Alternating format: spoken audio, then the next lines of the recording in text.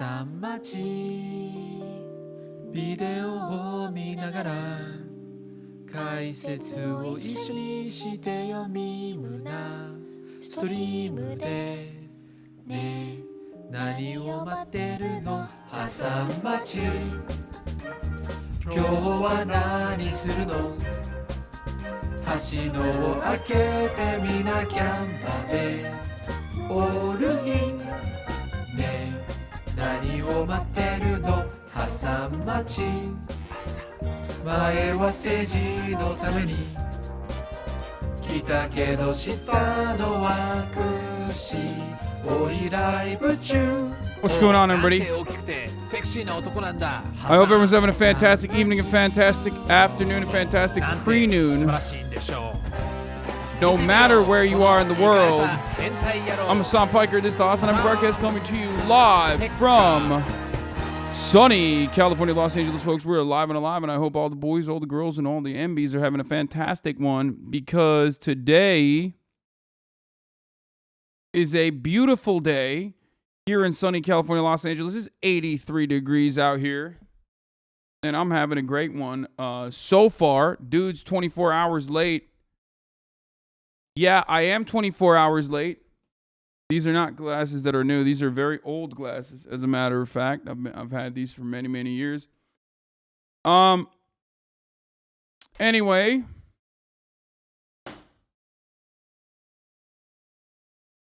I'm live and alive. And, I took a day off yesterday. That's right. I did that shit. And honestly, I'm proud of it. I'm proud of it. I feel great. I'm glad that I did that. Took a whole ass day off. And normally when I take a whole ass day off, like I usually have some other stuff going on with friends. Didn't even play basketball. Didn't even set up anything with friends. I was like, this is a day I will shoot the podcast. Unfortunately, Will could not make it because he was filming.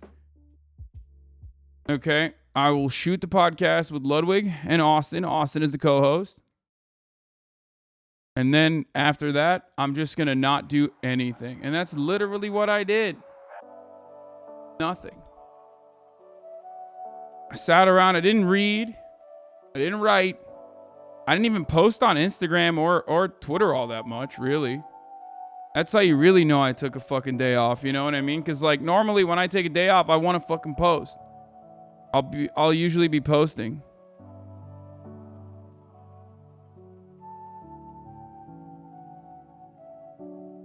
Leaking Lud's earnings on the Mr. Beast vid? Yeah. A lot.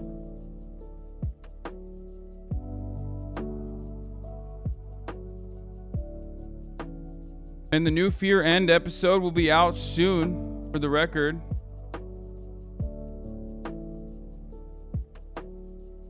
In any case,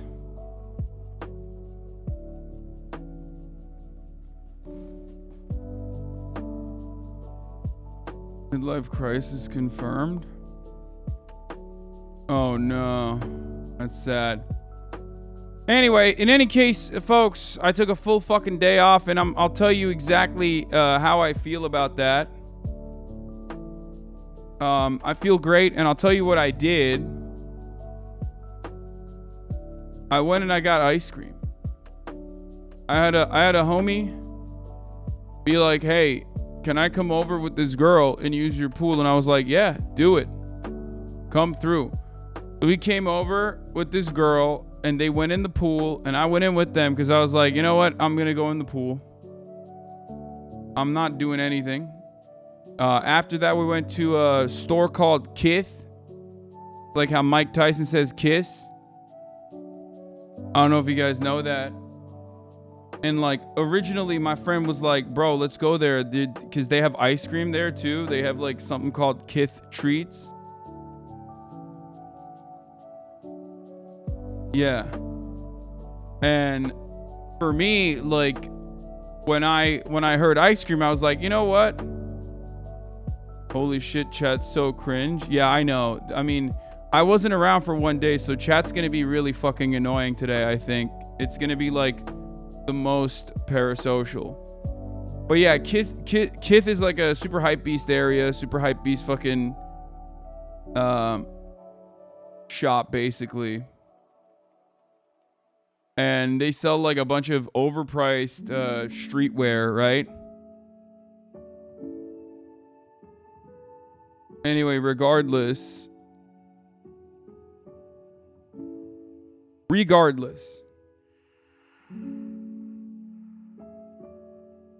I missed the 2019 chat. Man, the 2019 chat's still in here as we found out. They've just gotten more annoying. Probably like you.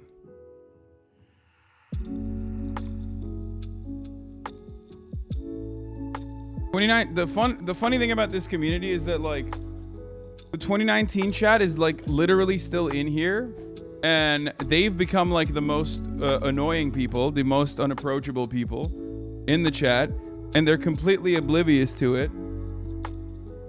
But also on top of that, their behavior is probably like also encouraging all the other newcomers to behave in that same exact way. And then they complain about themselves all the time. That was great when you were checking chat or some old videos and they were all still here. Yeah, no, that was awesome.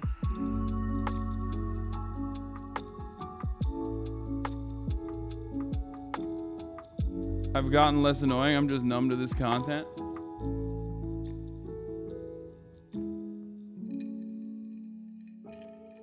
Anyway, regardless. So this is the part of the broadcast where I tell you a little bit about my personal news, right? So I went to Kith and I was like, you know what? I kind of want to buy something. And I need like new pants because I gained a lot of weight. I lost a lot of weight. And I haven't really like bought new clothes since 2019. And like I'm definitely in a significantly different income bracket. And I love clothes. You know that already. So I was like, let me just like get one thing that's like, you know, bougie. But of course the problem with bougie clothes, right, is that they're not made for motherfuckers that are built like me. All of those like hype beast fuckboys, all of those like TikTok kids, they're all like, you know, they're all built like a coat hanger. You know what I mean? So skinny. They're all twinks. So unfortunately, there wasn't really a lot of options for a big beefy boy like me.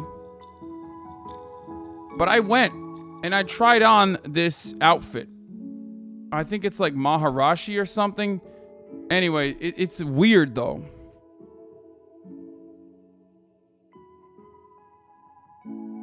Because it's like it's a Vietnamese store, right? Maharishi Camo. So it's a Vietnamese store. And at first I was like, damn, they got some cool ass shit. Like, wow, they're pretty chill. And then I looked into their background and I was like, oh my God, these guys are like pro-America. No, they're literally like, they're Vietnamese, but they're like pro-US military involvement in Vietnam Vietnamese. But anyway, I didn't know about that, but while I was like looking up these pants, I'm there with a homie and he's like, bro, you should get these pants. They're pretty sick. I'm like, all right, let's take a look. I'm gonna show you the pants real quick, okay? Let's see if I can find them.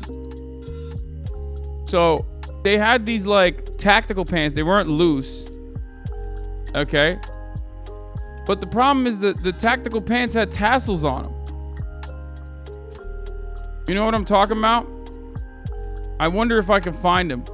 They had these like cargo pants, right? They were kind of cool, but they had fucking tassels on them. Like 2 tassels coming out of the side of the legs. And I thought to myself, like, what the fuck? Why like, what are these for? You know what I mean? Who the fuck would do that? What is this for? What kind of tactical reasoning is it? And he's like, oh, they're just like that, whatever. You know what I'm talking about? I mean, it's literally for fashion. It's for nothing else, okay? So I put these fucking pants on. I can't even find them now, but it was like this, but with tassels, okay? Like, imagine it has like 2 little tassels on here. So I put the pants on. It doesn't fit, obviously. I'm like, fuck. If it was at the bottom, Hermit, so you can customize to fit the cuff? No. It wasn't at the bottom. Anyway, I love when people say, why is LA fashion like this? Dog, this isn't just LA fashion. You're just describing fashion, okay? This is all that it is. And it's dumb as fuck. I get it. Anyway, just shut the fuck up and listen to the fucking story. Jesus Christ. I get this goddamn these pants. Cause like, I'm really a big boy. Okay. So I'm asking this dude, his name is Ian. I'm like, bro, Ian, like, I'm gonna keep it real with you. I'm like a 38, but I feel as though here I might not be a 38. I might be a little bit bigger than that. And he's like, well, this is an XL. Like, I got you. I put this fucking thing on and it's way too short. I take it off. And as I'm taking it off, I hear a rip. And I'm like, oh, fuck. Yeah, guess what, dude? One of the tassels came off, okay? Immediately, I shove it into the pocket. Immediately, I shove it into the fucking pocket of it. I was like, it's out of my hands. Okay? I was like, hey, man, these are really small. I said, yo, these are really small, which they were. But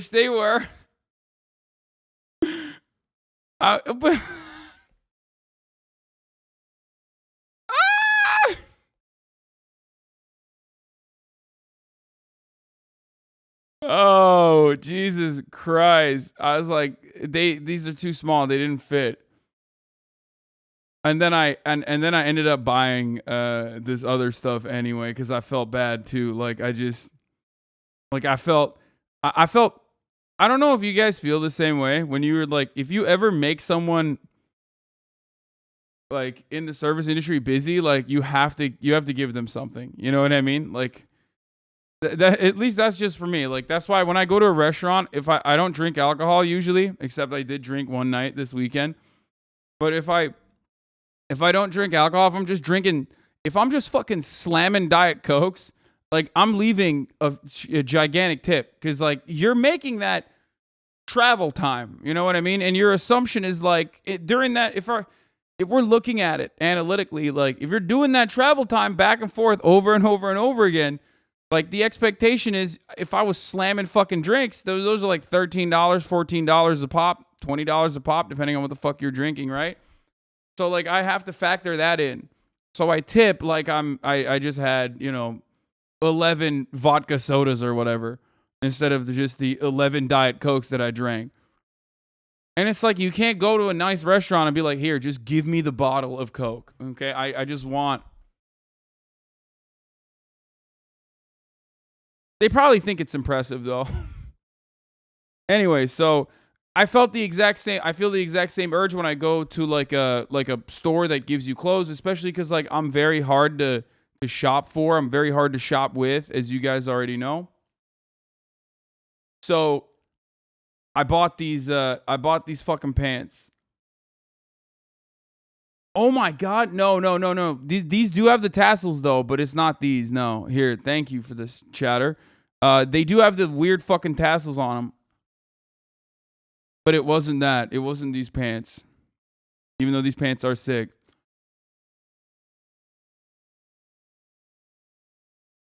Yeah, so I ended up buying the fucking Kith like what is it? The duo. Like the top and bottom. I'm wearing the shorts right now, actually. I'll show you in a second. Where the fuck is it? Like one of the fucking new arrivals, maybe? I don't know. It has a mountain on it. It has like a Japanese mountain side on the top and bottom. That's the one I got. I could just show it to you right now, but I don't know why I'm like literally going to their website to show it off their website.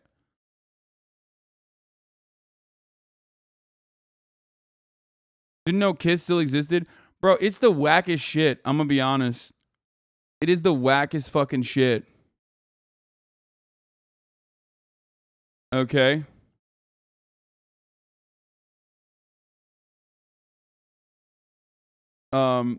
Even they literally sell like it is such their website is all of Kith, not just the LA store.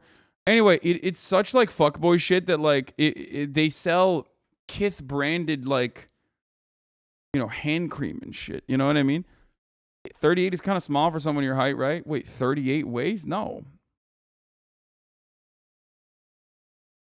The Maharishi designer is British and anti-war but loves camo. Couldn't find the Vietnam mentions. He said that the name Maha unironically comes from the Vietnamese luxury garment providers that worked alongside the U.S. Forces in the Vietnam War to build the U.S. Forces, civilian wear and shit.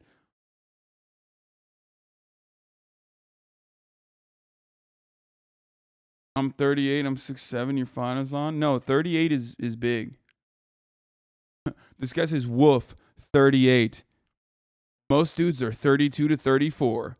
Yeah, when I was at my skinniest, I was 34. But right now I'm definitely 38.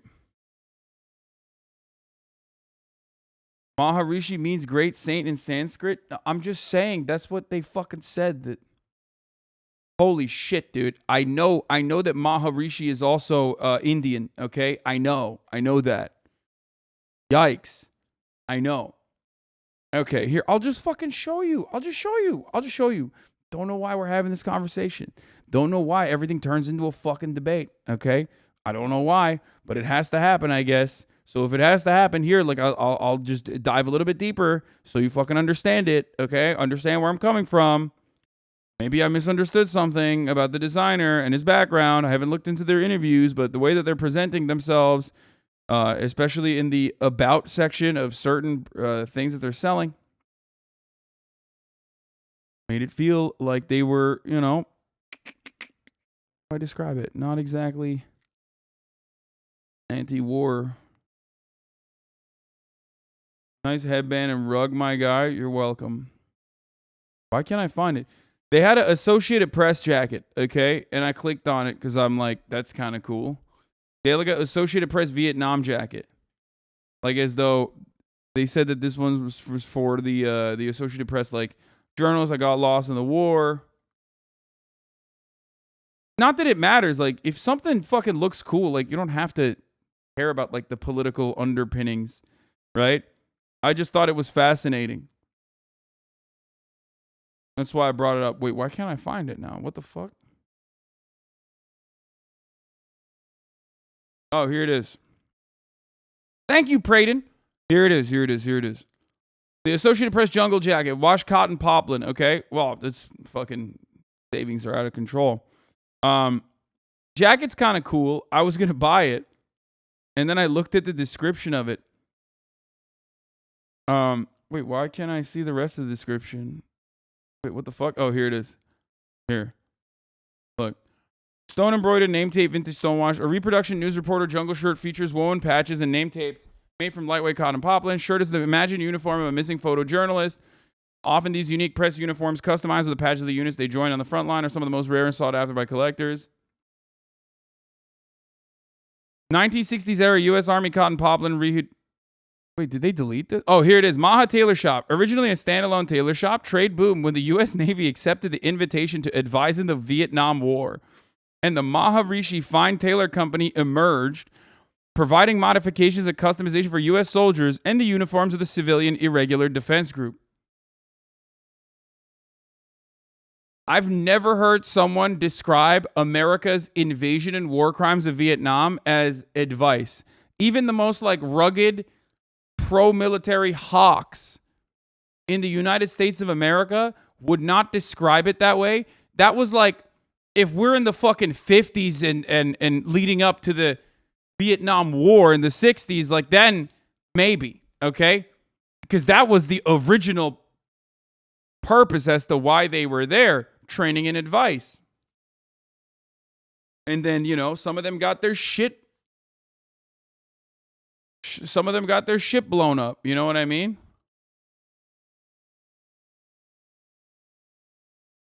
Maharishi explored its mythological roots in 1960s Vietnam, where the arrival of 400,000 U.S. soldiers resulted in a huge increase in demand for the services of tailors. Uniforms were not designed for the tropical local climate. So many soldiers sought modifications to make uniforms more appropriate. The original 60s spec cotton sateen has been reproduced with organic yarns. Like, man, dude, the thing is, I love fashion.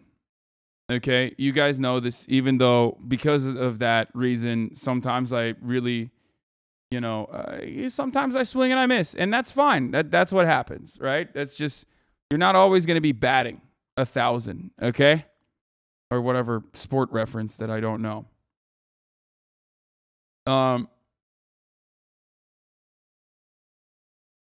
Hold on. I'm also going to blast off real quick. So, but the thing is, like, I still like it. Like, I still appreciate it. For most of my life, I've had a lot of issues. Themasius, thank you for the playlist. For most of my life, I've had a lot of issues with accessibility to fashion. One, because of how expensive shit is, and two, because of my size. And, now things aren't necessarily as expensive, obviously. Okay? To me. But my size has not changed. I'm still fucking big boy. It's still very, very hard to find like clothes that fit, because clothes are still made specifically for like skinny dudes, right? And to be fair, even your bat fits are still better than my mid fits. Yeah.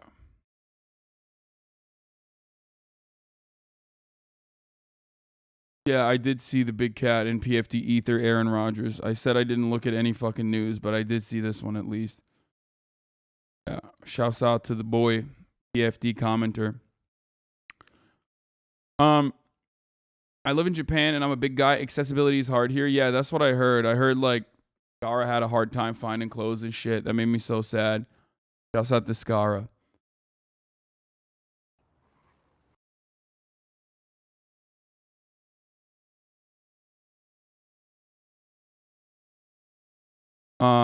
Anyway, where'd you buy clothes before you were wealthy? It's impossible to find affordable clothing stores outside of the thrift store, motherfucker. I still go to thrift stores. I mean, I haven't really like updated my wardrobe since 2019 because I haven't really been outside that much. I've bought and every time I've bought shirts or whatever, it's gone, unfortunately, viral.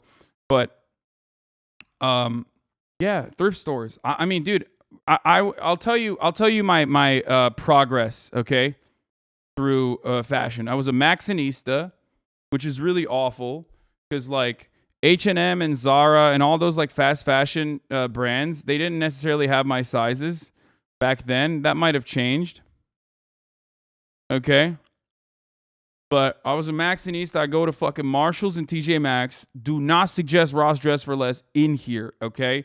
Don't even fucking mention that shit because god damn it, I have standards, okay? And so should you.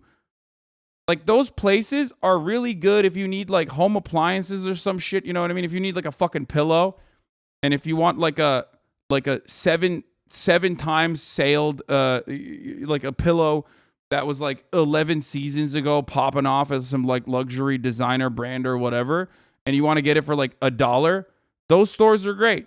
Even Ross Dress for Less. But I wouldn't even walk into Ross Dress for Less for motherfucking pillows and shit, okay? Ross slander, get the fuck out of here, dude. I'm a Maxinista, baby. Anyway, but it also, you're attacking Hispanic moms everywhere. Man, Hispanic moms should know better, dude. What the fuck? I mean, TJ Maxx and Nordstrom Rack, if you want to go fancy with it. They even have like off Saks Fifth, whatever, however the fuck you say it. Anyway, Rossophobic, look out for Ross Twitter, bro. Why is Ross always dirty? Just shit thrown around the store. Ross Dress for Less is unironically it's like Burlington Coat Factory. Okay? Ross Dress for Less and Burlington Coat Factory are the like depths of hell for bargain bin fashionistas. Like, it's just so bad. It's so fucking bad. Like, the vibes are off, dude. You walk in there, the vibes are off. You walk into a Ross Dress for Less, the vibes are fucking off, okay? Especially a Ross Dress for Less. If I were to fucking tear them up, like, I've never walked in and been like, I'm going to find some shit in here that I would like to wear. It's always like the wonkiest patterns. I'm like, Adidas? Like, Adidas made these? You're like, there's no shot. These are like, there's no shot this is real Nike. You know what I mean? You look at it and you're like, I've never seen this before. That doesn't even look like Nike. Who made these?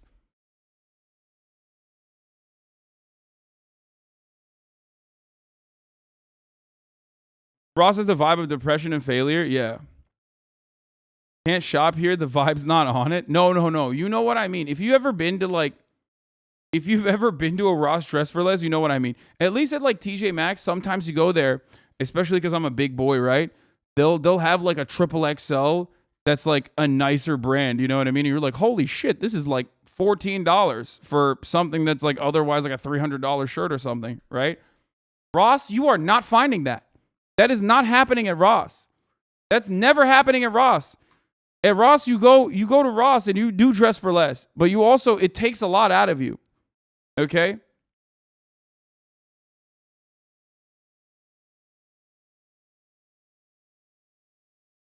If you want to feel worse about yourself, Ross is like, you should just go to fucking Target instead. Like, go buy shit from Target. Listen, not to be a downer, but that's all some people can afford. Dude, why is it that like the leftier than thou types never listen to the words that are coming out of my mouth? We're talking about bargain bin pricing regardless. We're having a conversation exclusively about shopping for cheaper garments, okay? Within that realm, Ross is the bottom of the fucking barrel. So shut the fuck up. Ross Dress for Less is my Vietnam. I'm purely Old Navy, Zulily, and Amazon. Ross feels like a JCPenney's or Sears. You go in and you feel like you're not supposed to be there. Like, I don't know, man. Ross ain't about the quality. It's about the quantity. We would buy shit from there and send shit back to Belize for family and friends. That's fucked up, dude. That is fucked up. How? You didn't give them TJ Maxx? You sent them Ross Dress for Less? They were like, God damn, bro, we could have just bought shit here. In Belize, they're like, fuck, man, this shit is rank. That's so fucked up. I would not do that to my family back in Turkey, okay? Yo, your privilege is showing? Come on, dude.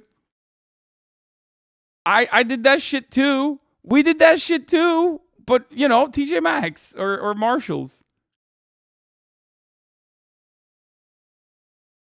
I can't believe you did that to your family back in Belize, dude.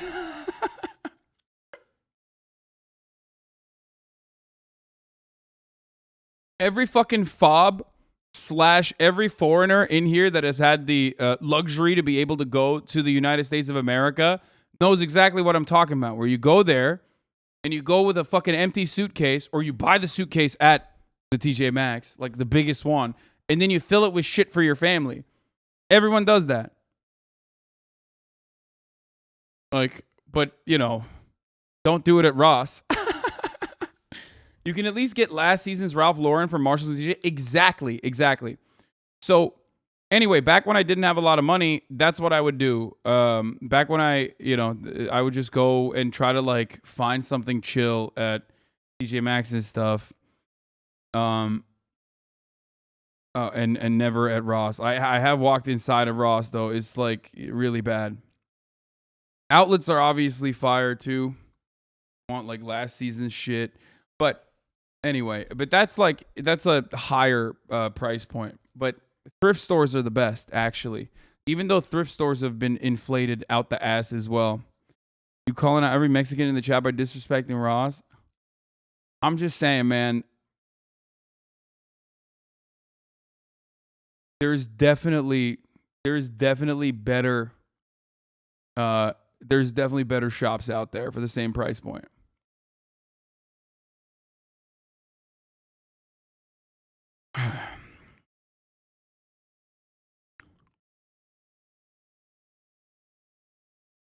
Yes, I have stepped foot inside of a Ross. I am not proud, okay? These were not one of my prouder moments.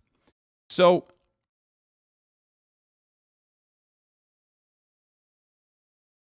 anyway, Let me blast off real quick because I forgot to do that, and then we'll continue talking about it for a moment. Okay. All right, let's pop off. There's a lot to talk about today too, news wise, because like I've been gone for a day. You know what I'm saying? And yeah, we're hitting 1 million. Hitting 1 million subs on YouTube as well today, hopefully.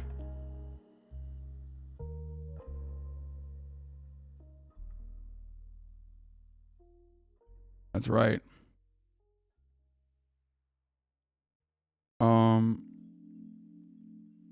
But yeah, touching grass on the weekends is good, man. It's really good. This shit's on Ross. Exactly why I don't like Ross. Yeah. I'm also making jokes, by the way. You don't have to like fucking take it so seriously and be like, wow, you're being really classist for shitting on Ross. It's just like Ross is, out of all of the bargain places, it's the absolute fucking worst, like demonstrably. Which is why I'm shitting on it. Okay. Senate Dems finally pass a bill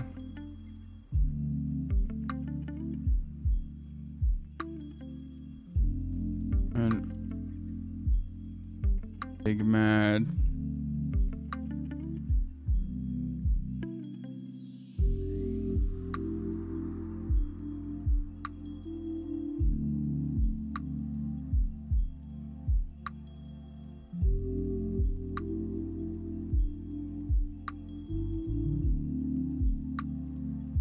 Talking about Israel's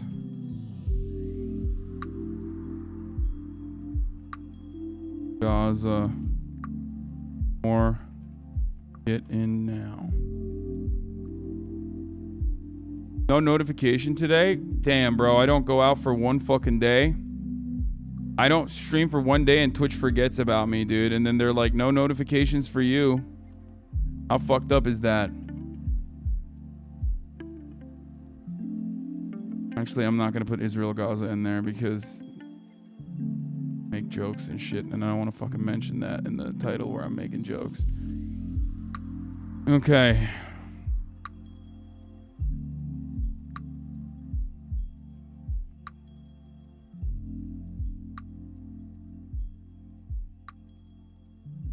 Okay, hitting 1 million subs on YouTube.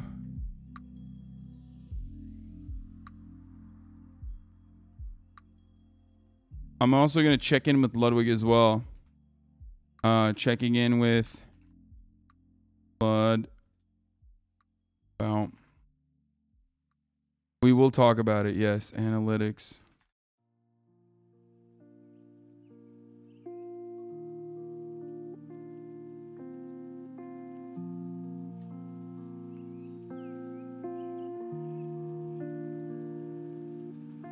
Here it is. Juice it up. Not everybody's getting my fucking noties because I wasn't live every day this week. So juice this up. Let the people know. I already put the blast off meme in there. Stealing some YouTube cloud from Lud. Classy Hasan.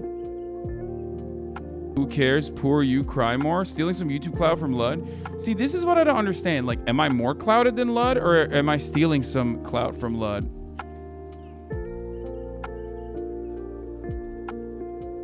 I love when people say, like, I'm stealing clout from my friends who I, you know, love hanging out with and appreciate.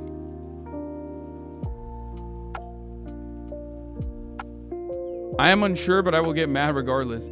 Well, the thing is, oh, also this week I'm going to have Chris Smalls on as well. Do you agree that Israel is bad? I feel like it's controversial to say in the West, but I hope that people will wake up to the truth.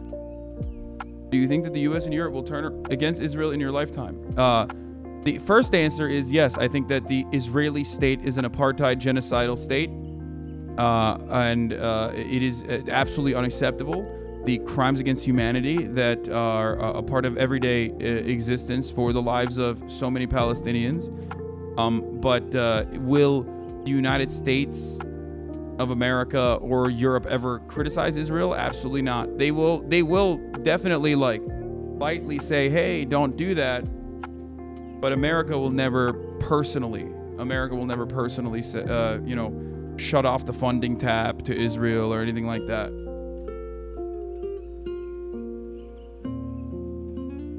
We also have, Oybrev Union propaganda, which is cool. I also talked to the Oybrev Union lovers and supporters. Navarra Media, that interview came out as well. It's ironic to me that this chat loves to drown any promotion for you, but then gets upset with when their shared values don't have much traction online. What do you mean? I think that this, the attitude that we have here in this community is a lot more popular than what people would think it actually is. But unfortunately, because in the mainstream media there is a lot more broader pushback.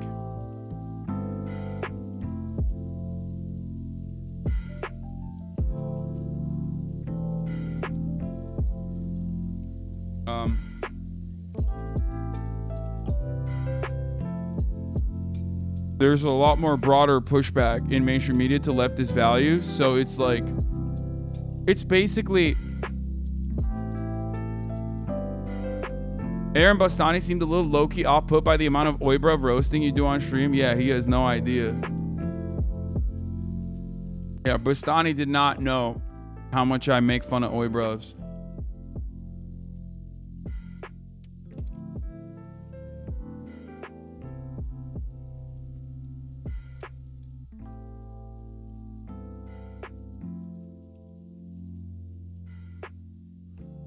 Will the ag reduce inflation? I mean, marginally, certainly.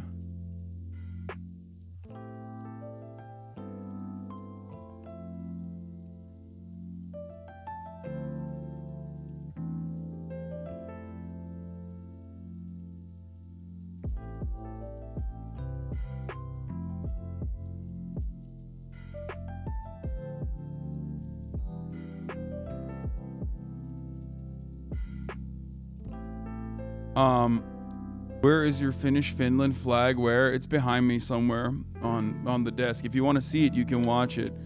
The lawyer who prosecuted Alex Jones is coming on today, right? Yeah, he went big time. He big leagued me. He's going on mainstream media this week, so he's like flying out to do like MSM appearances. So he's not going to be on until the weekend. However, we also have Chris Smalls of Amazon Labor Union coming on this week. Hopefully, I'm shooting for Wednesday. I'm gonna hit him up again, and we will figure it out. Okay. New Jubilee for later. Do all trans teens think the same? Oh God, that will certainly be a lot of. You should get Knowledge Fight, guys. I know Jordan streams on Twitch. Okay, maybe. Wait, what? Wait, what the fuck? This is crazy. Someone wrote an article about me. Popular streamer has given up his intellectual property completely. One of the most popular streamers in the world, HasanAbi, has a surprise stance when it comes to one major gripe. What the fuck? Why did they post this photo?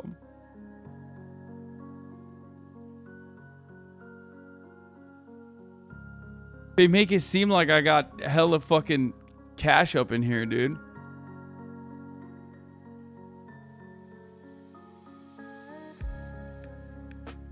What does... Okay. What is this? It mentions daily dose of HasanAbi. That's crazy. News.com.au. Popular streamer has given up his intellectual property completely. Is AU Australia or Austria? Depending on which, I need to figure out which country I'm going to offend with my takes. Australia. All right, nice. Famous Twitch streamer HasanAbi recently spoke about a phenomenon that should not be unfamiliar to creative types. People stealing his work and republishing it for monetization purposes. Oftentimes, especially on digital platforms, creators who publish a completed work, be it art, video, music, and so on, or find it being shared around publicly, and if possible, without watermarks or references to the original creator. This type of plagiarism is common online, and Hasan is no different from the content creators in that regard. What does make him different, however, is his stance on the matter. He wants them to monetize his content. Speaking on stream, he said, "I fucking write for all my fan channels. YouTube took down a bunch of the fan channels, including Daily Dose of HasanAbi, and stopped monetizing them.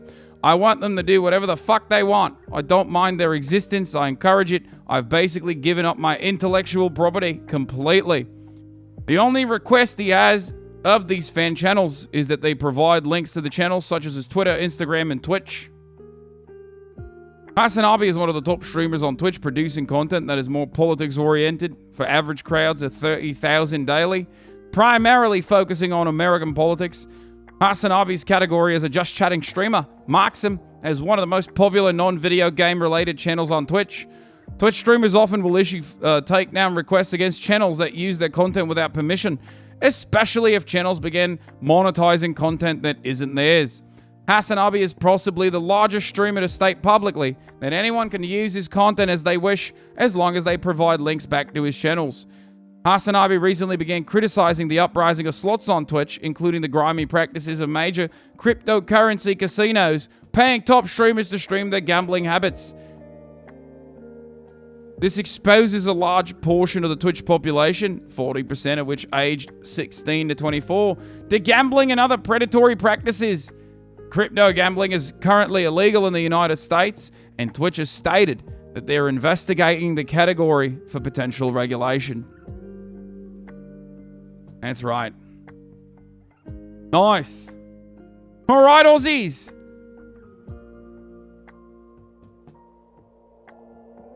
You got a license for all that chat in there, mate?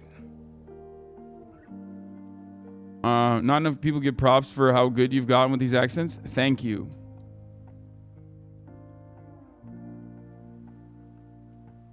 What is this? Brandon said, the AK guy said, even though Hasan the Hun and I have very different political views on most things, I respect him for at least standing up for free speech for creators.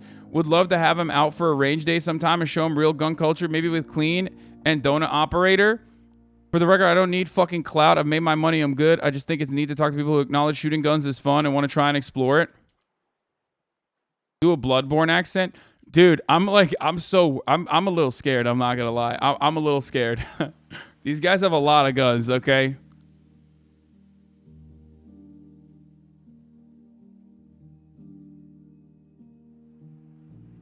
I do like Clean though.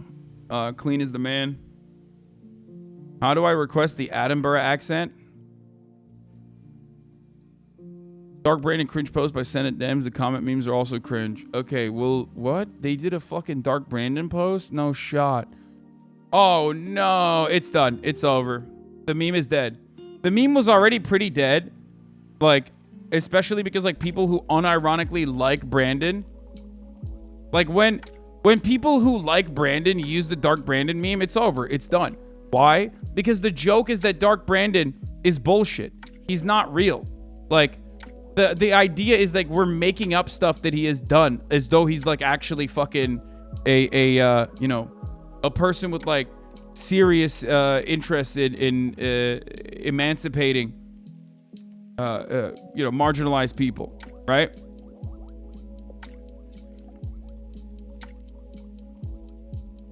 It's just like it doesn't work if you are a fucking major Democrat. It doesn't work if you yourself are literally a Democratic senator or a Democratic congressperson. I tweeted earlier about it being dead and buried as soon as people who work directly with them are posting the same meme being like hyuk hyuk while still droning kids. Yeah. No, it doesn't work that way. It just straight up doesn't work that way. Oh, dude, it is so dead. It's dead. It's dead. R.I.P. R.I.P. to Dark Brandon.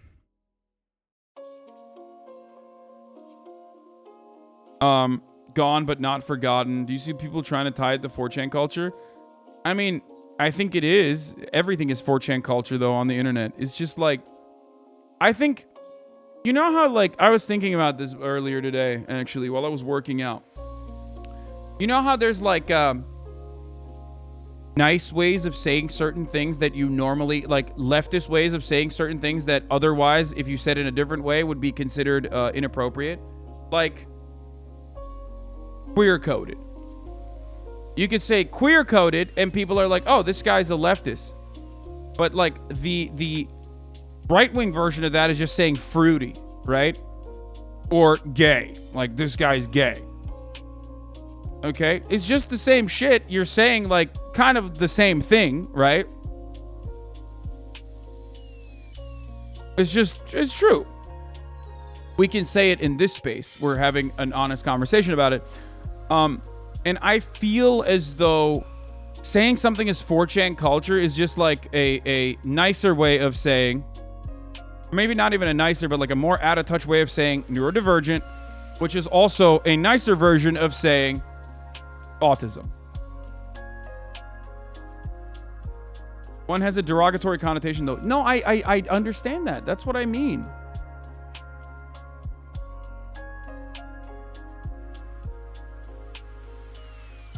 I get it, and there's no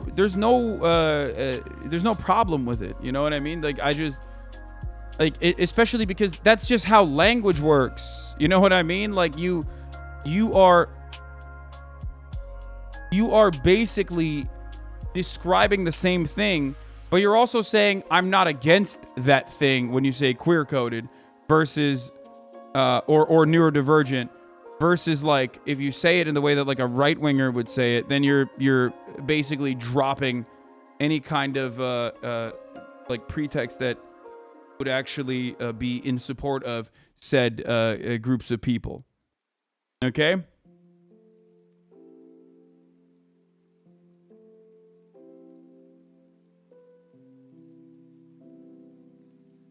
You get it?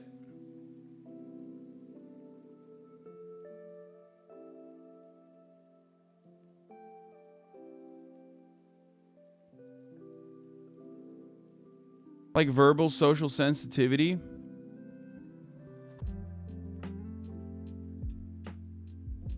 Neurodivergent includes more than just autism though, right? Yes, it does. Anyway. Disenfranchised makes up new colloquial speak that normies steal.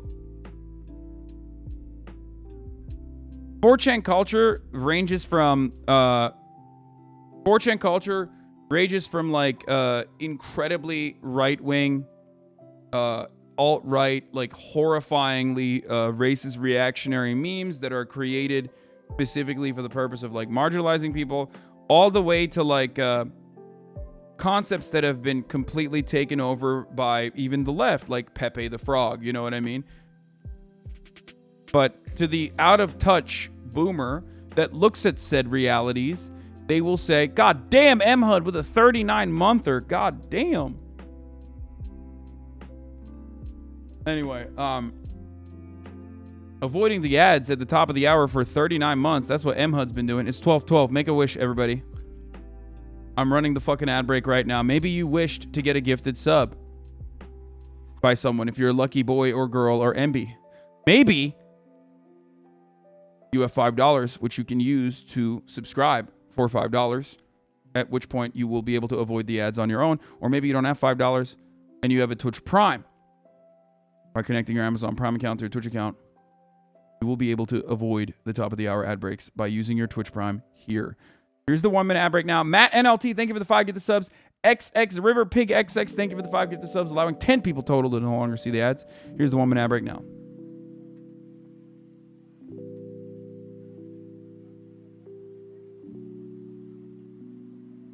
What are you drinking? A health potion from the apothecary.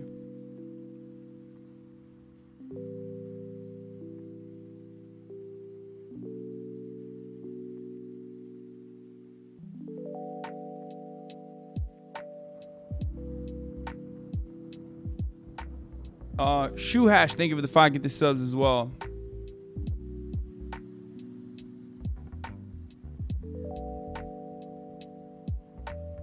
Anyway. I aspire to be this big of a hater one day. Dude, what the fuck is that? Hold on.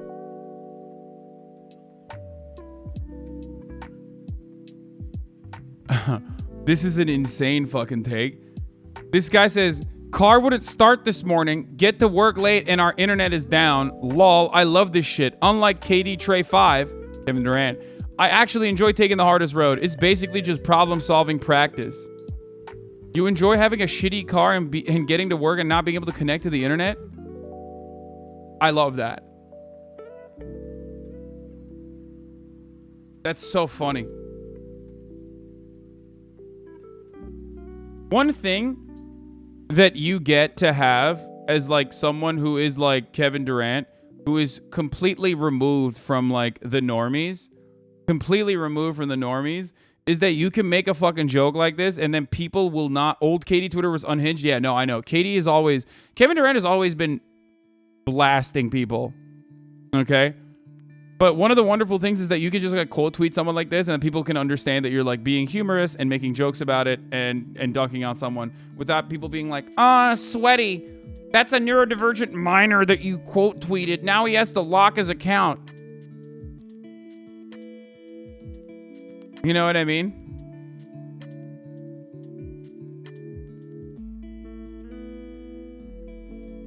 Durant is a big time shit poster. He loves Twitter, his burner accounts. I'm glad he leaned into it. Yeah. Anyway. Fun fact, Katie has more tweets than points scored.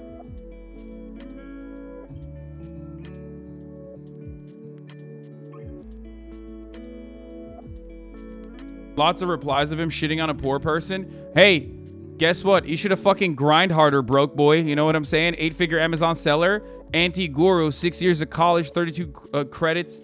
Weedicus 420, Manic Expressive, my best secret to make $1 million, blah, blah, blah, blah, blah.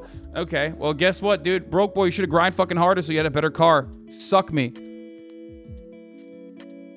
You know what I'm saying? Also, not everyone is a fucking annoying joy kill like some of the members in this community and also like the adjacent Twitter mob that we associate with, unfortunately. So it doesn't even fucking matter. When someone like Kevin Durant says this, like people understand exactly what's going on here without being like, well, this is a classist analysis.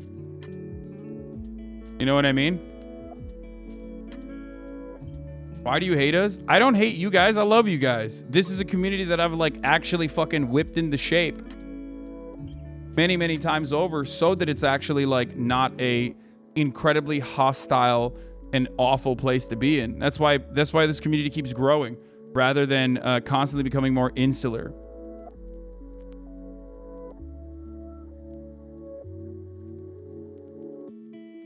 You know what I mean?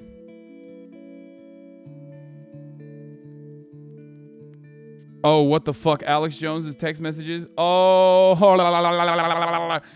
the gift that keeps on giving, baby. First on CNN, Alex Jones's texts have been turned over to the January 6th committee. Oliver Darcy reports. Fuck me, dude. That is so good. Oh, fuck yeah. Oh, God, I'm going to come. Oh, fuck. All right. Let's start off with a Dark Brandon meme that is now officially dead. But before that, hold on. Let me see this fucking Buddha clip you guys wanted me to watch. Man, these fucking crackers are fucking pasty as hell, man. Whoa, that sounded really bad out of context. I was talking about the crackers that I'm eating. That sounded really bad. Oh my. Okay, guys, don't do that. Don't send me videos like this. I don't want Buddha to get fucking banned, especially on his birthday. You know what I'm saying? Uh-oh. Okay, what is this? Shopping at Ross. Where are the shirts at? This one looks pretty good. Oh my god. Yes! Maybe this one looks pretty good. No, yo sabía. Si yo sabía. Oh, the material on this. No seas mamón. No. Everything, dude. Everything at Ross. Everything is exactly like this. Is perfect. This is perfect. I know a lot of the Flexicans ride for fucking Ross, but it's just the worst. Don't do it. You are not a Flexican if you shop at Ross, okay? You do not. You want to dress for less, and that's fine, okay? You want to dress for less, and that's fucking fine. But You have to literally think about what's being taken from you, okay? At what cost? Hit up a fucking TJ Maxx or a Marshalls instead. I'm telling you, dude. Hit up a fucking TJ Maxx or a Marshalls instead. Do not shop at Ross. The amount of the psychic damage that you will withstand as a consequence of fucking shopping at Ross is not worth it. Okay?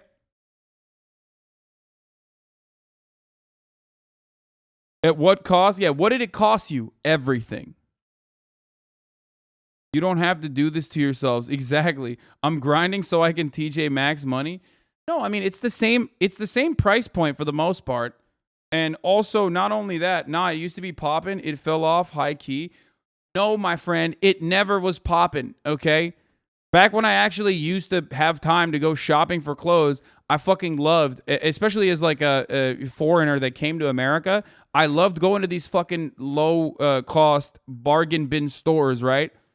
And you know, getting shit for my family back in Turkey. It's like the number one thing that like every fucking foreigner does if they're lucky enough to ever, you know, make it on US soil. Okay? I'm telling you. The gym wear is decent there. No, that's a trick. That trick is to get you through the door. You think it is, but then you look at it and you're like, there's no way this is real Adidas, okay? If your parents right now, if there are parents in here and you have fucking kids, let me tell you something. Do not buy their shit at Ross Dress for Less, okay? It's like Adidas. It's a busted ass Adidas. They're going to get fucking clowned on at school. They're going to think like, oh man, I got like these new Adidas shoes that I have, okay? It's sick. Like all my friends are going to think it's awesome. No, they're going to know it's fake. They're going to fucking rip them. Some fucking fuckboy Supreme, drop shipping. One of his fucking classmates that you know is like basically a professional at figuring out what's fucking fake is going to point to him and go, that's fake, bro. And then that kid is over. It's over. For the rest of the fucking year, he's done, okay? He will be known as the guy who's wearing the Adidas. They will be bullied mercilessly. Do not do this to your children. Do not do this to your children, okay? Do not get them from Ross Dress for Less.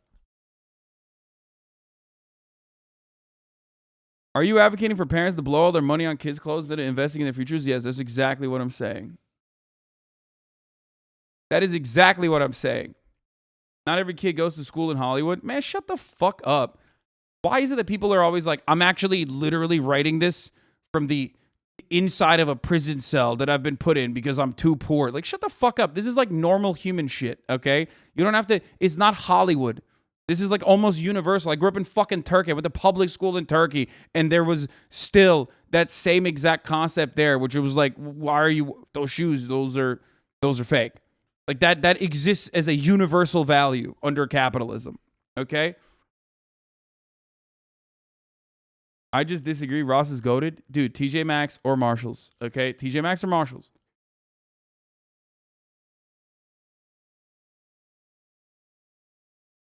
It happens a lot. I grew up in South LA. Me and my friends in New York City used to buy fake shit on purpose because it was cheap and no one cared by us. Yeah, I mean,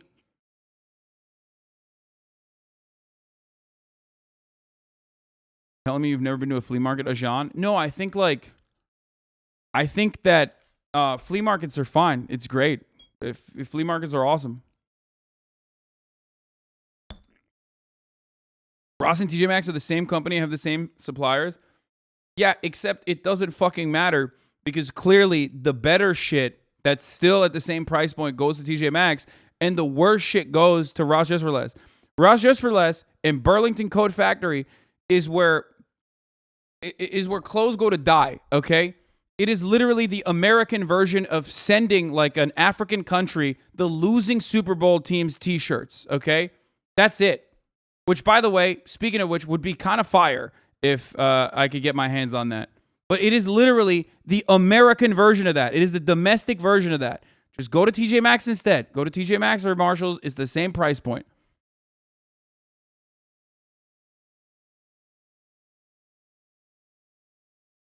I'm giving you guys.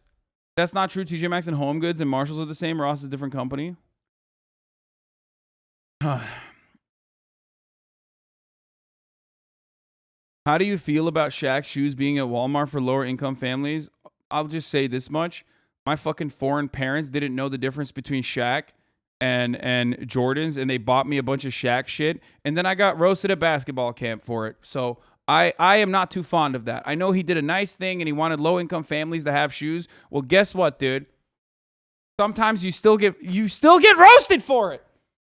Okay? You get roasted for it. You wear the Starberries? Oh my God. You wear the Shaq shit, you're going to get roasted for it, especially if you're not that good at balling. And I certainly was not. Okay?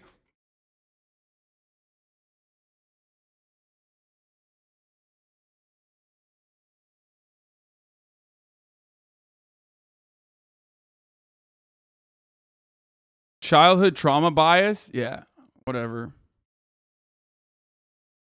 Man, that's a name I haven't heard in so long. You are 100% right. It just has my Hispanic mom who used to go to Ross. Never again. She's now ride or die TJ Maxx or Marshalls. Anyway.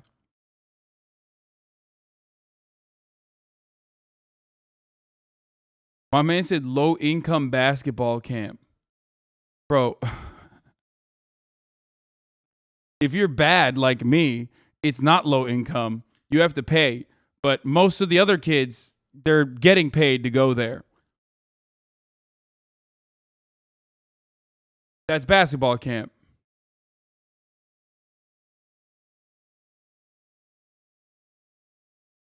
I assume some of you have never done that. It's Twitch, so maybe. I don't know why every conversation that I have revolves around like someone trying to be like, you're actually out of touch. Meanwhile, it's like the most normal combo to have. Like, it's not like I was fucking caked up when I was going to TJ Maxx. When I was living in the kitchen of a frat house. You know what I mean? Shut the fuck up. The only place I've ever seen Ross poppin' is in Germany. Clean, not overpriced. Any German chatters back up.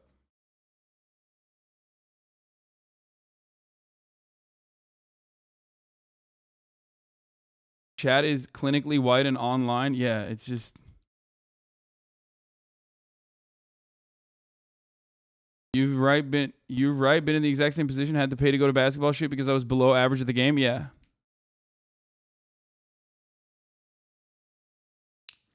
Also, however, though, basketball camp is unironically one of the most like socialist experiments that you could ever engage in. It is incredible for character development. You get placed into a situation where like it is the closest you can ever achieve to a meritocracy. It is all incomes, all the way from the poorest kids all the way to the richest fucking kids. They're all together. That's how basketball camp works. It is actually very good for character development. To be fair, my family ain't even got running water and you were clowning on their Ross drip. No, I'm clowning on you for getting them Rosses at a TJ Maxx. They don't have running water and then you're also giving them Ross drip. Unacceptable.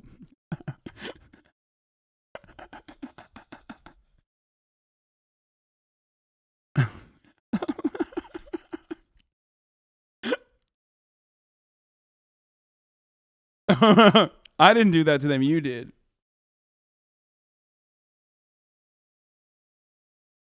Okay, all jokes aside, though. All jokes aside, though, yeah, basketball camp is actually like anyone that says like, "Oh, basketball camp, wow, rich guy has never been to basketball camp."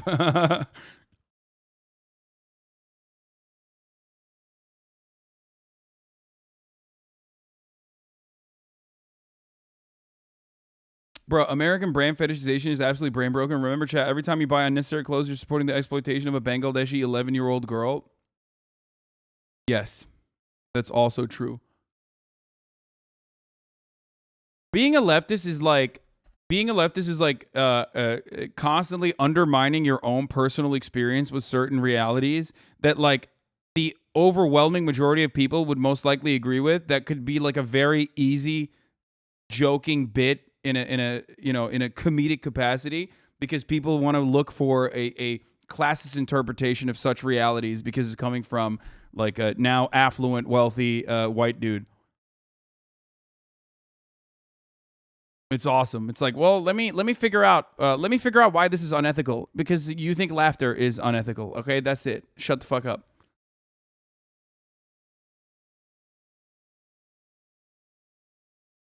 The UK was footy camp, getting sent there because you're a fat shit and always getting picked last because the best for character development for sure. I mean, dude, I know. Listen, I was a fucking t-shirt in the pool guy. Okay, trust me. All the cool kids are ripping on you, okay? When you're the fucking kid who wears a t-shirt to the pool so he doesn't even go into the pool, because like at that point it's like better that you don't go in the pool, okay? Honestly. Then yeah, you're going to get ripped on.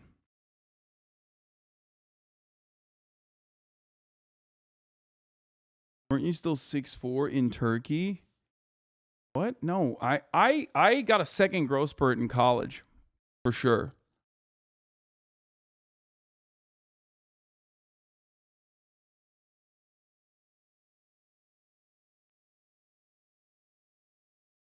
One time at football summer workouts, I was put on the skins team and walked over to the shirts team. Oh, dude, that's the worst. Yeah. That's the fucking worst. Shirts versus skins is unacceptable, dude. Some of us are not equipped for that, okay? You can't do that. Either put me on the shirts team or just don't even. I'm tapping out. I'm not going to be a part of that. Wasn't 6'4" when he was the t-shirt pool kid, dude. Yeah. People, it's always funny because like we joke about how like conservatives have no object permanence, and then this chat will literally act like I was 6'4", 230 pounds, shredded and rich my entire life. You know what I mean? It's like, yeah, no, that's how I went to basketball camp. When I was like fucking 13, 14, I was like 6'4" and jacked.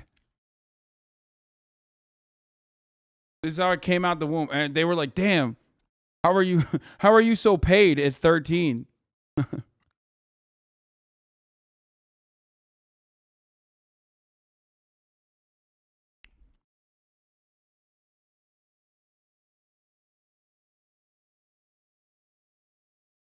Look where your tweet notification cut off today.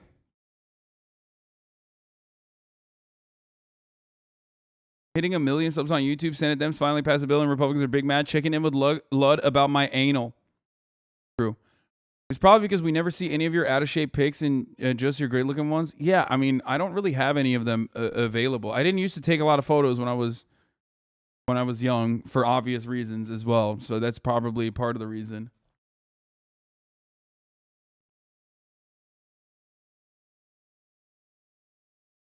Anyway, chat is like how babies cry when their dad shaves his beard. Yeah, exactly. Well, this chat literally did cry when I shaved my beard, like the babies, if you remember. Back kid talk has to come with a trigger warning. You're digging up suppressed memories. Yeah, bitch, it's triggering me too, okay? So, whatever. Did you take student loans? Yes, I did. Okay. Did they not? Yeah. Wait, when you were 14 years old at basketball camp, did they not know you were a famous Twitch streamer?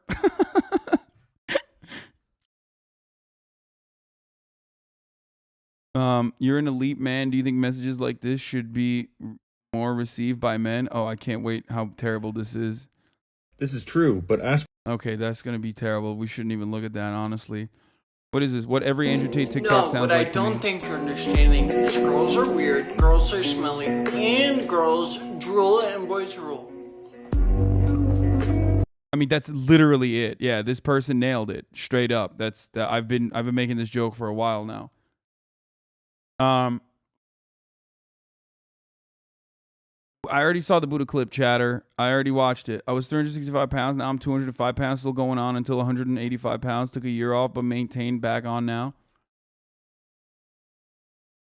Yeah. Baby Tucker. Got the cooties lately? You're not alone. It seems like the girls are giving it to everyone these days. Mrs. Johnson says cooties don't exist. The fact that she is herself a girl, we're told, is pure coincidence. I love that. That's funny. That's good. What's going on? Bro, Tucker Carlson If Tucker Carlson looked like this, he would be the best Minecrafter, okay? Young Tucker Carlson is built like a Minecrafter, okay? Holy shit, the entire Minecraft stan community would be the most reactionary, alt-right, insufferable psychos on the planet. Can you imagine? Holy shit. Imagine what you know about the Minecraft community is like maybe radfem, sometimes like tender queer, sometimes very upset, sometimes very, aggressive, over the top. Now imagine if they were all fucking Nazis, because if Tucker Carlson looked like this, they would literally be that way. So not much different. Man, y'all are fucking crazy if you think the Minecraft community is not otherwise like overwhelmingly good, or at least like on the right side of fucking issues for the most part. Okay? Yeah, I saw this TikTok earlier.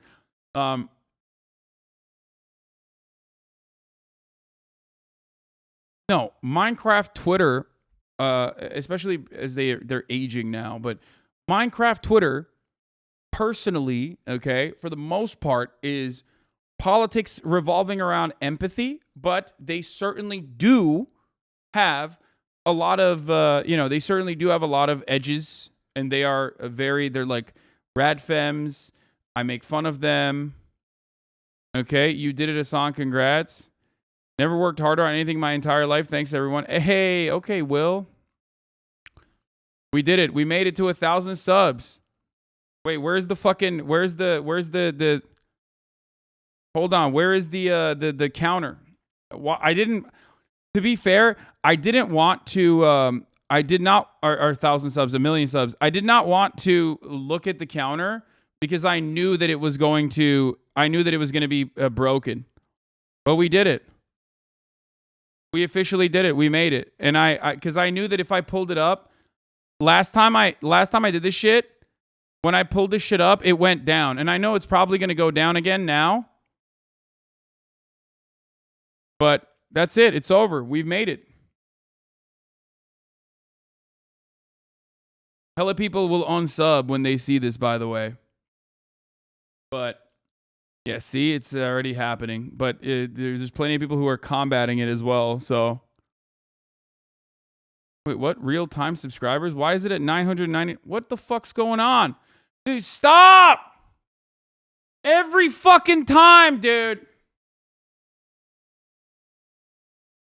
Every time. Why do you have to do this every time? Y'all are fucking joy stealers. This is literally why I didn't have the live counter up. This is why I did not have the live counter up. God damn it, dude.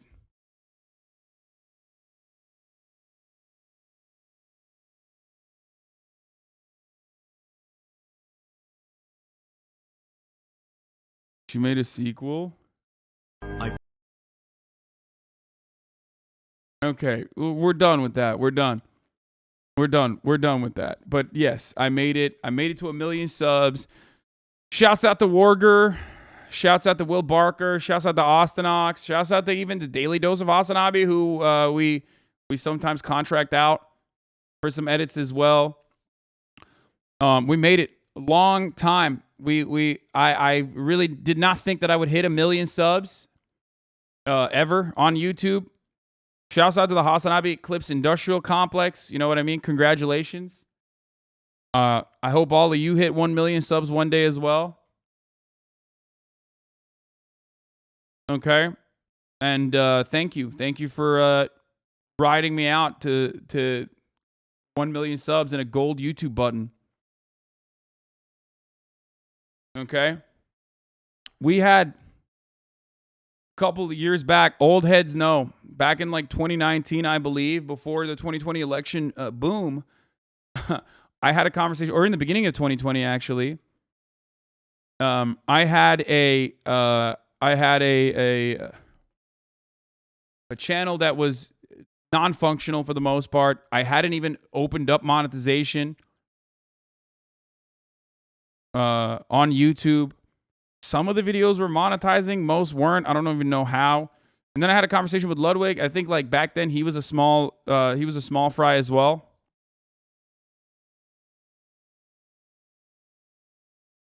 I remember when you posted that 8-hour Epstein video on there. Yeah, that was not good. I think I got blacklisted for that one.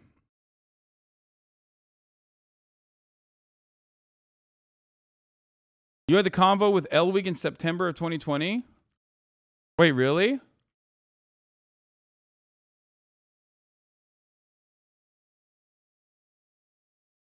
Yeah, I had a convo with Ludwig, which we will have another one today, hopefully. But yeah, Ludwig was so confused when he told him.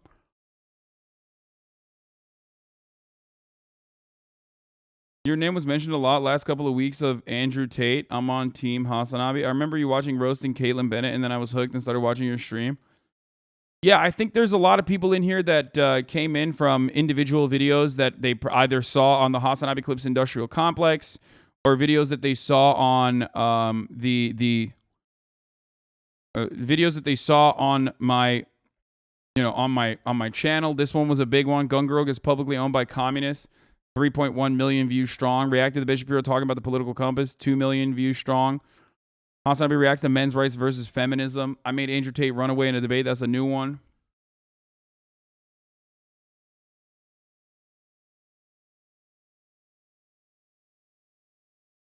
We've come a long way. I found you through the Fall Guys clip of the stream, Sniper. Oh, really?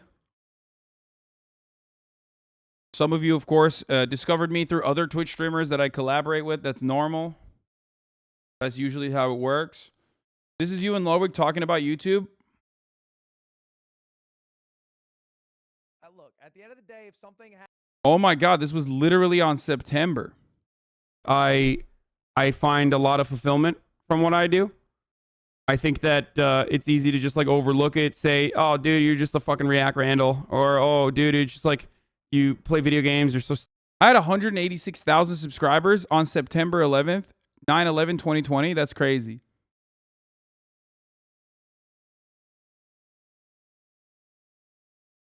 I found you through Eddie Burback defending you during the HasanAbi drama. I found you at the beginning of the pandemic from your debate streams. I was looking for election coverage I didn't have to put my cable info into. Yeah. I mean, look at that, dude. Look at the profile pic and shit. Like, it's crazy.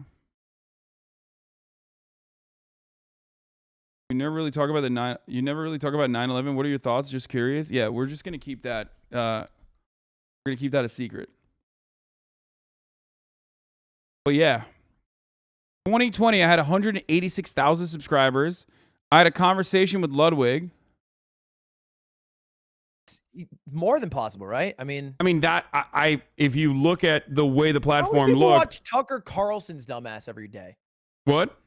How many people watch Tucker Carlson's I know, but dumbass you're every talking day? about Fox News, which captivates boomers and is millions of people watching exclusively for the news, versus Twitch, a platform that's not really known for news. Sure. And has only recently started happened. getting into like just chatting and shit. Yeah, it hasn't happened yet, but I think just chatting will all... I found you through a live stream fails thread shitting on you. That's always wild when people are like, yeah, I watched you get shit on by like the most psychotic people, and then I decided this guy's got some good ideas. I mean, it takes a lot of sanity and mental clarity to figure out. I found you through this TikTok. This person hates me now. The anti-HasanAbi. This person used to make pop and TikToks of me, and then like because of my takes on sex work, and they're like hugely anti-sex work, they hate me now. Is that what they teach you in college nowadays? I thought all they taught you was homosexual Marxism. Is that what they...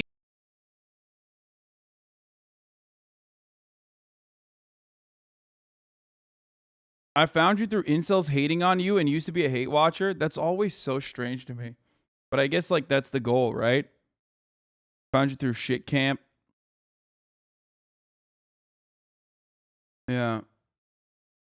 I don't remember from what I got to know you, Lmao. I don't know if I found old King Himbo.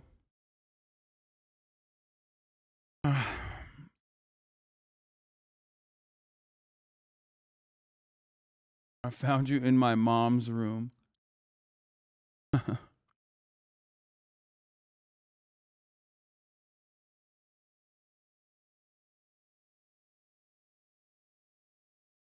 So,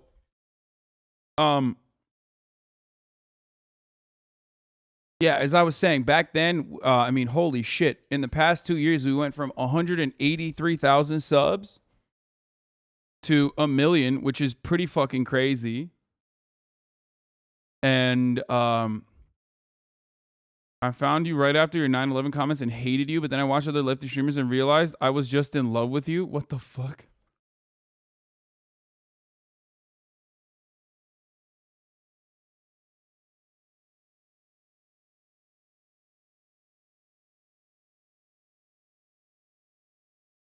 I found you through left Twitter. That's crazy. I found you through a Twitch link written on a bathroom stall. Okay, good one, dude. Started watching when you were on TYT. My friend described you as a left Alex Jones. Oh God, I hope you got new friends. Heard about you from Misgift. Found you when my mom was watching the AOC stream. Found you through the Philly D thumbnail. Kept wondering who the hell this guy is. Literally found you from Cody Co's old podcast that he did by himself so long ago. Oh, he took that episode down too.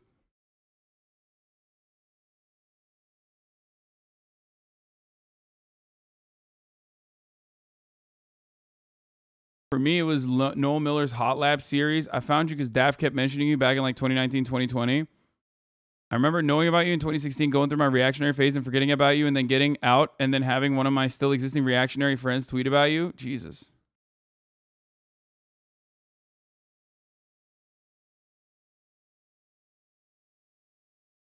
I actually unfollowed for a while after you made a comment about Obama I didn't like, then came back when the pandemic started. That's so funny.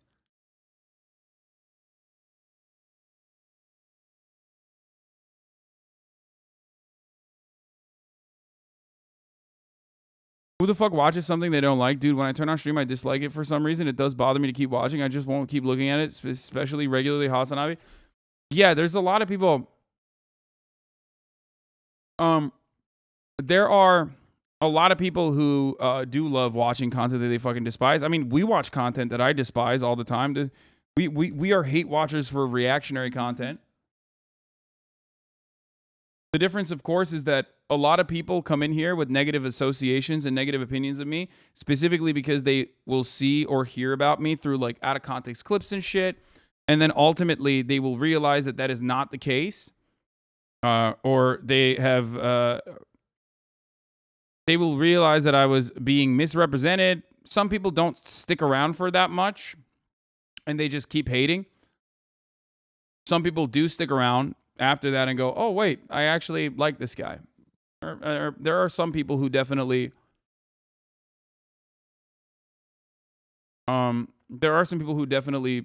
sit here and probably have started that way and then have changed their minds, as some were mentioning.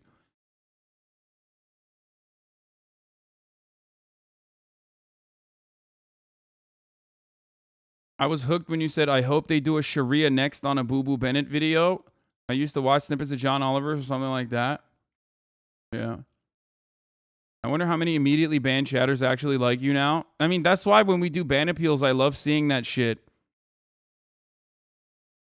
There are chatters who were like in 2019 saying like really reactionary fucked up shit, but then, and then they get banned and they're like, dude, I've been watching you for like 3 years. Can you please, unban me?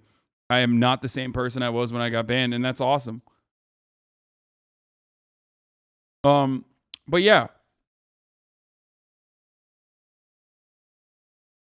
I think the first time a lot of people heard about you was the TYT breakdown clips on Facebook, but they just never knew who you were until they eventually found your stream and learned who you really are, just like I did. Yeah. Your dead name rant, I was hooked. You did say her dead name, though, in your example of what people said? Yes! I said Bruce Jenner when talking about what dead naming is to describe to people what dead naming is! Are you fucking brain dead?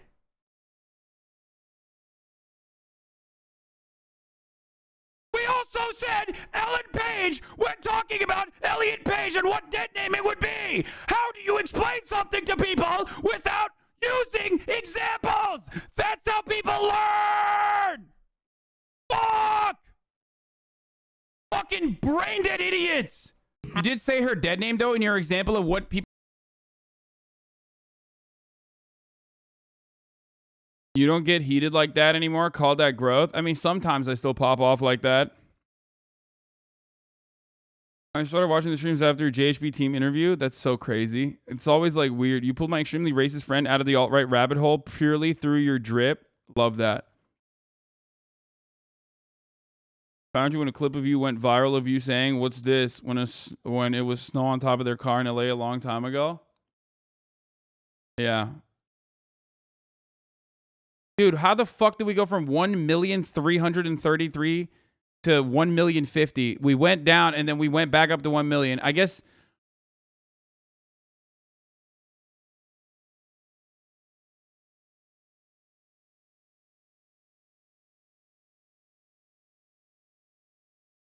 I found you on some vid where you hired e-girls to play COD with. It was funny and you weren't creepy. I respect dudes not being creeps. Low bar for masculinity. I know. Been a fan since. Yeah, no, that was great. That was a fun ass video. I was dead set on becoming a nun and started watching your Facebook vids, and now I'm living a fulfilling life as a trans man. Whoa, that's a wild change of events for you.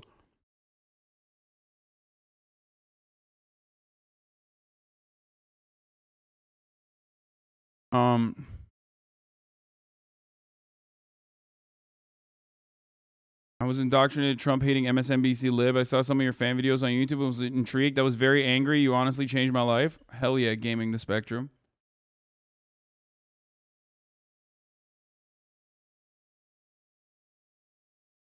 My brother and I watched your TYT Facebook videos religiously in high school. Yeah. I found you through clip channels. I was looking up some political content. The algo started showing me you reacting to the same news. React lording is a great way for a YouTube algo too. Yeah.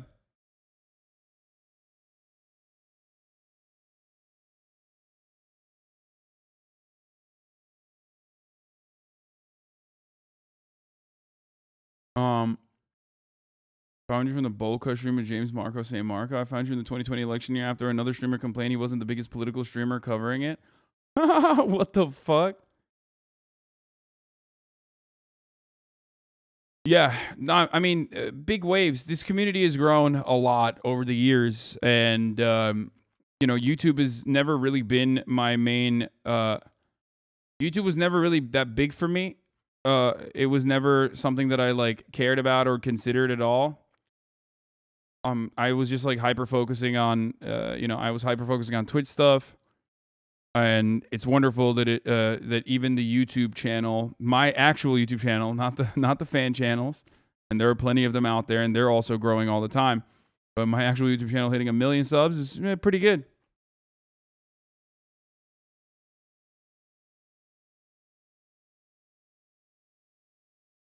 You know what I mean?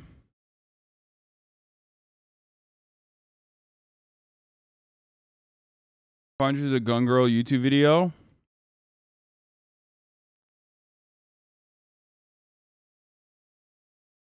I found your stream after Twitch women were thirsty for you YouTube vid. Nice. But the reason why I love this kind of thing, where people tell me where they first found me, is because I want all the people in here that constantly are second guessing some of the things that I choose to do as far as content, to understand that, like, it's way broader than that. By the way, thank you, Tyler Sparks, for the 10 gifted subs. And thank you to Speed Razor for the 20 gifted subs earlier. John Press for the 5 gifted subs. Merle Stamps for the 5 gifted subs. Like, you guys, a lot of you don't understand that, like, some people don't understand when I had like 1,000 viewers in here, there was always a lot of pushback whenever I did something that was like outside of the realm of commentary and politics. There was always also a lot of pushback to, like, not immediately trying to fucking shove debates down the throats of every fucking, like, Twitch streamer or whatever, and constantly maintaining an antagonistic relationship with every single other person on this platform. And the reason why I don't like doing that is twofold. One, because that's not who I am. I think that, like, There is a more positive way of changing people's minds and attitudes about politics rather than trying to fucking make them feel terrible and humiliate them. Dead Logan 69, thank you for the 10 gifted subs. The Idle Room, thank you for the 5 gifted subs. And also on top of that, like collaboration is a much better way of like easing people into seeing your point of view without immediately attacking you. So that's it.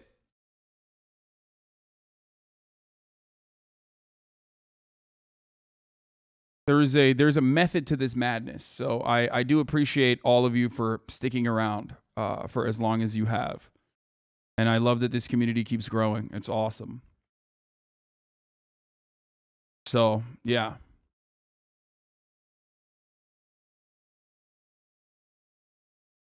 I found you and you managed to snag me before my internalized transphobia and depression dragged me down to an alt-right rabbit hole. Thanks so much, brother. Hell yeah.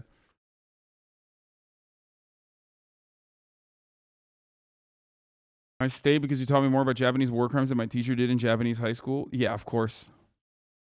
I've always felt you had the best theory of change for Twitch, and it's born out of how successful this channel is. Yes. So, yeah, never forget that, like, Hasan Twitch, thank you for the 10 tier 1 gifted subs. Don't forget that this community being as large as it is, and I did talk about this with Ludwig a little bit at the tail end of the podcast, when Lud was talking about how much I care about view count or whatever, how much I care about like growth as a metric for success, and how that's like not good for my mental sanity and health, which he's right. But I told him about my theory of change then as well on that YouTube, on that podcast as well. It'll be out in a little bit so you can hear it once again. But I think that like without having as robust, as large as a community, what I'm doing would not work necessarily. It just would not. I recognize charitability is the most important component to being able to get people to listen to you and to get people to understand what you're saying. And unfortunately, a lot of people are just not charitable. A lot of people make a killing off of not being charitable. A lot of people choose to interpret things that you're saying in the most awful way possible. And most normal people recognize that that's like really fucked up and stupid, right? So that's definitely something that I try to instill upon younger generations of leftists, because it is something that absolutely makes leftists and left adjacent communities look fucking unapproachable and so annoying. People think that not being charitable and deriving messages that you did not intend to send out of things that you are saying by looking at it in the least charitable way possible is like doing praxis. And that's really fucking stupid. You know? It's really stupid. It's really dumb. Most normal people do not operate that way. Those very same people that do that would be destroyed if others interpreted consistently every single thing that they're saying in the least charitable lens as well. And I think that is something that we miss out on a lot. This community makes you realize you're not crazy or alone for having progressive takes and thinking Dems and conservatives are bad. Yeah.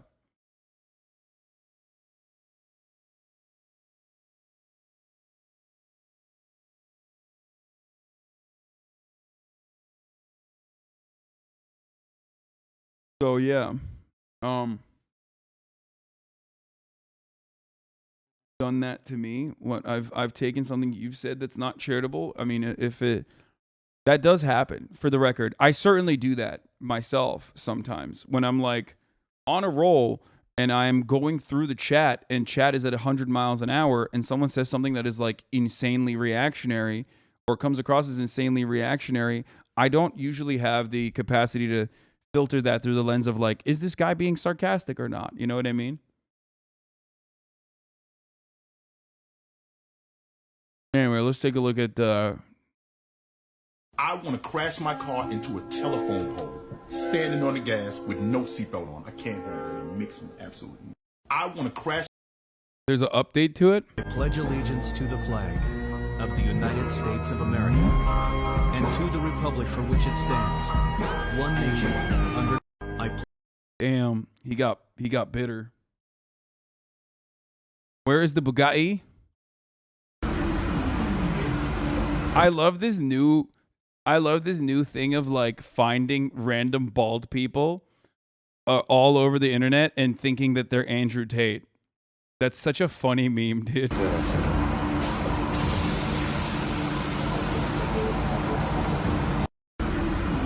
Like, that's not Andrew Tate, man. That's just like a fucking bald dude with a shaped up beard, you know?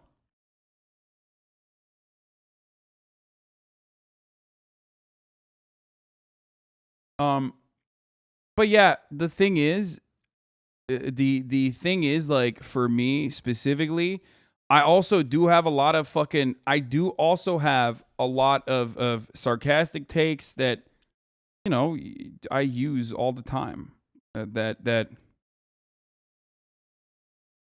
I use sarcasm regularly and people don't understand it. I use like exaggerated takes regularly and people don't understand it. Especially from the outside, especially people coming in, especially when there's a lot of people who want to look at it in the most like uncharitable way possible. But hey, it happens, you know? And just remember that there are more of us, and I mean like people who are on the left or have progressive values that they might not even know how to fucking mention, that they might not be able to personally communicate. They have a lot of leftist values internally based around empathy for everyone, for their fellow man. That also like to laugh, okay? That also like to find humor in shit. Okay? That's it.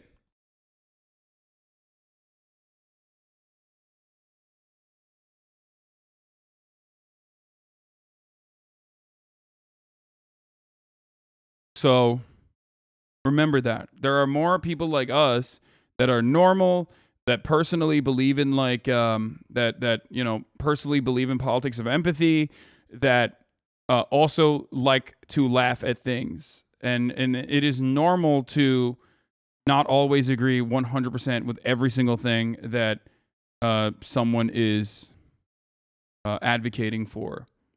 And that's also okay. That's also fine. All right?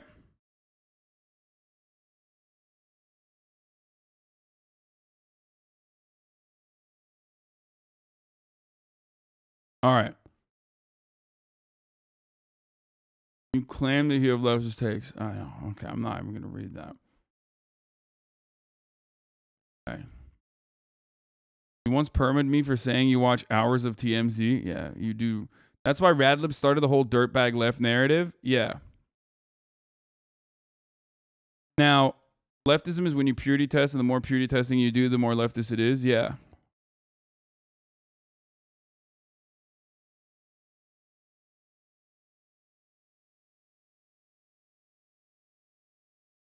Just going to say 1 million subs on YouTube.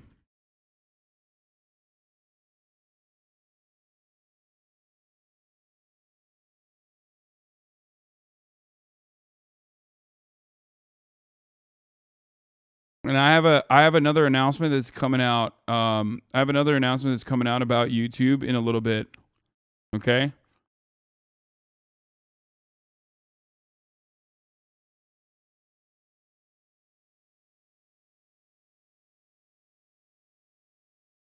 What? No, I'm not. Okay, I'll just say it now. At the top of the hour, there's a 6-second ad break on Twitch. And if you no longer want to see those ads, all you need to do is subscribe, which you can do for $5 or for free with a Twitch Prime by connecting your Amazon Prime account to your Twitch account, where you get 1 free Prime subscription a month. Okay? Use it on your favorite streamer. Hopefully that's me. Okay? And also, you can get gifted a sub if you're lucky. Tyler Spark, thank you for the 10 gifted subs. Okay.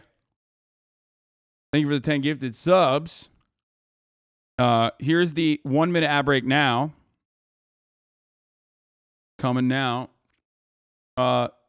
Least annoying vegan, thank you for the 10 gifted. Jesus Caballero 13, thank you for the 5 gifted. Here's the 1 minute ad break now. I'm doing other shit and I barely focused on stream, and I literally focused on stream for that. I hate you. Yeah, well, there you go. I regret finding you now. Yeah.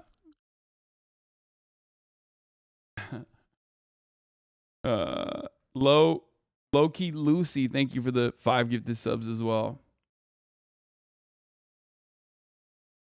Okay.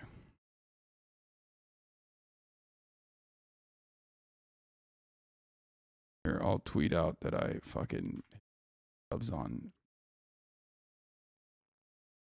button 1.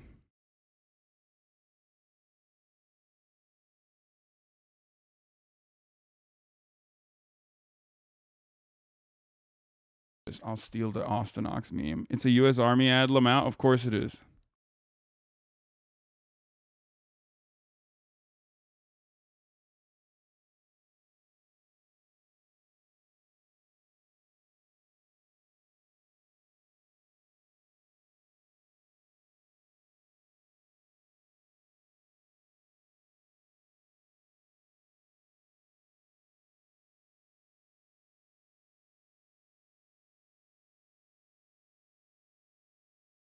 There it is. Here it is. Here, juice it.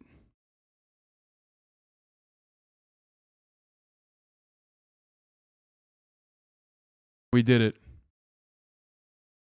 I really never thought that I would get to 1 million subs on YouTube, but I also never thought that I'd become one of the largest Twitch streamers on the platform too. So wild to be able to do all of that. And obviously I would not be able to do any of that if it wasn't for you guys. So thank you.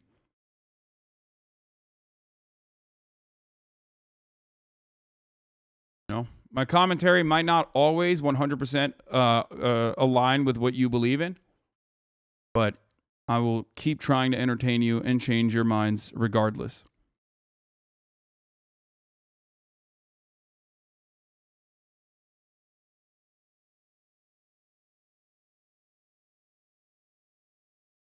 But yeah. Hopefully to many more millions. You should give the golden plaque to Jay Schlatt. Yeah. Probably not. He already has enough.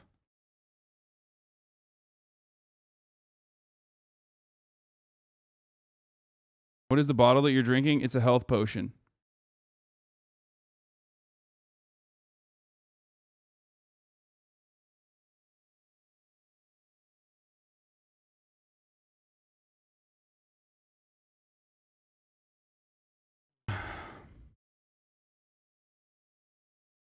Rovich1122, thank you for the 5 gifted subs.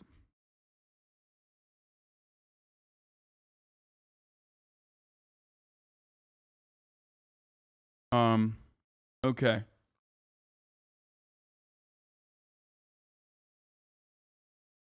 I am thinking, by the way, I'm thinking of potentially, wait, hold on. I just got to give a quick shout out to this man. Midlife crisis confirmed. At least I'm not doing shit like this. That's one. I'm also thinking about potentially doing on 8/21 in honor of the legendary day where I said what I said about 9/11, and then the vindication 2 years later during the anniversary when like everyone started realizing, oh shit, like all the jokes he was making were real, because all the documentaries basically said exactly what I was saying about 9/11 and Afghanistan. Anyway, in honor of that, I might do a full Hank Pecker stream. I might do a full Hank Pecker stream on 8/21, just like full-blown right-wing stream. So that's what I'm thinking about doing potentially. You know, just to fucking seal the deal that if you do right-wing commentary, especially if you don't say like overtly racist shit on purpose, you will probably not get canceled.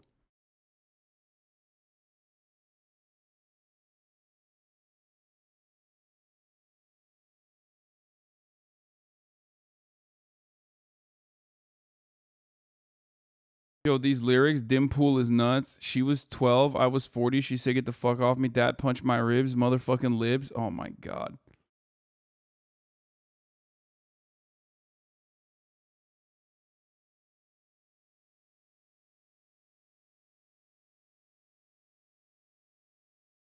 As a southerner, your Hank is too realistic. Hell yeah, brother. That's right. That's right.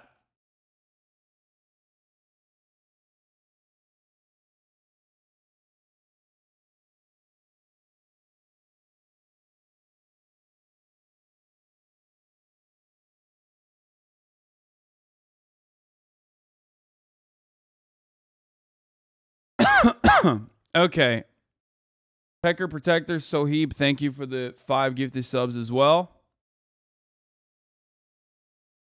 I'm blessing you with more lovely cut content. We'll do siblings or dating in a little bit, okay?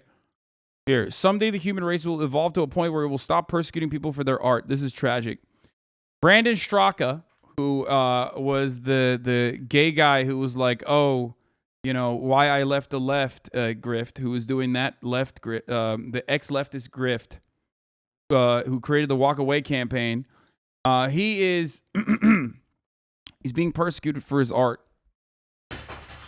If you watched my CPAC coverage over the weekend, you probably saw me react to this man who was locked in a jail wearing a MAGA hat at CPAC. Yeah, he walked all the way into a jail cell where he was doing performance art, showcasing the oppression and the struggle that right-wingers go through for believing in their own values and following that and doing praxis. Okay?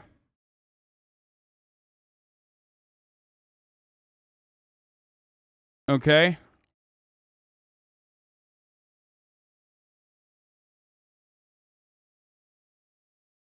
Fucked up that the right-wingers were, you know, it's fucked up that the leftist Antifa libtards were getting mad at him for doing that, for showing the true oppression and the struggle that the January 6th insurrectionists go through. At CPAC, I sat silently in a cell as a performance art piece to provoke a reaction about political division, human rights abuses, and more. Right now, the left-wing media is actively trying to use this art piece to have me further prosecuted. The left now supports criminalizing art, he says. First of all, I am in support of criminalizing art. If you call what you did as CPAC art, you should go to jail, okay?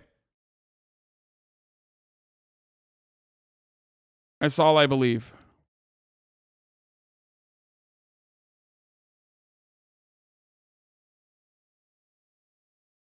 Daily Wire presents Hank in the Libs by Hank Pecker. Yeah. Can you explain more what he did? I mean, we covered it. Does anyone have that fucking link? Does anyone have the actual link of does anyone have the actual link of him, like all the people basically praying, like doing a prayer with Marjorie Taylor Greene there?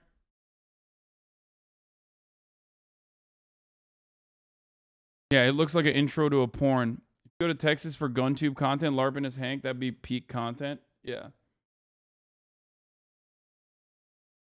I think this is it, right? Pressuring colleagues to do something. This is what he's talking about. House back. And people are crying. Like they're crying because they're, I guess, thinking about like the oppression and persecution that like other January 6 people faced or something, I think. Like I don't fully understand what the fuck's going on if we're being honest, because like, you know, I have more than one brain cell. Like I'm trying to figure out why people are legitimately upset at this, but I guess it's like emotional because like a lot of those people probably have like family members or they themselves that have like bench warrants out for their arrest because, you know, they went to January 6th and like broke into Nancy Pelosi's office or some shit.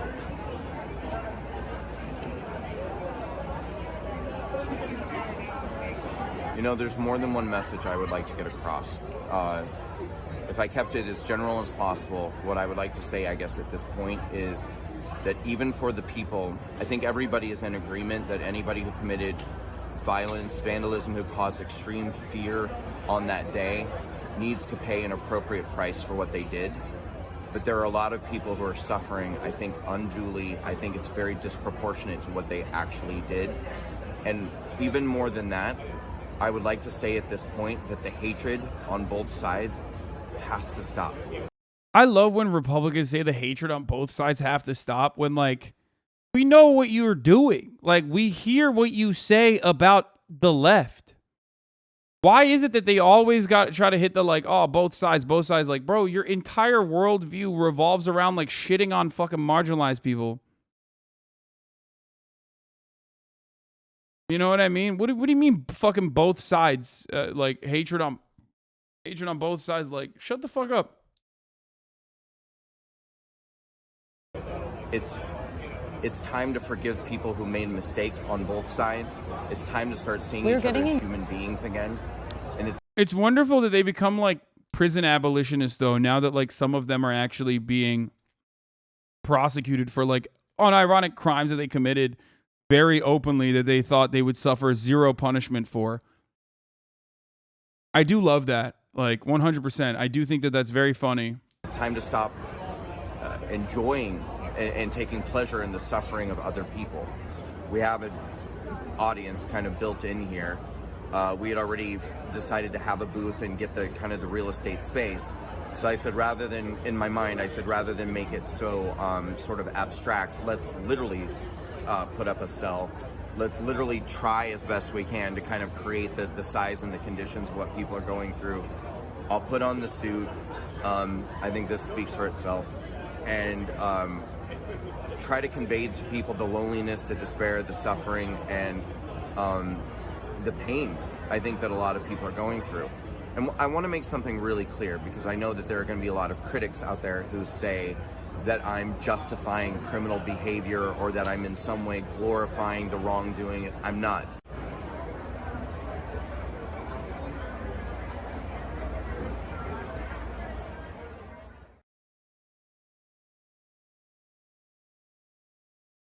I love the way that ended. Just quietly. The wrongdoing. I'm not.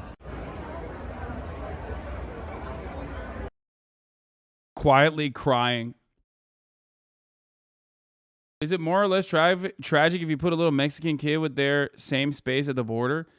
Yeah, I mean, the funniest part about this for me in particular was how much people fucking clowned on AOC for crying at the border. You know what I mean? When she went to like the border immigrant detention centers and like how she cried. And everyone was like, bro, lol, you're so funny. Like, shut the fuck up. And then these motherfuckers are like literally crying about fake shit. At least AOC was crying about like real kids being fucking jailed. You know what I mean? Like AOC was crying over real kids. Okay, they look like her. You know what I mean?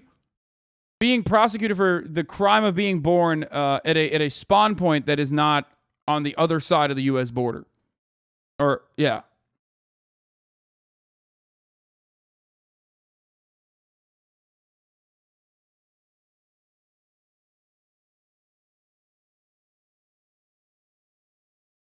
Meanwhile, homie is literally doing a fucking performance art piece, and all these hogs are crying.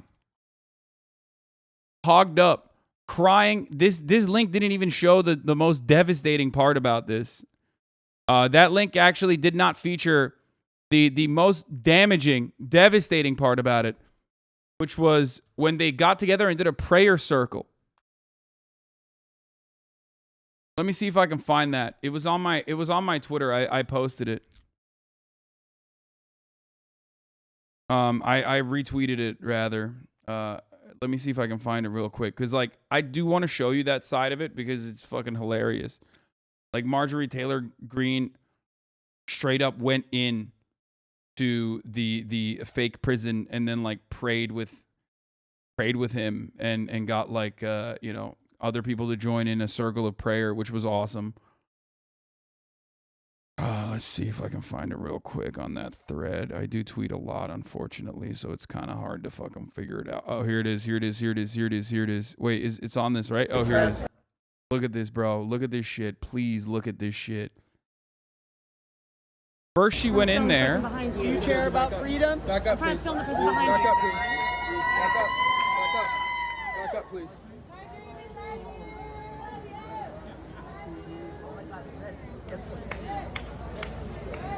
You go, girl.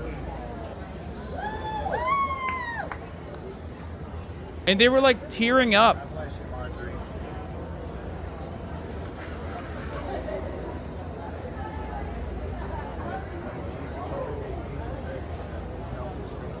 In Jesus' holy name. Jesus, we trust in you.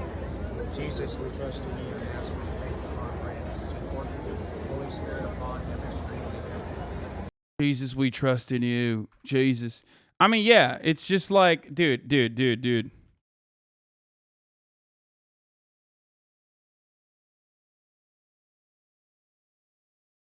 I mean, come on. Look at this. Look, actually look at this, okay?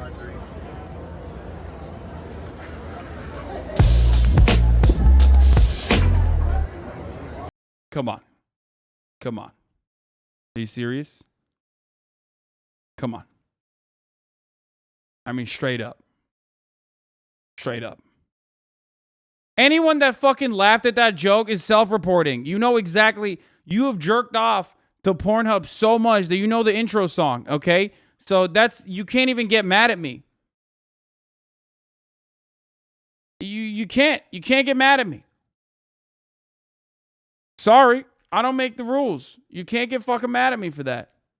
Dude, what the fuck? My entire apartment complex heard that? At least it's not. Have you heard about Jerkmate?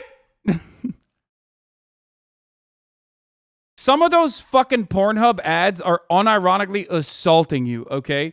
They literally crank up the fucking sound. And it's like, dude, I didn't need the entire block to fucking know that I haven't heard about Jerkmate. Like, why did you crank up the volume?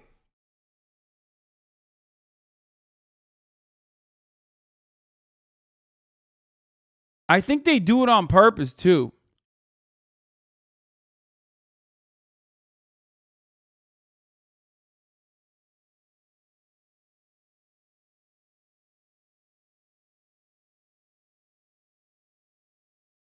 Anyway, here it is. Look how fucking unhinged these motherfuckers are. I gotta pee. But deliver us from evil. For thy is the kingdom, the power, and the glory, now and forever. Jesus, we trust in you. Saint Michael the Archangel, defend us in battle. Be our protection against the wickedness and the snares of the devil. May God rebuke him, we humbly pray. And do thou, Prince of heavenly host, by the power of God, cast into hell Satan and all the evil spirits. Release this bondage that's going on in our country and upon Brandon.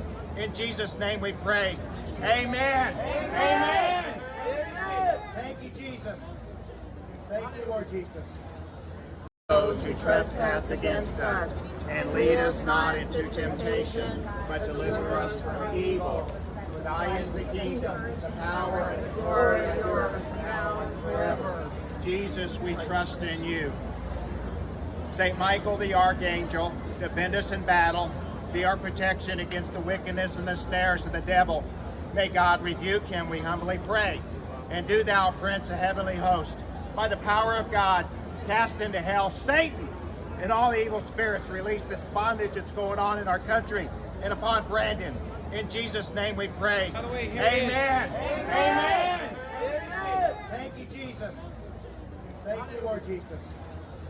Those who trespass against us, and lead us not into temptation. I don't know if you guys saw it, but I was showing off the shorts that I got.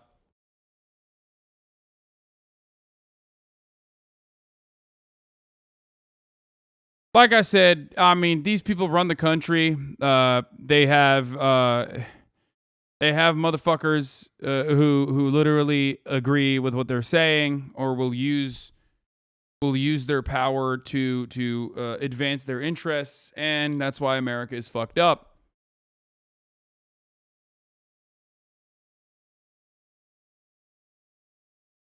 When is this? Thursday is Should going to be mention, just a busted? little teaser for Thursday. We are going to get to the bottom of this.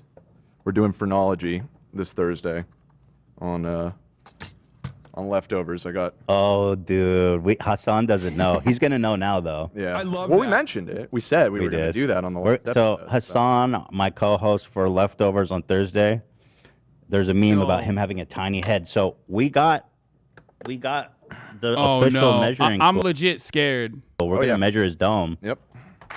And should mention just a little. Okay, I don't. Oh God. Oh no. Oh God. Oh no. Oh fuck. Oh no. Anyway, going back to this really quickly. Stop the Steal speaker, Brandon Straka, the person that you guys saw that all of those motherfuckers, all those hogs were praying for, gave FBI info on rally organizers and more than a dozen others as a part of a plea deal. So he walked his ass all over the fucking halls of of Congress, and then he walked his ass right into the fucking FBI office and snitched on his fellow patriots. So maybe he's crying about the things that he did when he snitched to the goddamn authorities. Speaking of January 6th, though, there is another person that I must mention. What is this? This is why they're interested in Alex Jones's role in the coup? What the fuck is this clip? Alex. Okay, we'll look at that in a second. Alex Jones, folks. Alex motherfucking Jones. Remember who got absolutely destroyed, dumpstered, and dumpstered by a HasanAbi head lawyer? Who was defending the family, one family in particular, of Sandy Hook parents, okay, whose kid died in a tragic massacre in Sandy Hook many years ago, which Alex Jones made a killing off of just basically lying and saying that Sandy Hook was staged, and then his fan and his psychotic stands went and made their life a living hell. Thank you, Tyler Spark, for the 10 gifted subs. Anyway, so Alex Jones is getting owned in more ways than one. $49 or $41 million in awards were given to that one family, and there's multiple lawsuits that are still pending at this moment. There's a bankruptcy court case that's happening as well simultaneously to figure out exactly how much money Alex Jones has so that they can figure out the appropriate punitive damages. However, there's one other way that Alex Jones is getting owned. He's getting owned by the FBI, the federal government, as a matter of fact. Alex Jones getting absolutely dumpstered, shitted on by the federal government.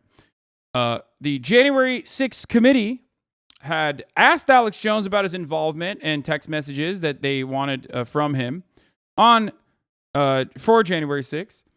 And of course, Alex Jones was not giving the J6 committee any of that information. Well, doesn't matter, because in the prior court case that we were talking about in the defamation suit and the awards trial that took place, Alex Jones's team of incredible crackpot lawyers decided to hand over all of Alex Jones's communication willingly to the other side and never even maintained that was privileged information. Therefore, now the J6 committee has access to said text messages. Select committee ended up getting these texts. Yeah, so they came to light during that defamation trial last week, and at the time, the attorney representing the plaintiffs for the Sandy Hook parents said that after he disclosed in court that he had obtained these messages, the committee had expressed interest in wanting them, and that he was inclined to turn them over, barring a ruling from the judge that prevented him from doing so. On Friday, the judge said she was not going to stand in the way between Congress and those text messages, and now we're learning that they have been turned over by that Sandy Hook plaintiff team to the January 6th committee. Why did they want these text messages? Yeah. Talk to us about Alex Jones' role potentially in the events around January 6th. Yeah, they're very interested in Alex Jones, and this is because he was at the Capitol on January 6th. You know, he was seen on camera riling up protesters. He was a big person pushing the idea that the election was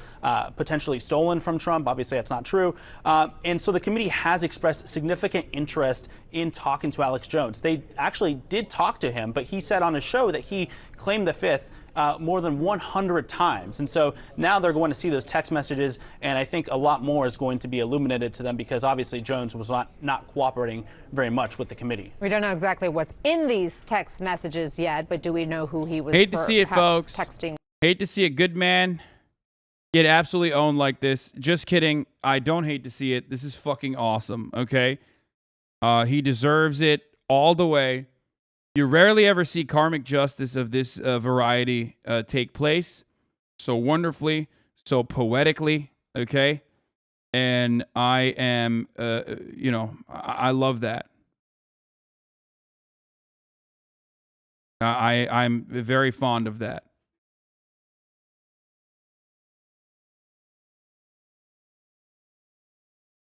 Good show. What a bloody good show. Would the FBI not have had the ability to hack his phone already in place? I mean, I don't know if they fucking do that sort of thing, but I mean, I know that they do that sort of thing. I don't know if they would care enough to do that sort of thing to Alex Jones. You know what I mean? Not legally, yeah. Praying to Allah those Alex Jones Red Scare texts get leaked. Oh, that would be so sick. Or Glenn Greenwald. Or numerous other people like Roger Stone. Apparently they were talking about like how Roger Stone likes to get cucked. There is so much that we can fucking learn from those text messages. I am of the mindset that that is absolutely a matter of public interest. Okay? We must learn the treasure trove of data. We must learn more about what the fuck is going on in Alex Jones's phone. Okay? We need it. We need to know. The people of the United States of America need to fucking know exactly what the hell was going on in Alex Jones's phone, okay? I just found out, and this is devastating news, that Chipotle is no longer, at least on the Postmates application, offering guacamole. What the fuck's happening there? God damn it, Brandon's America. God damn it, Brandon's America, folks. What the fuck is this shit?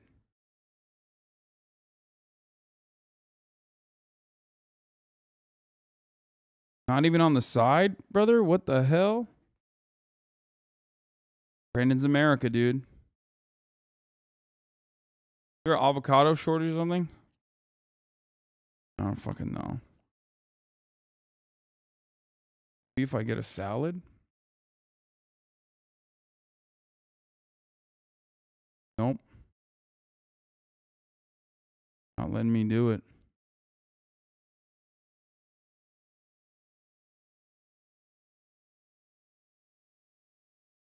Nope, there's an excess of avocado. This is what liberals want to take away our guac. Yeah. Goddamn kids. We don't know anything really outside of the fact that those have been turned over to the January 6th committee. But, you know, Alex Jones is a major star in right-wing media. So it would not be surprising if there are text messages between, you know, him and top players in that world in Trump's orbit, and he would boast that he did know about, you know, different inner workings of the White House and what was going to be happening. So it's very likely and possible he had some contact with. I love when my fellow Americans pretend to actually consider getting salad. Dude, I literally eat salad every day for 2 meals a day usually. Trump's orbit. We'll find out more coming up. Yeah, we'll see if there are any new revelations.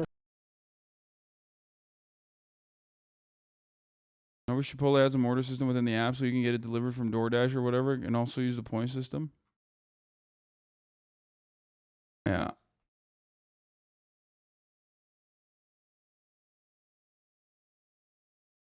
The great avocado shortage. Or climate change and a nightmare supply chain is driving avocado prices to new heights. Oh, brother. Oh, brother. Oh, no. What I feared is coming true. Okay, we'll watch that weirdo dude in a little bit. All right, let's talk about another thing that is, of course, killing us slowly but surely, or rather, the death of the avocado market also coincides with the death of the Dark Brandon meme. Now, you guys know this already. I've talked about Dark Brandon a lot, but like my jokes about Dark Brandon revolve around him actually not doing anything cool and basically making fun of Joe Brandon. You know, kind of like talking about Joe Biden as though he is the insane, Marxist, Leninist, Maoist, fucking Maoists that the Republicans think he is. But now liberals have taken over. The Senate EPW Democrats, the Senate Committee on Environmental and Public Works chairman, posted this Dark Brandon meme. It's over. It's dead. Chris Murphy posted this Dark Brandon meme. It's over. It's dead.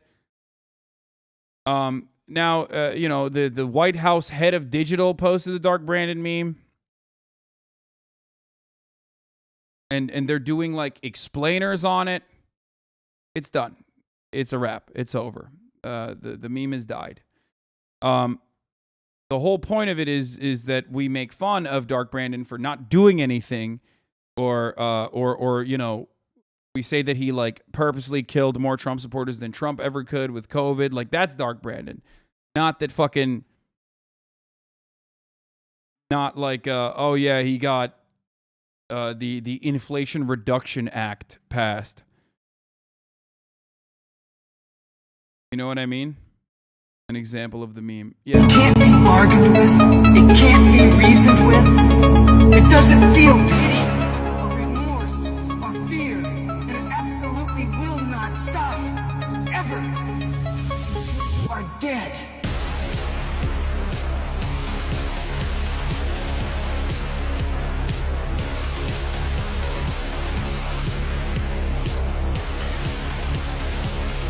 Tie me to a missile and fire me at fired at the suburbs. I am ready. For all those of you who voted for President Trump, there's no way out. It can't be bargained. There you go. Now that was fine. Like that was fine, even though like the person who made it is kind of fucking cringe. But whatever. Your malarkey has been going on for long enough, kiddo. This tweet makes you sound 1,000 years old. And now it's over. From what I understand, the origins of this meme actually is Chinese. Apparently, this was the way that like China was describing Brandon a little bit too, which is kind of cool.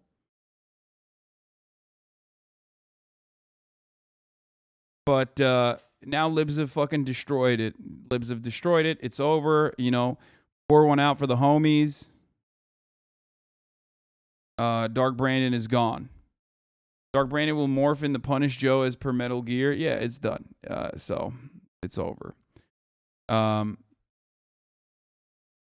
all I'm gonna say. Now that the liberals that are also a part of the fucking team that is like literally just shitty, when they're pushing for it, it's done. You know what I mean? Ben Shapiro had to say about it. You can try to Dark Brandon meme your way out of a sub 40 approval rating all you want, but throwing hundreds of billions at green boondoggles in the middle of an inflationary spiral isn't going to turn things around. That said, the imagery of a dotard who can barely form words from his face hole actually being laser-eyed Deathlord is pretty hilarious. I mean, that's the joke. He gets the joke. I think he understands the joke. That's cool.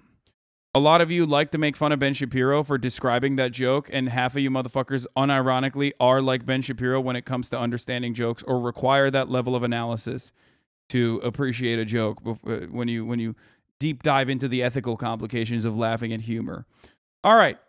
Speaking of Dark Brandon, though, the Senate actually fell ass backwards into like at least some legislative change in the good direction, I guess. I can't wait for inflation to drop Wednesday and right-wingers to lose it. Yeah. If you have no politics If you have no politics, the politics is spite, and spiting the reactionary right is adequate. You know what I mean? That's fine. I don't give a shit. I will never understand making fun of someone with a speech disorder, though. I can understand it. Well, one, it's because he doesn't just have a speech disorder, okay? Stop trying to fucking make it seem like Joe Brandon not knowing where the fuck he's at in the United States of America as he's like barely campaigning in the fucking Democratic primaries is actually a consequence of his speech disorder. And two, he's old as fuck. He's so old, his speech disorder came back, okay? He had successfully defeated it. And now, because he's a fucking walking fossil and his brain capacity is diminishing, his speech disorder came back. Also, I'm ableist. So there is that. Welcome to the broadcast. I'm ableist when it comes to, driving. I don't think that blind people should be able to drive. And I'm ableist when it comes to, presidents and politicians. Yeah. And ages, too. Dysarthria due to aging isn't a developmental speech disorder. It's 100% normal, just like delayed pharyngeal response. What the fuck? What is this? Is science time? I don't know what the fuck you're saying, okay? Yeah, he doesn't speak good, okay? He doesn't speak good. Also, his brain no good. Do you understand? And he's president. And president brain should be good, but it's bad. He has bad brain. And that's it. Don't give me the fucking weird science terms behind it, okay? Pharyngeal laryngitis is the reason, blah, blah, blah, blah, blah.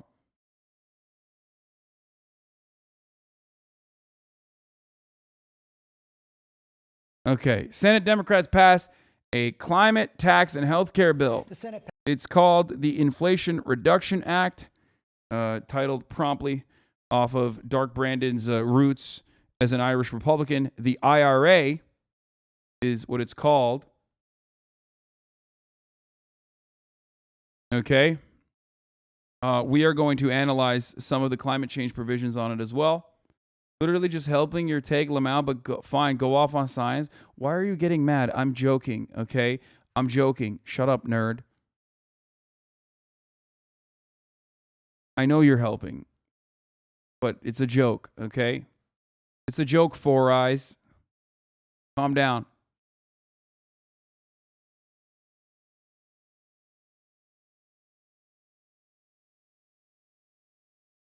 All right, let's watch. Passed a major healthcare, climate, and tax package on a party line vote. Vice President Harris broke the tie. It was an outcome that seemed out of reach just a few weeks ago. Our congressional correspondent Rachel Scott starts us off. Good morning, Rachel. George, President Biden is one step closer to a major political victory this morning. After months of stalled negotiations, Senate Democrats banded together to get his economic agenda across the finish line. The vice president votes in the affirmative, and the bill, as amended, is passed. With every Republican opposed, Vice President Kamala Harris casting the tie-breaking vote. On the Senate floor, Democrats jumping to their feet, erupting in cheers. Handing President Biden a political victory by a razor-thin majority passing a sweeping economic package aimed at combating climate change, inflation, and lowering the cost of prescription drugs. It's been one of the wonderful parts about this, one of the provisions on this was the insulin price cap. Now, part of it is insulin price cap for Medicare, so over the age, for those who are eligible, who are recipients of Medicare. Then your price cap, your out-of-pocket coverage, your out-of-pocket cost for insulin is going to be capped, right? However, the secondary consequence of this was going to be, once again, a price cap at $35 a month for insulin for everyone else. And of course, that was stripped away from the bill. Okay? It was taken out. Anyone who utilizes that, anyone who thinks that that's appropriate or whatever the fuck is wipe this site. Wait, what do you mean? There are multiple factors at play with the price cap, but the fact that that was taken away is, once again, a consequence of Big Pharma being fucking absolute dogs and lobbying the living titties out of like every Republican and certain certain Democrats as well. I don't give a fuck about the Senate parliamentarian. She can suck me from the back. So yeah. Anyway, let's continue. Long, tough, and winding road. But at last, we have arrived. Democrats reached a breakthrough, rallying behind a roughly $740 billion bill that would make the largest climate investment in U.S. history, provide tax credits to buy electric vehicles, lower premiums for Americans buying their own health insurance, and make prescription drugs more affordable for seniors, capping out-of-pocket expenses at $2,000. All that would be paid for by increasing taxes on top corporations. This may be the very last time that we have an opportunity to take action in a substantial way against the threat of climate change. Not like Americans have issues with lifestyles that bring about diabetes later in life. Oh no, totally, dude. It's just lifestyle. That's what it is. No, I mean, it's not just lifestyle, okay? It's the same fucking forces at play that lobbied the shit out of Congress to ensure that that is not a part of the bill that was taken out of the bill. That also is, unironically, the same lobbying groups or entities that, put shitty-ass fucking food on your plate that you don't even recognize. It's not 90% lifestyle, okay? There are forces at play that you are completely oblivious to in the form of lobbying, okay? There's a reason why all of your food is riddled with microplastics, that all of your food is sweetened by high fructose corn syrup. Okay? Corn subsidies. So it's not as simple as like just put the fucking Krispy Kreme down, fatty. All right? What the fuck are you supposed to do? You're supposed to like what? What do you think? Like European lifestyles are better? Yeah, sure. They are. Do you want to know why? Because they have walkable cities. They are commuting. And they're walking in their commutes way more. They have public transit. And also on top of that, their food is better. Their food quality is better. There's also type 1 diabetes, which is not lifestyle, and genetic predispositions that cause you to become diabetic later on in life as well. So, it's not just lifestyle, no matter what.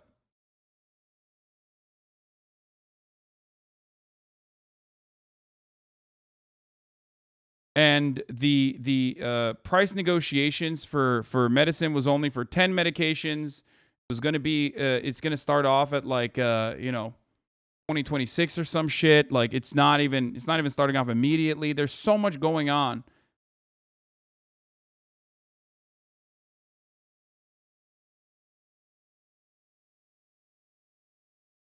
It is significantly more complicated than just you're eating too many sweet things. It's been a long, tough, and winding road, but at last, we have arrived. I know it's been a long day and a long night, but we've gotten it done. Today, after more than a year of hard work, the Senate is making history. I am confident the Inflation Reduction Act will endure as one of the defining legislative feats of the 21st century. Our bill reduces inflation, lowers costs, creates millions of good-paying jobs, and is the boldest climate package in U.S. history. This bill will kickstart the era of affordable clean energy in America. It's a game changer, it's a turning point, and it's been a long time in coming. To Americans who've lost faith that Congress can do big things, this bill is for you. To seniors who face the indignity of rationing medications or skipping them altogether, this bill is for you. And to the tens of millions of young Americans who have spent years marching, rallying, demanding that Congress act on climate change, this bill. older hot twink jerks himself off on camera until completion. Is for you.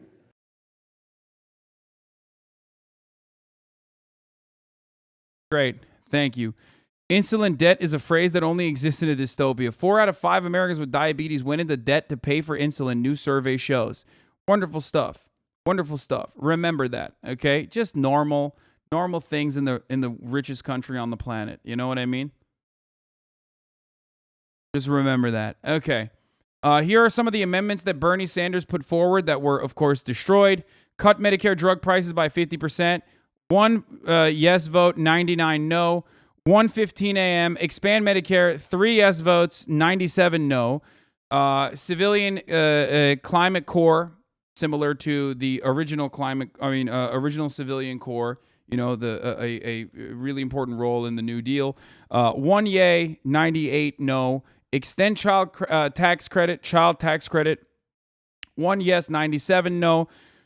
Strike fossil fuel brakes. 1 yes, 99 no. It always seems impossible until it's done. Never give up. And you saw the hardest fucking photo of Bernie Sanders dropping the hottest album at the steps outside the Senate. And there was a hot mic moment where Bernie Sanders is talking about the child tax credit, where he says, he asked Sherrod Brown, for the record, who is supposed to be like a progressive guardian, right? Well, he asked Sherrod Brown why adding the child tax credit would actually end up screwing up the Inflation Reduction Act, and his response is, "Come on, Bernie." So that's cool. That's wonderful and cool. I like that. Bernie Sanders tried to amend the bill to include in the voterama, for the record. This is the voterama part of the process that happens in the budget reconciliation, where like everyone is able to tack on certain things that they want, certain provisions that they want onto this bill. It's more so symbolic, if we're being real, especially because people will just vote no, like they did aggressively, which makes them look fucking horrible, for the record. And by the way, those numbers include Democrats as well. Bernie Sanders tried to amend the bill to include an extension of the monthly child allowance that Democrats enacted on a temporary basis last year, but couldn't continue due to opposition from Joe Manchin. Pathetically, the United States has the highest child poverty rate of almost any major country on earth, Sanders said. Unfortunately for the millions of working parents who benefited from this program, it expired in December. Sherrod Brown and Michael Bennet, two of the strongest proponents of the child tax credit, rose in opposition to the Sanders amendment, not because they didn't like it, but because its adoption would have jeopardized the cheaper prescription drugs and billions for green energy promised by the Inflation Reduction Act. We also, once this is over, I will show you Bernie, I think, talked about Bernie's criticisms of the bill as well. Republicans trying to derail the package during a marathon 15-hour session suggesting changes to the legislation and pointing to one analysis that shows the bill would have little impact on inflation anytime soon. This Inflation Reduction Act is a lie. It's not going to reduce inflation. But after months of tense negotiations and party infighting, this is a long sought-after victory for Democrats, less than 100 days before the midterm elections. The House still has to take up this measure. That could happen as early as Friday. And as for when Americans will start to feel the impact of this legislation, some of this will take time. That out-of-pocket cap for prescription drugs for seniors won't kick in until 2025. And even Democrats admit this will have little impact on inflation in the short term and the pinch that so many Americans are feeling at home, George. That's what the analysis shows, but it was a big victory for the Democrats. Rachel, thanks very much. Hi, everyone. George Stephanopoulos here. Thanks for checking out the ABC News YouTube channel. If you'd like to get more videos, show highlights, and watch live event coverage. Oh, yeah, 2025. I thought it was 2026. So 2025. Joining me now, fresh from the ongoing marathon vote on the Senate floor, is the Senator Bernie Sanders, independent. Come on, guys. You don't understand. These things take time, okay? From Vermont, Senator Sanders. Which is great because, yeah, then Trump will take credit for it, too, when he wins in 2024. So that's cool. Wonderful gift for Donald Trump. Thank you for making time to come away. I understand you are headed toward another vote at some point. Where do we stand on this bill? And tell me a little bit about your objection to it. You are going to vote in favor of the passage of this act, but you did speak against something about it and propose an amendment. Well, Ali, look, this country faces enormous crises in terms of health care, the high cost of prescription drugs, child care, higher education, climate, income and wealth inequality. This is what we call a reconciliation bill. And what that means is that we only need 50 votes. You don't have to get 60 votes. You don't need any Republican votes to do something significant for working families in this country. And unfortunately, for fairly well-known reasons, we have two conservative Democrats. We couldn't get the 50 votes that we need, really, to impact the needs of working families.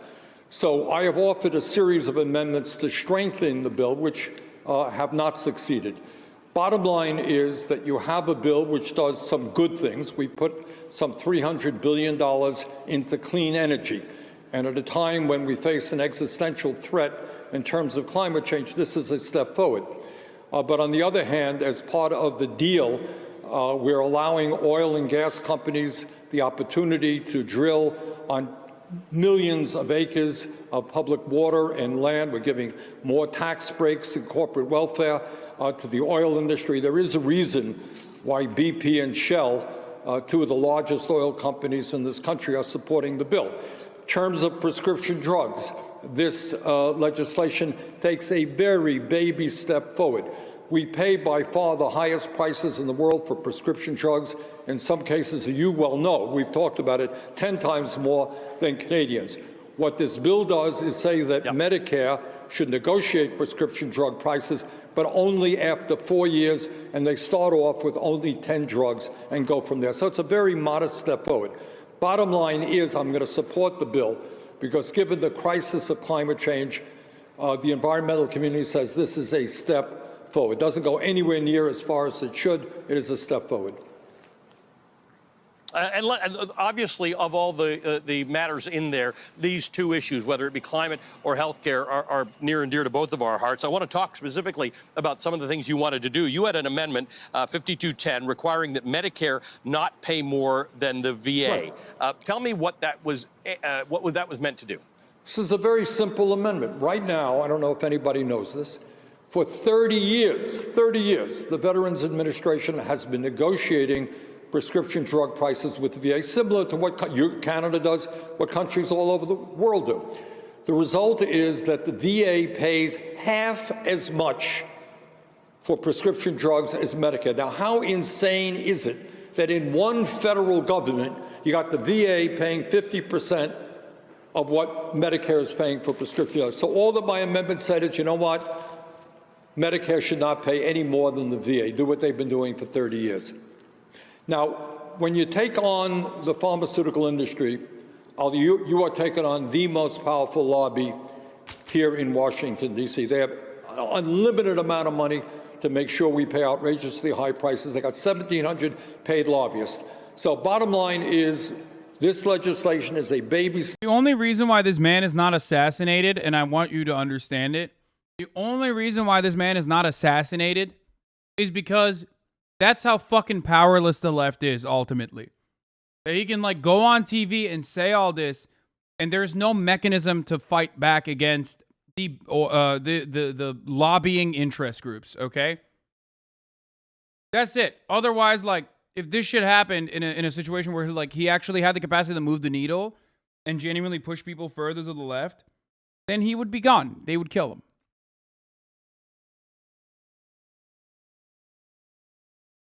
Step forward, it doesn't go as far as it should. You had another amendment which caught my interest, and that was the establishment of a civilian climate corps. What does that mean? Well, what that's about is the bill puts $300 billion into clean energy, and that's a good thing. That's probably the best thing in the bill. But, you know, the leaders, as you well know, in America and all over the world, the people who have been leading the effort to take on the fossil fuel industry and transform our energy system, they are the young people. They're out on the streets, they're demonstrating, they're demanding disinvestment from fossil fuel companies. They've been the leader. And what these young people want to do is they want to be able to roll up their sleeves and go to work in doing energy efficiency, doing sustainable energy. And what this legislation is about, and we had it in the original Build Back Better bill, it provides $30 billion in providing good jobs for some 400,000 young people, educational benefits. And it says, we need your help. Help us. to transform our energy system. And it would have, I believe, created a lot of excitement among young people. Senator, before I let you go, there's definitely new energy in the air, possibly around the Supreme Court case having to do with Dobbs and Roe v. Wade, that are getting people to turn out for these primaries and getting them more interested. You said that there are things, whether it's to do with healthcare or climate, that are baby steps in this bill. Do you get some impression that perhaps in these Your whole channel is just you eating food with political videos in the background and aggressive low-effort spiels about shit? Why do so many people watch this? I don't know, man. The only way you can find this relatable is if you remember being 17 and justifying chasing an experience with something dumb like wanting to help your community. My man has had 2 takes in this chat. I love when people come in at the same time. I eat the same meal at the same time every day and then go, you eat all the time. That's 1. 2, why do so many people watch me? Because unfortunately, the way that the media is designed is created in a way where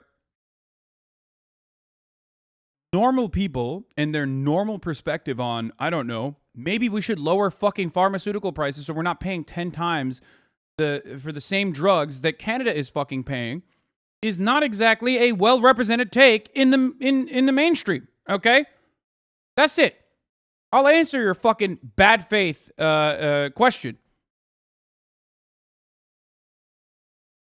If there were more individuals who truly did represent the better interests of the working class, okay, then maybe they wouldn't be watching me, because then my position will be well represented. Okay?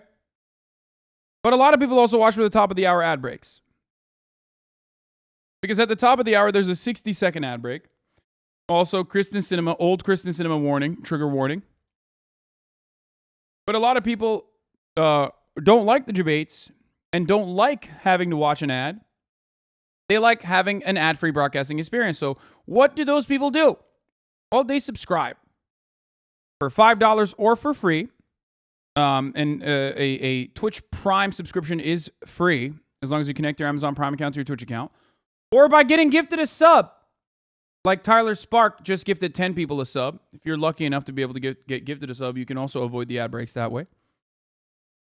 You will be able to watch the broadcast uninterrupted with no 60-second ad breaks. Here's the 1-minute ad break now.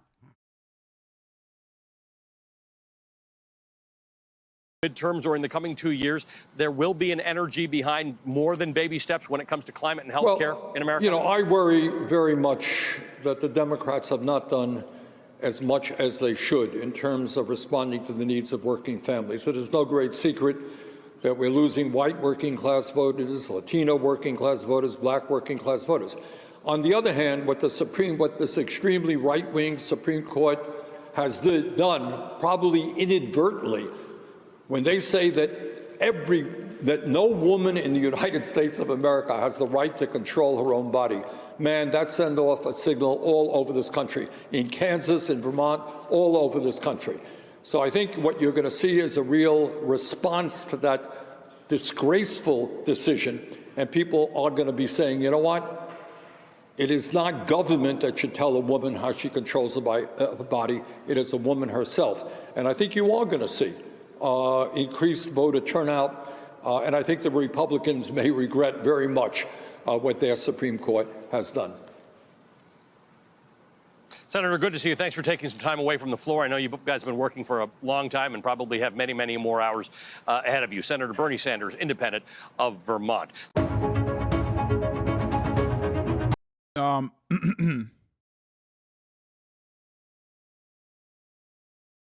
Chuck Grass says, I voted to make insulin available for pennies on the dollar to uninsured with high deductible plans, but Dems blocked it. Great. It's not true, by the way, of course. Republicans did block the cap on insulin costs for many Americans from the Democratic deal. Remember that, this provision could pass. It doesn't have to pass through the Senate parliamentarian. This provision is a good one that could unironically pass. If enough Republicans said, yeah, no, that's great, I'm personally on board with this, then they could just write legislation. But they won't, because the Republicans and some of the Democrats do not want it to pass.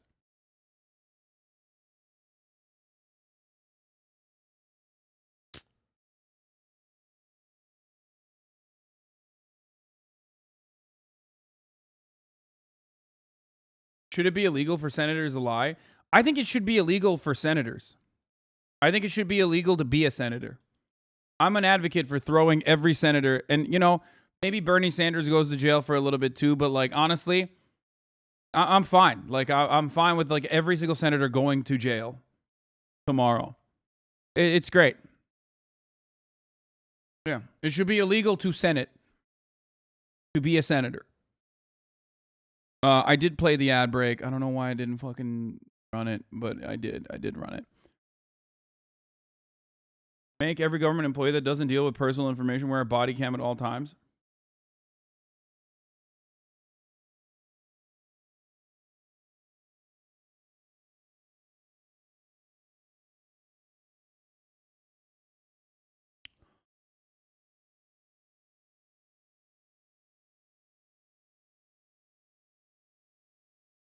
If every legislator perished, it would be a net benefit to society.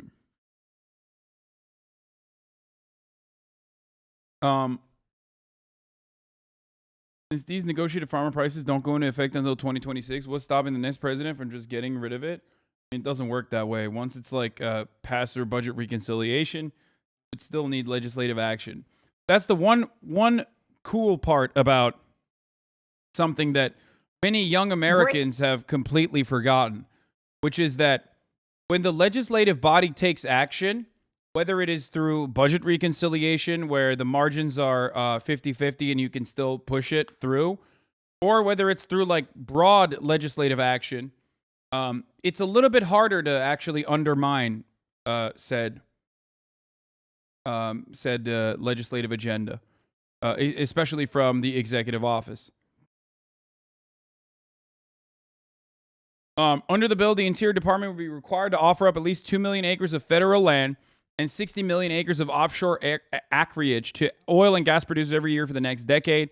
If they fall short, they wouldn't be able to advance some permitting aspects of the wind and solar projects on federal land. Remember, this is the reason why Manchin was on board with this bill, was because it was written in such a way where it was literally fucking tied to additional land that the oil and gas producers could fucking destroy. So remember that. It would be the first ever required minimum acreage for offshore oil and gas leasing and significantly increase the acreage requirements for onshore leasing. It would also revive Biden's outrageous failed attempt to carry out the largest oil and gas lease sale in the country's history, which a judge had blocked earlier this year for failing to properly account for the disastrous climate impact. It is a renewable energy revolution on top of a fossil fuel build-out, says Noel. Others were less polite, calling the proposed pairing deranged and madness. Brett Hartle, government affairs director at the CBD, called it a climate suicide pact. Because remember, you can't just do a renewable energy bill because there's Democrats in the Senate that will block it. That renewable energy bill has to come alongside a bill that is just like a gift wrap for the oil and gas industry.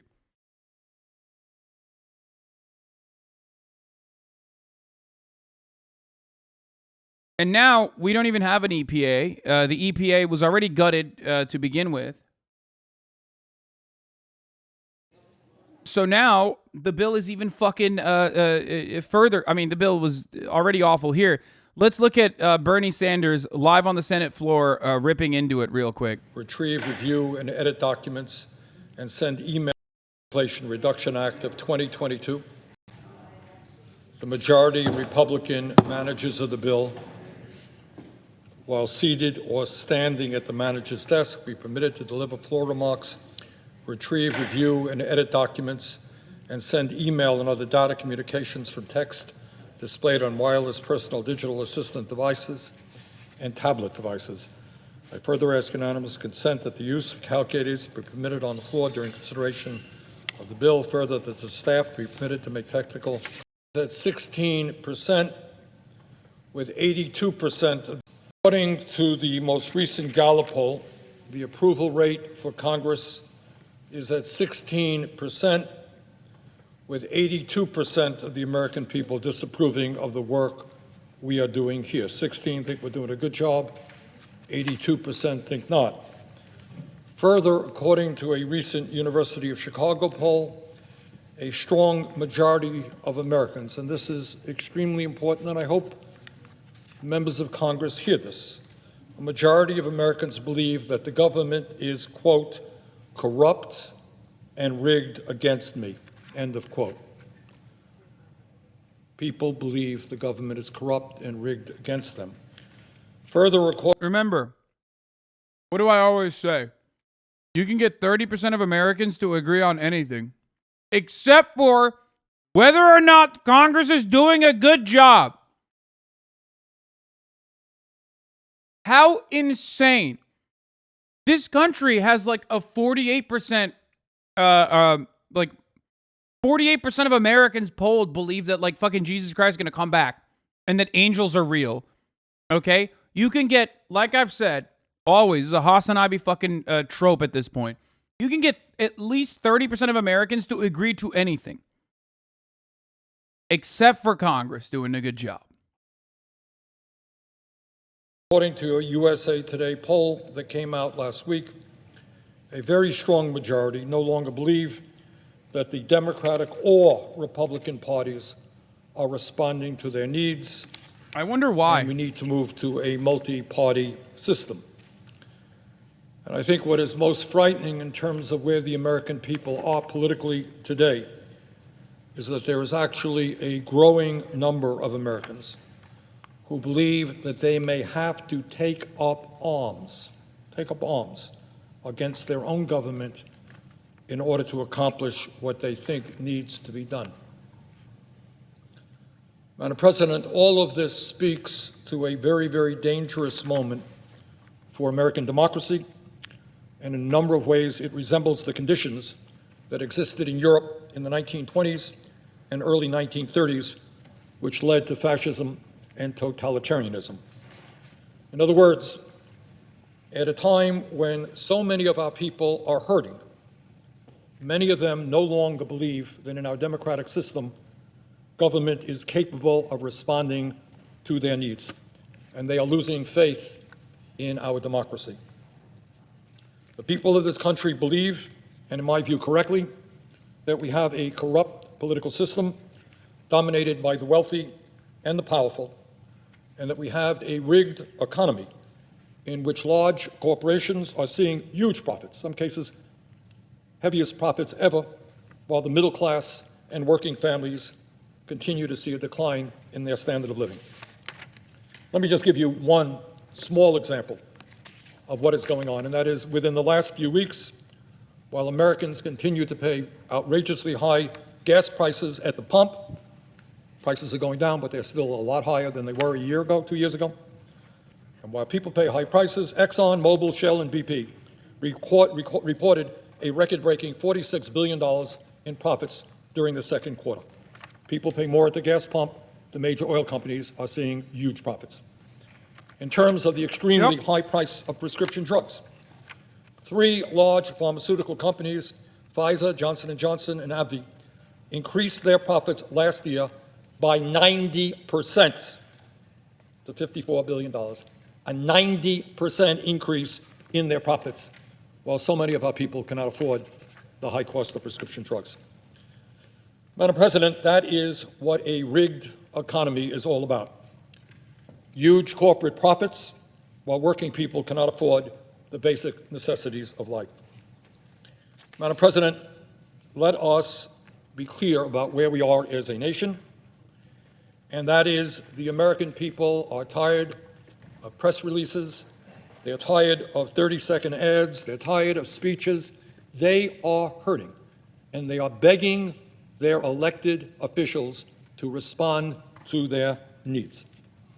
And if you want to know why there is so much anger and so much frustration and so much disillusionment within our society today, It's important to understand that Listen, the American people are tired of ads, which is why I always run top of the hour ad break, which I ran already, and urge you to avoid seeing those ads by subscribing. weekly wages for the average American worker are lower today than they were 49 years ago.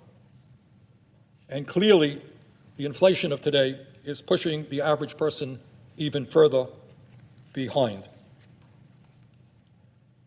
Not so many years ago, when I was a kid, it was possible for one worker in a family, like my father, never made much money, to earn enough money to take care of his kids and the family. Today, that is a rarity. Today, it is necessary in almost all cases for two workers in a family to have to go out to work. Today, Madam President, despite the huge increases in our economy, despite the tremendous explosion of technology, everything being equal, our younger generation will have a lower standard of living than their parents, have a harder time finding a home, having a harder time affording, being able to have a family. Imagine that, our younger generation having a lower standard of living than their parents. Madam President, half of our people today live paycheck to paycheck, and many millions are working for starvation wages, 9, 10, 11 bucks an hour. Further, many workers around the country who want to join a union and engage in collective bargaining at companies like Starbucks, Amazon, and other places are facing fierce and illegal anti-union resistance. And I have to say, Madam President, that this legislation does not address any of their needs. This legislation does not address the reality that we have more income and wealth inequality today than at any time in the last 100 years, where 3 people own more wealth than the bottom half of America. Doesn't address the fact that 95% of all new income is going to the top 1%. Doesn't address the reality that CEOs of major corporations are making 350 times what their workers are making. Madam President, I think everybody knows that we have a completely dysfunctional healthcare system. We now spend over $12,000 a year per person, more than double what other countries spend. Today, over 70 million Americans are uninsured or underinsured, and there are studies out there that say that some 60,000 people a year die because they're uninsured or underinsured and they don't get to a doctor on time. Meanwhile, every year, the insurance companies make tens of billions of dollars in profit. So we have a system in which the cost is outrageously high. People are dying because they don't get to a doctor on time. This bill does nothing to address the systemic dysfunctionality of the American healthcare system. Does nothing. Madam President, in terms of our kids, the future of our nation, shamefully, we have the highest rate of childhood poverty of almost any major nation on earth. This bill, as currently written, does nothing to address that. Madam President, our child care system is dysfunctional. If a working family is lucky enough to find a slot for their young one, on average, they will pay about $15,000 a year for child care, and an impossibly high sum of money. Imagine that, $15,000 a year for child care if you're making 40 or 50,000 bucks. That is an absurd sum of money. Yet this bill turns its back on the working parents of this country and our children, does not begin to address the child care or pre-K crisis that we face. Madam President, a nation will be as great and competitive as its educational system is. And yet today, hundreds of thousands of bright... No, when he says Madam President, he's misgendering Joe Brandon. Don't you know he's transphobic, Sweaty? It's not because Kamala is the president of the Senate as the vice president. He's misgendering Brandon. Talking directly to him and saying, Brandon, you're a woman. You're a broad. And the American people are tired of women. That's what he's saying. Young kids all across this country are unable to afford a higher education. Imagine that. In the richest country in the history of the world, when we need the best educated workforce possible, got hundreds of thousands of young people Oh, this is prescient that was in chat. No one in Congress takes him seriously. They're all scoffing at him as he says this. He wouldn't be the only one vote otherwise. Is what makes this so angry. Yeah. Cannot afford a higher education. And we have 45 million Americans who are struggling with student debt, sometimes outrageous levels of student debt. This bill, as currently written, does nothing to address it. Madam President, today, millions of elderly Americans and half of our senior citizens are trying to survive on $25,000 a year or less. Millions of senior citizens are unable to afford to go to a dentist. Imagine that. In the richest country on earth, elderly people can't afford to go to a dentist. Their teeth are rotting in their mouths. They can't afford hearing aids in order to hear what their kids, grandchildren have to say. They can't afford eyeglasses. This bill ignores that issue, does nothing to expand Medicare to cover those very basic health care needs. The result, millions of seniors will continue to have rotten teeth and lack the dentures, hearing aids, or eyeglasses they deserve.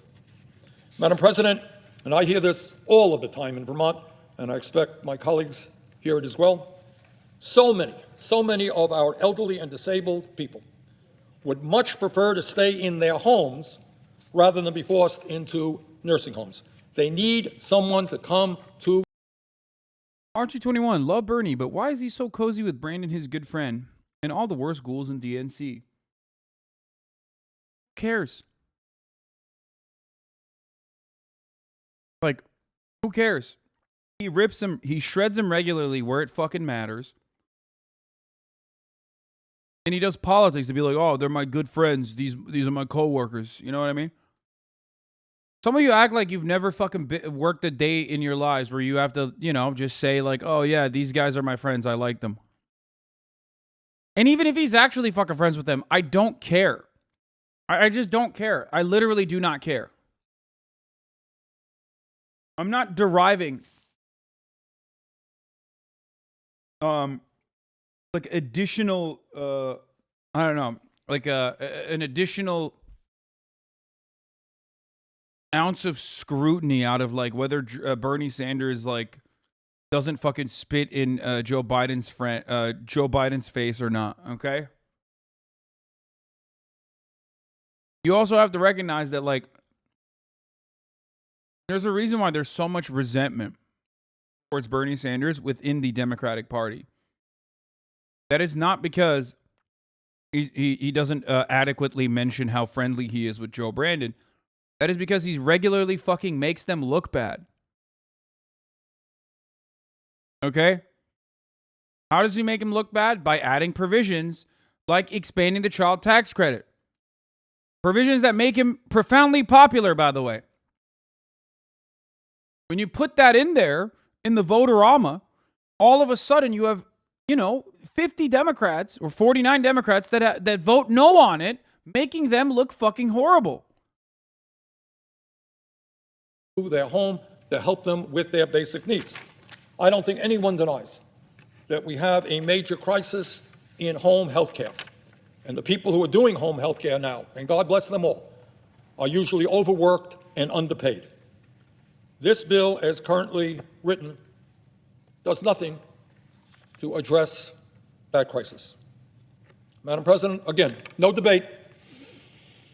Everybody agrees that we have a major housing crisis in America. Some 600,000 people are homeless, sleeping out on the streets in every state in this country. In addition to the homeless issue, nearly 18 million households are paying 50% or more of their limited incomes for housing. Imagine that. Imagine that, what it means. How do you have any money to do anything else when you're paying 50% of your limited income for housing? Yet this bill does nothing to address the major housing crisis that we face or build one unit of safe and affordable housing. Just another issue that we push aside. And I would say, Madam President, and every working person understands this, that while ordinary people are struggling with childcare, with health care, with housing, with the basic necessities of life, the people on top today are doing phenomenally well. During the pandemic alone, the billionaire class saw an almost $2 trillion increase in their wealth. So that, in a snapshot, is where we are as a nation today. Working people are hurting. In many ways, their standard of living is in decline. People on top are doing phenomenally well. And that takes us to where we are this evening. The importance of the bill that we are considering this evening is that it... This is why people are acting out about Bernie. Yeah, dude, I know. He like both sides Israel, okay? I know. 900 years old. He should be allowed to have fucking bad takes. I'm sorry. And I say this as someone who daggers the Israeli occupying force regularly, okay? Sure, you're not going to agree with 100% of his fucking opinions. I don't know what you want. Like, ultimately, guess what? He's also not fucking living in the woods and training revolutionary Marxists to, like, overtake military bases, okay? So there's always going to be some shit that he's doing that's not enough. It is not a normal, not a regular piece of legislation. It is a reconciliation bill. And I know that to anybody outside of the Beltway, that doesn't mean much. But what it does mean is that unlike regular legislation here in the Senate, this bill does not require 60 votes. Want to go over your YouTube later, King? Yes, Lud. We'll do it later. To get passed. All we need to get this bill passed are 50 votes plus the vice president, if it is a tie. Now, I say this in all honesty, that it is extremely sad to me, and I think the American people, that up to this point, we have not had one Republican come forward and say, you know what, I want to work on the housing crisis, on the health care crisis, on the education crisis, on the home health care crisis. Sadly, we have not had one Republican come forward who is prepared to stand up for working families, for the children, for the elderly, or for the environment. That is a sad state of affairs. But here is the truth. If all 50 members of the Democratic caucus were to stand together today, we could pass some enormously important amendments which would have a profound impact on improving the lives of working people in our country, and maybe, just maybe, could begin the process of restoring faith in our democracy. Poll after poll makes it clear. Not only are the American people hurting, they want Congress to take bold action to improve their lives. And under the budget reconciliation process, we have the opportunity to do that. And if we don't do it now, when all we need are 50 votes, it is quite questionable as to when, in fact, we will ever do that. In other words, what I am asking today is for all 50 members of the Democratic caucus to come together and begin the process of addressing some, not all, some of the major crises facing working families. It is absolutely imperative that we show the American people that we are capable of representing the needs of ordinary people, not just billionaire campaign contributors, not just lobbyists, but ordinary people who are hurting today. And if we cannot do that, can't do that. Not only will people continue to hurt and suffer, but to my mind, it is questionable for how long we remain a democracy. I mean, we're not. Madam President, let me say a few words about what is in this legislation. A bill which has some good features, but also, in my view, has some very bad features. This bill deals with three major areas: prescription drugs, climate, and taxation. Let me deal with at least two of them. Prescription drugs. Now, I know that in Vermont, and I suspect in Wisconsin and all over this country, people are outraged at the fact that they are paying so much for prescription drugs. They are outraged that in some cases we pay 10 times more than Canada and other countries for the same exact product. Now, the good news is, Madam President, that this bill, this reconciliation bill, will do what should have been done many years ago, something that many of us called for many years ago, and that it will allow Medicare to begin negotiating prescription drug prices with the pharmaceutical industry. Now, that is not a radical idea. That is an idea that exists in probably every other major country on earth. And that is why their prices are so much lower. They don't let the drug companies charge any price that they want. So that's the good news. I've said time and time again, which of course, bargaining of that sort should be covered under, you know, a capitalist free market. You know, when you go to like a Costco or you go to a Sam's Club, wherever the fuck, you're getting wholesale prices. Why? Because you're getting wholesale, you're purchasing wholesale. The price point is lower. America's the only fucking OECD nation where the government buys a boatload of fucking wholesale drugs and can't actually negotiate because it is banned. That's the reason why other countries are able to pay 1/10 of the prices for the same pharmaceuticals that you get. News. But here, Madam President, is the bad news, and we must be honest about it. At a time when so many of our people cannot afford the prescription drugs they need, and 1 out of 4 Americans can't even fill the prescription their doctor's write, this Medicare negotiating provision will not go into effect for 4 years, at which time only 10 drugs will be negotiated, with more to come in later years. So, if anybody thinks that as a result of this bill we're suddenly going to see lower prices for Medicare, you are mistaken. Ain't going to happen next year, the year after, the year after, the year after. And by the way, given the incredible power of the pharmaceutical industry, I would suspect even money that they will figure out a way to get around this provision if it takes 4 years to implement. Oh, yeah. So, this provision will have no impact on the prices for those. Damn! Look at that. Yo! Look at how quickly he pulled it out and swapped it. Make this man the president. I don't give a fuck. He's 900 years old. I'm going against everything I said earlier about like how old people, I'm ageist, I'm ableist, whatever. This man is able, okay? This man is able-bodied. He's able and he's capable. Look how fast he pulled his phone out and fucking he slid behind his back, dude. Look at that. Look. This provision will have no impact. Boom! Passed! That's crazy. That's crazy. Some of you are like 17 and you can't do that, okay?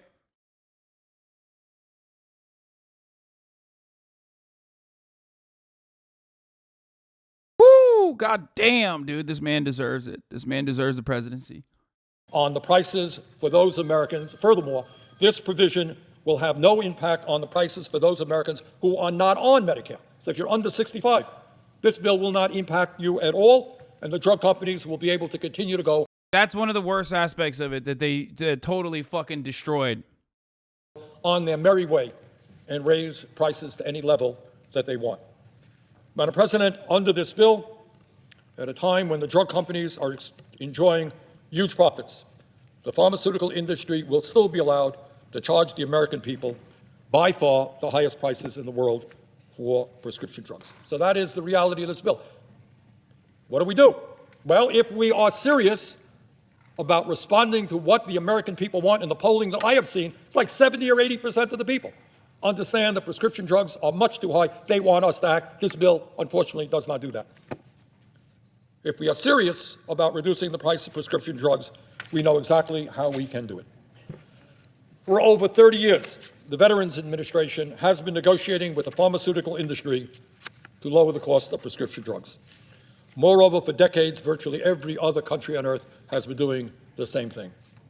The result of where we are today is that Medicare pays twice as much for the exact same prescription drugs as the VA and people all over this country.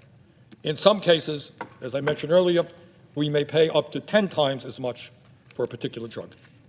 In other words, when it comes to reducing the price of prescription drugs under Medicare, we do not have to reinvent the wheel. We could simply require Medicare to pay no more for prescription drugs than the VA. That is not a radical idea. Bro, this, like, if there was even like talk of this happening, they would assassinate him. I swear to God, the pharma lobby would be like, all right, you're dead. They would drone strike his fucking house, dude. The profit margins are at stake here. You know what I mean? There's no shot. It's wild that, like, this is the most tepid thing he could advocate for, by the way. I want you to understand, what he is currently talking about is simply making sure that large purchases of pharmaceuticals that are being conducted by the government be price locked so that the VA and Medicare have the same, or the Medicaid has the same fucking price point. It's just, it's out of the question. Like, this is not Medicare for all, not anything. It just straight up reduces the cost of the pharmaceuticals that the government buys and reduces the cost of the pharmaceuticals that end up in your hands as well. The only negative consequence of this is that big pharma profits will go down. And it's not even a question in the Senate. This is not even being considered.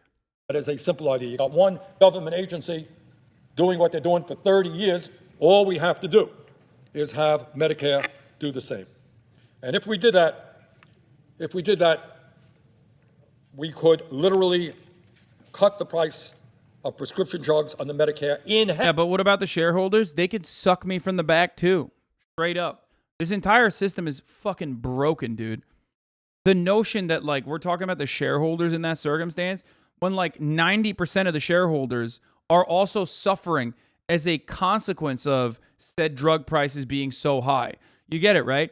Because like the way the stock market works is that the top 10% of wealth own 90% of the market, okay? So sure, like technically everyone has a stake in the stock market. Everyone is in some way, shape, or form, if they've bought into like the pharmaceutical industry in the stock market, their 401ks might take a hit, like a minor hit, but they're taking a fucking hit at the bank in their wallet every goddamn day. Every single one of your parents and yourselves are already personally taking a hit. You might be marginally better off.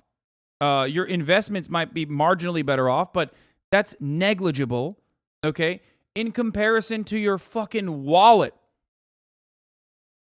taking a gigantic hit when you pay 10 times the prices for the drugs that every other country is paying less for.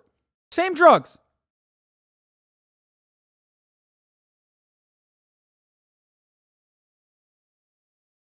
And this is the wild part about it that Americans cannot comprehend. This is an intentional aspect of the privatization of social safety nets, such as Social Security in the form of 401ks. This is what happens when you don't have pensions, and pension plans are already, complicated and have a litany of issues as well. But this is what happens when you privatize an aspect of the government that's supposed to be publicly handled and adequate. Motherfucker says you. Bad take. Why would you want to lose money? No, I'm saying you would make more money in the long run. In the form of incredible amounts of savings, okay? Half in a matter of months, not years. And that is why I am introducing. Americans fund a lot of the research and development as well, then they can't afford to buy the drugs that they help create. Yeah. R&D's coming out of your pockets too in the form of taxes, which is good. It's a good place that the taxes go to. You're funding these colleges that also then end up going back into the R&D by paying insanely high prices for colleges. And when you look at the per capita argument for research and development, for what you put in, our research and development, like our new novel chemical compound development per capita, is still significantly lower than countries like Switzerland, which also have a relatively capitalist healthcare system, but certainly not even in the fucking top 5. And that's before you attribute cost to it. How much we pay for all these things, how much we pay for R&D versus how much new chemical compounds, novel chemical compounds we find in the United States of America. Of course, if you look at the totality of it, America is gigantic. So yes, we are inventing more here than other countries that are much, much smaller. But you have to look at the efficiency. If you want to look at it from a capitalist point of view, you could do that as well.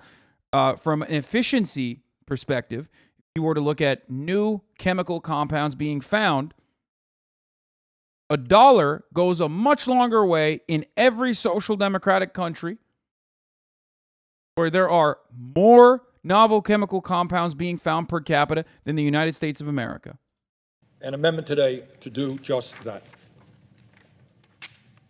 Under this amendment, we could save Medicare $900 billion over the next decade.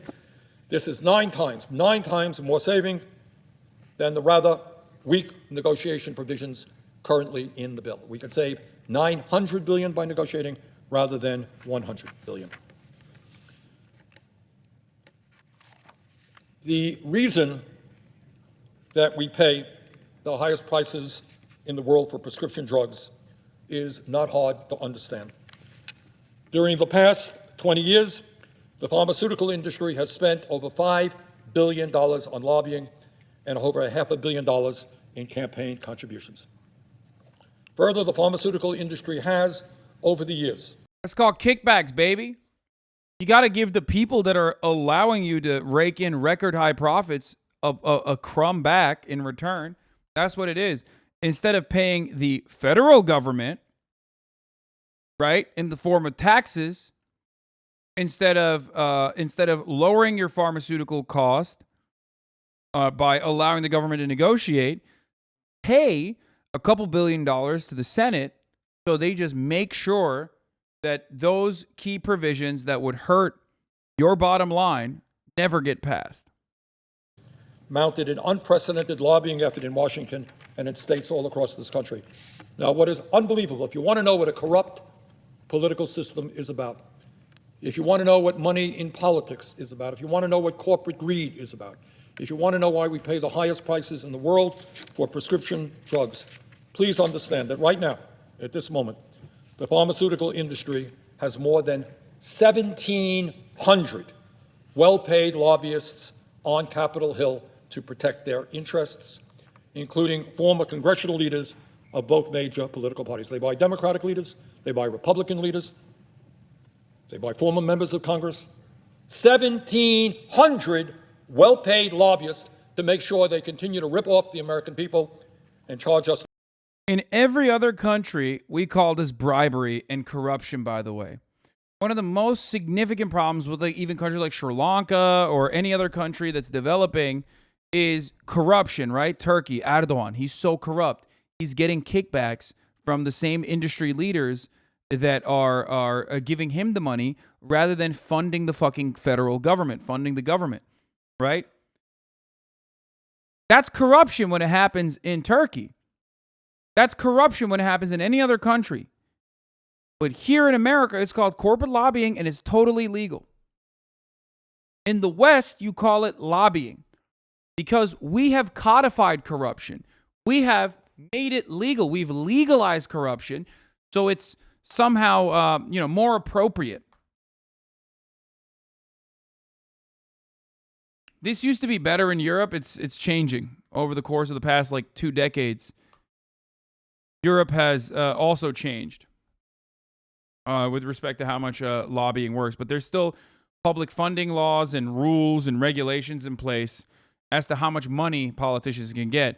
But of course, if you look at places like the UK, for example, there's still methods of sidestepping that by getting your friends into positions of power. You know what I mean? Which also happens in America on top of the lobbying. Hey, I mean, if it's above board, you can regulate it. No, you can't. If it could be regulated, it would be regulated. It is a overwhelmingly popular thing to destroy the nefarious and outsized, gross amount of influence that lobbyists have over Congress. It is the reason why America is an oligarchy rather than a true democratic country. And yet you talk about regulation as though it's something that you can regulate when capital power is so incredibly, overwhelmingly powerful that there's no regulation in place. The highest prices in the world for prescription drugs. That is over 3 lobbyists for every 1 member of Congress, 535 members of Congress, 1,700. Motherfucker said corruption, when it's legalized, can be regulated. Meanwhile, Bernie Sanders talking about how there's 3 lobbyists for every member of Congress. How do you regulate that? Well, I have an idea on how you can regulate it, for the record. But, you know, I won't say it out loud. Lobbyist. Mr. President, just yesterday, and this is really interesting, and I think it brings it all out, the CEO of Pharma, his name is Steve Ubel, I think, basically said, and I appreciate his honesty and straightforward, he said, anybody who votes even for this incredibly tepid bill. People will turn around and be like, lol, cops policing themselves? That's funny. Obviously, that's not going to fucking work. But then when it comes to Congress policing itself, you're like, no, it'll happen. It'll happen. Why? Because, you know, I believe in the theory of democracy. Yeah, totally, bro. It'll definitely happen. I'm sure Congress will regulate itself to ensure that they get less money as a consequence of sitting in this fucking throne of power. That'll certainly happen eventually, you know? He said, we are going to go after you. He stated, and I love this, the kind of modesty, he said, quote, few associations have all the tools of modern political advocacy at their disposal in the way that Pharma does, end of quote. In other words, if you dare to vote in any way to lower the cost of prescription drugs, we're going to spend all of the money we have, and we have endless, unlimited amounts of money against you. That is what a corrupt political system is about. That's what corporate greed is about. Basically, the CEO of Pharma saying, you vote for this bill, you can expect millions and millions of dollars of 30-second ads against you. That's where we are in the state of our democracy today. Madam President, Mr. President, prescription drugs is a huge issue, but it's not the only issue that is dealt with inadequately in this legislation. It is my view, I think it is the view of the majority of American people, it is certainly the view of the scientific community, that climate change is an existential threat to that planet. Now that sounds like a big word, existential, but what it means if we don't get our act together, there may not be a planet that is healthy and habitable for our children and grandchildren. It is very fundamental. Do we protect future generations? The only problem with Bernie Sanders is that he says fundamental like he's British. That's the only issue I have with him. That's it. Mr. President, this legislation provides $370 billion over the next decade to combat climate change and to invest in so-called energy security programs. Now, the good news, and it is good news, is that this legislation, as currently written, would provide more funding for energy efficiency and sustainable energy than has ever been invested before. That is the good news.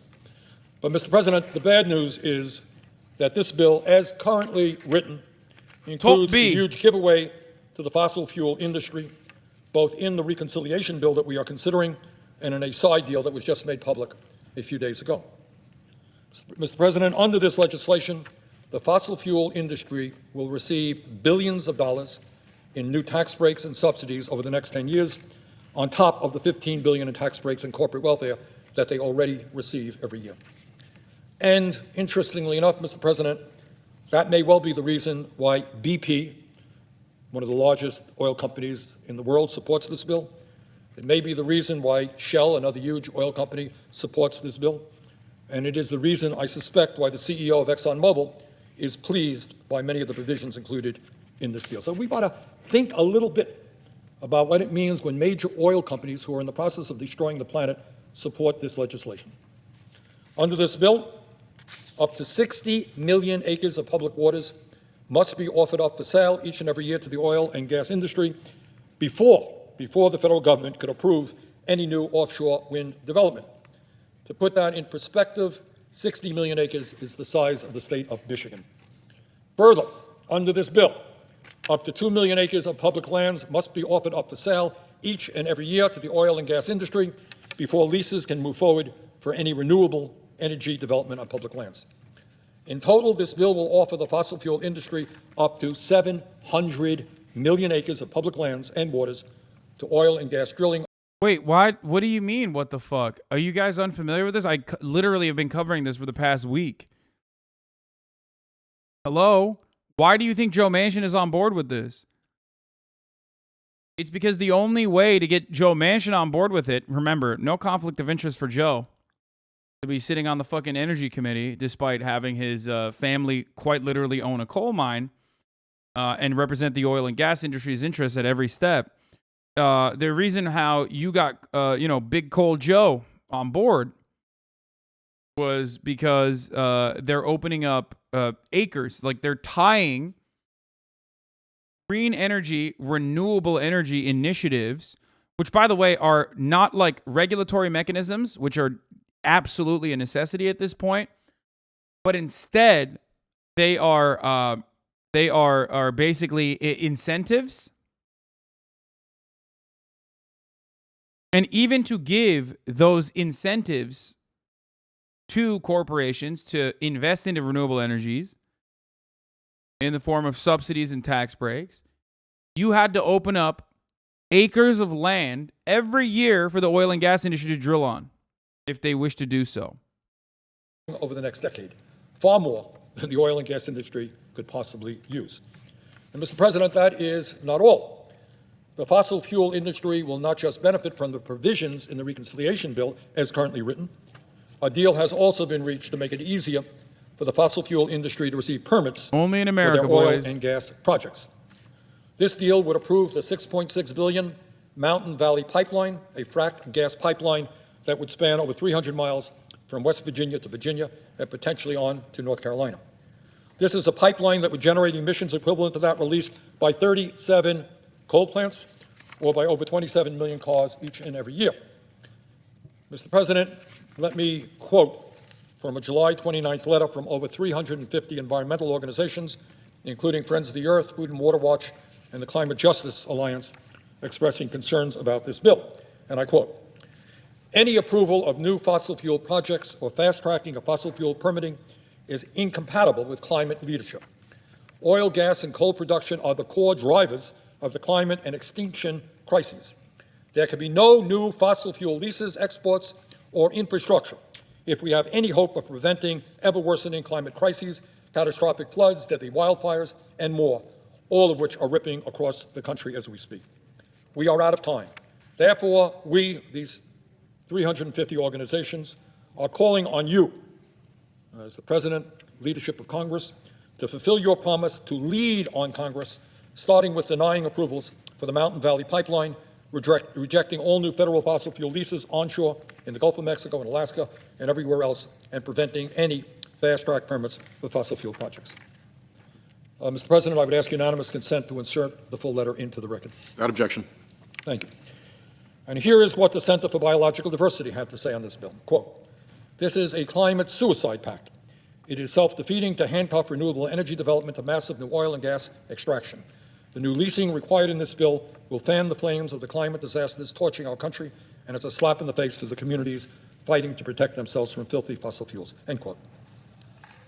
Now, Mr. President, in my view, we have got to do everything we can to take on the greed, the irresponsibility, the destructiveness of the fossil fuel industry, not give billions of dollars in corporate welfare to an industry that has been destroying our planet. And that is why I will be introducing an amendment today to strike all of the benefits to the fossil fuel industry that are in this bill, and I will be asking for a roll call vote on it. And Mr. President, let me say a word about some of the other amendments that I'll be introducing. I will be introducing an amendment that is widely popular. The concept is widely popular, and that is to expand Medicare to provide dental, vision, and hearing benefits. This amendment is fully paid for by demanding that the wealthiest people start paying their fair share of taxes. Further, I will be introducing an amendment to provide $30 billion to establish the Civilian Conservation Corps, which would create 400,000 jobs for young people to combat climate change. The entire younger generation wants to roll up their sleeves and get involved in the effort to transform our energy system away from fossil fuel. And this amendment and the establishment of a Civilian Conservation Corps would allow them to do that.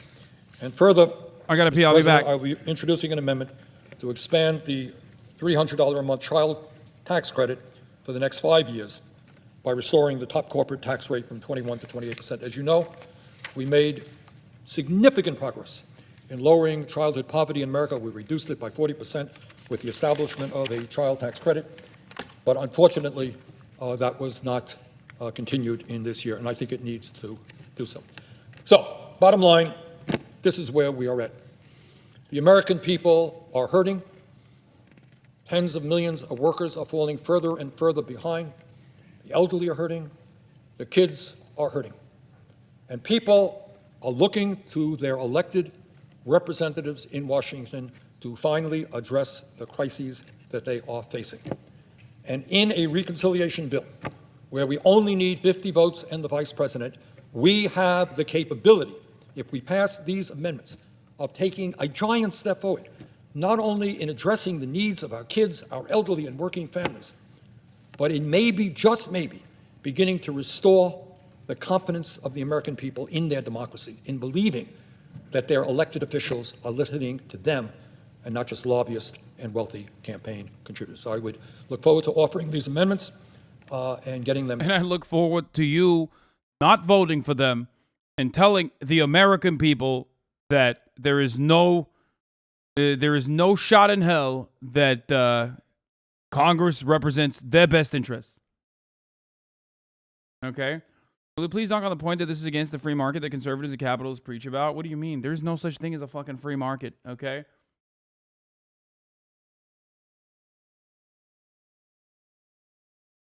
There is no such thing as the free market. Not real. It's a unicorn. Made up. Passed, and I thank the president very much and yield the floor.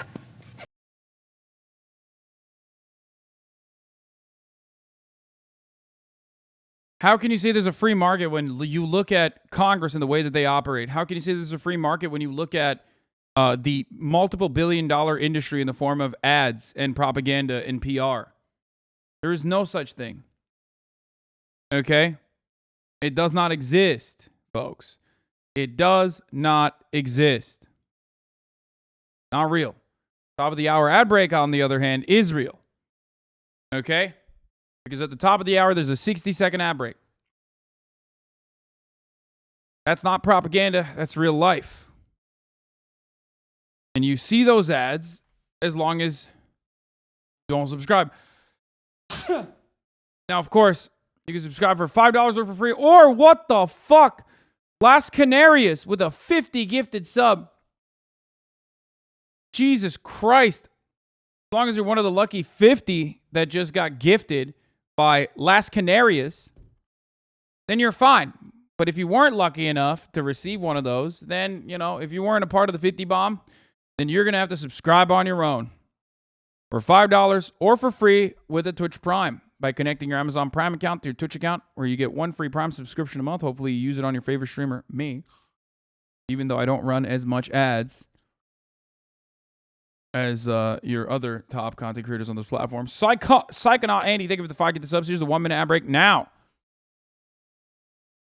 And Cock-Eed Fartin, thank you for the 5 get the subs as well. I mean, let's look at this, by the way. Speaking of free market, Republicans block cap on insulin. The 5G vaccine for QAnon teens. Thank you for the 5 get the subs. Republicans block cap on insulin costs for many Americans from the Democratic deal. Republicans stripped out a provision to cap insulin costs at $35 for private insurers, but the Inflation Reduction Act still includes an insulin price cap for seniors on Medicare. Democrats had tried to preserve the provision to cap insulin costs at $35 for private insurance, but that vote failed 57-43, with 7 Republicans voting with them to keep insulin cost cap in the bill. 3 short of what was needed. We needed 3 fucking votes.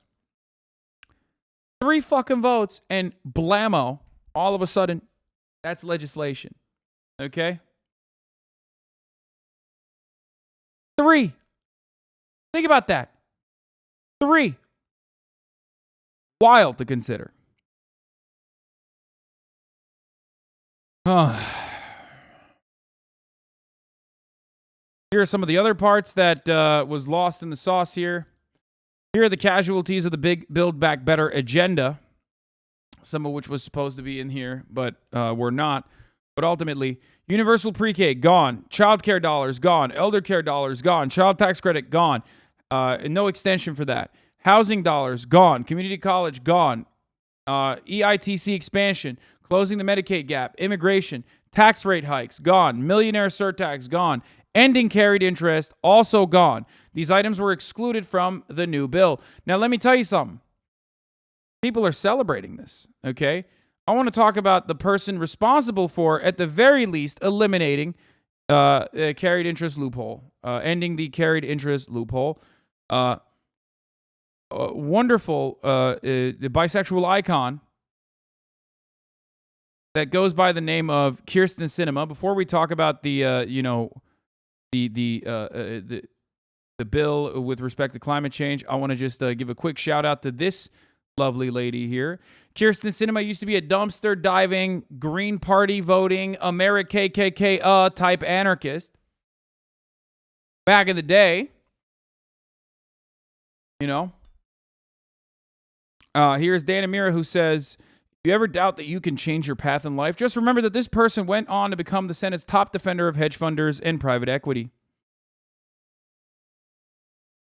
Okay? Just remember.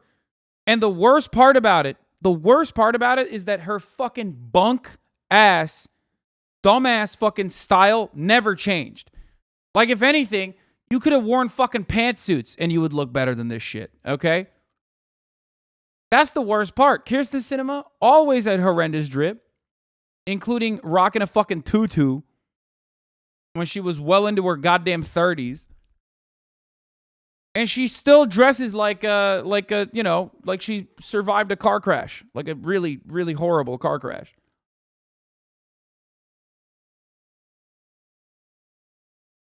But Kyrsten Sinema has a lot of allies for this.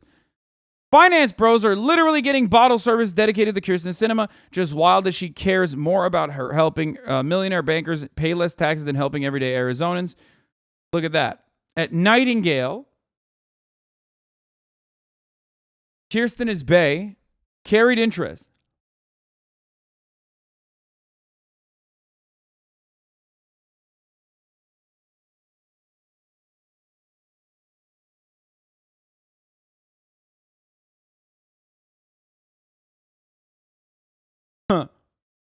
She dresses like a kid whose parents let them wear Halloween costumes year round. Oh my Lord. You know she's shopping. You know she's shopping at Ross Dress for Less. Bringing it back to my original point, which is no one should shop at Ross Dress for Less, except Kyrsten Sinema shops there all the fucking time. Okay?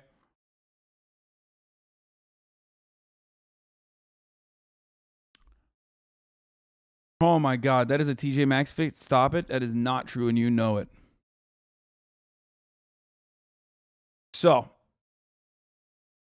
toxic chat proving they hate powerful women. Oh, 100%.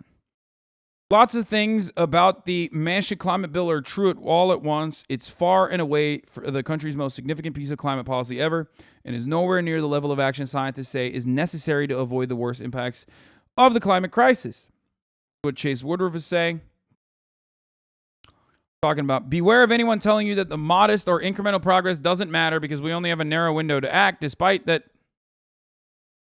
what is forgivably implied by some rhetoric. The climate crisis is not a ticking time bomb. Every ton of greenhouse gases emitted into the atmosphere, whether tomorrow or in 2050, will make things worse. And every ton we stop from being emitted, whether tomorrow or in 2050, will help.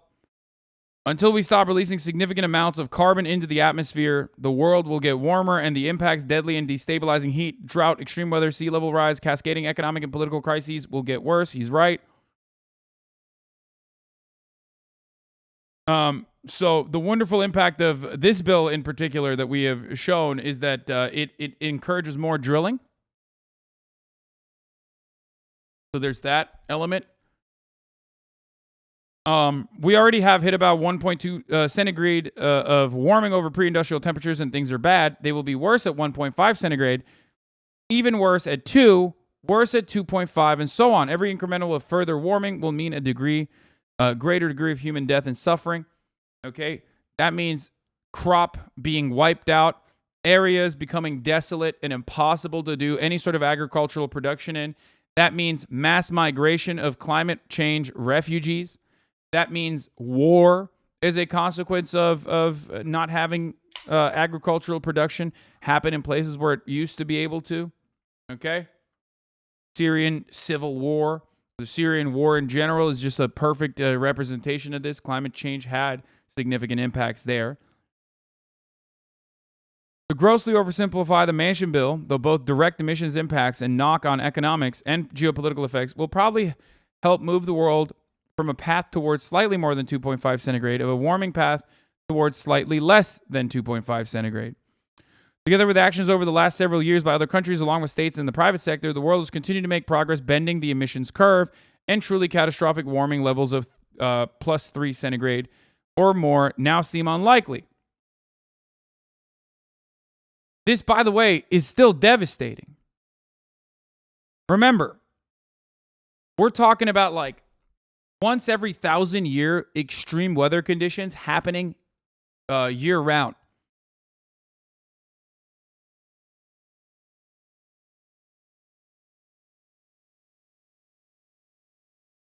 Okay?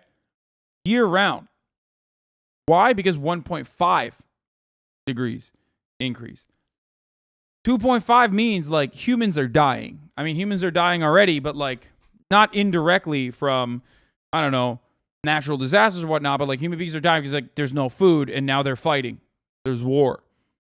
There's no food. There's no agricultural production and development. And there's also massively chaotic and debilitating, destructive natural disasters. So then you have to move. Okay? You have to literally move somewhere else. And then when you try to move somewhere else, then those countries are going to put up their borders and kill you.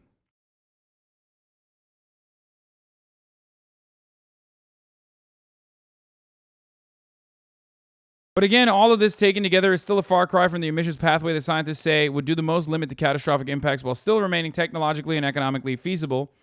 A 1.5 centigrade consistent target. When scientists released an exhaustive report on the 1.5 target in 2018, they warned that achieving it would require rapid, far-reaching, and unprecedented changes in all aspects of society. This is the RDC World meme, literally, that happened in real life. Though it's been clear for a while now, the Manchin bill is a final confirmation that the world hasn't chosen that path. Without drastic transformative action by the world's largest economy, the 1.5 target is now almost certainly out of reach. So that's where we are. Pending further action, which is unlikely at the federal level for the foreseeable future, we've prevented the vast amounts of harm that would result in 3 centigrade plus warming, while choosing to accept the still vast amounts of harm that will result at 2 to 2.5.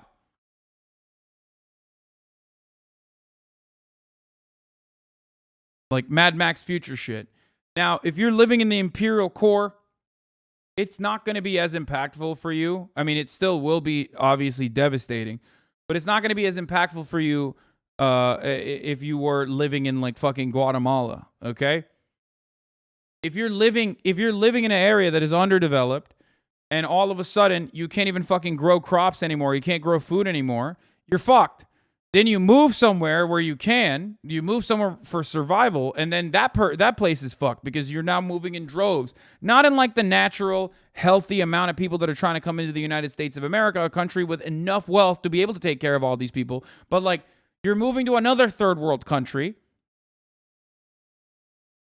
You're now, if you're lucky, that is, of course, if you haven't died because of civil war or some shit, now you're moving to another third world country that's also not able to take care of you, okay? And then that country is also destabilized, trying to, in droves, in the millions, like multiple fucking millions, I'm talking like hundreds of millions, trying to rush the fucking border of a country that will actually be habitable for you.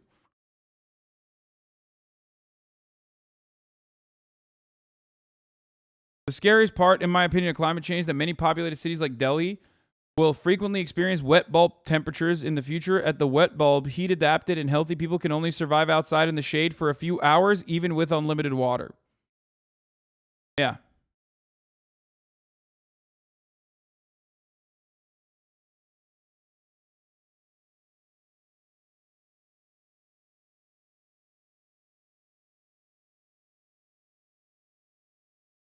So that's where we're at.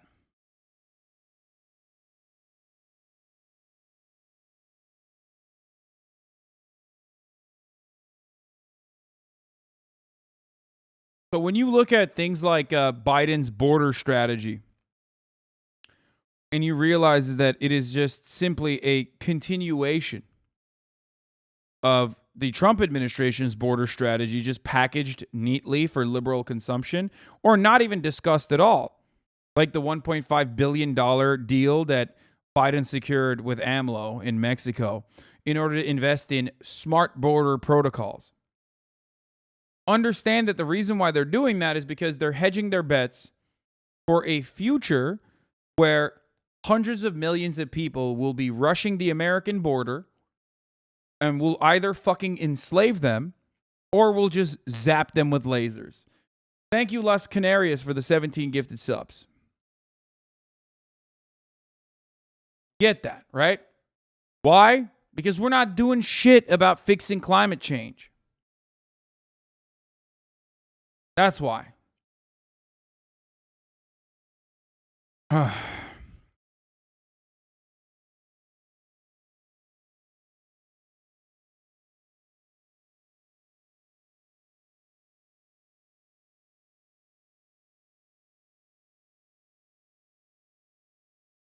New research using the wet bulb globe temperature hits danger zone at 87 Fahrenheit. Humans can't endure temperatures and humidities as high as previously thought. Okay, well, it's been widely believed that a 35 centigrade wet bulb temperature equal to 95 degrees at 100% humidity or 115 Fahrenheit at 50% humidity was the maximum a human could endure before they could no longer adequately regulate their body temperature, which would potentially cause heat stroke or death over a prolonged exposure. New study shows that it's actually 31 degrees centigrade or 87 Fahrenheit at 100% humidity, even for young, healthy subjects. So, I guess I'll die is like literally the fucking meme. You know what I mean? That's a regular day in Houston. Yeah, things are going to get fucking worse, too.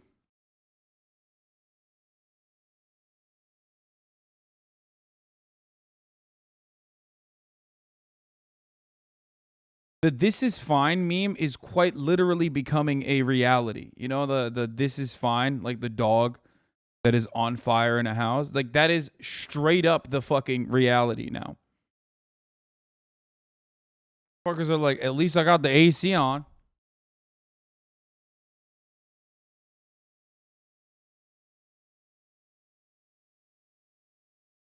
So, yeah. Let's take a look, trigger warning, at Ted Cruz before we move on to some other subjects to cover, okay? We got a lot of fire lined up for the rest of the day. But before we do that, I do have to mention Ted Cruz time. Ted Cruz is very, very upset at what's going on, okay?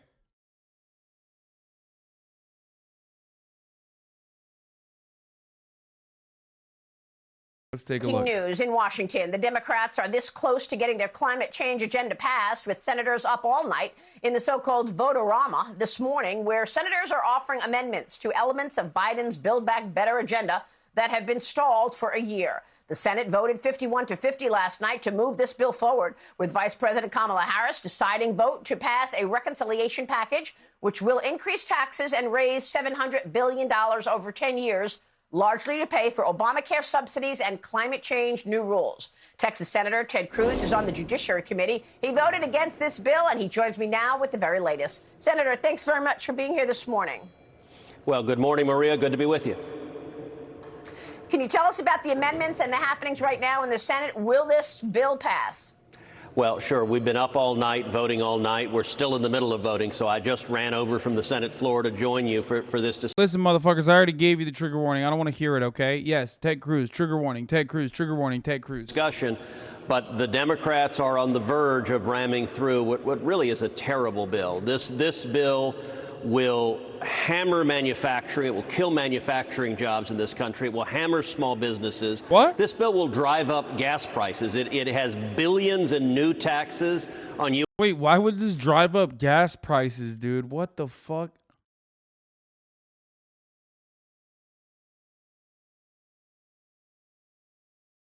Ted Cruz using the greatest thing that you could use, which is, of course, just making shit up. Awesome. U.S. oil and gas production.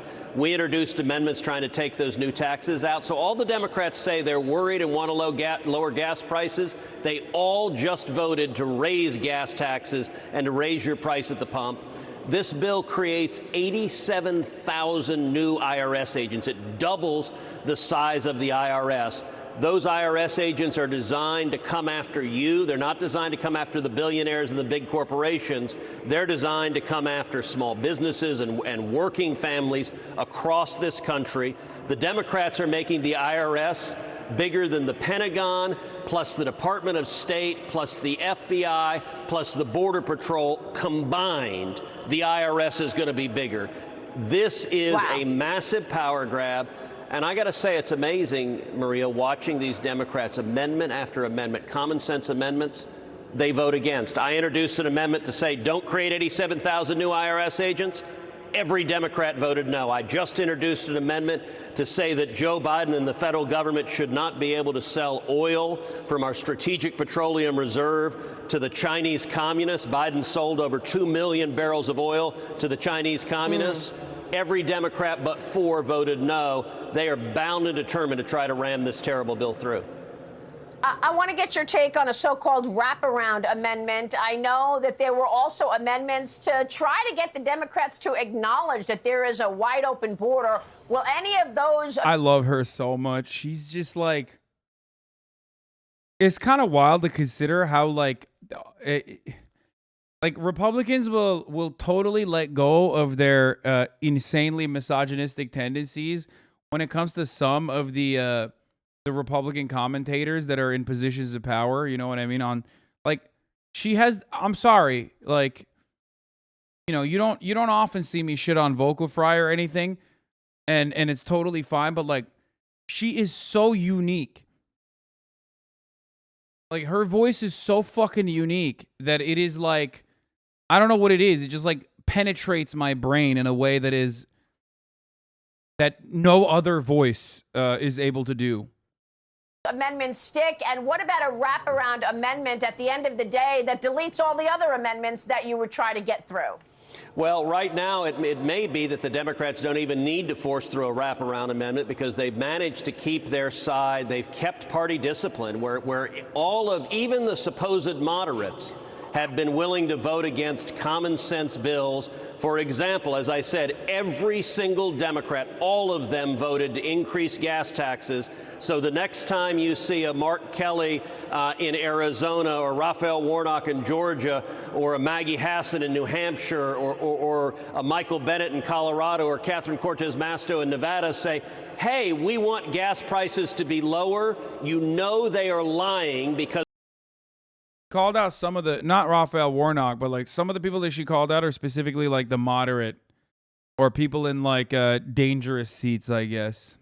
They stood up and voted, raise the gas taxes, stick it to the producers, make our consumers pay more at the pump. That's the end result they want, and their voting record proves it. Well, it looks like they're going to be successful in this. And do you believe that taxes will go higher on most Americans? What about that promise that taxes would not be impacted for anybody making $400,000 or less?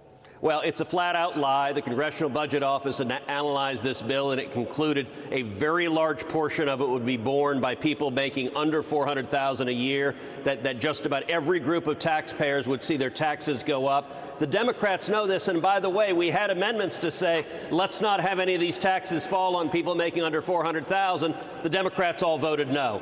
They are lying, and you know what they're counting on? They're counting on the corporate media just carrying their water for them and saying, oh, your taxes are not going up. It's not the truth. Wow. They know it's not the truth, but they expect the corporate media not to tell people. So unless they're watching your show or a handful of others, they're not hearing what's actually in this terrible bill. That is absolutely extraordinary. I want to turn to the FBI and your committee's testimony with Christopher Wray testifying in front of your committee. Let's run this clip. I want you to explain it. Watch this. The FBI agents were disciplined or reprimanded after that disastrous case and the misconduct that led to every defendant being acquitted or having a mistrial on every charge. Senator, I can't comment on any personnel matter. I can tell you that. I mean, dude, every media branch operates this way, by the way. Like, it's just not even people going, oh man, Fox News or whatever, but like every branch of the media is exactly like this. It's just like they just let you fucking lie, very little pushback, and then they turn around and go, all right, let's pull up a clip where you're looking like a fucking big dick badass. That case, as I understand it, is now pending a retrial, as I understand it. Well, the special agent in charge of that case has now been sent to D.C., to the Washington, D.C. office, and now leads the investigation regarding January 6th. Is that correct? Come on, Hasan, this is egregious. Yeah, no shit. Okay, I agree that MSNBC does this too, but come on, Hasan, this is egregious. Yeah, no shit, it's egregious. It's disgusting. I mean, put them in a fucking spaceship with Elon Musk on a rocket journey to the sun, okay? I don't give a fuck. Yeah, I agree. They suck. That doesn't sound right to me. So the guy in charge got promoted and is now in charge of the January 6th investigation. The guy in charge of the whole Detroit field office is now in charge of the whole Washington field office. That is astonishing. Senator, what were you saying there? What did the FBI do in terms of the Gretchen Whitmer situation in Michigan? Was that entrapment? It was. Look, unfortunately, one of the worst outcomes we've seen, both from the Barack Obama administration and now the Joe Biden administration, has been the deep politicization and weaponization of the Department of Justice and the FBI. They've turned the machinery of government and law enforcement into a weapon to attack their political enemies. And in the case of Gretchen Whitmer, we all remember in the fall of 2020, right before the presidential election, big announcement that they were prosecuting people involved in a plot to kidnap and murder the Democratic governor of Michigan. Okay, so here's the thing. The FBI did what they always do with the Gretchen Whitmer kidnapping plot, right? They like literally personally designed a kidnapping plot, found a bunch of dumbass patsies that will go along with it, and of course it fucking fell apart. Most leftists who are at least somewhat critical of the FBI and its practices immediately were like, yeah, that's bullshit. Okay, I said it. I was like, this is fucking silly. This is some silly Billy shit, right? A lot of people at the time got mad at me for saying that. Now, having said that, however, and there might be a little bit of FBI involvement in the January 6th stuff too, but ultimately, motherfuckers did go into the Capitol. Okay, so the fuck do you mean? That's what Alex Jones says. Yes, my friend, I know Alex Jones says that. Except Alex Jones never says that about Muslims. Which is surprising, right? Because most of the fucking terror plots that were thwarted by the FBI under the Obama administration, for example, were conducted by the FBI themselves, where they found like fucking autistic Muslim teenagers who they personally, openly in their own communications made fun of and were like, wow, that guy is R-worded. He couldn't even find his ass to wipe it if he doesn't even have that capability. Whereas, like, simultaneously, they were like, "Oh, we found a really bad terrorist guy that we luckily stopped from, doing a terror plot." Okay, that's true, by the way, straight up, everything I just mentioned. Now, they would use beautiful women to message them out of the blue, at least in 2 local cases. Fucked up. However, there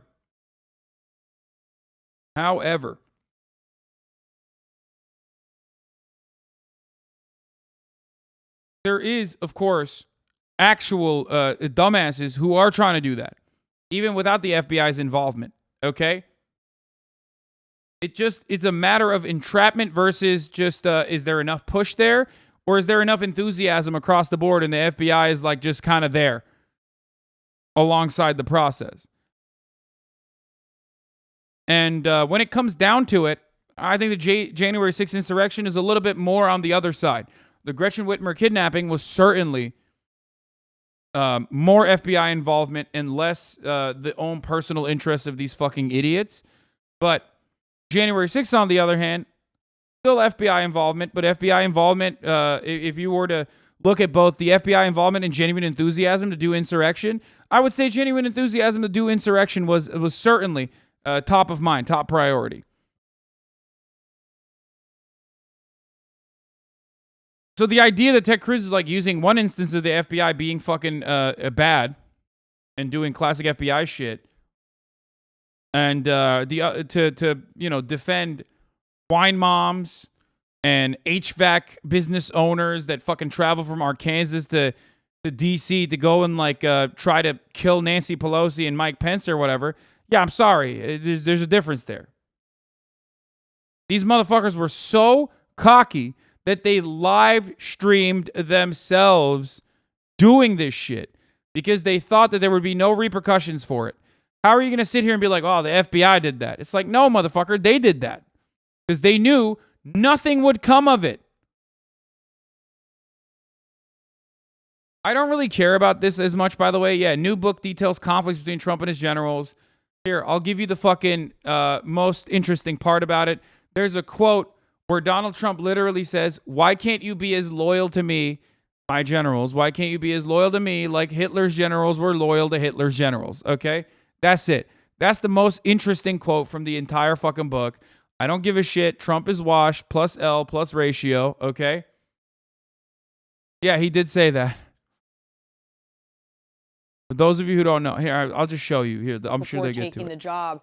And it reads, Milley assured him, Mr. President, you're going to be making the decisions. All I can guarantee from me is I'm going to give you an honest answer. And I'm not going to talk about it on the front page of the Washington Post. I'll give you an honest answer on everything I can. And you are going to make the decisions. And as also, Hitler's generals did try to kill him, no? But whatever, that's besides the point. long as they're legal, I'll support it.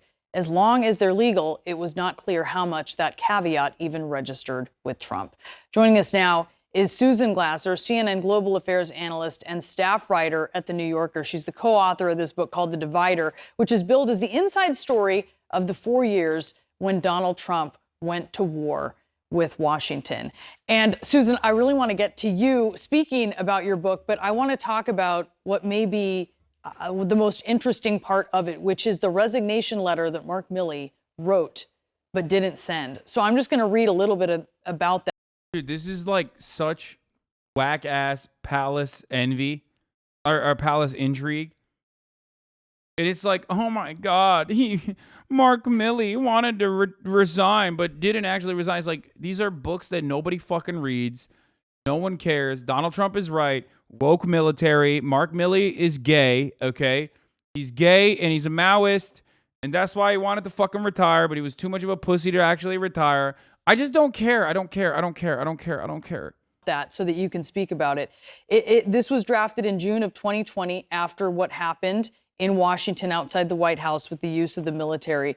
And he said, it is my belief that you are doing great and irreparable harm to my country. I believe that you have made a concerted effort over time to politicize the United States military. I thought that I could change that. I've come to the realization that I can't.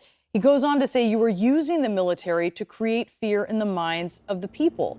The American people trust their military, and they trust us to protect them against all enemies, foreign and domestic, and our military will do just that. And he says, third, I swore an oath to the Constitution of the United States that says all men and women are created equal. He says, it's obvious to me that you don't hold those values. Yeah, but he fucking learned that when he read Mao Zedong, okay?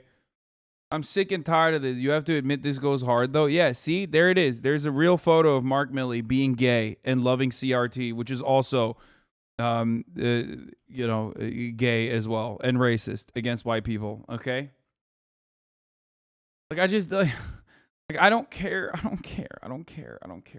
I can't do it. I can't, like, it's just so boring and fucking so whack. Like, these guys are all literally like, Mr. President, why can't we go back to just murdering 14-year-old brown kids overseas? Why do you have to also do a fascism here? Why can't we just keep doing a fascism overseas? Why is this so uninteresting to you? Because it doesn't fucking matter. Because he didn't actually kill Trump, okay? If you were a real Hitlerian-style general, you should have tried killing him. Why didn't you try to stab him? Or even scare him a little bit, you know what I mean?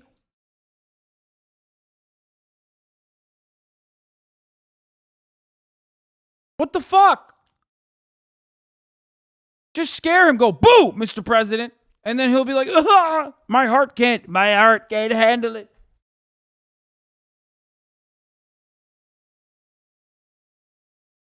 It's just fucking bullshit. It's just bullshit.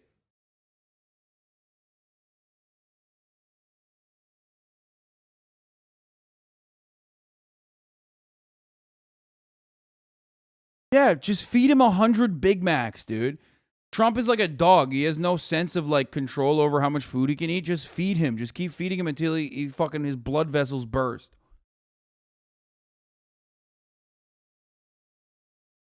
Okay?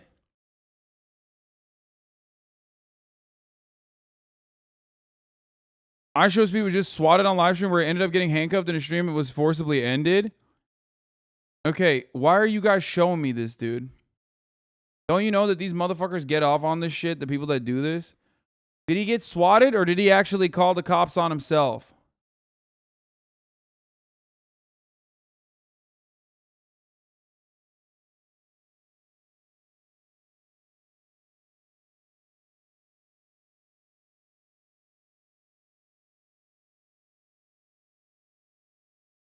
The idea that he's one jump scare away from death is pretty funny for Donald Trump. Yeah. 1 hour poll, settle it. Anyway, why would he have the police's number on speed dial? Good one.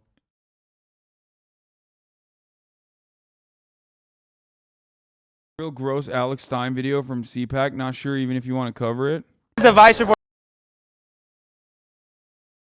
Dude, this guy gets off on being like the most punchable motherfucker on the planet, right? That's his thing, right? It's like this is the same guy who like went up to AOC and was like, "Yo, you're a big booty Latina," or whatever the fuck. That's his whole like shtick, right? Is like being just an annoying little pest, like the creepiest fucking loser. The guy who follows me is a guy who's unrelated to the person on the video, okay? Fucking weirdos.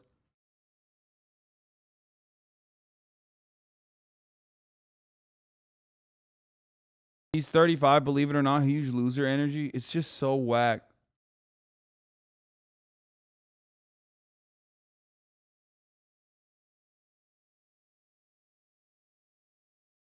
You can tell the only one in a mask here. So how are you doing?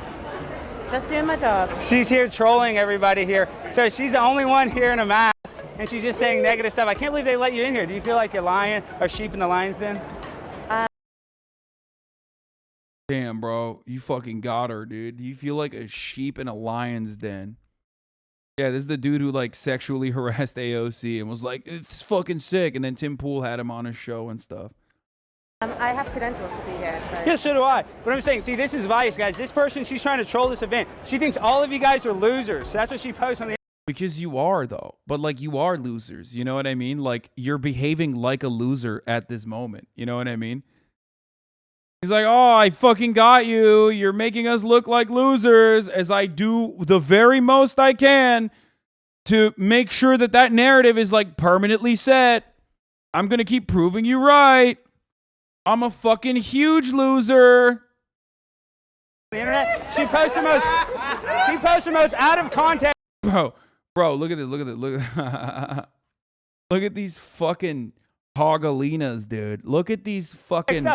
Woo, buddy. Look at this. He's like, yeah, this dumb bitch trying to make me look like a loser. That's right, bro. He literally looks like if the hoggers emote that we have shaved, okay?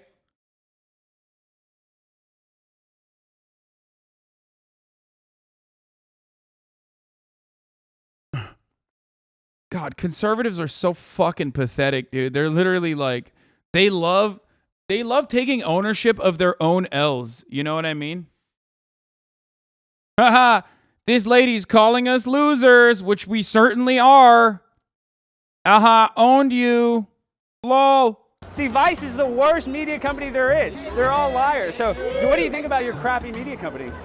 Just do my job, and if you have a problem with me being here, you can take it up with CPAC. I know, but don't you think Vice is a bunch of liars?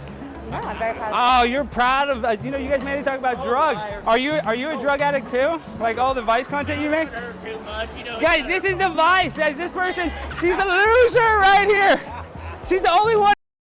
Oh God, he's so fucking slimy and greasy. What a fucking weirdo, dude. Holy shit. He's so weird, dude. What the fuck? Yo, these guys are... Okay. This is kind of good though, because it's like this kind of attitude, like this kind of behavior. I don't think, you know, no matter how much of a politically motivated you are, no matter how much of a politically motivated moron you are, it's like pretty obvious what he's doing is like a child. You know what I mean?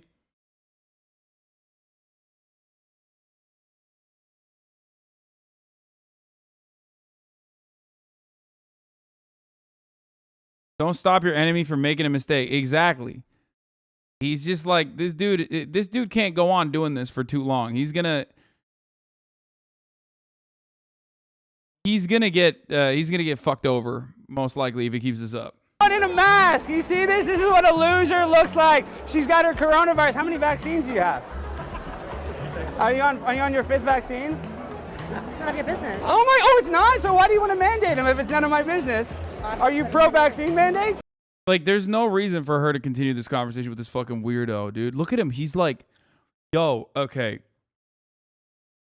Bro, look at his face. What the fuck? Yo, he's so ugly, dude. Holy shit. He looks like he's out here sweating like that fucking meme of the person who like is typing really fast. You know what I'm talking about? The person who's like aggressively typing. He's out here literally fucking, he's like about to have an aneurysm over here. Like, ah! Ah! Ah! You fucking loser! Yeah, big boy, dude. I wonder why he only goes after women. I wonder why this fucking cucklord only goes after women at these sorts of conventions. Big tough guy, right? Surrounded by his fucking hog friends, too.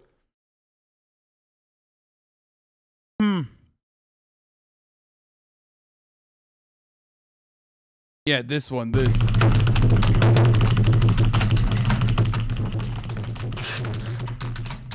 He's over. Look at it. Look at him face. Oh, it's none of my business, but she's pro-vaccine mandate. Guys, you see this? This is what a Vice journalist looks like. She comes here. This is what a Vice journalist looks like in her little mask at the conservative event. Now she's scared and getting attention. I'm getting married in 2 weeks. That's why. Oh, that's great. You're getting married. I wonder how many vaccines he has. Is your husband? What the fuck? Bro, he just went back. Dude, this is NPC behavior, by the way. That's so funny. He's like, oh, I wonder how many vaccines he has. Oh, you have a... Are you getting married to the vaccine? Dude, that's awesome. That's a great troll, man. You're fucking cool. Why don't you do something nice for once? And, you know, I won't say the rest of what I want to say. Just, you know, fucking make the world a better place by just shutting this entire operation down. I'm just, you know what I mean? Is your husband gay? I'm gonna stalk you now.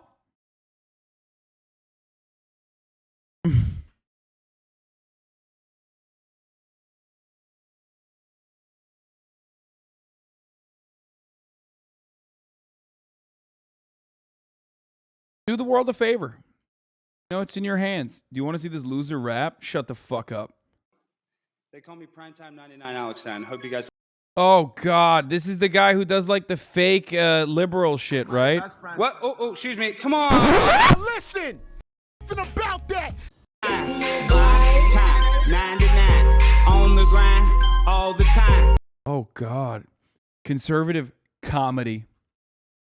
Conservative comedy. Dude, I love conservative comedy.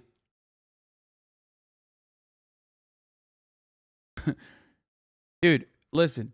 if you have not a funny bone in your entire body, then of course you're gonna fucking constantly do like, lol, I'm just being racist for jokes, because it's the hackiest thing you can do.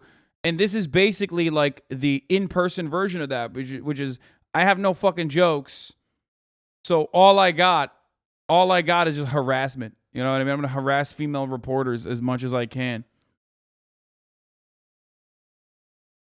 Is he trying to be the hog Jordan Klepper? See, that's the thing. Great example. Jordan Klepper goes up and talks to willing participants, okay? He might troll them by showcasing their contradictions and their attitude and their worldview. This guy can't do that because he's not smart enough to do that. He's too fucking stupid. So he has to literally do the hacky version of this, which is, you're the fucking, are you married to a vaccine? Are you gay for the vaccine? Oh, you're so stupid, vaccine. Like, that's it. That's what happens when you have, you're a witless dipshit. You're right, chatter. Exactly. You're just a fucking witless dipshit, and you got nothing, so you're like,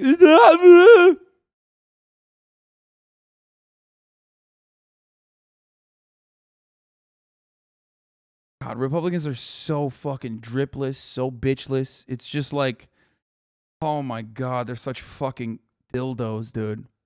Is he vaccinated? Is he vaccinated too? Why don't you put this on your Vice? Why don't you put this on your Vice? See, Vice won't cover Primetime 99 Alex Stein.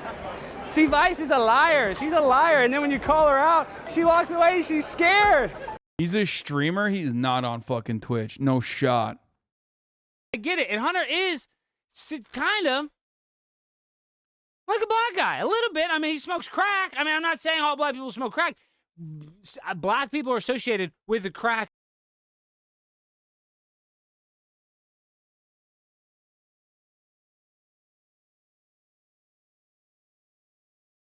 What?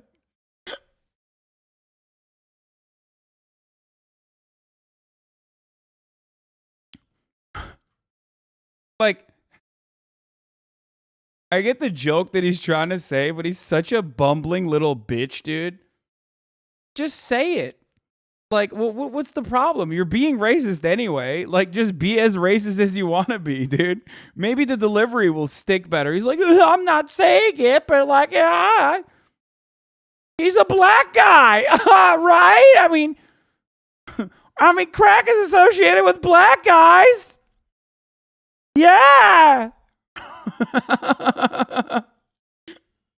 Oh, why don't you just say it? Just be fucking racist, dude. What the fuck? We all know you're racist. Like, I don't understand why he just like chickened out of it. You know what I mean? Epidemic. He smokes crack. This is 2018. All that stuff, everybody knows he's smoking crack. So, you know what? Hunter Biden's leading into the crackhead role. Come on. It's just like, oh, this is great. He's trying to, why are you trying to weasel out of just like doing a racist thing? We already know it. Just say it.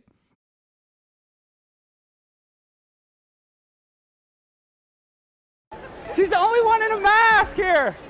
She probably has the coronavirus from the viral shedding. You guys see, this is a Vice journalist. It's a lying media company. So, do you feel uncomfortable now being here? I don't feel uncomfortable. I'm just here to do my job. Well, I don't want to get viral shedding, but how many vaccines do you have? Do you think Joe Biden's a good president? Does inflation affect you? Do you think the country's doing well? Why are you? Yeah. She's like, leave me alone. Like, what are you doing? Brother, at a certain point, you got to realize, like, you're just insanely fucking annoying. You know what I mean? He's so obnoxious. Like, she's like, dude, leave me alone. What the fuck? This is psychotic. Like, and everyone there is so horned up for this. Look at the crowd. Look how big the crowd got. It's like, yeah, that's our boy. Let's do it. Let's all harass her together. Epic trolling, baby. I'm 60 years old. I'm still on 4chan. My bitch wife left me. Deborah, I love you. Please come back. You took the children. Coronavirus and the viral shedding. God damn it. God damn it, Deborah. He thinks he's killing it. Yeah, dude. He's so... Do you think Joe Biden's a good president? Does inflation affect you? Do you think the country's doing well? Why are you? Yeah. Oh, look at this Vice alert! Vice alert! Let's get a photo. Yeah, I'm Primetime 99. The Vice is a lying media company.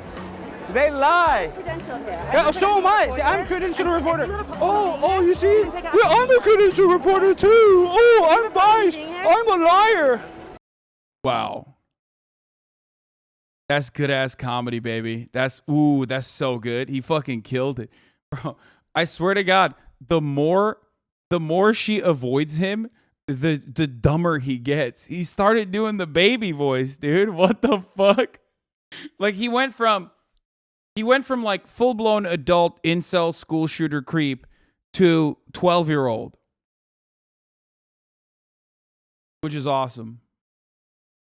Do not bring up this man's limited fucking interaction and engagements by fucking adding him in the chat. Are you fucking brain dead, dude? If you look at a channel and it's got like 200 fucking followers, why in the ever-loving fuck would you link it in the largest political Twitch stream? Like, what's wrong with you? Are you just as fucking silly-billied out as this dude? Does your brain not comprehend that that is like promotion? Dumbass chat, shut the fuck up.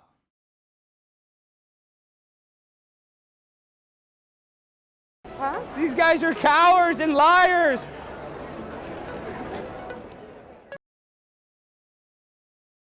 Oh, look at that. Oh, I have masks everywhere. I got so many masks on.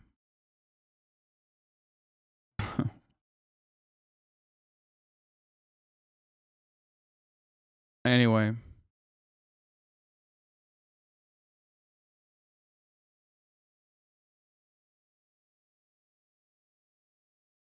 OMG platforming. I mean, there's a difference between like me fucking shitting on the guy versus him literally, people literally fucking linking the dude's Twitch account, okay? Especially when the Twitch account is not even prominent.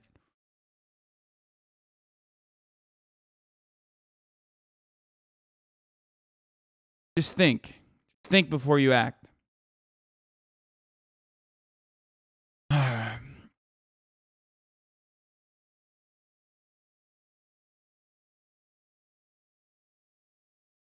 Anyway, it's just another endless sequence of conservatives fucking owning themselves prominently. Okay, that's what that was. Wonderful stuff. Great, that dude is he's killer. He's got a killer bit.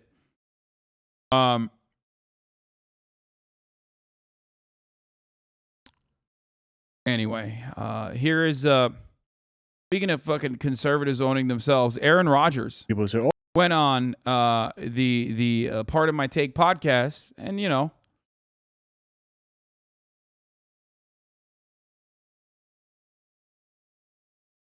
let's take a look at what happened to him. Oh, immunization, vaccination. Yeah, I did. I said that a lot. Yeah, you did. Yep. But how many people do you think you killed? What's your count? How many grandmothers? Let's just do grandmothers. I mean, I know you guys are fucking around. I don't find that part funny. I really don't. Okay. Like, yeah. PFD, he takes it very seriously. The amount of grandmothers he killed, he takes very seriously. How dare you bring up the numbers, okay? He recognizes the impact that he had. You understand? He gets it. He killed a bunch of grandmothers and he doesn't like it. That's the main difference, okay? Bro, look at the banner CPAC displayed. Feels like we shouldn't gloss over the fact that CPAC put a massive banner over the stage and said, we're all domestic terrorists. Nice. I mean, cool.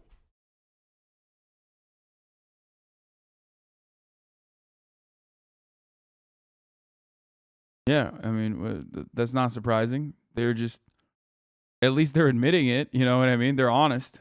Refreshingly honest. Yeah. Anyway, let's take a look. Let's finish this out real quick. And I know you guys are fucking around. I don't find that part funny. I really don't. Okay. Like, Oh shit, we got John Cena. no, yeah. People. Shit, we got John Cena. Like, yo, that's fucked up, dude.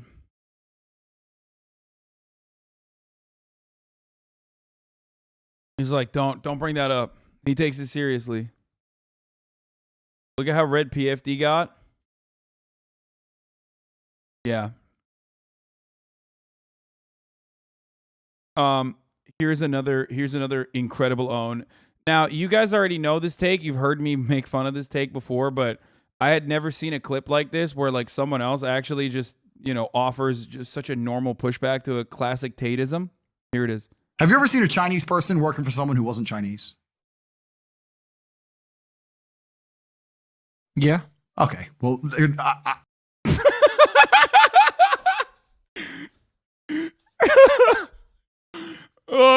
Yeah. I gotta run it again. I love this. He's like, yeah. Have you ever seen a Chinese person working for someone who wasn't Chinese? Like, he thought he was about to pop off with this, okay? Also, it's just like why do you choose like an incredibly common experience? Like, why are you trying to get other people to like be just at your racism level? That like your expectation basically is like, this is, by the way, this is the equivalent of like trigger warning, racism. This is the equivalent of like walking up to like a random person or going on a podcast and be like, have you ever seen like a successful black person? Like, yeah, of course, dude. Of course. What the fuck do you mean? Like, why would you expect the other person to be just as racist as you? You know what I mean? Like, it's so stupid. It's like, how are you so incredibly surrounded by sycophantic assholes that you just didn't even think about this further? Like, there are billions of Chinese people on the fucking planet. Of course they work for fucking non-Chinese people. It's so stupid. Like, why would your expectation be, no, you're right. You're right, I've never seen it. Because like the concept that he's trying to get at is that like Chinese people take care of their own, they're like different than everybody else, and they are organized in a way that like helps Chinese people out. That's why they never work for non-Chinese people or whatever the fuck, which is not true, obviously.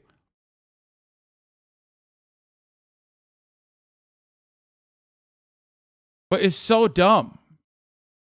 Because once again, if your entire worldview revolves around your anecdotes, most often, not even anecdotes, but your personal biases, yeah, someone's going to be like, yeah, that's wrong. Stop acting like statistics matter in the situation. He's sharing his opinion. Why do you get so heated? Okay, 11-month subscriber. Stop trying to bait me. See? I took a day off, bitch.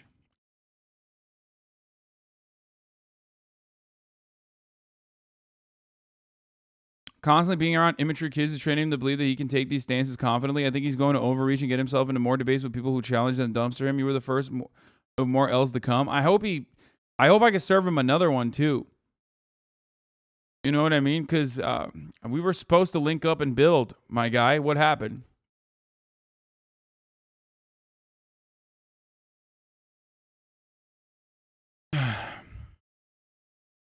Anyway, both Donut Operator and the AK Guy want me to collab with them. Hey, it's on the hunt. Just saw a reaction to the AK Guy video collab with the robot dog. Just wanted to extend the invitation again to come out to Texas and have a range day with Brandon, Cleanest Clean, and myself. And he also said, even though Hasan the Hun, Brandon himself said, even though Hasan the Hun and I have very different political views on most things, I respect him for at least standing up for free speech for creators. Would love to have him out on a range for a day sometime and show him real gun culture, maybe with Cleanest Clean and Donut Operator. I don't know if I'm gonna do it, but for the record, I don't need fucking clout. I've made my money. I'm good. I just think it's neat to talk about people who acknowledge shooting guns is fun and want to try and explore it.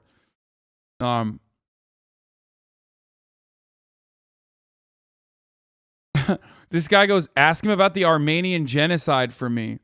This is from 4 years ago. It took me 2 seconds to Google. Ask me about 9/11. Dude, it's so funny. Why does this have 92 likes? Why are so many people just like, yeah, no, he denies it? You know what I mean? It's like, why? It's so easy. It's so easily dismissed.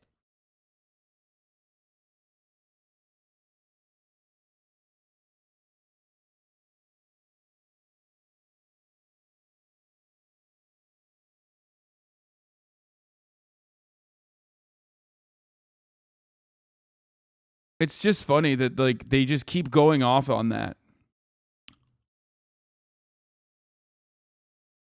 You do the chud bit so much, even when you said Brandon added you on Twitter. I thought you meant Joe Biden.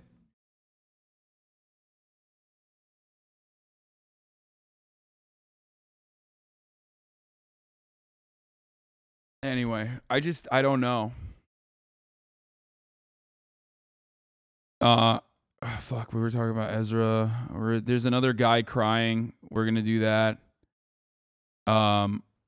Yeah. Oh, Frank Ocean made a $25,000 cock ring. Just wanted to point that out.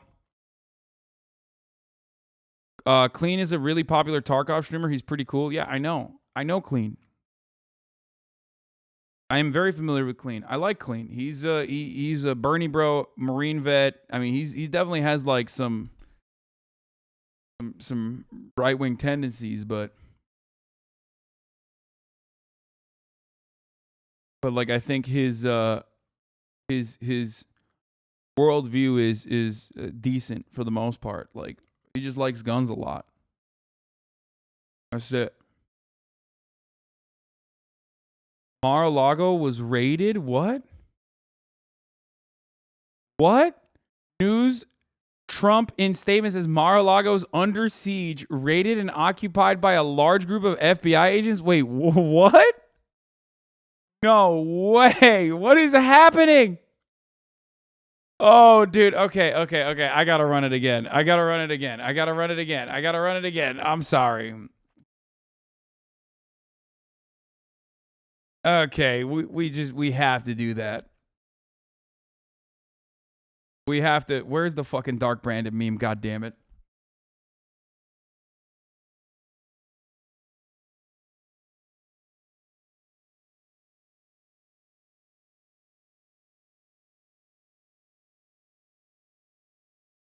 Clean is also that OP guy where any haircut and facial hair looks good on him no matter what. Yeah, he's a very good looking man.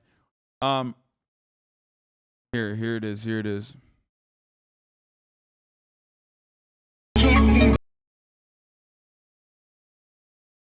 I'm sorry. What's up? What did you just say that?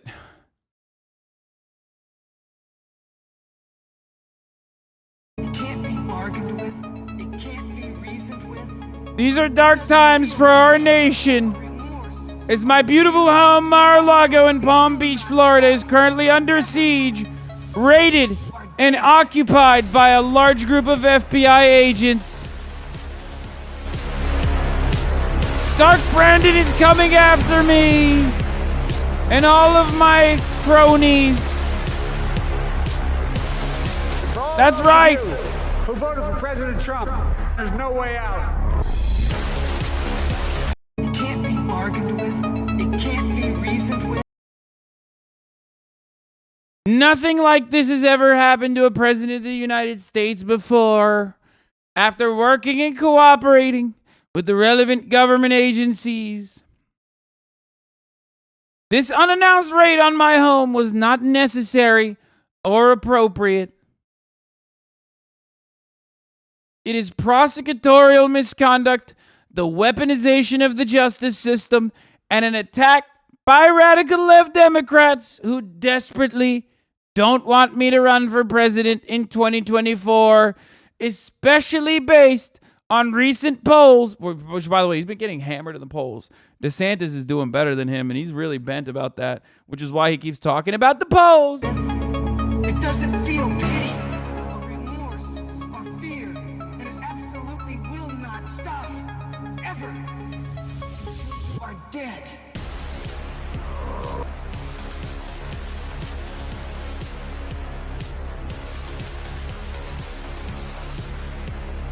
Such an assault could only take place in a broken third world country. Sadly, America has now become one of those countries, corrupt at a level not seen before. They even broke into my safe. What is the difference between this and Watergate, where operatives broke into the Democratic National Committee? Here, in reverse, Democrats broke into the home of the 45th President of the United States. That's awesome.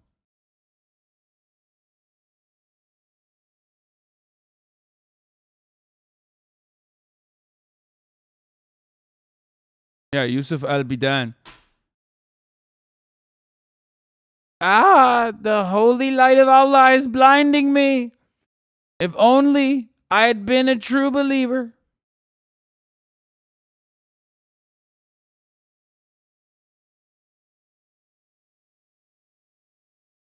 Isn't it wonderful when Donald Trump 3 days ago said, like, we should use the law enforcement authorities to, like, mass execute drug dealers, okay, with a swift trial or no trial at all. We should bring back stop and frisk. And then, like, the moment that the law enforcement community comes after him, he's like, I'm a prison abolitionist. No-knock raids without warrants are being conducted on my home. Unbelievable. Defund the police.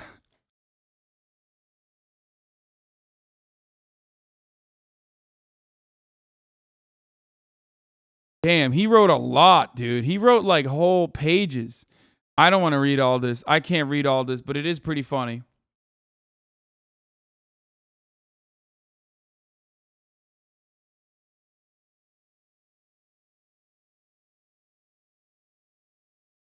I do love this. Okay. Have you covered Trump flushing White House documents yet?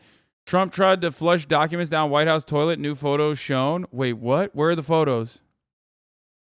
What? New in Axios. Trump denied flushing documents as president, as I learned during reporting last year for Confidence Man. A Trump White House source recently provided photos of paper with Trump's handwriting in two different toilets.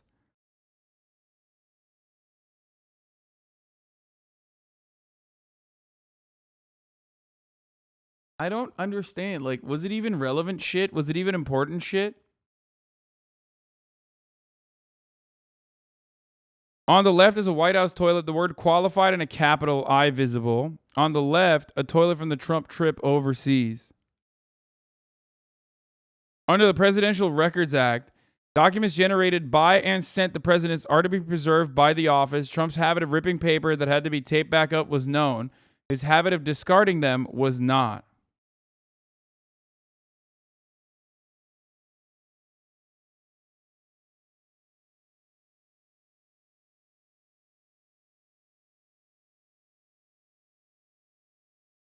I don't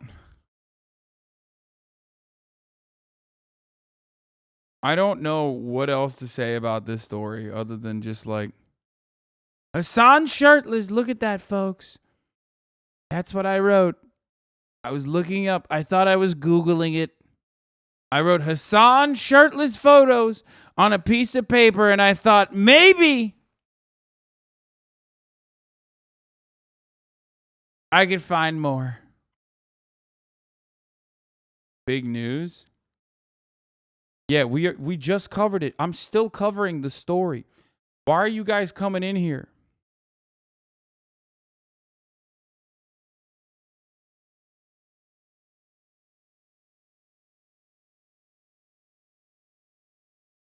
Dude, it's awesome though.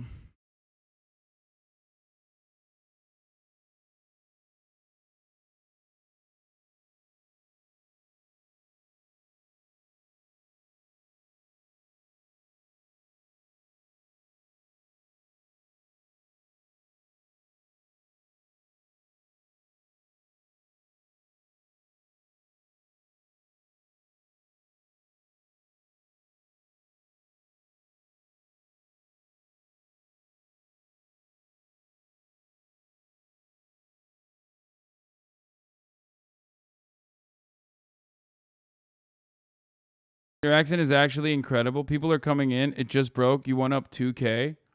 Wait, I did? I don't think I did.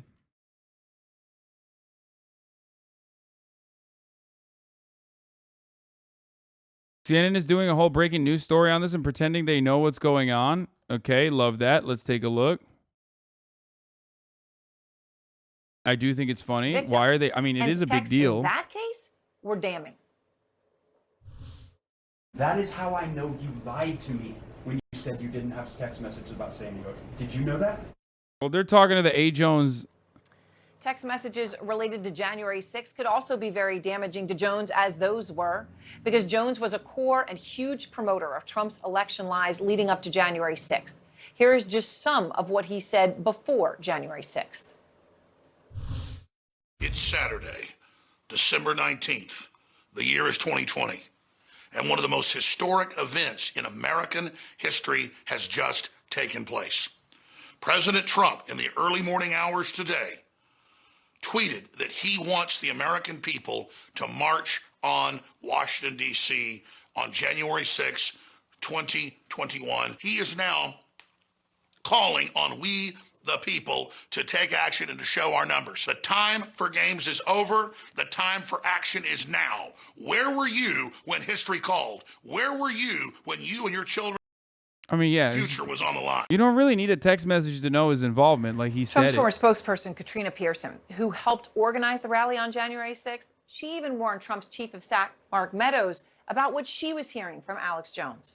But she never warned everybody that the top of the hour ad break was here. And if you wanted an uninterrupted ad-free broadcasting experience, that all you needed to do was subscribe for $5 or for free with a Twitch Prime. The rhetoric that they were doing. Or by getting gifted a sub.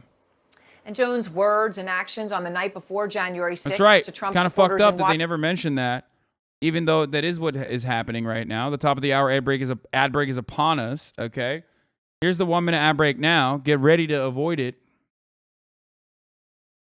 Boom, blammo, roasted, toasted. 6th. Hours later, on Insurrection Day, Jones was on U.S. Capitol grounds. Trump is going to speak over here. Trump is going I mean, dude. to be on the other side. Jones was there. Jones mattered. But he has never testified to exactly what he knows.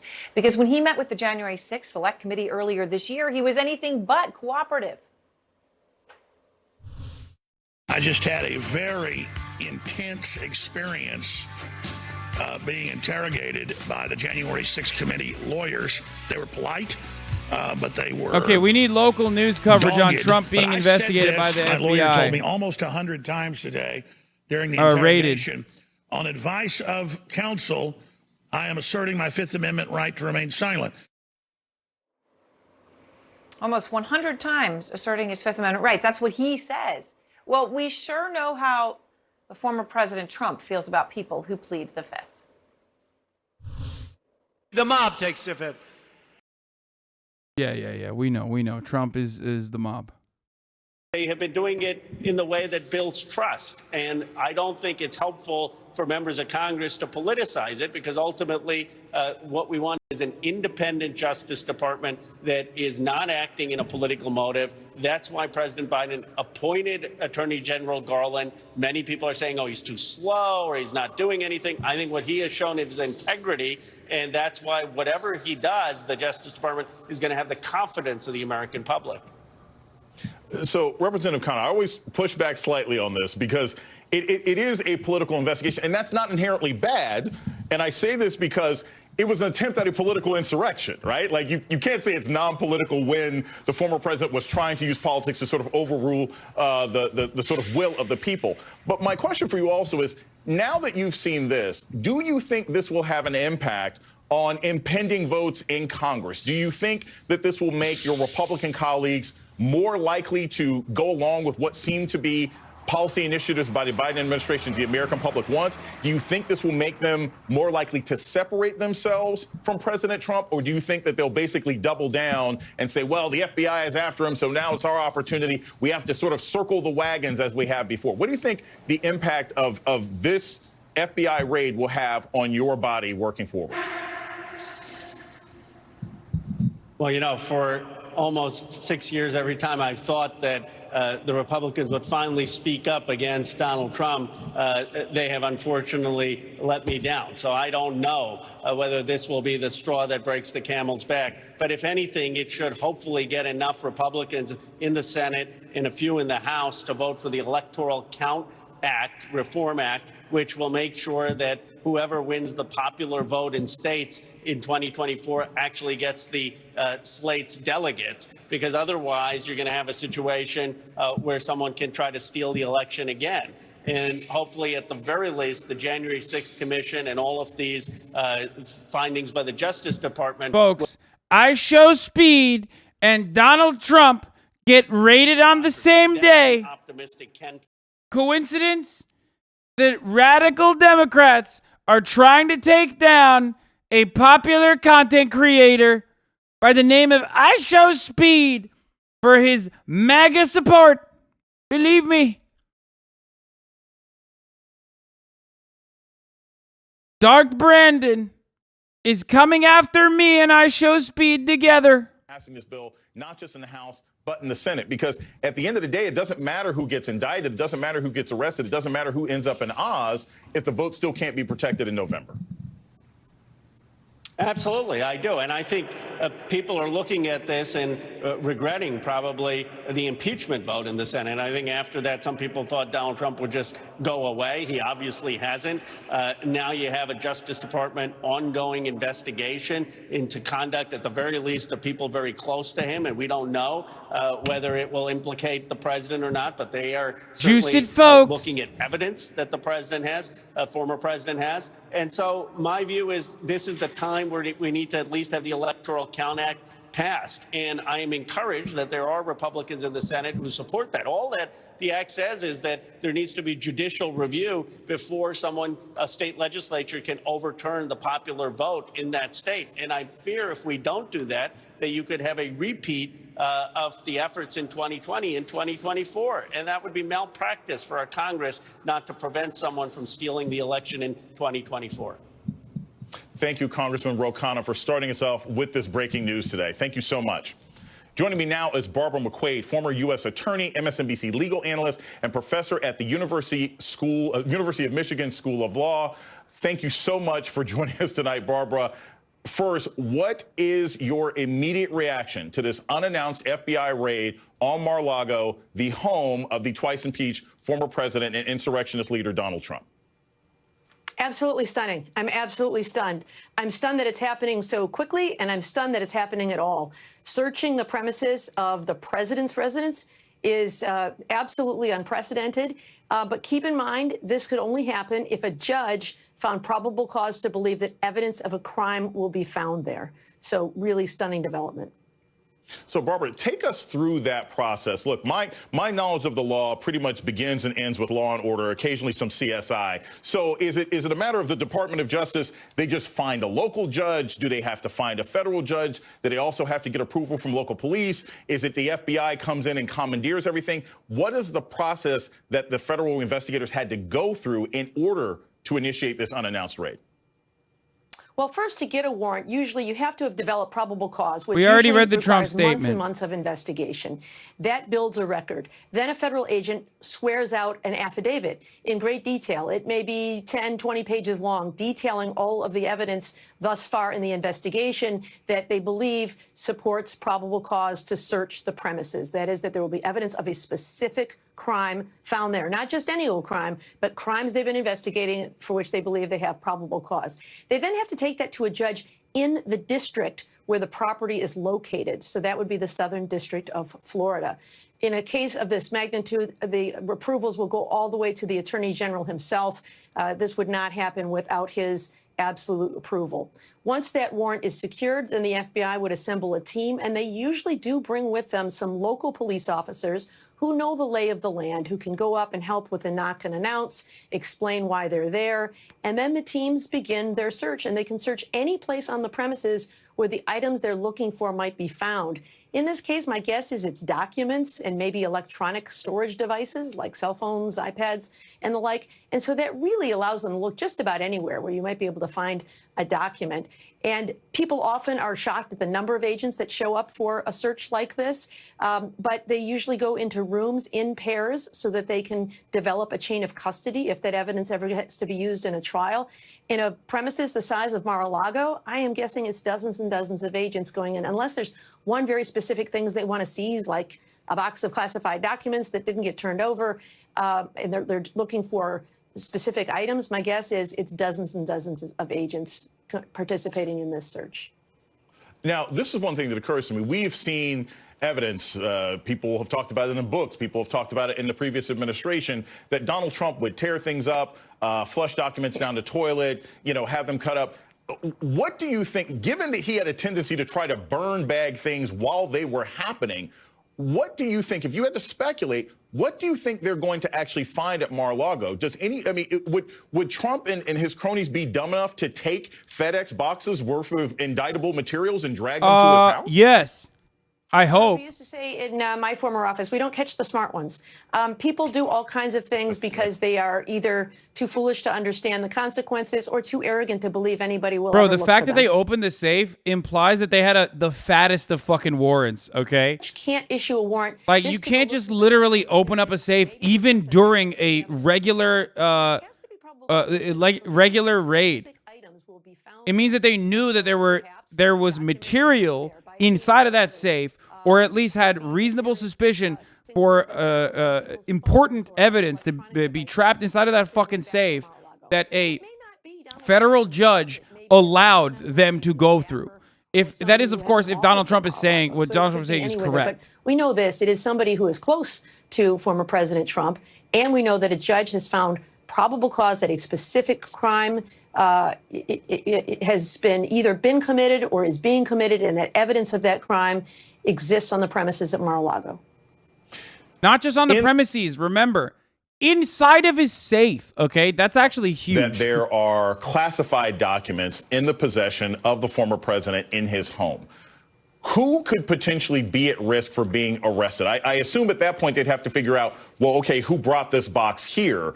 But at the end of the day, is that alone something that could lead to an arrest? If they say, look, somebody's got to tell us how this box got into this building, could that lead to an arrest of the president? I think Dark Brandon as a meme was dead, and then this happened, and now the meme is alive, but also now it's unironic. Finding classified documents would alarm government officials for two reasons.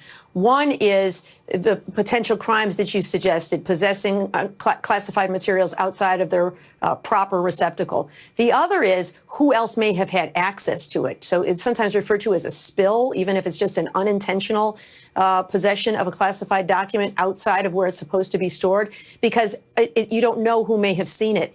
And documents are classified because they protect methods, means, sources that are the nation's secrets. And so if those secrets are out and they get into the hands of foreign adversaries, that could be very dangerous to certain people who are serving as sources. So that's one area of great concern. The other is potential criminal liability. And so if someone inadvertently brought boxes of documents thinking it was, framed pictures with Vladimir Putin or something, that is unlikely to result in criminal charges. There are some charges for negligent handling of classified information, but as we saw in the case of Hillary Clinton, we've never seen somebody charged unless there's a willful violation. And so, taking this material either to harm the United States or to help a foreign adversary. And so you'd have to show that level of willful intent before somebody could be charged criminally.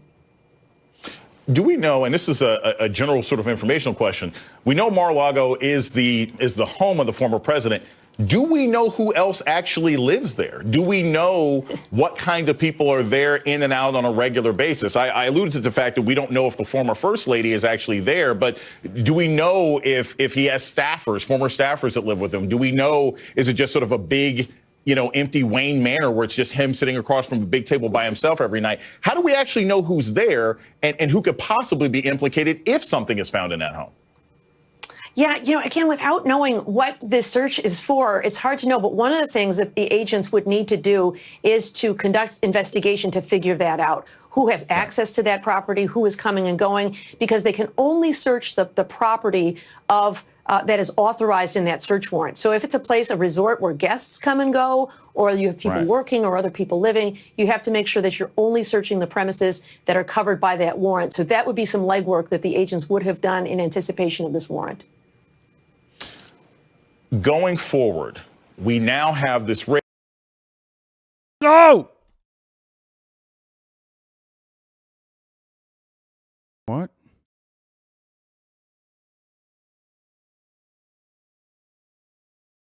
This is a pretty fucking big deal. Yes, dude. Are you insane? Executed, why it was carried out, and of course, what these agents. Yes, chatter. When the former president is under under federal investigation for his personal involvement in the insurrection attempt, the failed insurrection attempt of January 6th, and then the FBI raids his home, yes, that is a pretty big fucking deal. I mean, even if it's nothing, even if it's a nothing burger, which it isn't, it is a big deal. It's fucking awesome content because, I mean, goddamn, that's great. Like, that doesn't happen ever. To this, you know, we don't know exactly the reason. We don't know what probable crime was established to a level that a federal judge said to go ahead and execute this search warrant. But we do know that all those things were present. And here we are with a search warrant and a large number of FBI agents today raiding Mar-A-Lago. I know it is kind of stunning. FBI agents raiding the home of a former president who was not there, by the way, as Caitlin was saying.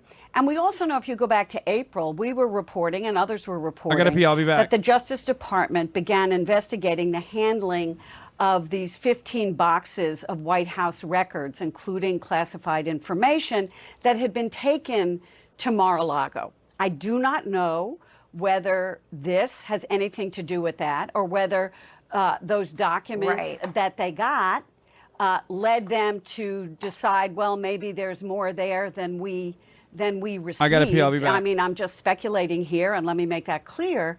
But I do think that it is an extraordinary step for them to do this. So there must be something they are looking for.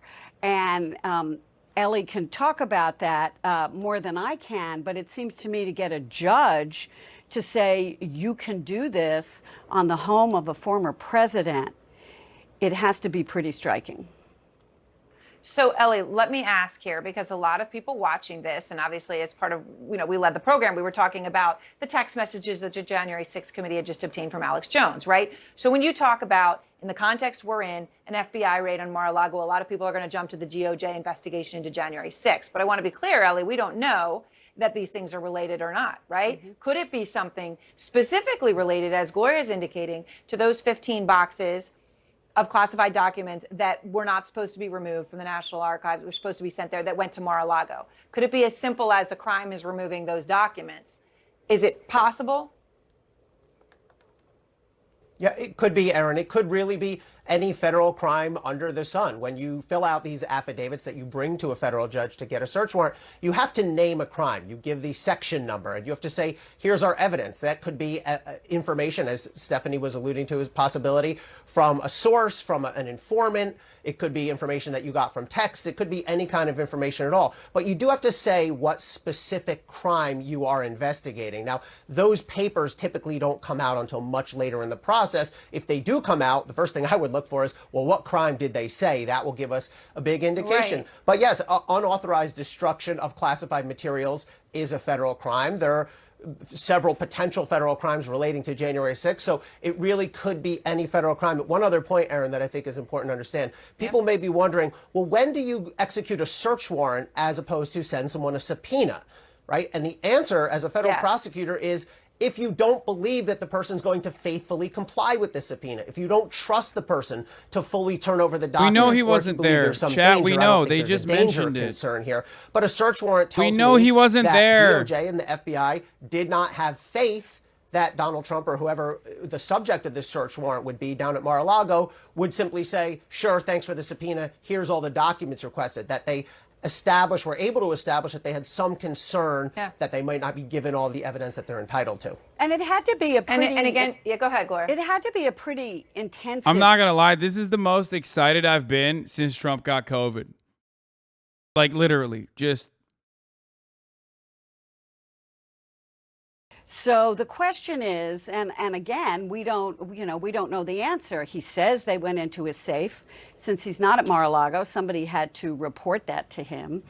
And did they do it specifically because they knew he wasn't at Mar-A-Lago? And if it was this intensive, and it seems to me that maybe it was broad. It's just very hard to know. So all we can do is speculate here. Right. So let me ask you, Stephanie, and I want to get Ellie to weigh in on this as well. But as we try to understand, obviously this is hugely significant, whatever it is related to, whether it be related to January 6th, whether it related to documents that were wrongly removed from Washington or something else. But then in that, Stephanie, what stands out is the safe, which the former president himself is the one who told us about, right? He's saying someone broke into his safe. So that would imply they're not just checking for a bunch of boxes. So can you, Stephanie, help us understand a little bit more why something like that would have stood out to him, or why a safe in particular would have been a place where he kept things? So again, this is going to be me just speculating and going off of my years of time with him. I will tell you, though, the fact that he mentioned the safe in the statement stood out to me immediately, because he likes to get ahead of things. That's something he used to tell me all the time. You just get ahead of it and then it'll be okay. I think that there's something in there that he didn't want anybody to see. Now, it could be anything. It could be stuff he doesn't want his wife to see. It could be anything. Again, we're speculating, as the whole panel has talked about. But the fact that they made their way to the safe, I don't know if it's the office safe, I don't know if it's their apartment safe, but the fact that he mentioned it, it really, really, it struck me, and I think that he's nervous. So, Ellie, what do you make of that? Because again, We one need of the photos, things you first man. mentioned, and I remember this, right, when Michael Cohen We need to see had photos. his FBI, they showed up at his door, I need right? photos They want of the the electronic fucking devices, they FBI want the going all computers, up they and want the cell down. phones. Okay, that's fine. One thing we know about the former president, right, is that he's not somebody who's putting things in email and on a computer and a laptop, right? That's not where you're going to find some treasure trove in his particular case. So, Ellie, it's not as if there's, well, I mean, who knows, right? But some secret cell phone hidden in the safe. While it could be, what stands out to you about the word safe and why he is, as Stephanie said, clearly trying to get ahead of that specifically? Well, Aaron, it is very common for search warrants to seek access to documents or records, whether they're paper documents or electronic documents. And the rule basically is, for the most part, when you execute a search warrant, you have the right to go into any area where those items could be stored. If we're talking about paper documents, or even if there was a cell phone or a laptop, that would certainly be something that you could find in a safe. Just to make a contrary example, sometimes, for example, if you have a stolen car case, you'll say, we're looking for this stolen car in a garage. You can't go look in a safe because there's not going to be a stolen car in a safe. However, if you're looking for documents, again, whether they're printed paper documents or electronics or cell phones, then you can look in a safe. It's quite common in cases when you are looking for documents that you get access into locked closets, safes, that kind of thing. So that's fairly common. Again, we don't know the specifics here, but it is often the case that FBI agents are looking for documents. The other thing that I think is important. Yeah, I mean, that's important. Ben protested me. The search related to the 15 boxes of material Trump took to Mar-a-Lago last year, per 3 sources. God, liberals are so deranged, but this is so funny. Like, liberals are so incredibly deranged. FBI searches Trump's home. Oh, come, dude, what the fuck? Look at this, bro. This should be illegal, unironically. Like, y'all are fucking crazy for paywalling this shit. Jesus Christ. Let's hear what else is going on here, and then I'll go into reading that article. Caitlin Collins, I know you've been trying to reach out to the Department of Justice to get more information about what caused this, what prompted it. What are they telling you? Yeah, No, they this told is my from colleague Caitlin 2019, Powens they are man. not going to be commenting. So This no is an comment old from the story, Justice Department, chatter. no comment from the White House either. But Aaron, I will tell you what we do know as we await confirmation over what this search warrant was over is that there are 2 investigations related to Trump that are happening right now. One is the mishandling of classified information. That is the one that could potentially deal with documents that Trump, after he left office, took with him to Mar-a-Lago. And the other one is into the January 6th insurrection. That is what 2 things that we know are happening. We know some of his former aides have been interviewed regarding to that one. But when it comes to the documents, I will note that we did report earlier this year that investigators had issued a subpoena to the National Archives because they wanted access to more information about what exactly documents were taken to Mar-a-Lago, how they were handled while they were there, what they found, of course, when they requested the return of those documents. And so that is something that is helpful context, I think, when you're looking at this and you're wondering why I'm going to this tune over to extraordinary Fox raid News and do was some hog carried watch out on at this the in former a little bit. president's home in Florida. And I will say that at that time, when we noted about that subpoena to the National Archives, we were told by the former president's current staff that they maintained he had handled all documents properly. Clearly, there is some disagreement over that has prompted this investigation that is happening into how those documents were handled. And so that is remarkable in and of itself as we're waiting to see confirmation of this. Again, Trump was not actually at Mar-a-Lago when this raid was carried out. He's instead at Trump Tower in New York. He's often spending his summers in the Northeast. And I will note in his statement, Aaron, he's very critical of Democrats. He says Democrats desperately don't want him to run for president in 2024. He is indicating that he believes this is politically motivated. I will note, he says it was a large number of FBI agents that were at Mar-a-Lago today. He did pick the current FBI director, Chris Wray. It's a decision he said many times that he regrets, but it is an FBI director that was handpicked by Trump and put into that position. All right, Gloria, I want to ask you about Fake something friends else all that around you me. said you stood out to you about the former president's statement, and that was that they spent a significant amount of time there today. You know, what more from what he's saying in what you've described as a long statement, putting out, trying to get ahead of this? What more stands out to you? Look, I think that, as Ellie was saying, you know, they don't have to say we're specifically looking for this document that was potentially not handed over to the archives. They can be as broad as they want. And I think that's what probably happened today and got the former president so incensed to release this, you know, this large statement. I mean, if this is about the handling of those 15 boxes of documents that went to Mar-a-Lago, the Justice Department started investigating in April, and there was a subpoena that was part of the formal process to the archives to kind of get, by the FBI, to get a handle on what was in those documents, as Caitlin was saying.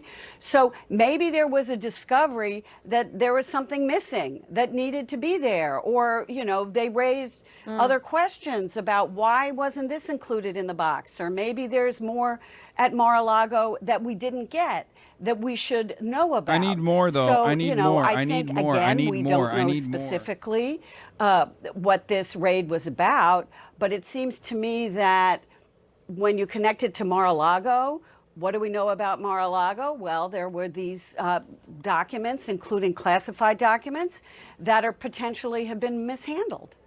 And so it makes sense that the FBI would be looking at that. Ellie, do you believe that we will find out what the crime was for, you know, that they established probable cause from a judge, so we'll be able to understand whether this was related to the documents or January 6th or something else? So the actual affidavit itself, Aaron, that prosecutors fill out. All right, we're moving on. We're going to look at what the fucking hogalinas are saying. Red Line Politics says this could lead to a civil war. Who cares? Washed. Jesse Waters responds to the Mar-a-Lago FBI raid. Take a look at what he had to say about it. This is breaking news on the Fox News side. Let's take a look. Oh, my God. We were told that the FBI wasn't going to get involved in any politically charged search warrants, investigations, announcements, indictments before an election. We were told that. I mean, remember what they did with the crooked situation with the server. They made all sorts of announcements then. They investigated the Trump campaign then. You saw what they did in October by covering up the laptop. And now they're gonna send agents into Mar-a-Lago before the midterm election. This is not what we were told the FBI was going to do, especially, Dana, on the heels of what we just did at the top of the show, when we just laid out how so fucked up of the FBI to, you know, go through and conduct a criminal investigation into our president, into our big, beautiful president. It's so fucked up. They're not supposed to do that to us. You know, that's not supposed to happen. They gave us assurances that was not supposed to happen. That's fucked up. how you know, Paul Pelosi Sr. Suspiciously involved in insider trading with the wife, Nancy. This is why you got raided, motherfucker. W. Trump L. Biden says Adin Ross. Yeah, you. Yeah, that's why they raided you earlier this morning alongside Mar-a-Lago, baby. What does Adin Ross know about the files hidden in a safe inside of Mar-a-Lago? And then she takes her son to this Asian trip, tries to hide it while he's got lithium investments. He's got EV battery investments all over these Asian countries. I forgot to mention that. Nancy Pelosi's husband had a bunch of investments in China, and now the Chinese government is seizing them, by the way. So that's pretty funny. Oh God, I forgot to gloat about that. Yeah, the Chinese government is seizing all of Nancy Pelosi's husband's investments in China. They're trying to cover it up.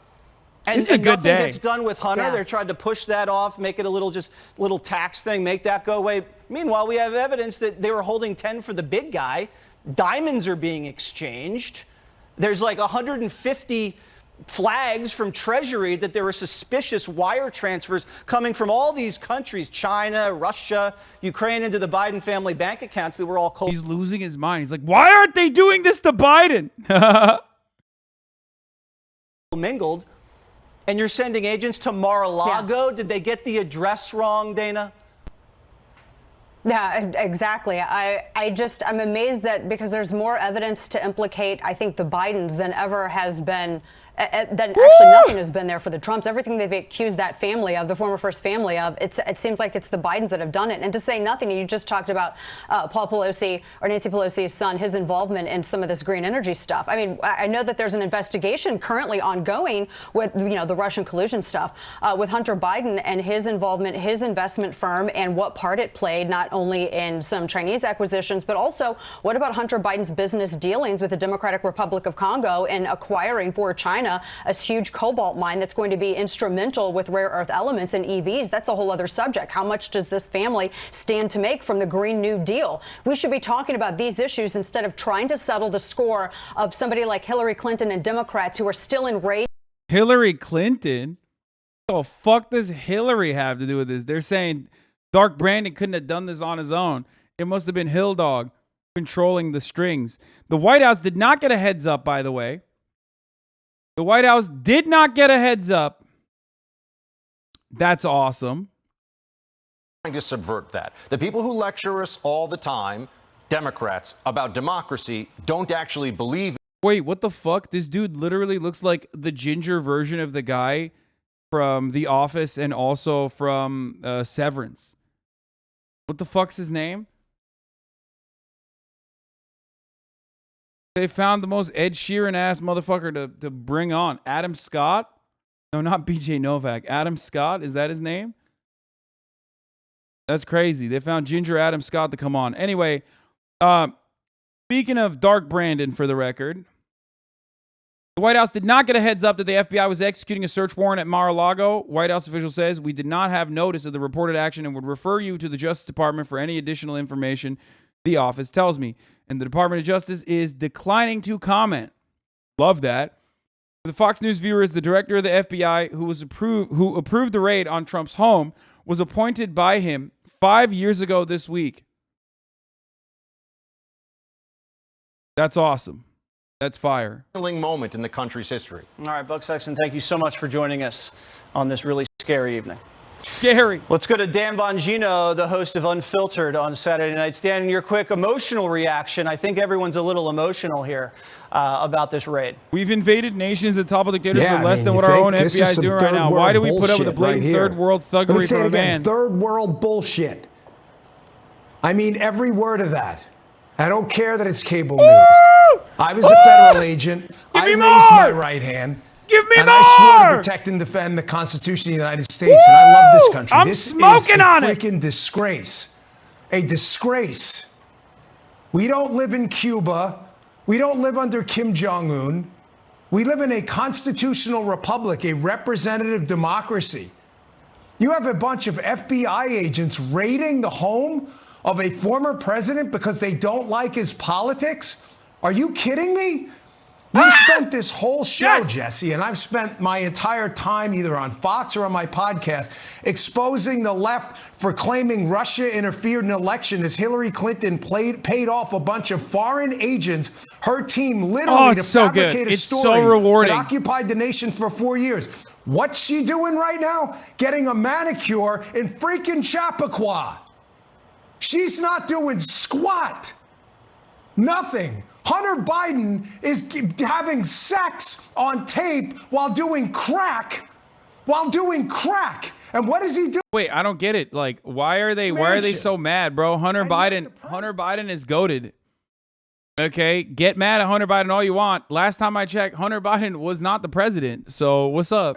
Where you were allowed to challenge an election. There's even a process. The ECA, the Electoral Count Act. You may not like it, but it's a process. How do I know it's a process? Because some people are trying to reform it. You may not like it, but now you send the FBI. Let me tell you something. I have paid due deference to the FBI for a long time, and a lot of listeners didn't like it because I work with some very good people over there who have since retired. The management of the FBI has now shredded any single sliver of credibility this agency had left. Nobody will take them seriously from this point on. It is over. You've heard the examples. Stone, Manafort, Cohen, over and over. Are they good guys? Are they bad guys? I don't know. I don't care. I don't know them. All I'm telling you is you cannot tell me we still live in a constitutional republic and not the freaking third world when you have Hillary Clinton paying foreign agents to interfere with an election, people lying under oath repeatedly, Hunter Biden doing... The best part is, like, arrest her too. Oh my God, go ahead, make my day. Oh, dude, can you imagine how sweet that would be? They're in Mar-A-Lago. This is some third world garbage that happened tonight. And I'm telling you, the FBI management, here's a solution. Last thing. We have now got to win in 2022. You have no choice now, folks. Oh, we don't like the swampy Republicans. I don't like them either. Republicans may not be the solution to your problems, but Democrats are certainly the cause of all your problems right now. If there was ever a clarion call to remove your ass from the seat and go vote in 2022, this is it. And there has to be not only hearings, but a total house cleaning at the top of the DOJ and the FBI. Stop. When the left is complaining about one firing, fire 10 more people the next day. Stop. And then when the New York Times starts crapping their diaper and whining about it. What's happening right now? Why is there so much incredible shit popping off, dude? Oh my God. Barack Obama. I spent 2 years on his detail around the world's hot zones. So I'm not going to be lectured by some a-hole leftist about anything. They didn't see my kid crying as I was flying around the world to protect the guy they loved. He was the president. I did my job. This is freaking embarrassing. There should be a massive house cleaning. And I'm telling you, please, God, I am begging you to vote in 2022, or you might not recognize this place afterwards. I think people are going to flood. That's great. They're like flailing and doing, just go out to vote, sweaty. I love that. No, that's great. They're like turning into the Democrats. The moment the Democrats, or the moment that like anyone takes action against the Republicans, they start flailing around and turning into like libs. They're like, please just vote. Vote harder. Vote harder. President, I know you don't like the Republicans, but vote harder for them, please. Donald J. Trump has been going on for years with now the fully debunked Russia scam, impeachment hoax #1. impeachment hoax number 2, and so much more. It just never ends. It is a political targeting at the highest level. Hillary Clinton was able to delete and acid watch 33,000 emails after they were subpoenaed by Congress. Absolutely nothing has happened to hold her. Bro, I'm so happy I took a day off, dude. God damn. I cannot believe it, dude. What a gift. What an incredible fucking gift, dude. Oh, my Lord. Power to the people and truly Look delivered how mad for they our are. country like we have never seen before. The establishment hated it as they watched my endorsed candidates win big victories and see my dominance in all polls. And they are trying to stop me and the Republican Party once more. The lawlessness, political persecution, and witch hunt must be exposed and stopped. I will continue to fight for the great American people. It's not just about the MAGA movement. It's not just about the Republican Party. This is much, much bigger than politics. This is explosive and dangerous stuff the Biden administration has done. And I think they're going to pay a serious price for this. Dan Bongino, I'll give you one final reaction. I just want to say in closing, listen, America, they're laughing at you. The left thinks this is hilarious. It if is. you doubt me, just He's go to right. any of their goofy platforms, Twitter or elsewhere right now. They Twitch. think this Twitch.tv is /HasanAbi. Say it. hilarious. Say it. You know what's really hilarious? You going out tomorrow if you're not registered to vote and doing it. That's really hilarious. Yeah. Go out This to is vote, gonna get sweaty. really Go out to ugly vote. if you don't vote in 2022. Remember, mark the date, folks. It is now 7:40 Eastern Time on the Jesse Waters Show on August 8th. Remember the date I told you this. You aren't going to recognize your country He's if you so don't right. fix this. Oh, my And God. staff. Joe Dark Biden Brandon, was baby. elected Dark and he Brandon promised all the to way. bring people together and calm things down after the Trump presidency. And he just burned everything to the ground with what his administration did tonight. This is insane. Dan Bongino, thanks for joining us. Thanks. Now let's go to Fox News national correspondent Matt Finn, who has details about what was taken from Mar-A-Lago by the FBI.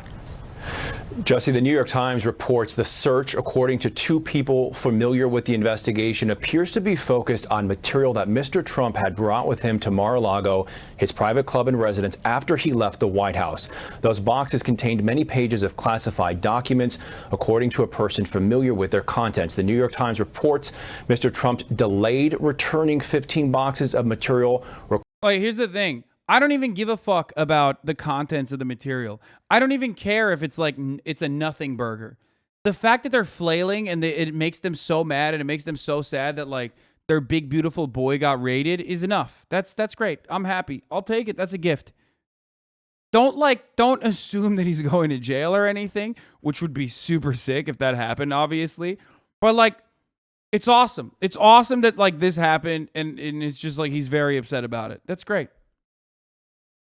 Of the raid. Jesse. All right, thanks, Matt. Let's bring in Jason Chaffetz, a former Utah congressman and Fox News contributor. Jason, what you think happened tonight?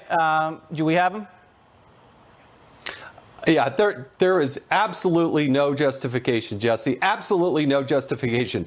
I dealt with this. I was the chairman of the Oversight Committee. I did issue subpoenas on Hillary Clinton. At the time, she had no security clearance, none. And there were thousands of documents in her safe at her attorney. They had no security clearance. And you know what? Nobody was prosecuted. Nobody was raided. Nobody went in there in the dead of night. None of the media was given this. Then media, by and large, didn't even report it. The president of the United States, a former president of the United States, has a security clearance. He also has a SCIF. They have secure facilities that they created there at Mar-a-Lago. The president has executive privilege. So he has a classified clearance. This motherfucker thinks the dead of the night? I don't get it. He is allowed to possess these types of documents. And if you disagree, then you got to go to court. You got to have a way, not be a banana republic like this action is. Go to court, make your case, allow the president to defend himself in this case. But that's not what's happening here. I want to see these. I want to see Merrick Garland up there, and I want to understand exactly how in the world they can justify going in and breaking into a safe of a former president of the United States. They have no business doing that, none whatsoever. Well, Chris Wray has to be fired by the next Republican president. Got to be fired on day one. Don't even wait. Just fire him right off the jump. Because this guy is so corrupt. He comes in, cleans up Comey's mess with the Russia collusion hoax, doesn't do anything to anybody, doesn't. Wait. The Truth Social Instagram keeps hinting at a Trump surprise for August 8th like he's Taylor Swift hyping up fans for a new record. Oh my God. Surprise. It was a fucking raid. Dark Brandon strikes again, dude. Do anything with it before the election. They cover it up. And now we're learning that he comes out and hatches a fake plot against Gretchen Whitmer to make the Trump movement look bad before the election. Meanwhile, I love that. It's like, dude, you don't have to try to make the Trump movement look bad, okay?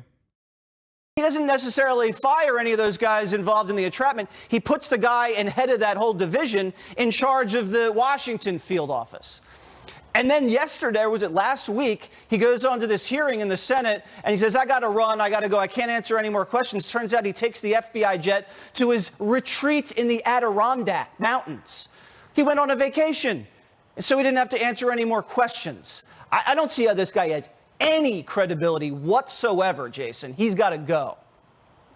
Totally agree with you, Jesse. The other thing is, I tell you what, Donald Trump has been the most open and transparent president I have ever been around. You know, when the Mueller probe came in, what did he do? He allowed Don Conservatives are McGahn, losing his their general minds. counsel, to go talk to him an unlimited amount Talking of about time. lock and His load. son, Donald Trump Jr., was able to went up there multiple They will times cry and out in testified. authentic pain They soon. did everything. They gave him the political enema of his life. Donald Trump just sat there and let them do it. And guess what? They came up with zero. They didn't have a single thing on Donald Trump, and they tried every trick. Oh, they gave him an enema, all right. They're still giving him an enema. Absolutely unprecedented.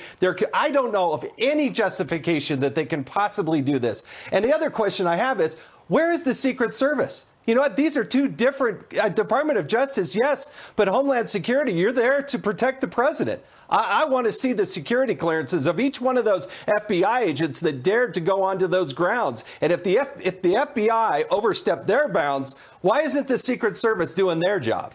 Yeah, we're learning that actually it was agents from the FBI's D.C. field office that conducted this raid.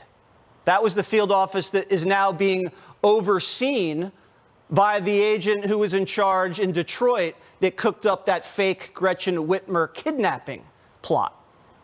The Miami field office was notified just beforehand. We have now, I'm going to let you go, Jason. We have Jonathan Turley, who's a constitutional attorney and Fox News contributor. Damn, they cut him us, so quick. That's awesome.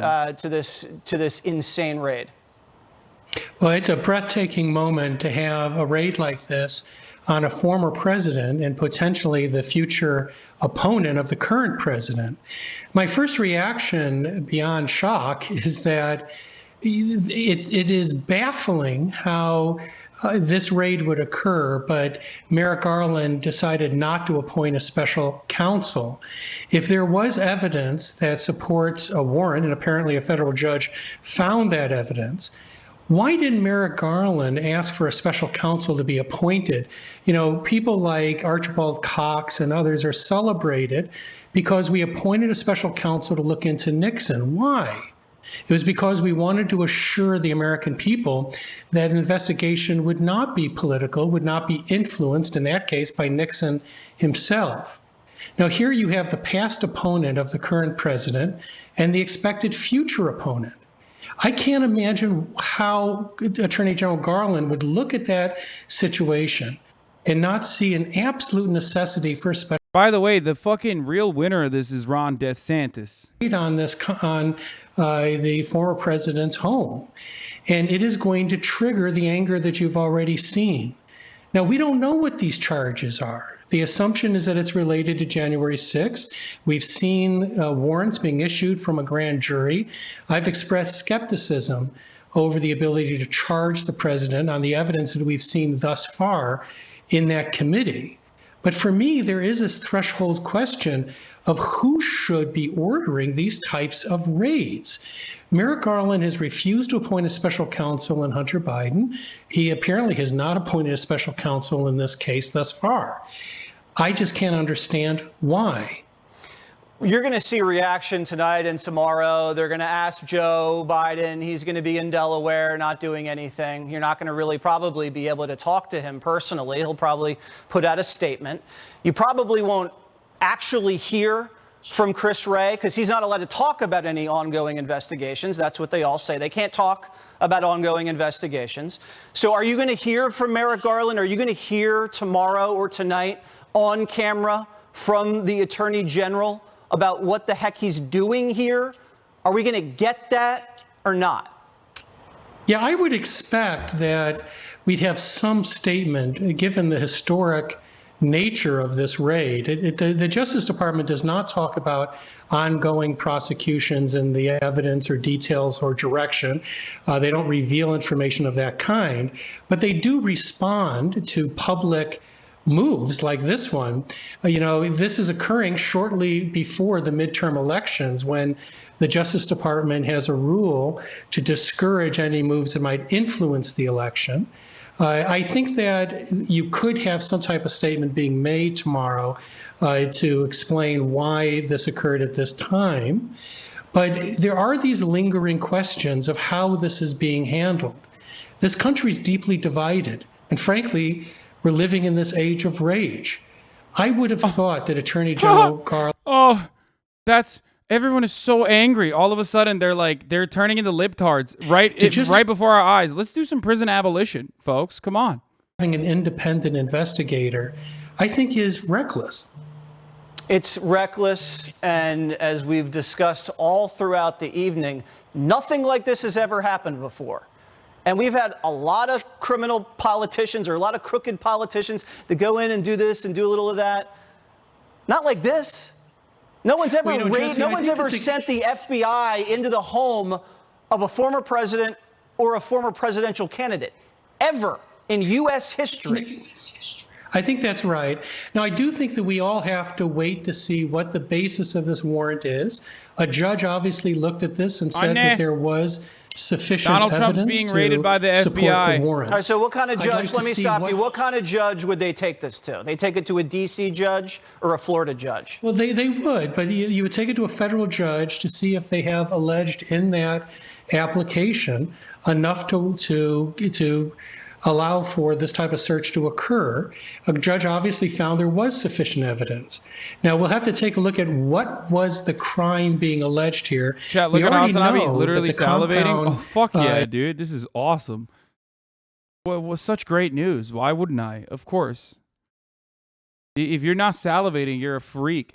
You should even be excited as a conservative, honestly. Like, it's just, really spicing things up. Evidence there is to support this type of extraordinary raid. If the evidence is no more than what we... You know who else is fucking salivating? Ron DeSantis. Frankly, shocked that this type of raid occurred at this time. But we have to wait and we have to see, because we're now working in the blind here.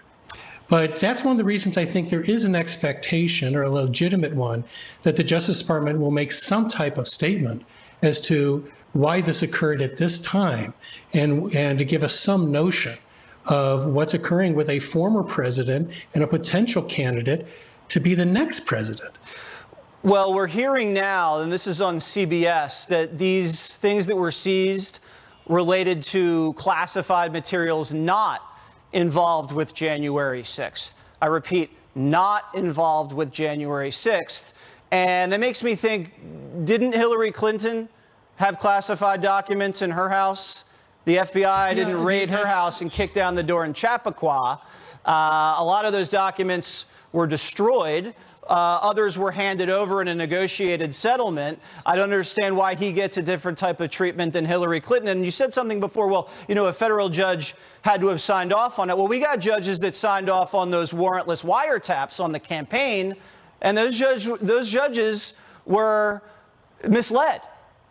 They were given misleading documents, forged documents, and that was all based on information that was fraudulent. I'm not going to lie, the butter emails not hitting as hard as it used to, you know what I mean? It's going to be hard to swing this back to Benghazi in 2022.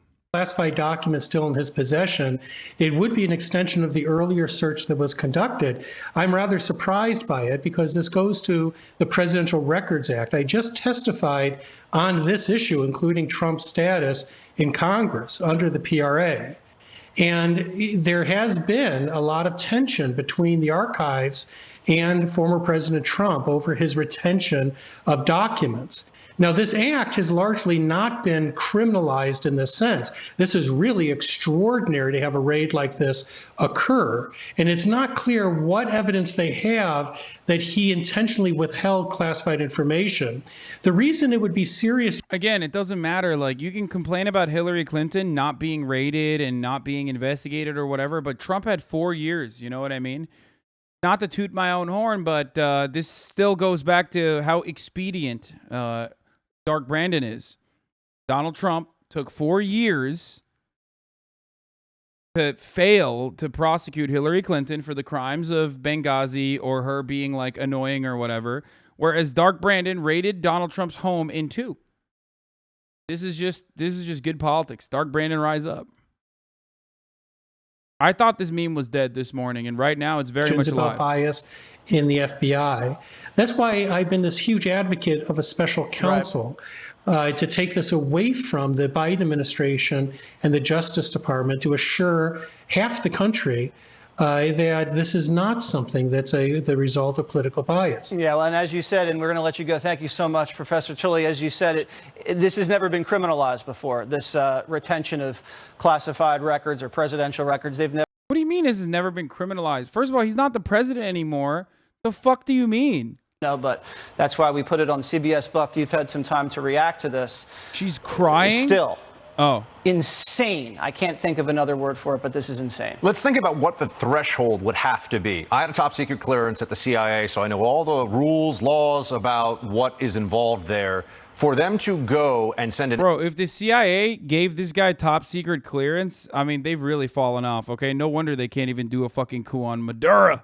Be some dispute as to whether they are in fact classified or these notes the president took, for example, by hand. But the threshold for actually sending people in under the threat of force, effectively, the FBI comes in with guns and says, we're coming into your home one way or another. That's extraordinary. So what could possibly be at issue here that it would make this level of FBI involvement in any way justified, not only legally, but you have to look at politically, okay? There is a broader issue here, a broader question. And I would just remind everybody at home that they have lied about President Trump. Pantry boy with 50 big ones, allowing 50 people at the very least to no longer see the top of the hour ad break. That's right. We might not figure out what the FBI took right now, but you can figure out how to avoid those ad breaks at the top of the hour every hour, where there's a 6-second ad break. And that is, of course, by subscribing. If you didn't get one of the 50 big ones that Party Boy just gifted, okay, then you can subscribe for $5 or for free with the Twitch Prime. Here's the 1-minute ad break now.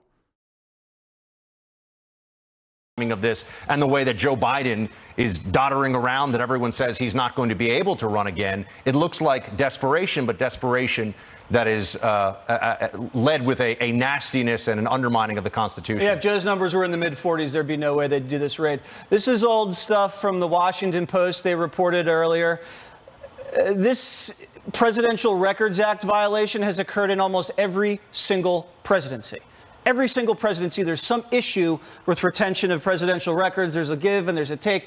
We have the Clintons. They took, I think, here, reporting Washington Post, $28,000 worth of furnishings from the White House back to Chappaqua. They said it was a gift. Obviously, that was negotiated. But now they're going after paperwork. It doesn't add up. And again, I'll just repeat this. I don't trust the FBI. They go in and they seize everything. 15 boxes. I'm not going to lie. Every time he brings up Hillary Clinton or Chappaqua, my mind goes blank. It's not even relevant. It's so old news. It didn't work. It's not going to work. It's not working. Republican primary voters, so you have to think twice about who you're going to cast your vote for. It's not 2016 anymore. You're going to come up with new shit. How could they at this point not pursue some kind of criminal case? Think of the message that's been sent here. They sent the FBI to Mar-A-Lago, the home of the former and possible future, as you pointed out, president. Are they just going to say, yeah, it turns out it was just a little records issue, and so we're going to let that go? When the FBI comes to your home, it's I'm sorry, dude. Trump had 4 fucking years, baby. He had 4 years. He should have locked their ass up. So how I'm on walk board. back from this now? Donald Again, Trump. It seems to me like they're building the momentum. If he actually banned January 6th, TikTok all of this leading and up to this arrested moment Hillary is Clinton, meant to he would show that he now would they win have no re-election. choice Like, but to put it to a no DC matter how jury, many a people he DC personally judge, killed bring with a COVID, federal okay? charge against the former president Straight of the up. United States, come what may. for the country. And we all know it would be disastrous. Do you think the way they're acting, that this is headed for Trump in handcuffs? Is that what they want?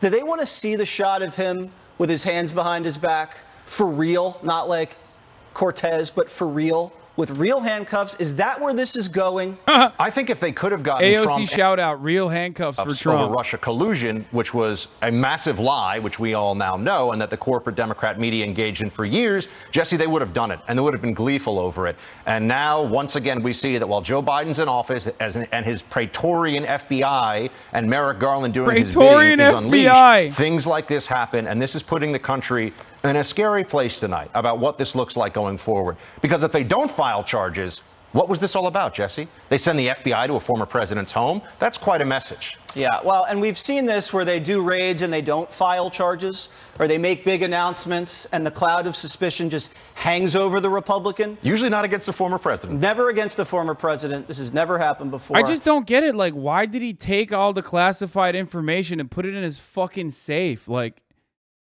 I mean, you shouldn't have done that, right? Like, like, why are they upset about this? They're like, oh, well, it's fucked up. How are they able to do that thing that they're able to do? It's so fucked up that they're able to do such a thing. Fox News alert. Good evening and welcome to Tucker Carlson tonight. I am Will Kane in for Tucker. We begin with this Fox News. Wait, Tucker's not on tonight? No shot. Does it have anything to do with Tucker Carlson shitting himself scared that his Alex Jones text may leak? Shut the fuck up. No way. No way. Oh, dude. Dude. What the fuck is going on? Tucker Carlson is shitting himself over the possibility that text between him and far-right conspiracy Lou and Alex Jones will leak, a source close to Fox News told Confider. Carlson and the raving InfoWars ranter trade text messages on a daily basis according to two people familiar with their relationship. If made public, these sources said that the text message would be highly embarrassing for Carlson. 2 years' worth of text messages sent and received by Jones are now in the possession of the U.S. House Committee investigating the January 6th Capitol insurrection after the far-right conspiracy king's lawyers accidentally sent a digital copy to all of his texts to the lawyers representing the families affected by the Sandy Hook Elementary School massacre. The lawyer representing the families, Mark Bankston, has publicly said the text messages include intimate messages between Jones and self-described dirty trickster Rodgers Stone, who melted down on Telegram and called for Jones to sue his own attorney.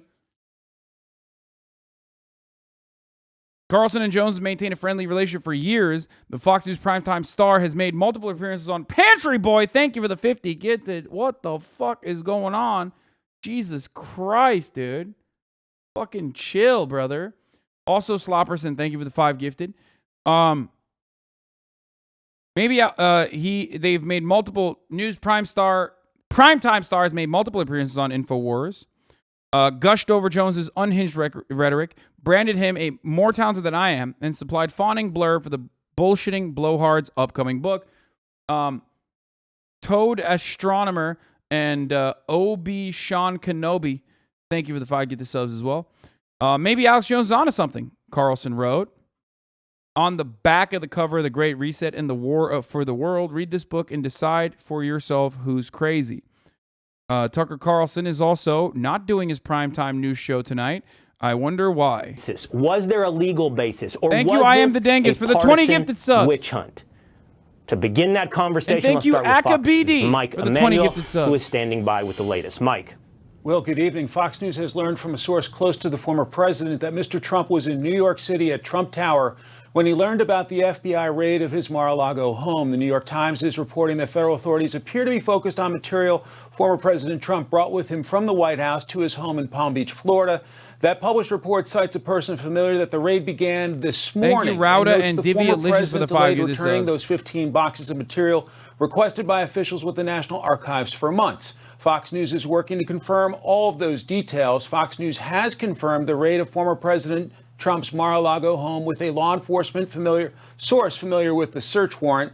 Per standard protocol, Attorney General Merrick Garland and FBI Director Chris Wray were aware of this, have been fully briefed, and will continue to be. I'm going to keep it a The buck former 50. president The announced one the thing raid I a can short think time of ago, earlier this is that evening, they got calling so this dark cocky times because they for our knew that they nation were as like his home in Palm Beach, dominating Florida is being and then raided just and, quote, basically occupied didn't by a even large take the group of necessary FBI agents. precautions. Mr. Trump called the raid unannounced and says it was not necessary or appropriate. Look how tiny his hands arguing look, that by the such an way. assault But yeah, could I only just take think that place maybe in they got broken so third cocky world that they were countries. just like The straight former up like president taking says classified federal authorities documents, broke hiding it into in his safe. Mar-a-Lago, doesn't The even search give a comes fuck. after numerous televised hearings on Capitol Hill looking into the events of January 6, 2021, and more questioning of former Trump administration officials by the Justice Department regarding the events after the 2020 election in the final weeks of the former president's time in office.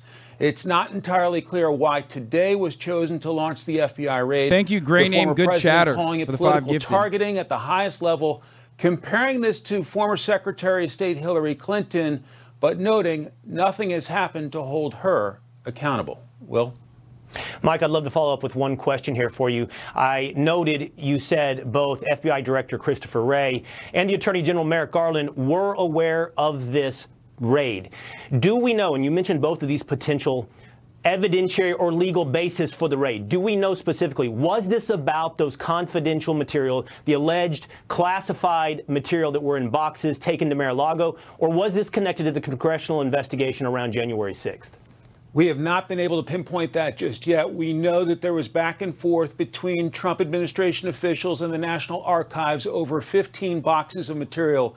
We do know that. What we haven't confirmed just yet Thank you, is Crying whether that Shamoose, is the reason for the 5 gifted raid subs. that happened at Mar-a-Lago today. So we are working to button that up, but that is the latest FBI information was that we've related. seen in terms of that New York Times AP report. source. So we wanted to provide it to our audience and let our viewers decide. Okay, so everyone is confirming this. AP source confirms FBI search at Mar-a-Lago was related to whether Trump took classified information from the White House.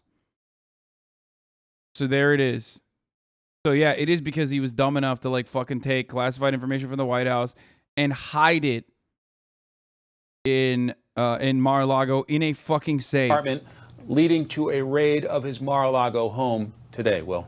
And as of tonight, no comment so far from the FBI. Friend of the show, Chelsea Manning, says everyone in government does this, by the way. I mean, it's kind of like Hillary Clinton's private email server, right? Like, I mean, she went fucking brazy with it, but it's certainly something that even Mike Pence and the Trump administration unironically did immediately after hitting Hillary Clinton in the head over it. But for me, it's awesome. Like, I do personally think that this is great that it's happening regardless. Oh my God. Oh my God. Marjorie Taylor Greene. Folks, after tweeting the upside down American flag, she says, defund the FBI. Let's go. Let's fucking go. Fair statement. Unprecedented action by the Department of Justice.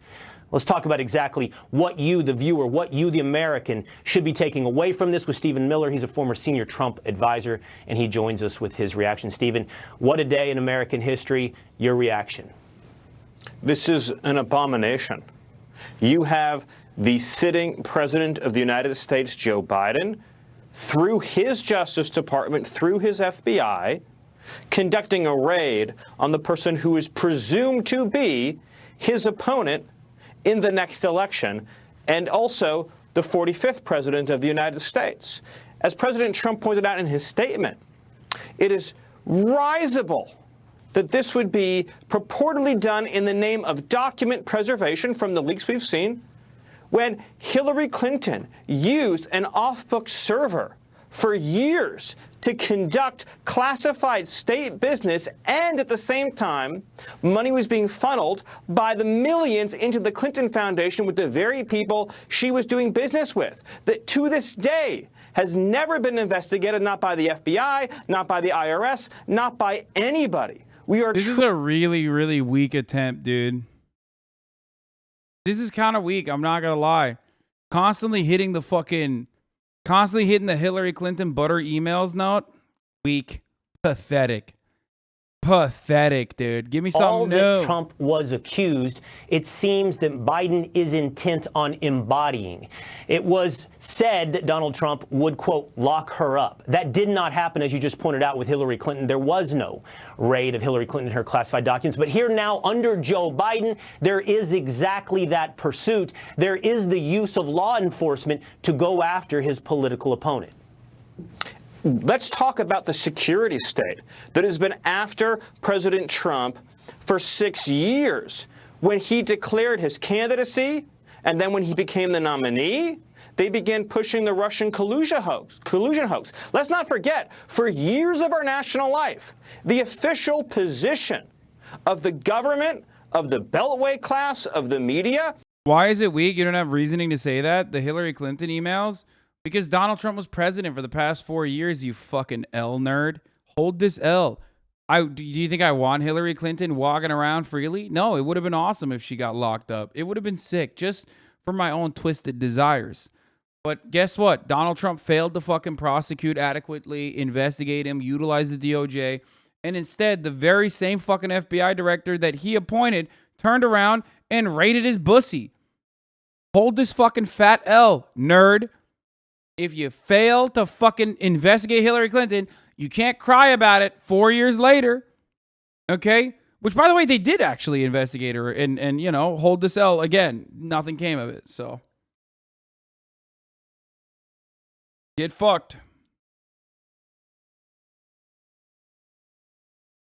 We have a branch, a division of government that has decided, throwing back to the eons before in the Roman Empire, that they can decide, that they are the guardians of the empire, they can decide who leads us and who doesn't. This is an unprecedented development for this country, and I would say nothing like this has happened, as far as I'm aware, in any other of our Thank you, developed anonymous peers. user, for the 10 gifted subs. And what, therefore, do you think, Stephen, will be the fallout? You just laid out beautifully the power of allegation. You laid out beautifully the power of investigation. What occurred over the last 4 years amounted to nothing. We know the facts. We know what ended up, or what did not end up. In conclusion, with all of those allegations and all of that investigation into Donald Trump and Russia. But the power of that investigation and that power of that allegation captured, held hostage America and a presidency for the better part of 4 years. Now you have a new investigation.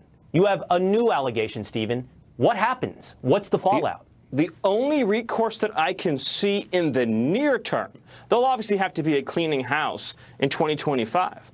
In the near term, there needs to be such a large majority elected in the House. Oh, yeah, they're using this to be like, come on, you got to vote extra hard. Subpoena, but to impeach any and every official who is involved in wrongdoing, both current and past, and to ensure that we finally uncover the truth about who was involved in each and every one of the scandals and misinformation campaigns. Why would you vote hard when the votes are rigged, though? I mean, you spent the entire fucking past, like, 2 years nonstop complaining about how the votes were going to be rigged and how they are rigged. Like, why are you now telling them to fucking vote in like rhinos? You know what I mean? If they were real ones, they'd be calling for civil war and shit.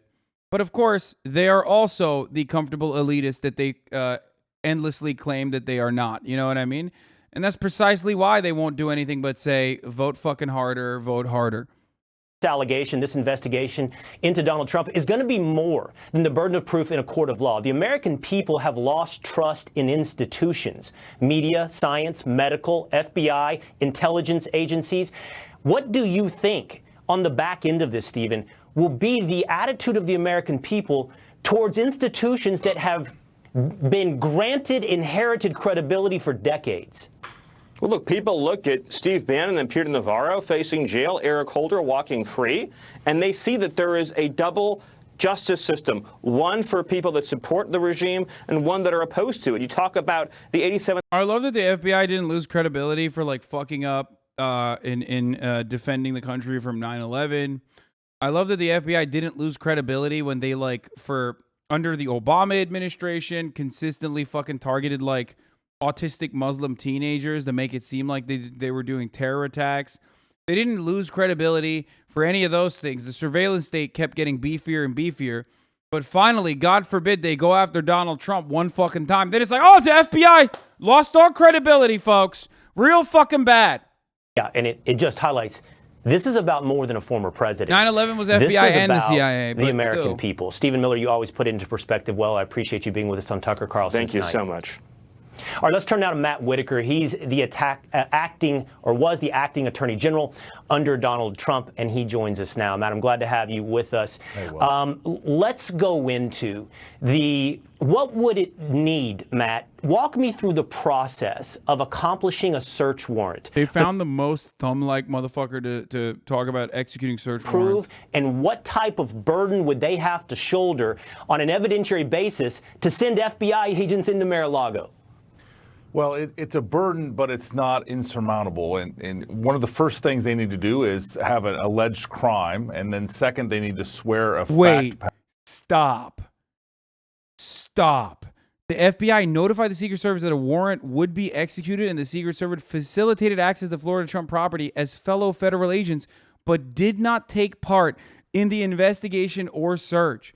Bro, as Donald Trump can't ever feel safe around Secret Service no longer. You can't. They let him in? Dude, of course they let him in. Oh, that's so good. Oh, my God. The story keeps getting better. Oh, fuck me. The story keeps getting fucking better. Oh, Jesus Christ, dude.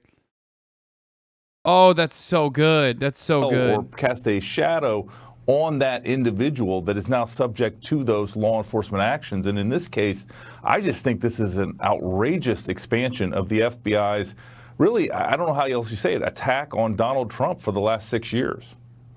So, Matt, I want to take you up on your invitation to back it up a couple of steps. So in order to launch the investigation, who would have to give the green light? Who would have to ask for the search warrant before it gets to that magistrate judge? I'm going to ask you, and I'll ask you ahead of time, and you can help answer this. It would, I would assume, require the director of the FBI, perhaps the Attorney General Merrick Garland. Would it, in your estimation, go as high as to the White House and the President of the United States, Joe Biden?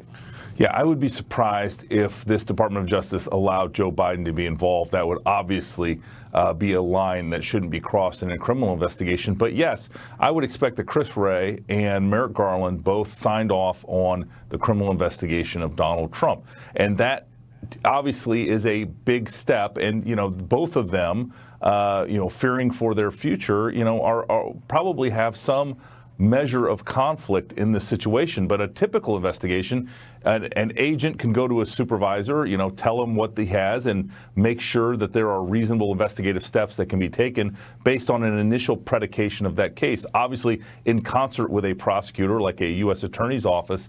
But this type of case where you're going after a former president of the United States and possibly future president of the United States would involve the Attorney General and the FBI Director and senior officials. I know at what the MAGA levels. response is. So I'm going to ask you to speculate here, Matt. You can decline if you would like, but I'm going to ask you to speculate. We have listened to Chris Wray over the last several weeks or so, and in the last week at the very least, testify before Congress about the resources. 150 Secret Service agents, 300 faces. Yes, dude. No friends in the industry, okay? Surrounded by fake friends. Do you see that? Dude, fallen. The president has fallen. The real president. Surrounded by fucking fake friends, dude. Prosecutorial discretion in where they choose to put their resources. So I'm curious. The FBI has chosen to devote resources to Donald Trump.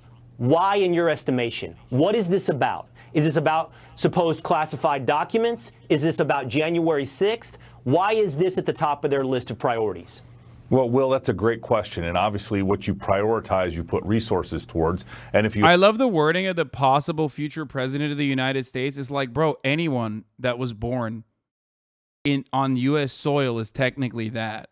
You know what I mean? Like, what do you mean possible next president? Like, you can't say that. That's a ridiculous take. Donald Trump and the previous administration. And it's hard not to believe that these are politically motivated. Like, I have spent 7.5 years at the Department of Justice. It's an institution that should be trusted, but they have eroded that trust to a point now where I think they, to your point earlier, they have a burden to demonstrate that this investigation is not completely politically motivated after Hillary Clinton walked scot-free for the last 7 years.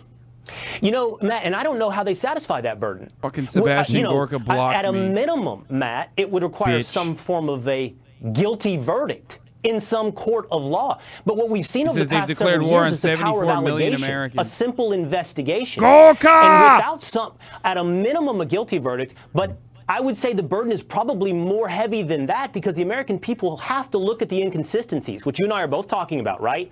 Hunter, you know, pro-abortion violence at pro-life centers, whatever, limited resources, and we cannot help but see, because of these hypocrisies, President partisan Biden struggles to put on his blazer application of before law dropping his enforcement. trademark aviators. Yeah, you're absolutely right. And I think this is where, you know, the American people need to ask very difficult questions. Congress needs to Conservatives. ask very difficult questions because at the end of the day, Conservatives. if they're really planning on bringing Donald This is Trump who you got owned to by? Washington, D.C. in front of a Washington Conservatives, this is your fucking villain, dude?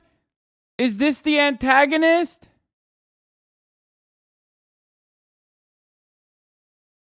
Is this your opponent, conservatives? Y'all fucking lost to this man? He can't even put a fucking, he can't even work his way through a blazer, dude. Oh no. Oh no. Owned by a fucking basically rotting corpse. Can't even put his fucking jacket on. Oh my lord, dude. Oh my lord. Yeah, I know the Secret Service opened the doors up. I already made memes about it. I've just been live memeing every moment of this. It's so fucking great. Yeah, can't even hold his glasses up, dude. And one last question, Matt. You were acting attorney general. You have an expansive view of American history. In your estimation, we heard from Stephen Miller a little bit earlier that in his estimation, he can't find another example of something like this in American history. Can you? I can't, and I think this is unfortunately we've crossed the Rubicon to some extent, where previous administrations are now investigated and previous presidents are investigated by the next administration. This is something from banana republics, not the United States of America. Yeah, totally. Matt Whitaker, that's exactly what we've begun to hear. Banana republic. Thank you so much. Man, it's so embarrassing. You've heard it mentioned Like, it's not embarrassing that Trump was president and like did a whole bunch of insane shit. It's what's embarrassing is that like for the first time ever, there might be like a level of accountability for a previous president, which is unheard of. That is truly unprecedented. Now, I'm not holding my hopes. Like I'm not keeping my hopes up for this. Oh, now they got Hunter Biden in there and hooking up with prostitutes. In addition, the FBI has been in possession of Hunter Biden's laptop for more than 2 years, and that laptop includes evidence of tax fraud. It also contains evidence of the Biden's family's overseas influence peddling operation in Ukraine, in China, potential corruption at the highest levels of the American government that you would think would at least warrant, I don't know, a look under the covers by law enforcement. So, is this true? Why hasn't Hunter Biden been raided by the FBI? Jerry Callahan is a radio host in Massachusetts, and he joins us now. Jerry, great to see you. Maybe I shouldn't be asking you to explain the hypocrisy. Maybe it's obvious. It's just partisan consistency.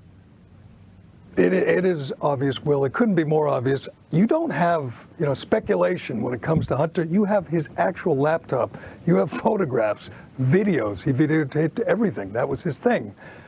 So there's not a lot of gray area there.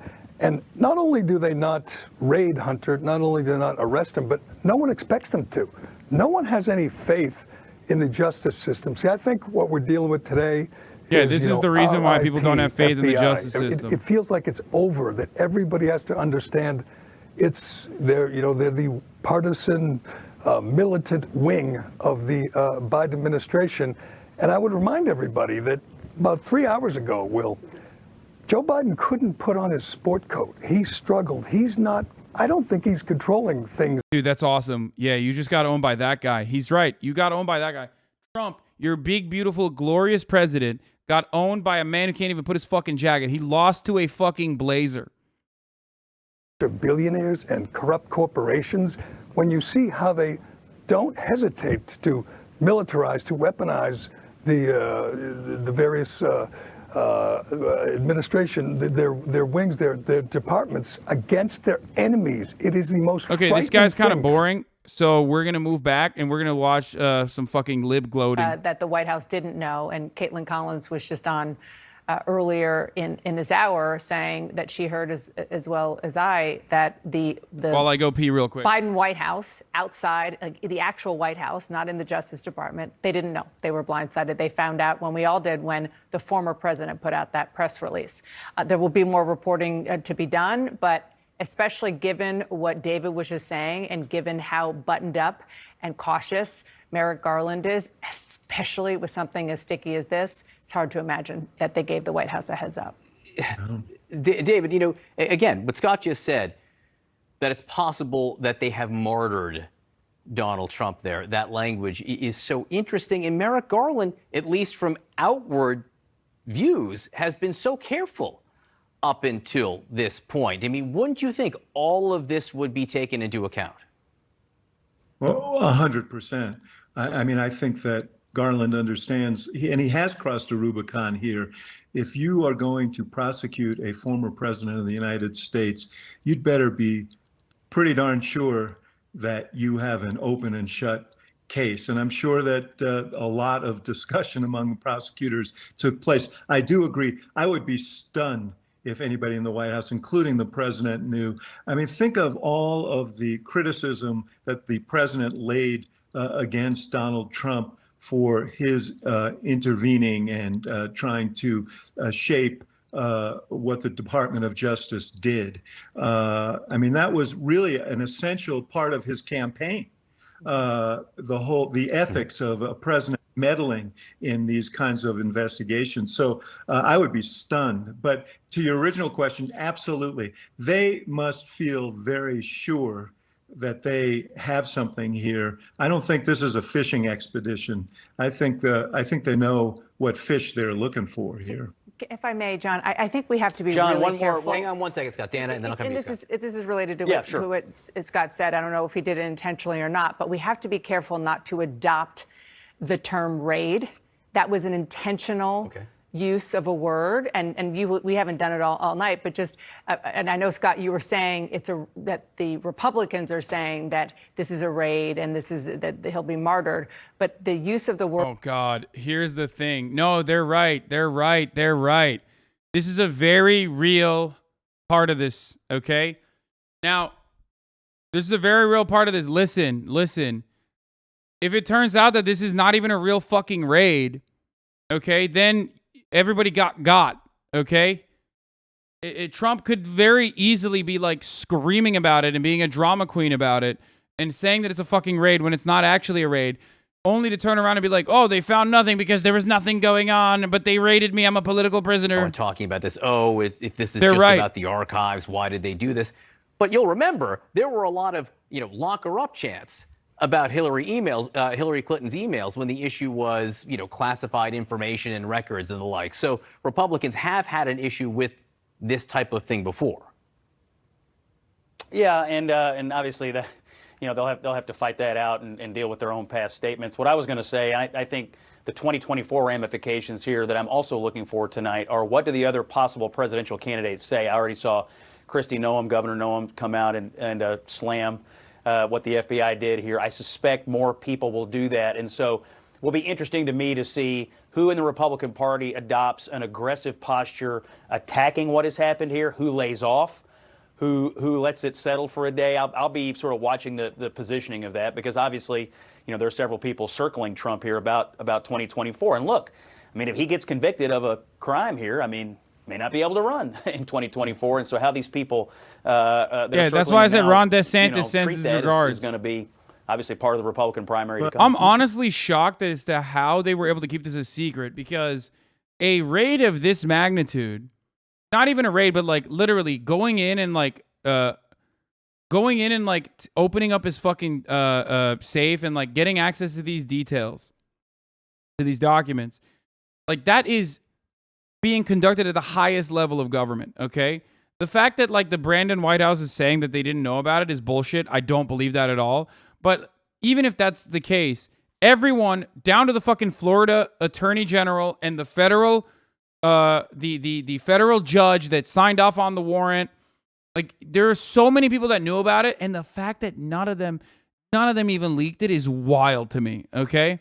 Right. So he knows what he's doing.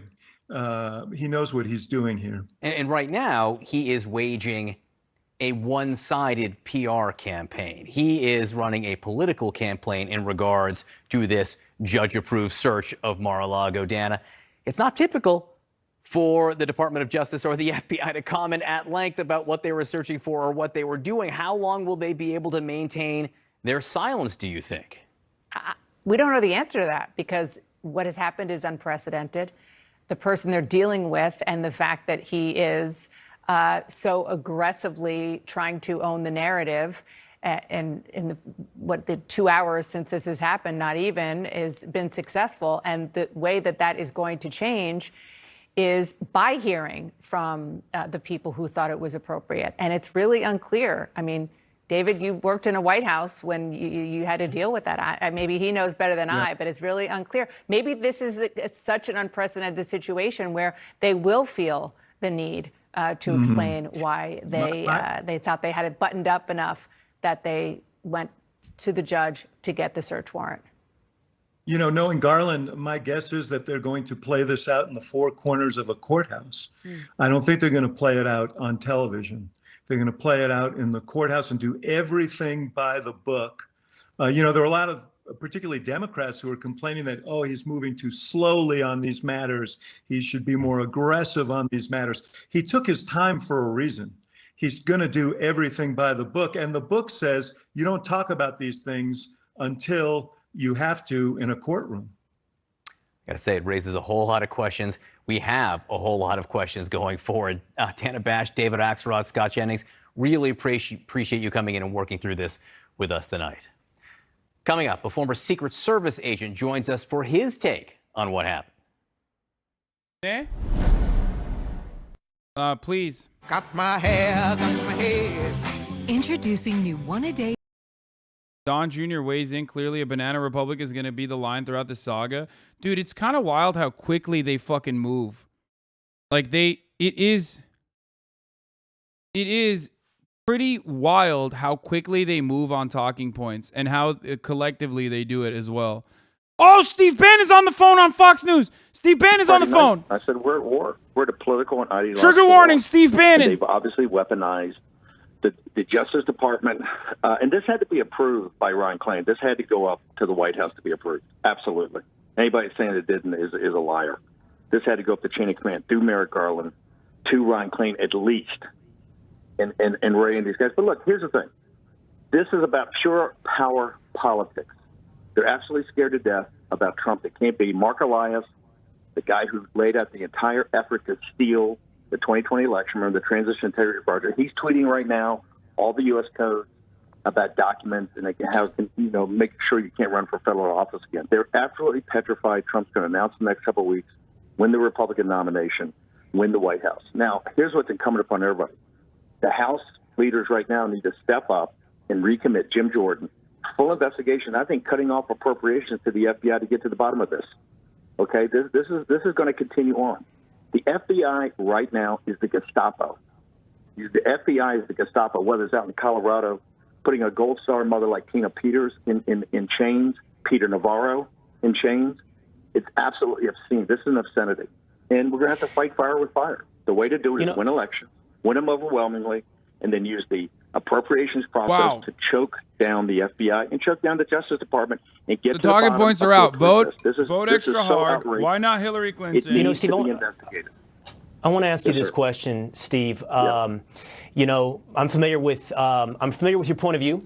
I'm familiar with the opinions you share on War Room. I'm familiar with how deep you fear the corruption has run within the United States of America. I'm curious. I said this earlier in the program.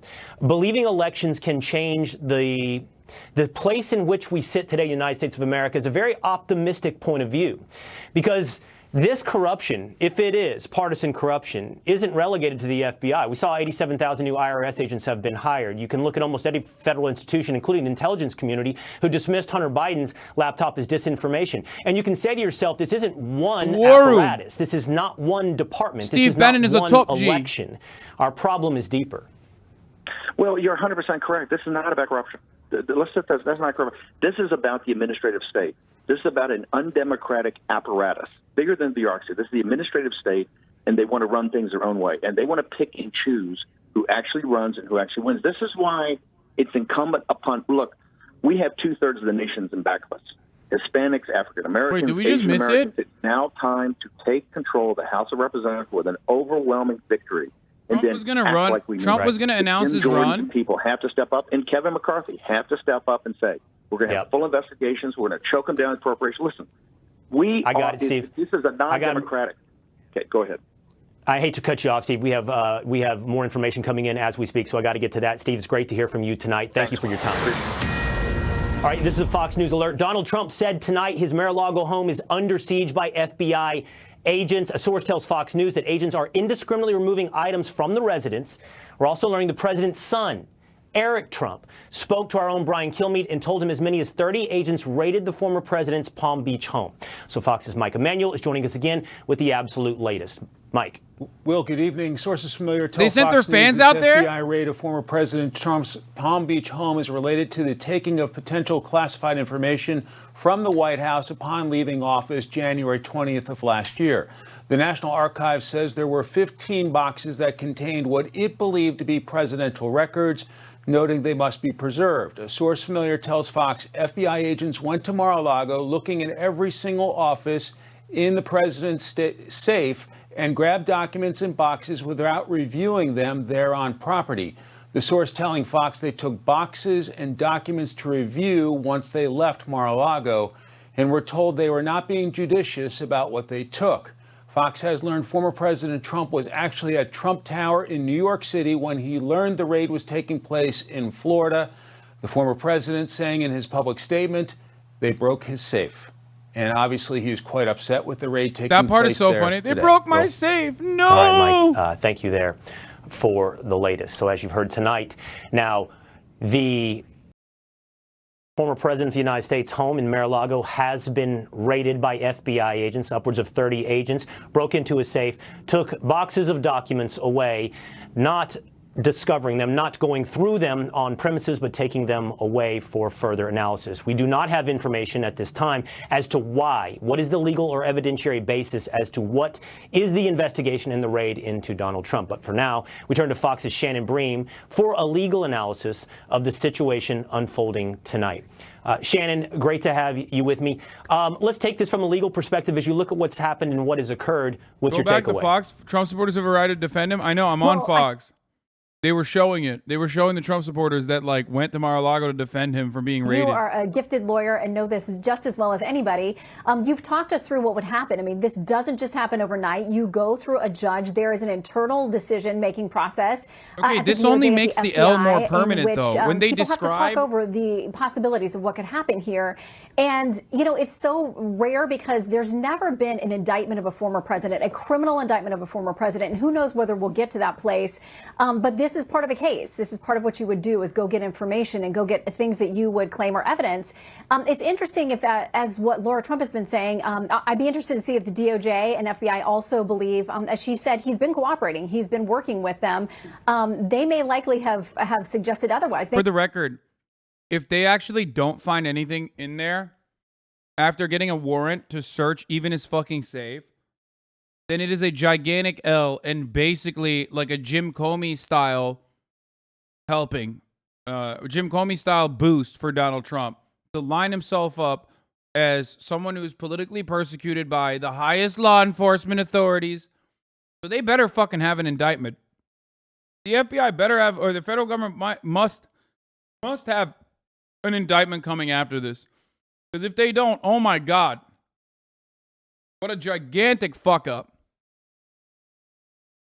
Many of us want to think that our institutions are unreliable or that we cannot trust in them. We as Americans want to have faith in them, that they're going to go after criminal wrongdoing wherever they find it. So this FBI has clearly made, and this Attorney General has made the calculation that they think they have enough to move forward and risk the political optics of this, because as you know, and I know you've discussed earlier on the show, there is this, conversation about not pursuing indictments and things so close to an election that they would have an impact in a way that could unseat or that could upset the political balance. So they've walked through those considerations. Well, sucks to suck because he wasn't able to fucking announce that he's running, so it doesn't even matter. That's all we can assume at this point.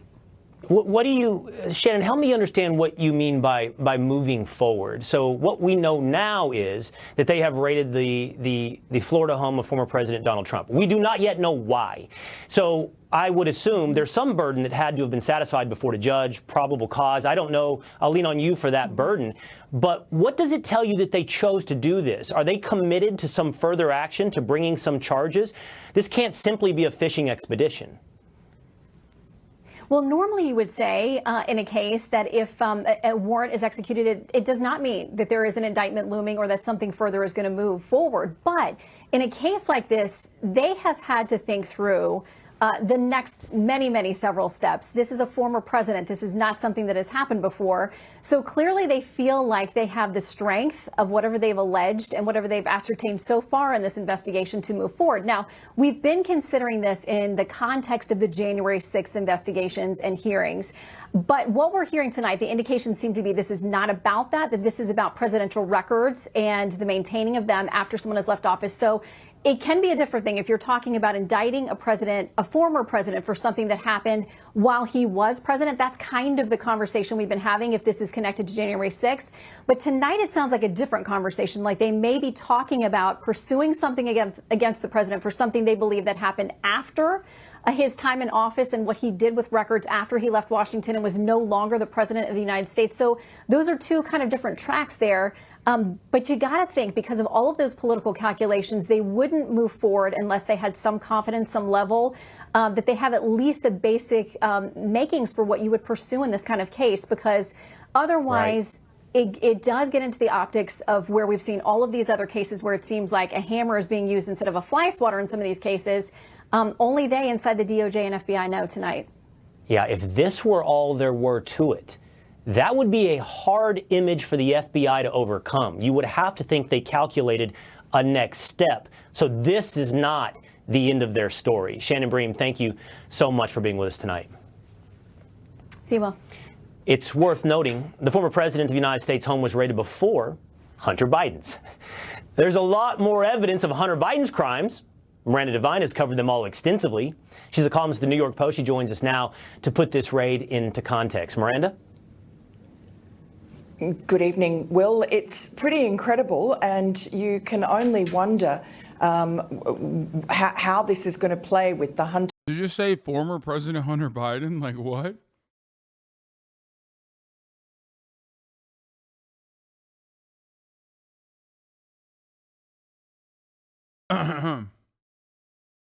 Guy just tried to do a Tucker laugh and failed horribly. Yeah, I mean, this guy's a $2 Tucker. She's a demon, by the way. I'm a firm advocate for not allowing, like, I do want to do a political test for Australians and Canadians who consistently send their worst fucking members out here. Like, if you're even remotely right-wing, you should not be allowed into the country. They truly do stink up the place pretty hard.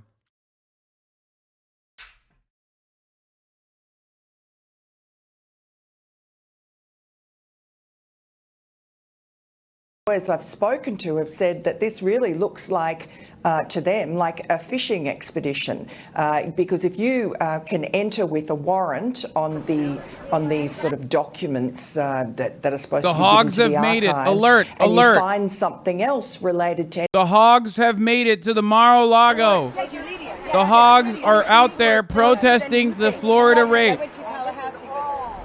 The FBI raid. Because they don't want President Trump running. They're so afraid.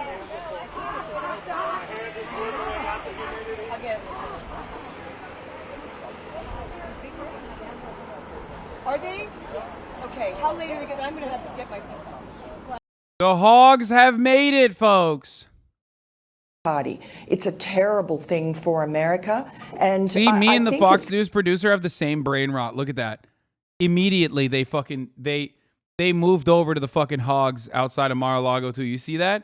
Same brain rot, what baby. People think of Donald Trump, they know that this is an outrage to be raiding a former president's home. He's not just the former president either. He is the likely future candidate for president in 2024. So this is so political and disastrous. And when Christopher Wray, the FBI director, they're so funny. They're like, it's so close to an election year. It's like, bro, 2 years out the line, really? So I guess you can never fucking, like, I guess you can never prosecute someone because you could just say, I'm running for president 4 years down the line. Like, even if there's a new president, you could be like, I'm running for president 4 years down the line. So this is a political trial against me because I'm running for president. Like, what this makes no sense. The midterms are happening, okay? You can't say, unless Donald Trump is like literally running for, I don't know, like a Senate seat or some shit, you can't say that this is, hurting his chances of running for election.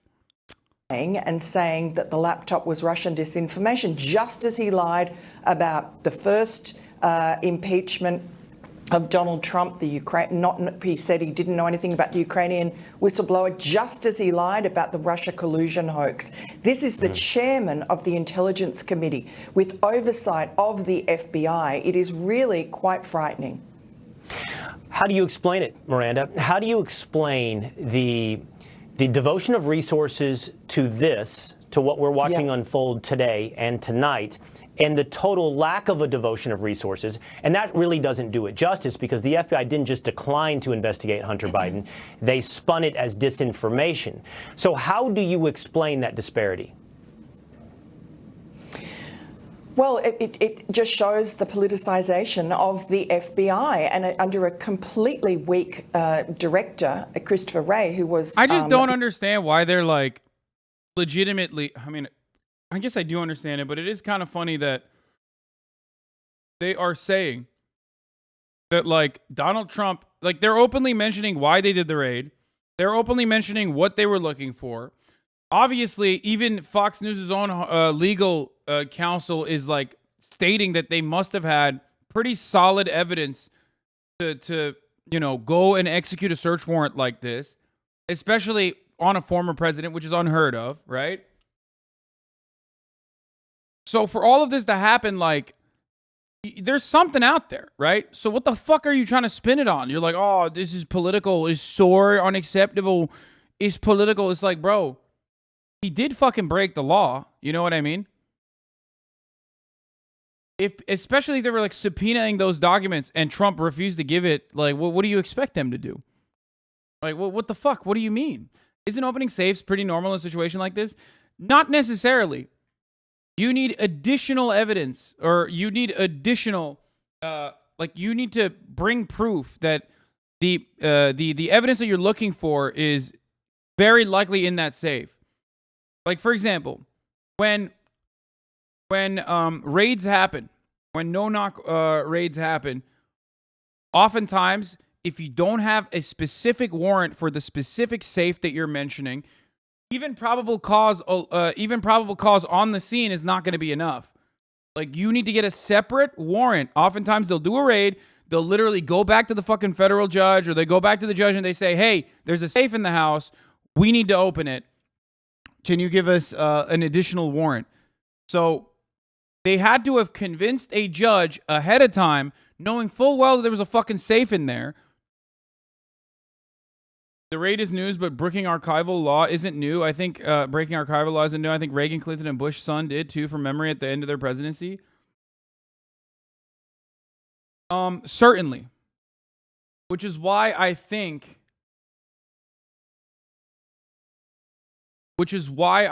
that breaking archival law alone is not going to be enough for them to conduct a raid like this. Like, it seems fucking insane that they would do a raid like this that is unprecedented, specifically because like Donald Trump broke archival law. You know what I mean? That's bullshit. So let's see. Laura Trump had a really interesting take. Apparently, she claims, but she is a fucking dumbass, so I don't know. But she claims that Donald Trump was going to run for president, like he was going to announce his presidential run. Laura, you've spoken to your father-in-law. Therefore, you have the most immediate information of anybody we've spoken with tonight. Does he know? Do you know why his home was raided? He believes it's the documents in question that, everybody's been really upset about from the White House. Look, my father-in-law, as anybody knows who's been around him a lot, loves to save things like newspaper clippings, magazine clippings, photographs, documents. Yeah, he's just a silly goose, dude. What do you mean? He's just a hoarder. You're being ableist, Sweaty. Laura Trump is like, Donald Trump has a medical disability. He is a hoarder, okay? Gotten psychiatric treatment for this.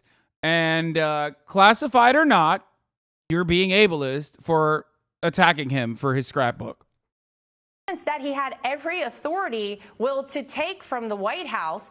And, again, he's been cooperating every single step of the way with the people that have questioned any of this. And I know people have brought it up before, but, look at Hillary Clinton, the 33,000 emails that she just deletes that are. Laura, you've spoken to your father-in-law, therefore. Okay, that's not enough. Someone was saying that Laura Trump mentioned that, oh, Donald Trump spotting, Donald Trump spotted, Donald Trump spotted, Donald Trump spotted. Folks, Donald Trump spotted at Trump Tower in New York. Let's take a look. Somebody asked him apparently what his feelings are on the matter of the FBI overreaching, overstepping, attacking this man for being a big, bold, brave, and beautiful patriot. Mr. Trump, can we get your reaction to the raid? Mr. Trump, can we get your reaction to the raid, sir? Well, he's surrounded by other Secret Service members.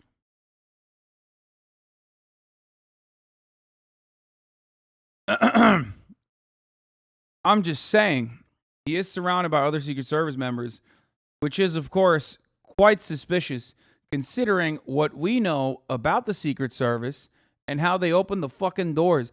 Lara Trump appears on Fox News as it covers the Mar-A-Lago search, saying she has talked to her father-in-law and he's shocked as anybody. She calls it an attempt to hurt him as he's going to announce any day that he's running for president in 2024. We didn't get that part, but... Motherfucker, Trump, the former president's house is being raided by the FBI, and there's still motherfuckers going, look up I show speed. That's awesome. Like, yeah, dude, totally. Let me just cut to like a I show speed calling the cops on himself and getting arrested for it real quick. Entire country. Some of them are still going on. I understand that, but we have to come together if we're going to say, like, unless I show speed personally has some level of fucking involvement with Donald Trump, and that's the reason why he got raided at the same time that Donald Trump got raided, I'm not interested. Is that what you're trying to say? Are you trying to say that Adin Ross and I Show Speed, both of which got raided earlier today by the law enforcement authorities, just like Donald Trump, are somehow connected to one another? Then yes, you are probably correct. I already made that joke like 3 fucking hours ago. But other than that, I'm not interested. This raid lawless and unprecedented. The question is, who had to sign off on this? Jonathan Turley is a law professor. He joins us to break down the legal implications. Jonathan, I'm really happy to have you on the program. How high did this have to be approved? I think that Attorney General Merrick Garland almost certainly signed off on this.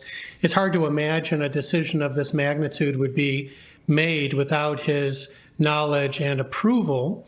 He hasn't recused himself, and so that assumption, I think, is well founded. The news accounts indicate that this is not about January 6th, but about the Presidential Records Act. And the National Archivist under that act can ask the Attorney General to intervene when someone is not complying, including a former president, by turning over material. We know that material was taken previously 2 months ago. Now, putting all of that together, we're still speculating as to what the federal judge signed off here as probable cause of a crime. There are provisions like Section 2071, which allows for 3 years in prison for people who knowingly conceal information they're not allowed to retain. That would include... Oh my God, that'd be so sweet, but it would be like kind of weak. It would be kind of weak to throw him in jail for that, but I'll take it. Records Act being the basis of this type of action is that it has not been traditionally a criminal matter. Certainly, it has not been that way for former presidents. Indeed, you had people like Sandy Berger, a former national security advisor, who was found to have taken classified documents out, hidden in his socks, and he was not prosecuted. You also have records cases like James Comey was accused of taking FBI material out when he left the FBI. The history has been not to prosecute those cases, which is going to become more relevant as we go forward. Wow, that is fascinating and important information. So what you've highlighted for us here is the willingness of the DOJ to go after, I assume, quote unquote, classified material in the past, Jonathan, and then choosing again, once again, to see an inconsistent application here when it comes to President Trump. One legal question before we go, Jonathan. Would it not, let's assume this is about those, as you pointed out, we're speculating. Let's assume it's about those documents and that they are, I'm assuming classified has a lot to do with this, that they were not supposed to be removed because of their classification. Were Donald Trump president of the United States when he left the White House, and you're assuming when he left, he still had the power of the presidency and took those documents. Doesn't he also have the power to declassify documents, Jonathan? He does. I testified on that in Congress on this very issue. Oh, dude, that doesn't... Okay, well, I guess then it's fine. Well, good thing he's not the fucking president anymore. That ended when his presidency ended. And they could be arguing that if he did not turn over these documents, he knowingly retained documents past that privilege. That is very, very key. That's excellent information tonight from Jonathan Turley. Thank you so much. Thank you. All right, the raid on Mar-a-Lago isn't Guess the first time. He didn't fucking declassify those documents. And also, doesn't even matter because he's currently not president anyway. Pretty much every single person is like, pretty much every single person that we've heard from on the Fox News side have just been engaging in the most ridiculous amounts of copium.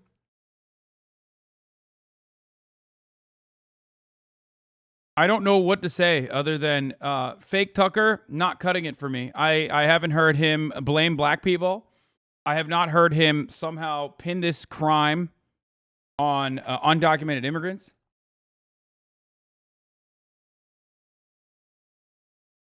Rather surprising from the Tucker Carlson broadcast tonight. I think of them as allied but separate, with the deep state really being the intelligence apparatus and the FBI is part of that. I think that we need to get control over that agency. It's more out of control than the CIA was when Senator Church held his famous Church Committee hearings. We need the incoming Congress, thank you, Bill Vog, for the 5 gifted subs, to do the same thing, to turn the FBI upside down, looking at that department so that it can be reformed, and so that if Donald Trump does run for president again and takes over and can use his CEO skills, he can reform that entity. Yeah. Yeah, Jeff, you know, it's funny the way the word conspiracy has been thrown around over the last several years. It would be a conspiracy to deny the existence of an administrative state. Jeff Clark, thank you so much for being with us tonight. Thank you, Will. FBI agents raided former President Trump's Palm Beach home earlier this evening. The former president said in the raid, which was unannounced, that it amounts to, quote, prosecutorial misconduct, the weaponization of the justice system, and an attack by radical left Democrats who desperately don't want me to run for president in 2024, especially based on recent polls. Trump said agents also broke into his safe. Francie Hakes is a former... Yeah, bro, the radical Democratic FBI was checking the polls nonstop, and they were like, oh, man, fuck, Trump is going to run for president. Oh, shit. What the fuck, dude? The partisan potentiality of this. Does this hold, in your estimation, any legal water? Assuming this is about those documents, boxes of supposed classified documents, what is the burden of proof? Where does this go legally? Yeah, great questions, Will. I worked in classified information. There's literally nothing funnier than the fact that the FBI director was appointed on this day 5 years ago by Donald Trump. It's his own FBI director. Like, why didn't you use him to fucking prosecute Hillary Clinton? Like, you fucking cuck. Goes around, comes around, I guess. And I would have trusted that. But after the Russia collusion hoax, the FISA warrant that was misused and gotten illegally against Carter Page, and the way the FBI treated the Hillary Clinton investigation, where they never sent a single subpoena or served a single search warrant on Hillary Clinton or her aides, her laptop or her secret server, it's very hard for me now to say that this does hold water. I hope so, honestly, for the Justice Department that I served for 10 years and the cause of justice that I've served my entire career as a prosecutor. I actually hope there is probable cause. But from what we're hearing, I don't have any faith that that's true. There's so little faith left, I believe, among the American people for their institutions. And I think you're exactly right. The burden of proof now for the FBI and the DOJ to retain what little faith the American people have in that institution, those institutions, that is what is at stake. Francie Hakes, thank you for being with us tonight. Thanks, Will. All right, Donald Trump said tonight his Mar-a-Lago home has been under siege by FBI agents. Ned Ryan is CEO of American Majority, and he joins us with his reaction. Hey, Ned, I'd love for you to pick up on where Francie left off. You know, it's impossible to separate this from the last 5 years of allegations and investigations, from Russia collusion to the supposed, Russian... Here's what's really hilarious. Talking about Russia collusion. Okay. Here's what's not actually good for the Republicans to constantly talk about. Hillary Clinton.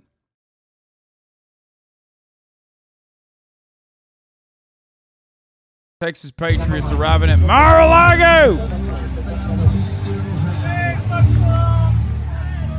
Mar-A-Lago. Like, this dude is the most... These are the most annoying people on the planet, dude. Like, do they have a single fucking family member? Wait, what is this? Quarter J shocked by today's news. I fucking hate today. Jesus, nothing works.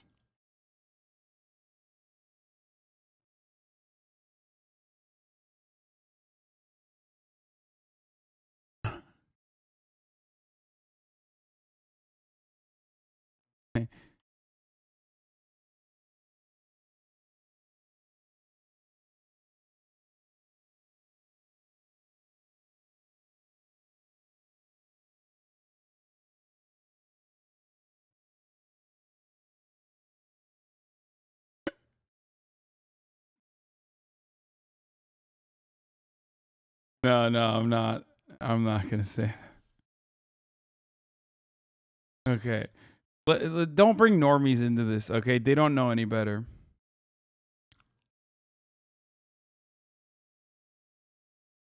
They don't know any better, even though I'm joking, obviously. Hannity's Malding? Wait, Hannity's is... Oh, Hannity! Oh, yes! While he was in New York, save us. according to President Trump, save us, Sean. Warmed his residence. Give me that guac 6,000. Oh my God! If only Donald Trump fucking calls in. 45th president wrote, "Quote: My beautiful home is currently under siege, raided, and occupied by a large group of FBI agents." He continued, "Quote: Nothing like this has ever happened to the president of the United States before. After working and cooperating with the relevant government agencies, this unannounced raid on my home was not necessary or appropriate. It is prosecutorial misconduct, the weaponization of the justice system, and an attack by the radical left Democrats who desperately do not want me to run for president in 2024. According to the New York Times tonight, who got the raid of MAL is another escalation of the weaponization of federal agencies against the regime's political opponents. The former president brought with him from the White House, including potentially classified documents. Sources are now telling Fox News that the raid was not related in any way to January 6, but according to one source, the FBI was, quote, not being judicious about what they took during the search. Just so we are clear, this raid is truly, completely unprecedented, and you can't imagine this would have ever happened to a Democrat. This is where Americans now begin to ask the question, do we have a dual justice system in America? Is there equal justice under the law? Do we have equal applications of our laws? Remember Hillary Clinton's house? It was never raided, even though she stored troves of classified material on a personal server. She deleted 33,000 emails. Remember, nobody had ever heard of Bleach Pit before. Okay, bro, come on. We're just like hearing the same thing over and over again. Sean, come on, give us something good. Nobody cares. Nobody cares. Nobody cares. Nobody cares. Nobody cares. Trump failed to fucking investigate or arrest Hillary Clinton. That's a fat L. Nobody cares about the fucking fattest of L's, okay? Trump was president for 4 years. He was a big, beautiful boy. He was our big, beautiful boy president, and he failed. He said, lock her up. And I thought, maybe he will lock her up. He did hold the L. Oh, my God. He literally held it. That's funny. And then he never locked her up. The real quid pro quo, bragging that he withheld $1 billion taxpayer dollars. You have 6 hours to fire a Ukrainian prosecutor who he turns out was investigating his son Hunter, who was being paid millions of dollars with no experience at all whatsoever. Hunter lies on a gun application. What happened to Hunter? Nothing. What if it was Don Jr.? What if it was Eric Trump? On tape, you have of course, Hunter Biden smoking crack and with hookers. I think those things are illegal. What happened to him? Nothing. We had Director Wray before Congress last week. They have had Hunter's laptop longer than anybody. What have they done with it? Nothing.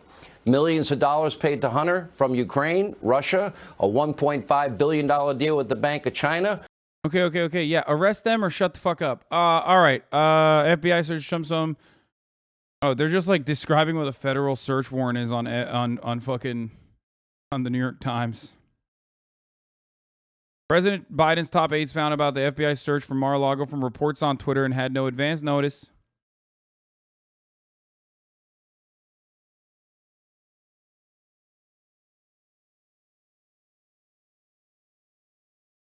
Yeah, you're right. Michael Pillow, president of MyPillow, also used to smoke crack, literally smoked more crack than fucking Hunter Biden as far as we know. And they love him.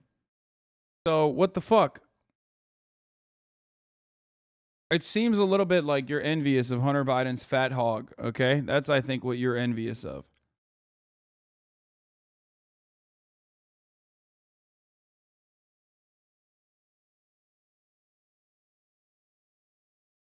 Have you seen this yet? First they came for Roger Stone. I said, great. Next they came for Alex Jones. I said, good news. Then they came for Donald Trump, and I said, this is also excellent. Yeah, it's just like, can it get any better? I don't know.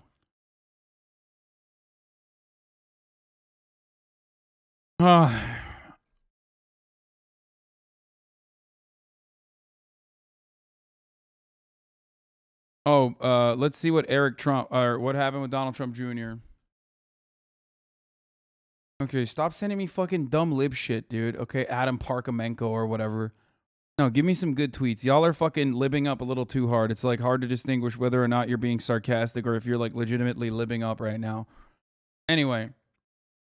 Donald Trump Jr. says Biden's out of control. DOJ is ripping this country apart with how they're openly targeting their political enemies. This is what you happen to see. This is what happens in third world banana republics.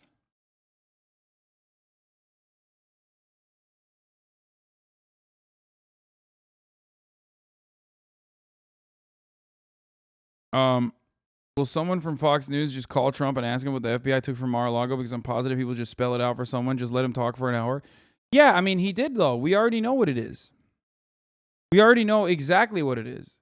It's the 15 boxes of documents that they are referencing. After today's raid on Mar-a-Lago, what do you think the left plans to use those 87,000 new IRS agents for? And here we go. The government is hiring 67,000 more IRS workers. Why do you ask? That's right. To round up every conservative in the country and put us into camps.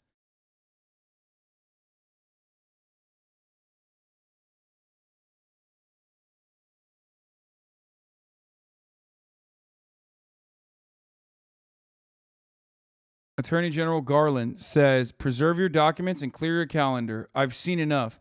The Department of Justice has reached an intolerable state of weaponized politicization.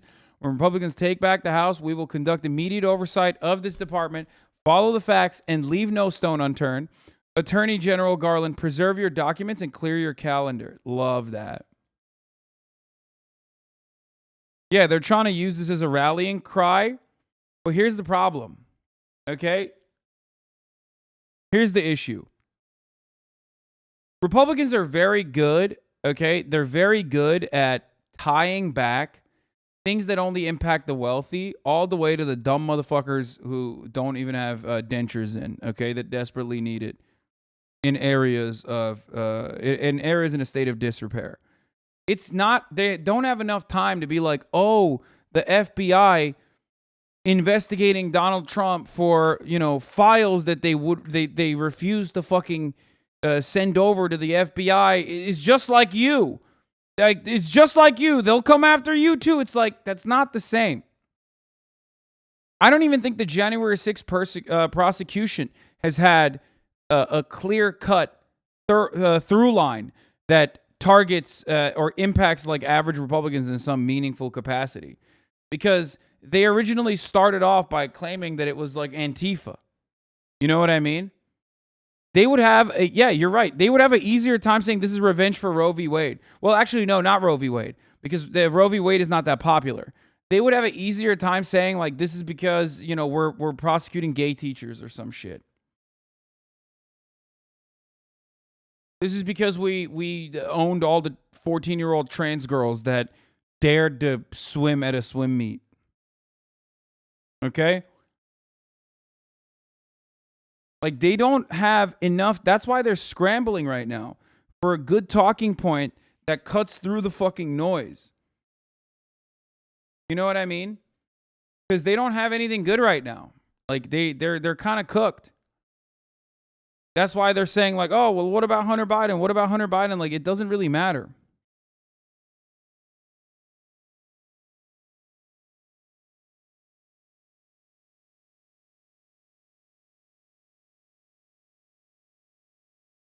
Basically, none of their planks besides racism are popular, and it's hard to tie this to Mexicans. Yeah. Well, that too.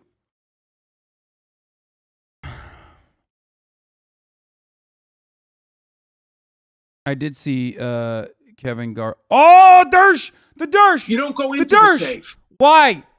Why? Oh my God, thank you. Why, but also thank you. Oh, fuck. That the material in the locked safe. Oh my God, I hate to do this to you at the top of the hour, but there's a 60-second ad break coming to you right now. If you want to see uninterrupted Dersh rants about pedophilia, how he never sexually assaulted a minor alongside Jeffrey Epstein, all that good stuff, then all you need to do is subscribe, which you can do for $5 or for free with a Twitch Prime by connecting your Amazon Prime account to your Twitch account, where you get one free Prime subscription a month, or by getting gifted a sub if you're lucky, if you're a lucky boy.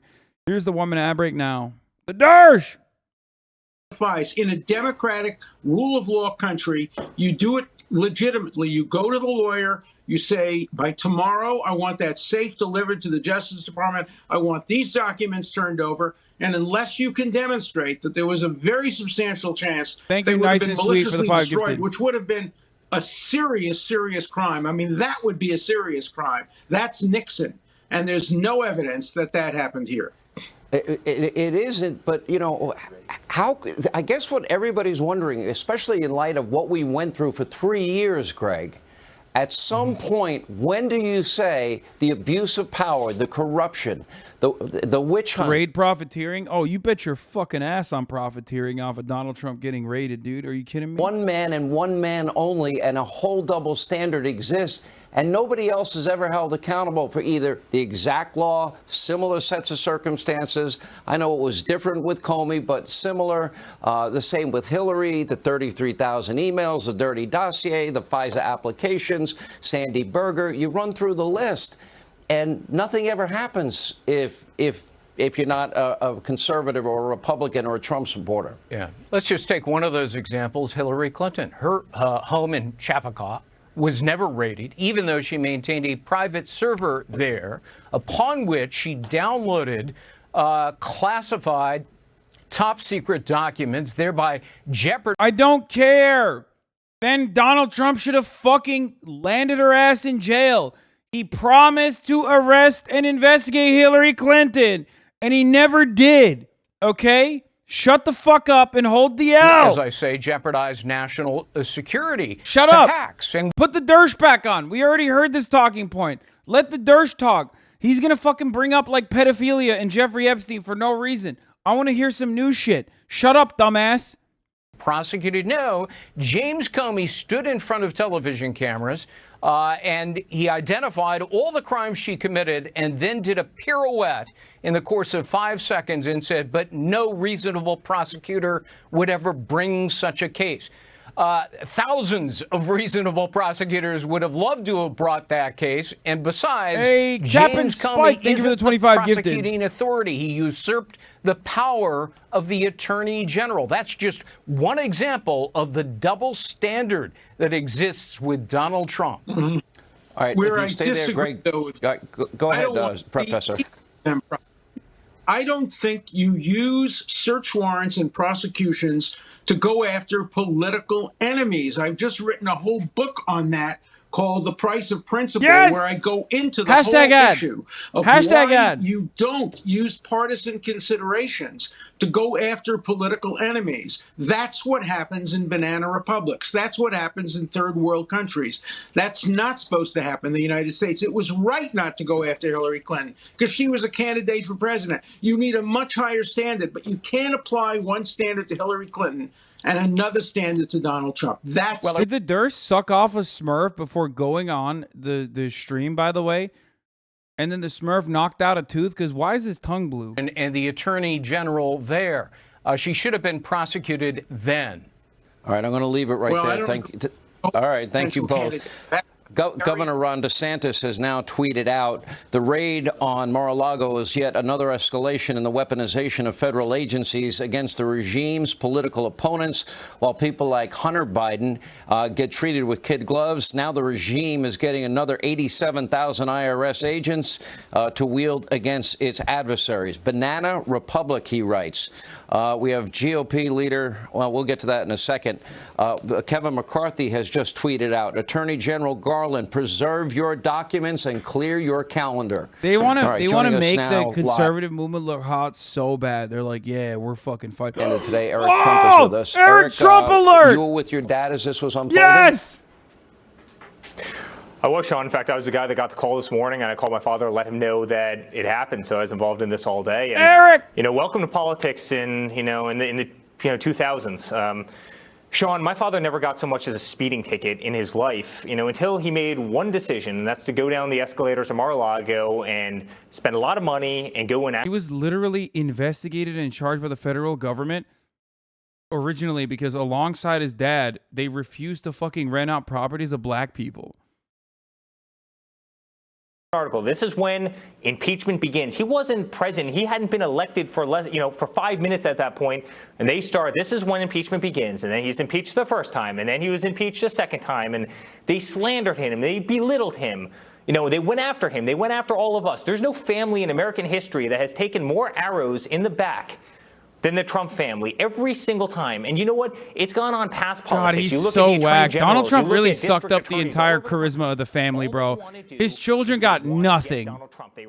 He's such a fucking whiny little fail son. Oh my They go God. after him. They subpoena him. I'm probably the most subpoenaed person in the history of the United States. Every single day we get another subpoena. And they do it for one reason.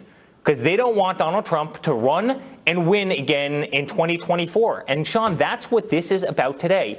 To have 30 FBI agents, actually more than that, descend on... No political family has had to withstand so much awfulness. Like, I don't know, the Kennedys.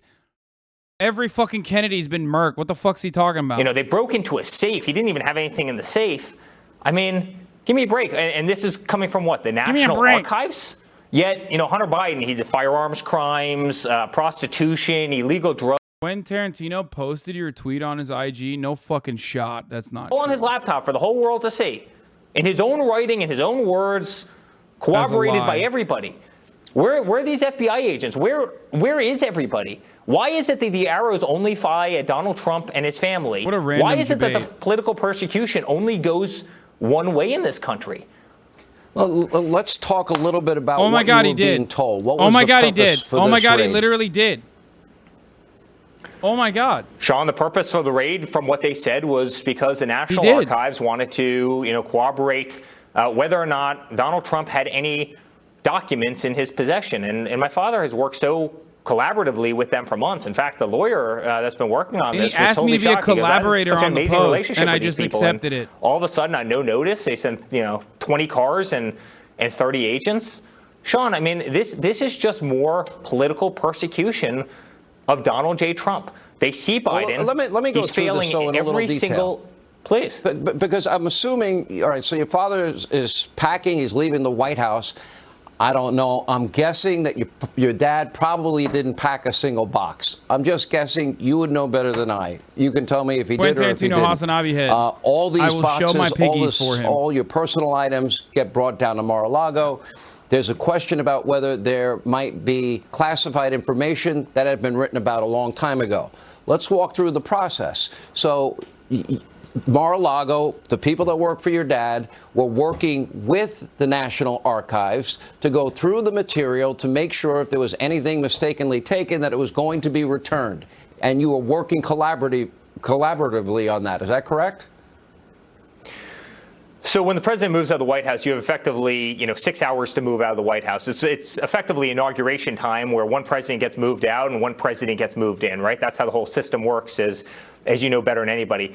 My father always kept clippings, press clippings. He would have, newspaper articles, pictures, notes from us. When my mom passed away a couple weeks ago, he still had all the notes, over the years had been saved, all the notes that she had ever written him. I mean, it's a beautiful thing. My father saves clippings and things like that. So he had boxes, right, when he moved out of the White House. And he was very collaborative. If you want to search for anything, if you think anything, come right ahead. I mean, it was not real. It was an open door policy. And all of a sudden, 30 agents descend upon Mar-a-Lago. Sean, this didn't come from the little local FBI field office in... It's fucking... Wait, it's not even real. Just confirming, I'm not Quentin Tarantino. What the fuck? Why is it verified? God damn it, dude. I got got. I got fucking owned. Oh. He had an incredibly strong country. People realized he was an effective president. And you see Biden right now. I mean, Taiwan is getting circled by military planes literally as we sit here and speak right now. You've got, Russia, Ukraine, which is a total disaster. You've got everything that's happening in Iran. No! Not while Eric was talking. You thought Quentin Tarantino was a Hasan? Iran, which is a disaster. Yes. You've got inflation. You've got gas prices. All the things that you talk about all night. We're not respected by anybody around the world. Our economy is... This is what happens when you get one guide, dude. This is what happens when you get fucking one guide, okay? I got one guide and I believed something so silly. And they're doing the sham January 6th panel that does not have a single Republican on it. I mean, other than Liz Cheney, who's about to lose her race by 25 points, right? It's more political persecution of Donald J. Trump. They can't stand that Americans love him. I mean, even as I watch the channel right now, they keep on showing these beautiful clips of people, waving Trump flags outside of Mar-a-Lago, his supporters. When has that ever happened in a political movement in the United States before? You think back to the Russia hoax, the Russia witch hunt, the conspiracy theory. It went on for 3 long years. Eric, I covered it every single night, and we ended up being vindicated on every single solitary thing that was reported on this show with our full ensemble cast. Ari Fleischer tweeted out, "All I can say is the FBI better have a slam dunk criminal case. Otherwise, the Biden administration and the DOJ have crossed a line of no return." What could they possibly think existed inside of Mar-a-Lago in a box that was taken from the White House that was so damaging that the FBI director and the Attorney General of the United States... Well, you know what? We all want to know that, Sean. All of us want to know the answer to that, Sean. What? Oh, I fucking... I don't know. They'll probably find a note from me telling him how proud I am of him and what a great job he was doing as president. They might find some pictures of my kids, maybe some nice... headlines, maybe. What? No, they wouldn't say that. Oh my insane. God, that's so sad. He said there would probably be photos and how proud I am of him. What? for 3 years based on that's lies so and sad. deceit and dirty dossiers That's and so FISA fucking warrants sad. and everything Why would else. you openly admit right? that? And everything proved to be incorrect, fraudulent, made up, an absolute sham. They dragged this country through hell. That's kind of sad. And here they dude. are That's again, like... raiding the guy's house. I mean, when do you give up? When do you say enough's enough? When do you give a human being, who fought so hard for this country, when do you give them the benefit? He doesn't know you, little bro.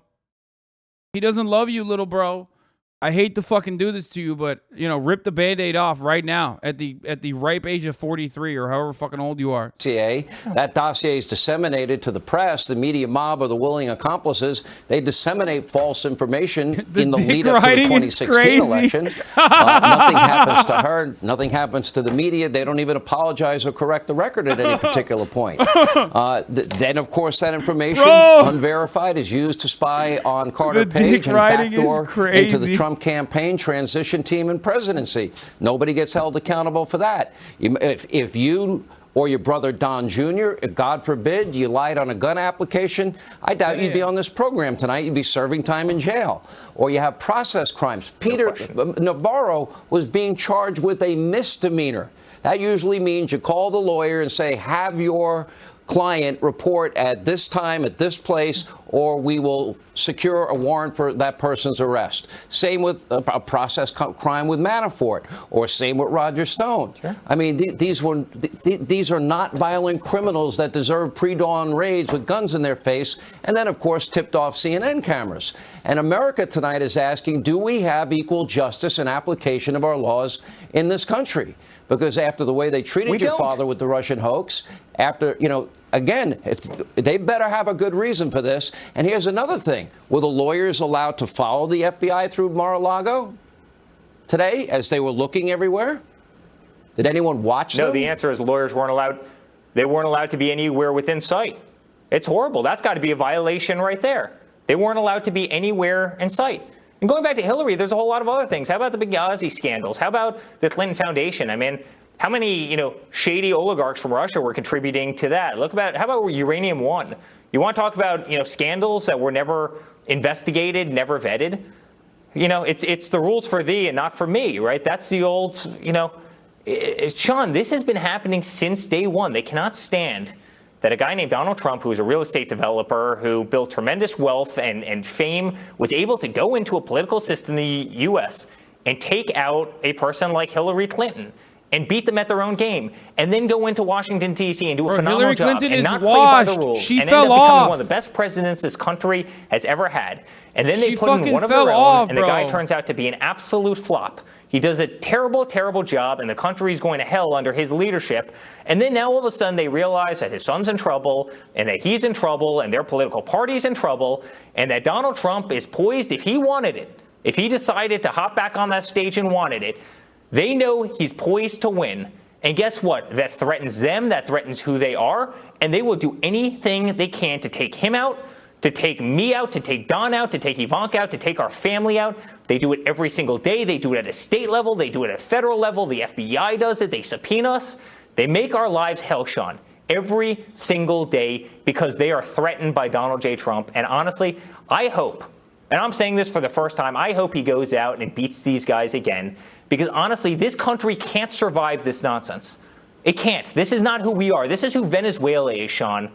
This is Banana Republic antics. Having a home of the 45th president of the United States raided by FBI agents, safes broken open. This is not who we are as a democracy. Imagine if that happened to Barack Obama. The world would be in an uproar. Well, Eric Trump, I don't know. I think Ari Fleisch is right. If you watch what they've done over the years, they don't get the benefit of the doubt anymore because they lied and they tried to take your father out for 3 years, and they used a dirty Hillary dossier to do it. They spied on him illegally. Nobody was held accountable. She wasn't held accountable. No raid of Hunter's house. They've had the laptop longer than anybody. Director Ray, I don't know anything about the laptop. It's pretty funny. They're just like repeating the same things over and over again. At a certain point, it just comes across like really desperately just like yelling about like talking points. It's just really desperately cycling through talking points. On this front, justthenews.com founder, CEO, editor-in-chief John Solomon is with us. He's like, we're going to have John Solomon with us to repeat the same exact talking points that we've been hysterically screaming about one more fucking time. I've been doing reporting for the last couple hours. This is what we've learned. First off, there are three significant things. This does involve an allegation from the National Archives of looking for classified information that the president took from him. This is an extraordinary departure from the way the FBI handled identical allegations in the summer of 2015. I broke this story back in 2015 at the Washington Times. When the FBI had similar allegations about Hillary Clinton, they allowed David Kendall, Hillary Clinton's lawyer, to take the thumb drive with the classified emails and put it in a safe in his office. He confirmed that on the record to me back in 2015. An entirely different treatment for identical circumstances. Secondly, a lot of people I've talked to, including people in the FBI, are really dubious why a grand jury subpoena wasn't delivered instead of doing a raid. I think Alan Dershowitz covered that perfectly. Third, and this is very important for people to understand, this comes less than a week after the Judicial Watch filed a lawsuit against the FBI saying those declassified documents that President Trump had, that the National Archives has, that the FBI still has, that have never been released till they were ordered released, Tom Fitton sued them. Today they announced that they've sued to free those documents up. All of those things are the backdrop, and here's the final piece. The Washington field office is the office that the agents came. Bro, they're wilding out.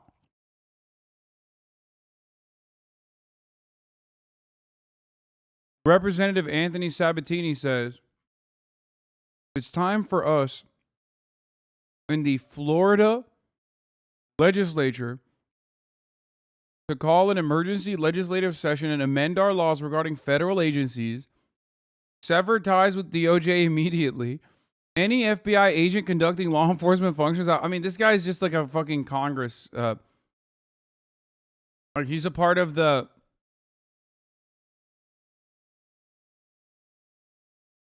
He's just a representative. You know what I mean? These guys always say stuff like this. It doesn't matter. You know what I mean?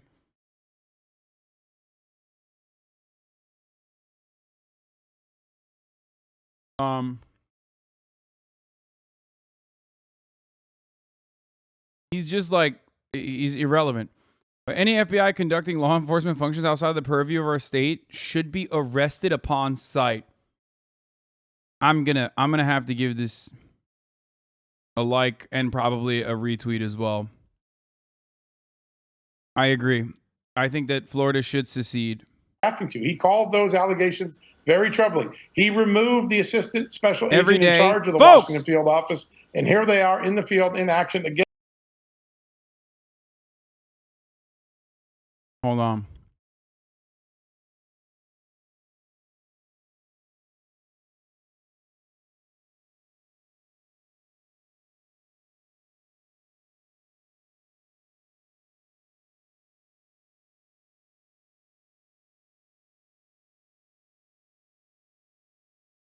It's just like I've been advocating for this since day one.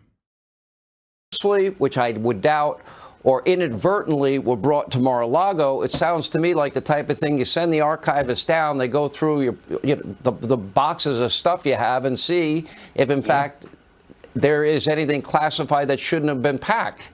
Doesn't that seem like the logical way? Because nobody seemed to care when Sandy Berger went into the National Archives and started shoving documents we believe related to 9/11 down his crotch and on his backside and in his socks and walked out of the National Archives. And everybody in the liberal media started saying he was just sloppy when he put it in his crotch next to his private parts. He was sloppy when he put it by his backside. I remember well. I was at the Associated Press when I broke that story. Listen, there's another fact. I cannot wait to build a wall around Florida. Extract all of the people that want to leave Florida. Extract everyone that wants to leave Florida and just leave it as like a crypto fail state. If they don't have smoking gun proof that the president was about to destroy documents, this raid is going to be laughed off. And next year, when Republicans get control, we're going to find out just how political the FBI was on this. Oh, I think we'll find out before then. I think we'll know by November for sure. The American people deserve to know. John Solomon, as always, thank you. All right, take a look at your screen. We just got this in, video of the raid this morning on Mar-A-Lago. You can see it right there. Cars coming in. Looks like dark at night again, early in the morning. But That's the only footage we have as of now. Here with more reaction is Fox News contributor, former Speaker of the House, Newt Gingrich. I think you remember the Sandy Berger incident. He went into the National Archives. Oh my God, does Newt have cancer? What the fuck? My favorite take, dude. I have 1.1 million Twitter followers, brother. What the fuck do you mean? Check your Twitter replies. Like, what is that? Do you understand what my Twitter replies look like? Like, do you have any idea? Why don't you ever critique MSNBC? You must be new here because I do that all the fucking time. The only difference is right now, they're not even doing good content. They're just fucking gloating. And that's boring. That would mean 162,000 IRS agents Fox makes better compared, content. for example, to 29,000 people that we have on the border trying to control the border. But the purpose of it's simple. They want to control you.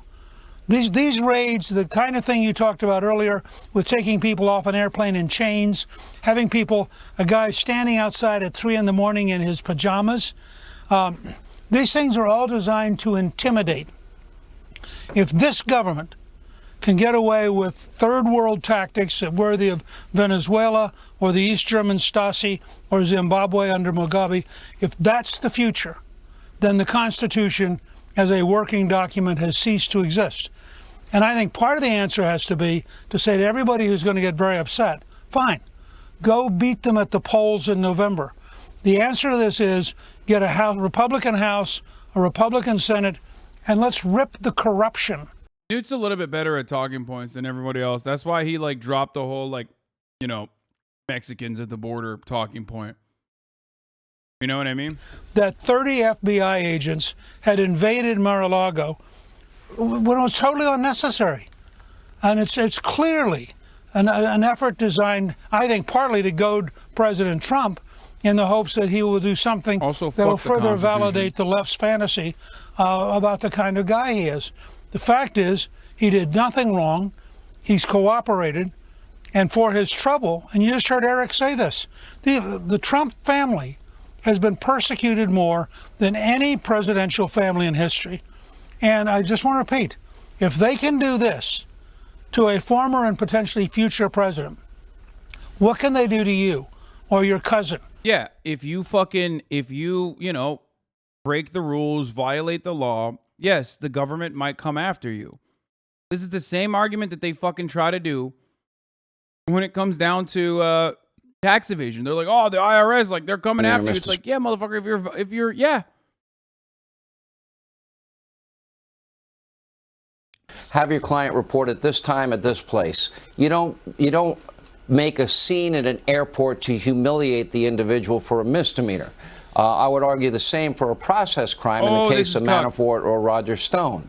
Okay, this is cucked. This is cucked. Now they're starting to recognize that like there's probably legitimate reason as to why this raid was conducted. So now they're saying it's actually humiliating that they did it the way that they did. They went from like this is totally unwarranted, should not happen, to slowly but surely easing into, oh, they just wanted to humiliate the president. Out in handcuffs and shackles too. This is why what Sandy Berger did is important. Now America has a right to ask, okay, why did you do this? Because I can't conceive of what would warrant the Attorney General of the United States and the FBI director to allow and approve this action. Can you think of what they might have in the box? This has been wonderful because we're watching like the 5 stages of grief happen on Fox News. You know what I mean? Okay. Everybody keeps trying to understand these people as though they are reasonable. This is the first big government socialist machine at a national level we've ever seen. We saw Tammany Hall in New York. We saw Mayor Daley in Chicago. You know, we saw Huey Long in Louisiana. This is a machine.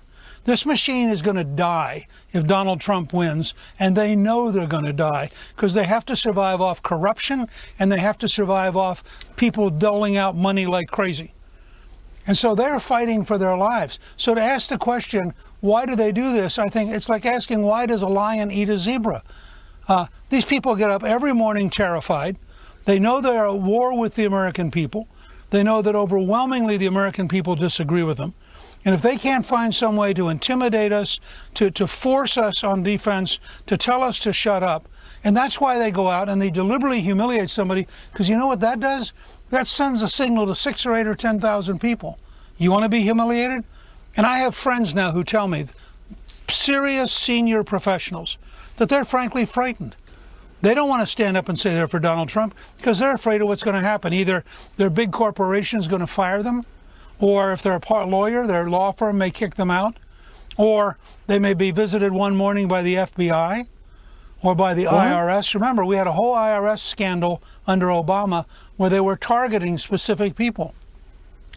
Do not underestimate how deliberately these people are committed to doing whatever it takes, including destroying the Constitution, in order to retain power. And that's going to be a major issue between now and the election this fall. Mr. Speaker, I'm hearing you echo comments that Mark Levin made, that we live in a post-constitutional America. It sounds like you agree with him. Well, I think we're on a balance. I think if the Republicans win this fall and reassert the Constitution, which is going to mean, frankly, firing an amazing number of corrupt people, then the Constitution will survive. But if the left manages to survive and manages to stay in power, I do think Mark Levin's right. We're entering basically a Venezuelan, Zimbabwean, East German style banana republic in which the law doesn't matter. What matters is power. What matters is favoritism. What matters is whether your team is paying off the right people. And that would be a very sick and tragic end to the American dream. Zimbabwe's a cool mention. Don't you believe? Shout out to Zimbabwe. That's a cool mention. That's not really ever something you hear from the Republicans. So to explain why they authorized the raiding of a former president's house? Don't we deserve some explanation? No, I don't. No. I think they owe the American people resigning. I don't need to be told by 2 liars the latest lie. The fact is, they authorized something that is clearly outside the bounds of the American system. They authorized something which has never, ever happened in American history.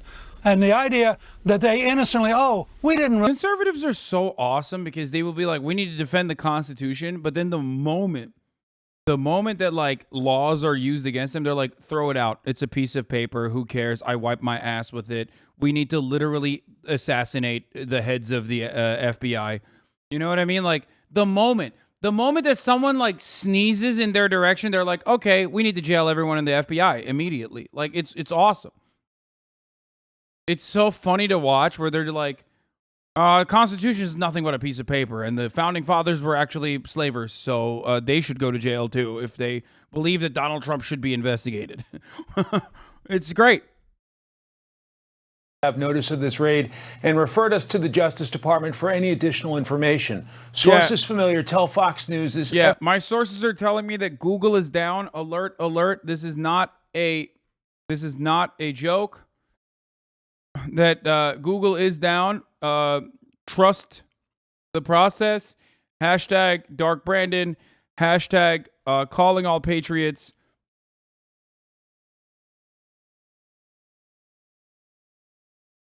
Yeah, no, it's over. Google is down, folks. Google is down. Is it back up again? Hold on. It was down for a second. Let's see if it's back up again. Nope. It says 500. That's an error. The server you encountered an error and could not complete your request. No, like literally, Google is fucking down.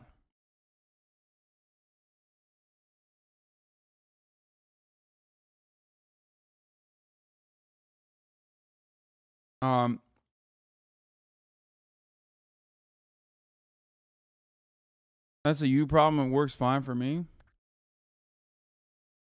No, it's down for the United States of America, the only country that matters. Explanation as to why they didn't just try to cooperate or get the president and his staff to cooperate and go through the boxes in a partnership in case maybe something inadvertently that was classified was put in those boxes? Because I'd bet a lot of money that Donald Trump did not pack his own boxes, Mike Emanuel. Very scarce detail, Sean. Interesting points you are making there. What we know is they're thinking that some documents remained at Mar-A-Lago, but there are no indications that there was any kind of cooperation or outreach by the FBI to officials connected to the former president. And so we know the raid happened today. The former president was in New York City. He went back to Mar-a-Lago, is our understanding, and we will see where the facts lead us. All right, Mike Emanuel, my source is telling me, and Eric Trump confirming tonight, that in fact they were working if there were any classified documents, to get them to its proper place. All right, now former President Trump was at his home in New York City with his son Eric earlier today. When he learned of the raid, he released his statement. He was later... This is precisely my thinking as well. If a president can unilaterally declassify anything without any process needed, which is the law, couldn't a president just say, I declassify this and walk with it? I think there are a lot of crimes you could lock Trump up for, but classified documents, that sets a precedent that could lock up most former senior White House aides. This is why I suspect the raid was actually about more than just the boxes, though related to the boxes. That's the suspicious part. Either the federal authorities are behaving in the most libbed up, awful way possible, and they're hitting the fucking Jim Comey style massive fuck up, okay? And you know, basically offering the fattest of fucking dubs to Donald Trump. Or there is something more to it that pertains to the information in those boxes that possibly has something to do with the January 6th committee. Because remember, they mentioned that Trump was under investigation last week.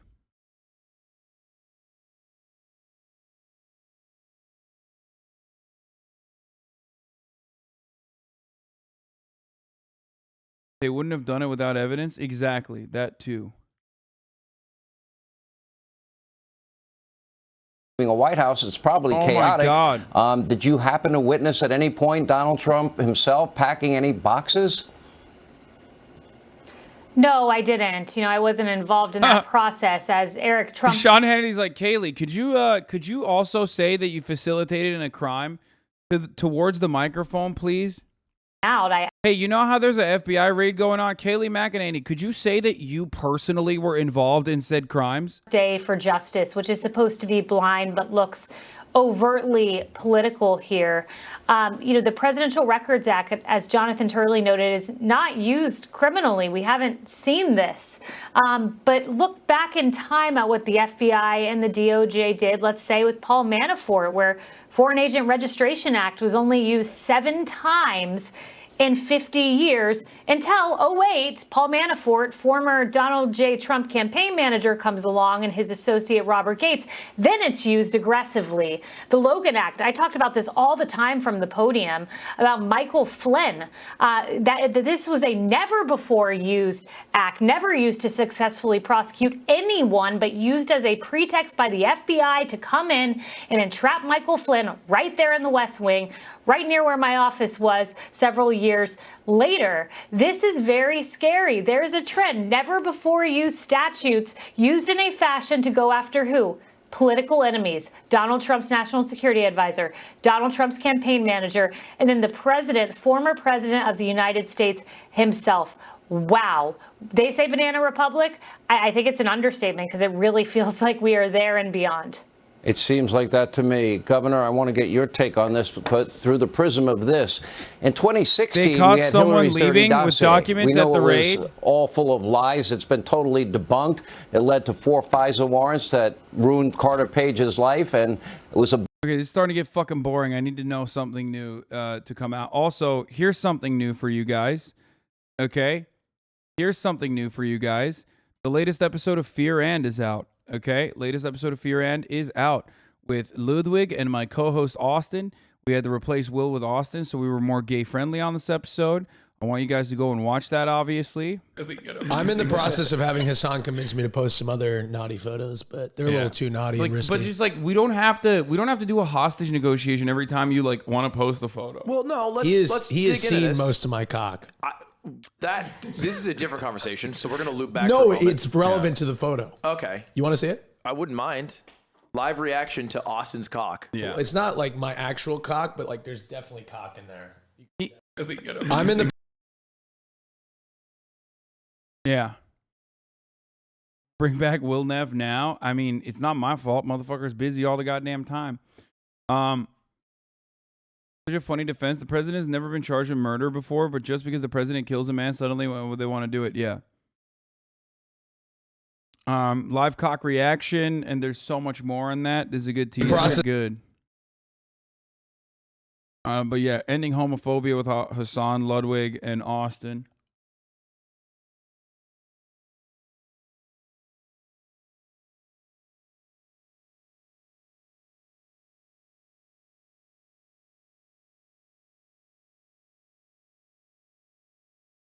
Fox News seems like they prepare for this, like the BBC has the plan for when the Queen dies.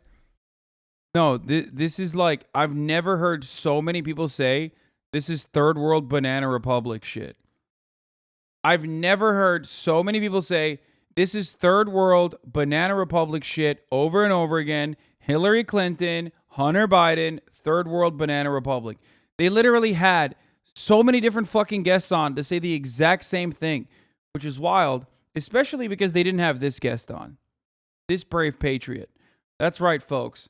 I'm hearing from people on the ground that Hank Pecker has infiltrated Mar-A-Lago, famous American domestic terrorist, right-wing lover, patriotic man, has infiltrated the Mar-A-Lago compound.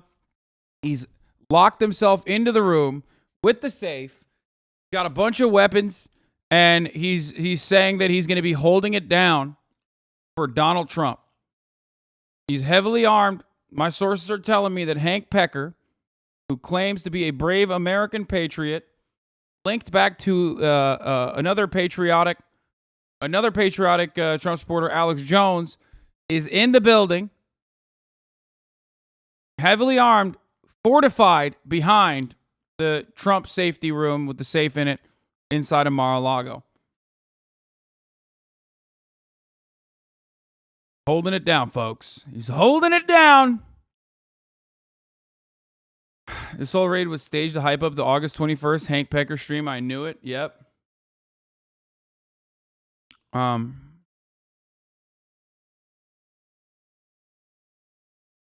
let's get back to fucking libtard gloating for a second. New one a day. Okay, never mind. They got ads on right now.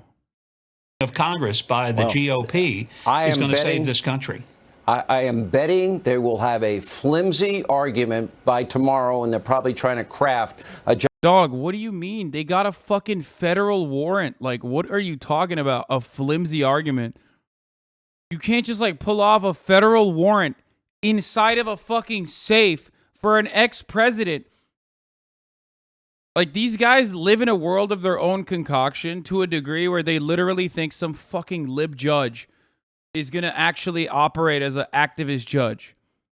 You know what I mean? Like, sure, there are liberal judges, right? But, I mean, I don't know. I just, like, facilitating that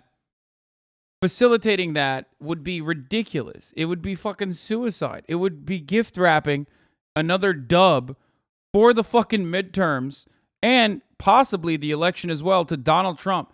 They would never let that go. Oh my God, this is the live view of Mar-A-Lago after Trump said FBI agents raided his Florida home. The hogs are already out there.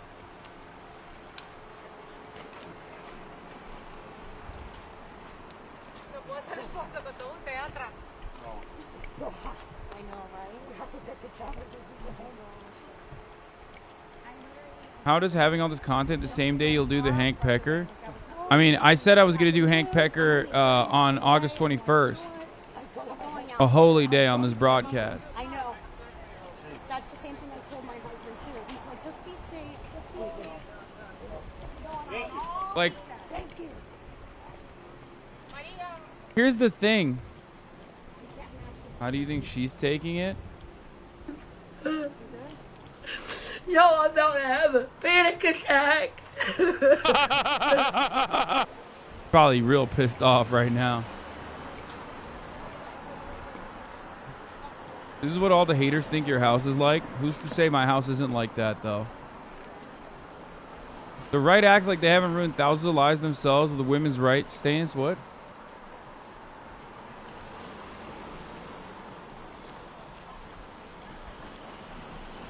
Being a hog looks so fun, thinking you're saving dear leader by marching around with flags and other Q wine moms. Yeah, no, literally. They are, though. They are saving him. They're saving the country. They're preserving the constitutional republic, dude.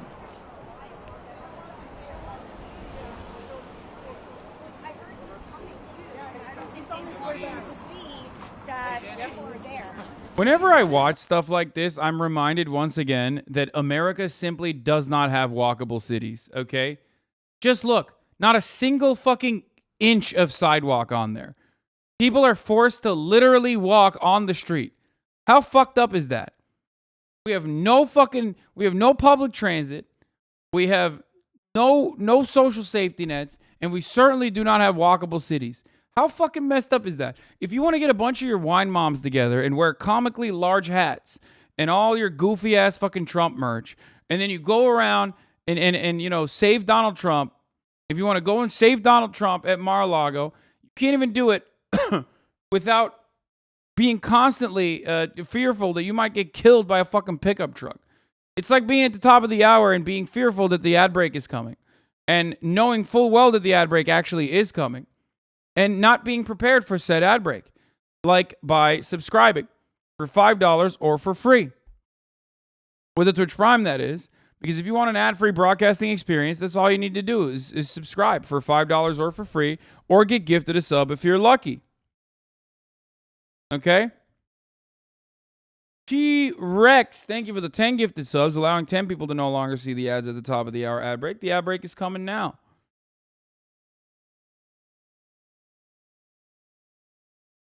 I ain't money man, money bags, my guy. Money guy.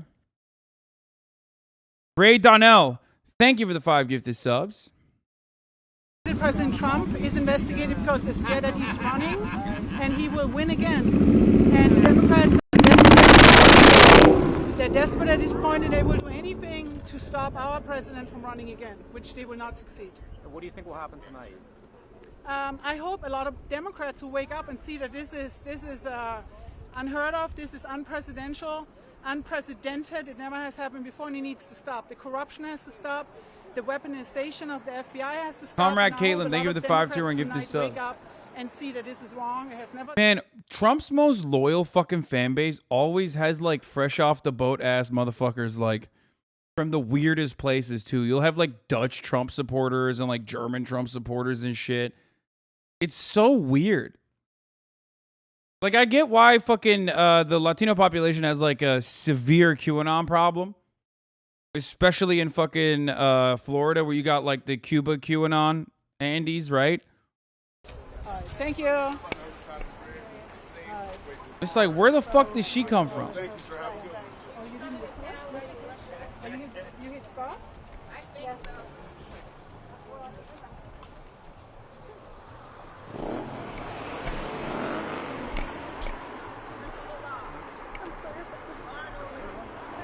Also, another really funny part is that like they look like goofballs, and they know they look like goofballs, and it's like they think they're making a serious point about like defending the Constitution or whatever, while they simultaneously look like fucking goofballs.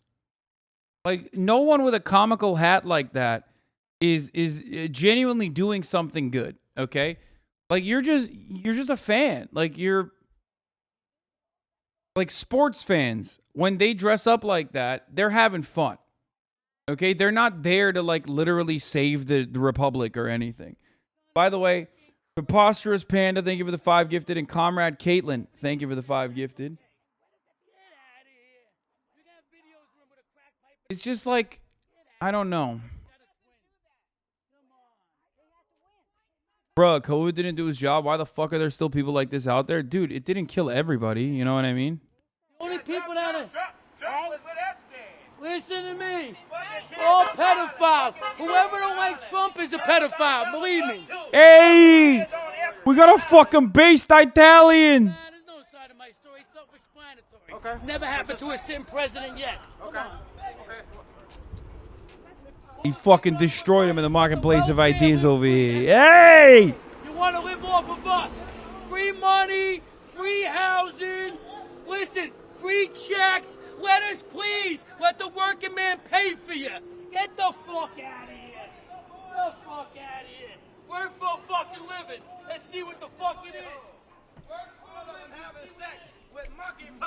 Oh my God, what a king. What a king.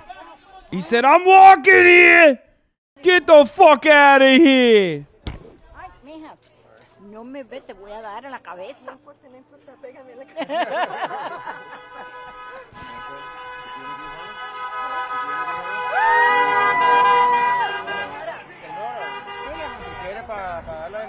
Ay, no, a mí no me gusta. A mí no me gusta hablar. No, no, no. What is this? A mí no me gusta hablar. Jorge Masvidal? Who the fuck is this guy? He's Cuban American? Oh, God. Ah, qué bueno que está en vivo. Yo, what is up with fucking Cuban Americans over the age of 30, brother? Like, I feel like no matter what happens, like their brains break or some shit.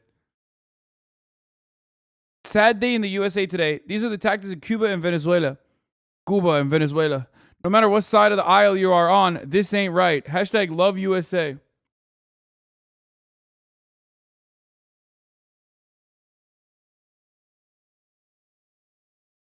What the fuck?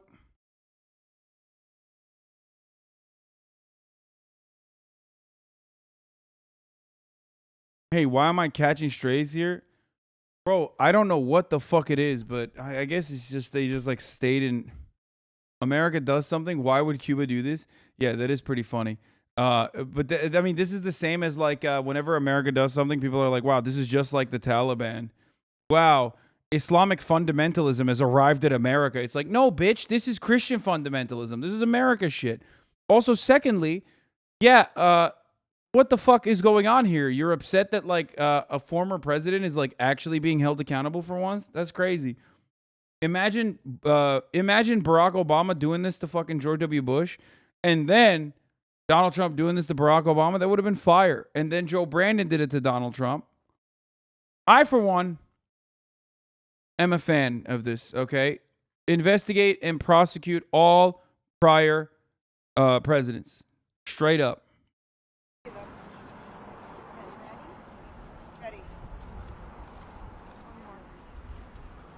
This opens up a lot of doors for prosecution. Yeah, see if I care. Oh, no. Oh, no, that's crazy.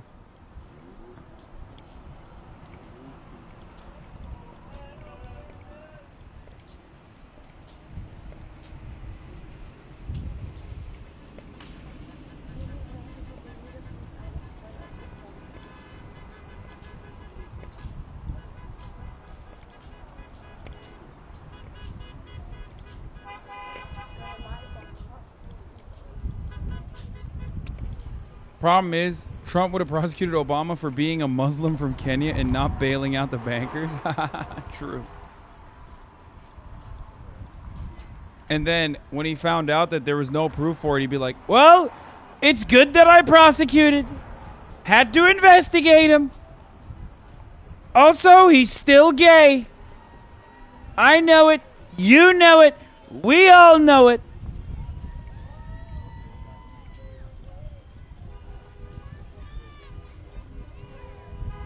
They should storm Mar-A-Lago and stop the raid. Content would be crazy. I think it's over. Like, or I guess they're still going.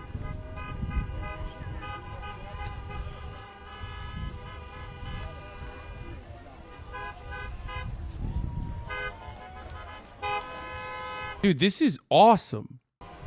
Like, I know this is like kind of a right-wing take, but like these motherfuckers are so jobless, bro.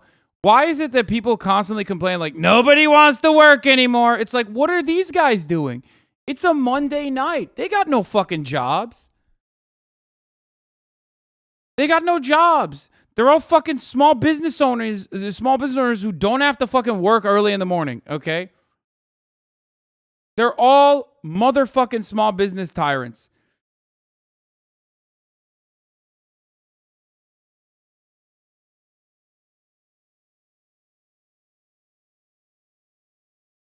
There's a lot of HVAC repairs that aren't going to happen tomorrow. Yeah, exactly. God, Florida is such a fucking weird state, dude. I am fully on board. This is the worst attack on this republic in modern history. Period. Mark Levin, what a cuck. Is this live Hogwatch? What's happening? Yes.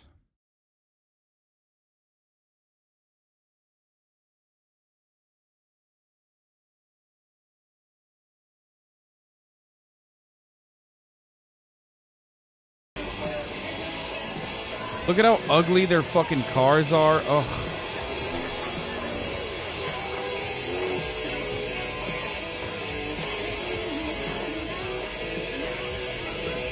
Thank you, Hippie Matt, for the 550 subs.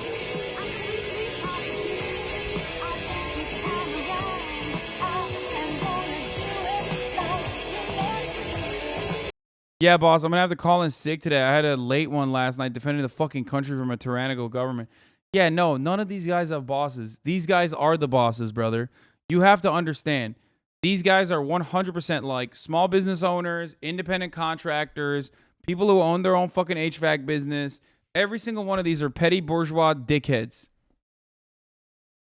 who don't even make that much money and don't even, probably some of them have employees that they fucking abuse aggressively, and most of them don't even have that, and they treat every fucking waiter like a slave, or every Uber Eats driver like their own personal slave that they can abuse for the brief moment of interaction that they have with them. These are those guys, okay? Nobody wants to work anymore.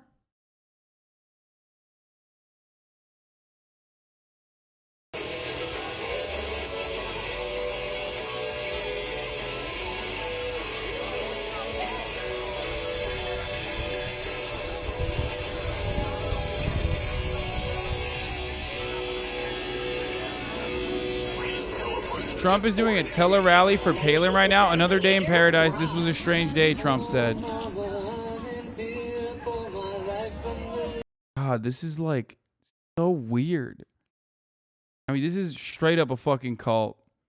It's such a it's a cult. It's like kind of interesting and fascinating to watch, but it's also the wackest.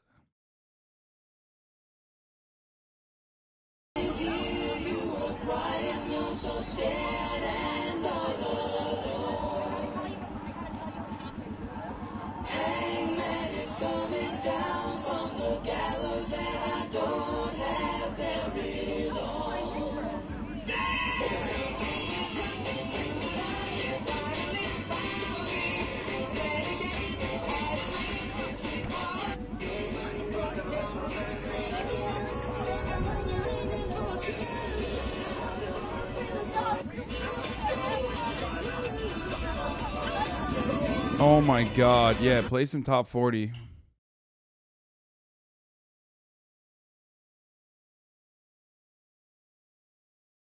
It's kind of wild that they have so much free time, but it's also kind of wild that they can always turn in like every political action into a rally. Like everything turns into a tailgate for these fucking guys, you know? It's a good way. It's a fun way to live. Stop at nothing, and he told them to be peaceful. I hate to interrupt you, sir. You're absolutely right. And your former police commissioner, he said their next move will be assassination if they don't take him down after this. He posted that to Twitter, Bernie Carrick. Mr. Mayor, so great to have you with us this evening. We do have. Oh my God. Oh my God, dude. Newsmax is on fire. Leave it there and move on. We thank you. We'll just cover it up. All right. Thank you, Sir Rudy. They will stop. Oh my God. That's awesome. Oh, Big Hat Lady is back. We will not allow you guys to talk trash about our president in not a second. It's enough. Enough of these liars, is what you guys are. You are responsible for the demise of America, for reporting fake news. Sick of it. Sick of these lies. Like, how can you take yourself seriously wearing that fucking hat? Like, you are doing the demise of America. You look at your hat, dumbass. What do you mean? Like, you can't be serious right now. What the fuck? You can't wear a comically sized hat and try to make serious statements about the fall of the American empire. What do you want to know? We're from Reuters. Oh, go on. Just tell us why you came out. Because I'm fed up with all the fake news people, in particular CNN. and all the 99.9% of the TV people are against Trump. Is that for me to hold? Yeah, no, that's just just to and all the all the media are against Trump, and I'm fed up with it. Can you give me your name? Jim Whalen, West Palm Beach. Whalen, Whelan. Your age? 59. 59. And what do you do for a living? I'm an advertising guy. Advertising. And did you come out tonight after the news happened? Yeah. And what do you think of what's happening now? I think it's great that the people are here. I think it's great that the people are standing in the background of all the TV people, showing them how they feel. I think it's great that the public is showing their support in a public place, and nobody's invading anybody's space, which is important. And what do you think of this? I think there's a raid on the Mar-A-Lago residence. I'm just like, everything I say will be ableist, okay? Like, I'm sorry. Everything I say, with respect to what this guy is saying, will be ableist, so I'm just not going to say anything. And same with the January 6th. Because Trump didn't do anything wrong with January 6th because he ordered the National Guard, and Nancy Pelosi denied it. And there's a guy on Newsmax that spoke about that he was there in the room with Trump. That's where I get that information from. Great. Okay, great. Yeah. Thanks very much. Thanks for... Good night, sir.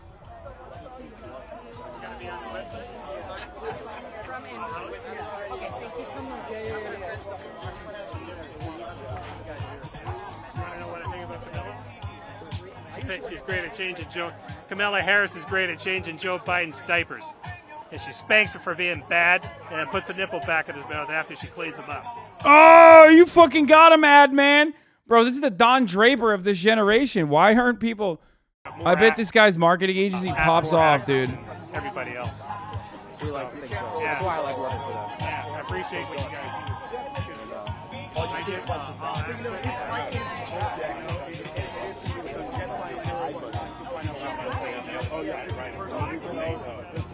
Born to ride. Donald J. Trump, baby.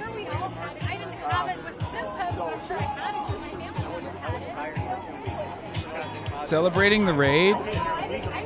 I'm celebrating it, but they're not. They're upset. They look jovial because they like being around other like-minded people with the same kind of like intellectual disabilities that they have. So like they get together and they're like, oh, this is sick. Like a gathering of like-minded hogs, right? But that's the reason why they're jovial. They're also happy because they don't really know what's going on. You know what I mean? So they're just kind of tailgating, you know? They're like, oh, I don't know what's happening. But it's cool. A gathering of the Magalos, like the Juggalos. Oh, that's great.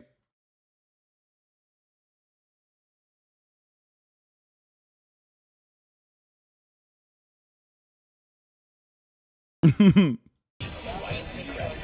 it free on the CW app at CWTV.com and keep listening for the next chance to win your way to our AYAYA Radio Music Festival and $1,000 spending cash. See you there.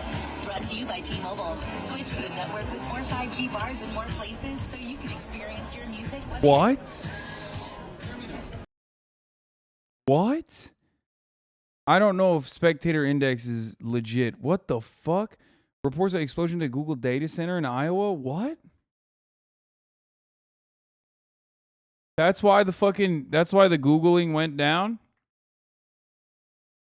That's why Google went down?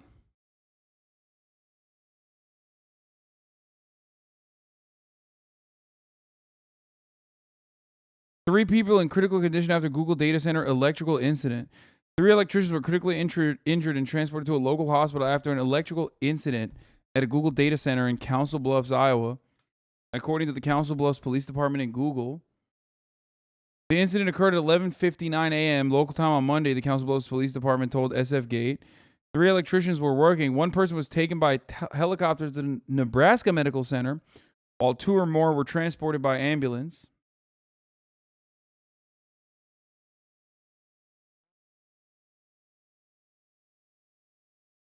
Google spokesperson Devon Smiley. Okay, that's not real. You have a PR person whose last name is Smiley? Really? Come on. Stop it. Sent the following statement to SFGate. We are aware of an electrical incident that took place at Google's data center in Council Bluffs, Iowa, injuring 3 people on site who are now being treated. The health and safety of our workers is our absolute top priority, and we are working closely with partners and local authorities to thoroughly investigate the situation and provide assistance as needed. Okay. All right, wait, let's get back to the hogs. They're dirty people. The socialists, they're just horrible people. They have the devil in them, and they're all going to burn in hell one day. Yeah, she's right. Facts, mama. Slay, mama. Slay, big slay. Big slay, mama. Y'all are just mad. She's spitting the truth. If you don't trust any politicians, where are the signs? I don't want any cameras. I'm not I'm not protesting politics. We all appreciate that you're there for him. Wait, is he wearing a fuck Trump suit? What the fuck?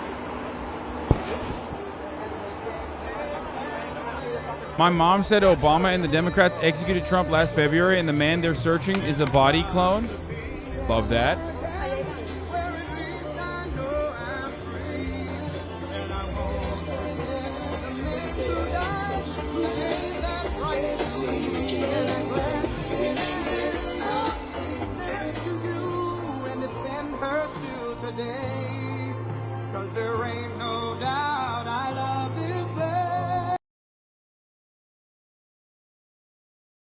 Man, Reuters is popping off big time. Bro, we should go to this and I'll be your cameraman. Brother, I'm in Los Angeles, unfortunately. God, I missed this. You don't get this kind of brain rot from the left? No, that's the problem. The left don't know how to fuck you. Are you serious? Dude. These people are not going to be another one of the 700 already this year because they're not Ashley Babbitt. Ashley Babbitt was a patriot. Start your own rally in LA. Sometimes I do, like, because they have so much fucking fun. Sometimes I'm just like, maybe.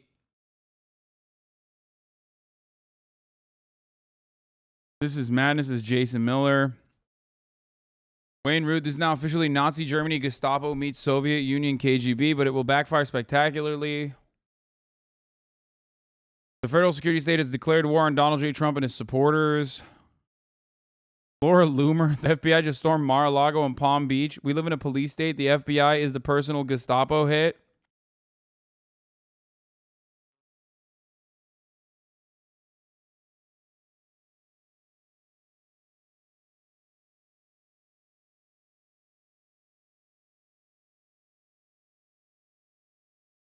Oh, there's another live from Mar-a-Lago. Talking to me as I don't like Trump. Yeah, and that's all I'm out here for. Oh, That's how you feel that God bless. because guess what? Politics gonna do this the rest of our life. This ain't gonna change. Matter of fact, it might get worse. Remember what I told you guys about, like, stalkers? Like, you know, I have some stalkers, and now I, like, and the only way to defeat stalkers is, like, counter stalkers. I feel like the only way to defeat brain diseased hogs is by having, like, the left equivalent of a brain diseased hog. This is like a white hat hog. You know what I mean? Like, this guy is just as insane as everyone else there, but basically on the other side of the political spectrum, which I'm fully on board. You know, he's got, like, a weird ass outfit on. You got to admit, though, if it says something different, it'd be pretty drippy. I mean, probably not. Just make them uncomfortable and uneasy and make them fold. It's funny because, like, he's wearing camouflage, right?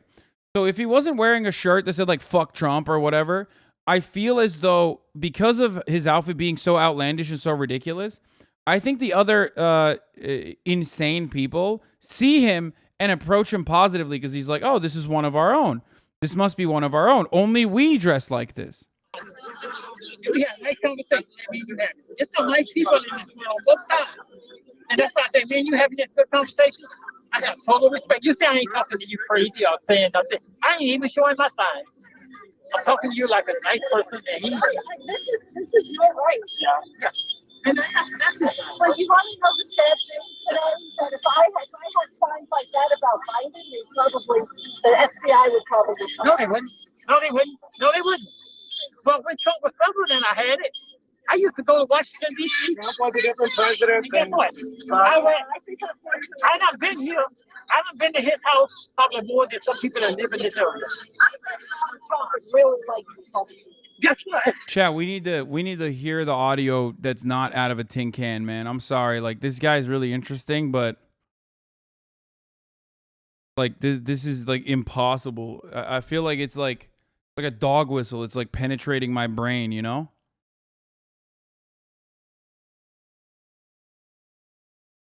If y'all come play for his football team, he never gave them the money. It's sad. Yeah, the New Jersey Generals.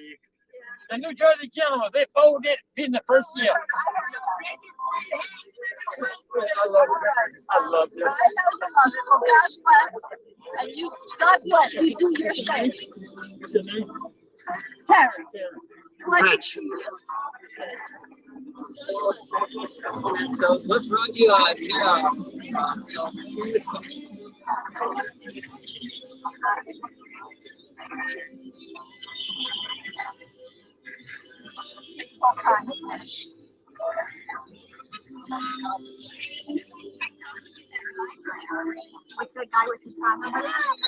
Bro, this is the worst. Like, I'll just say it like this. I don't even understand how the audio is so bad. Like, I literally don't understand. I didn't realize that, like, any phone that is still in operation in 2022 could possibly have audio this bad. Like, genuinely shocking to me. I wanted to show more of the crowds here. More cars showing up with support. Want more news? This stream is giving me Havana syndrome. Reuters' stream is back up. Let's fucking go, dude. Wait, does anyone have the link to the Reuters stream again?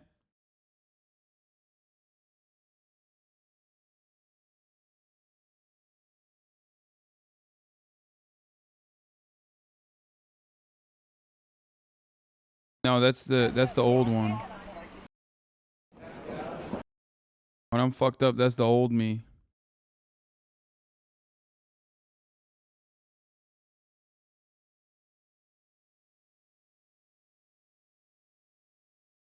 Yeah, no, it's the old one.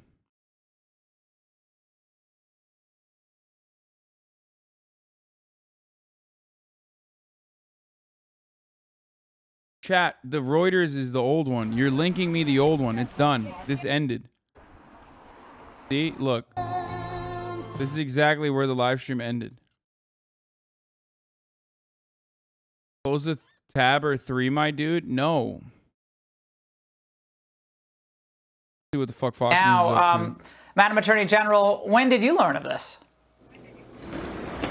I learned of it when the rest of the public learned about it, Laura, and it is an unprecedented move. I think so many of us Come on, Laura, have give us something watched good. as the credibility Give us something of good, our Laura. FBI has been chipped away at over the years. We're just waiting for this institution to be rebuilt into that institution of respect and independence and faith. And today is a very shocking day, not just for me, but for many Floridians and Americans.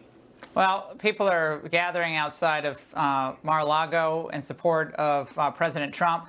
This never happened in the history of the Republic. We have never arrived at this point where a succeeding administration has sought to criminally investigate a previous administration of a president who's probably going to run Okay, for so this is significant, actually. So this is the Florida Attorney General, and this is Ron DeSantis' Attorney General, and basically she's saying that, like, she was not informed of the raid prior, so that Ron DeSantis can cover his ass and basically claim that he had no involvement in this process. Okay.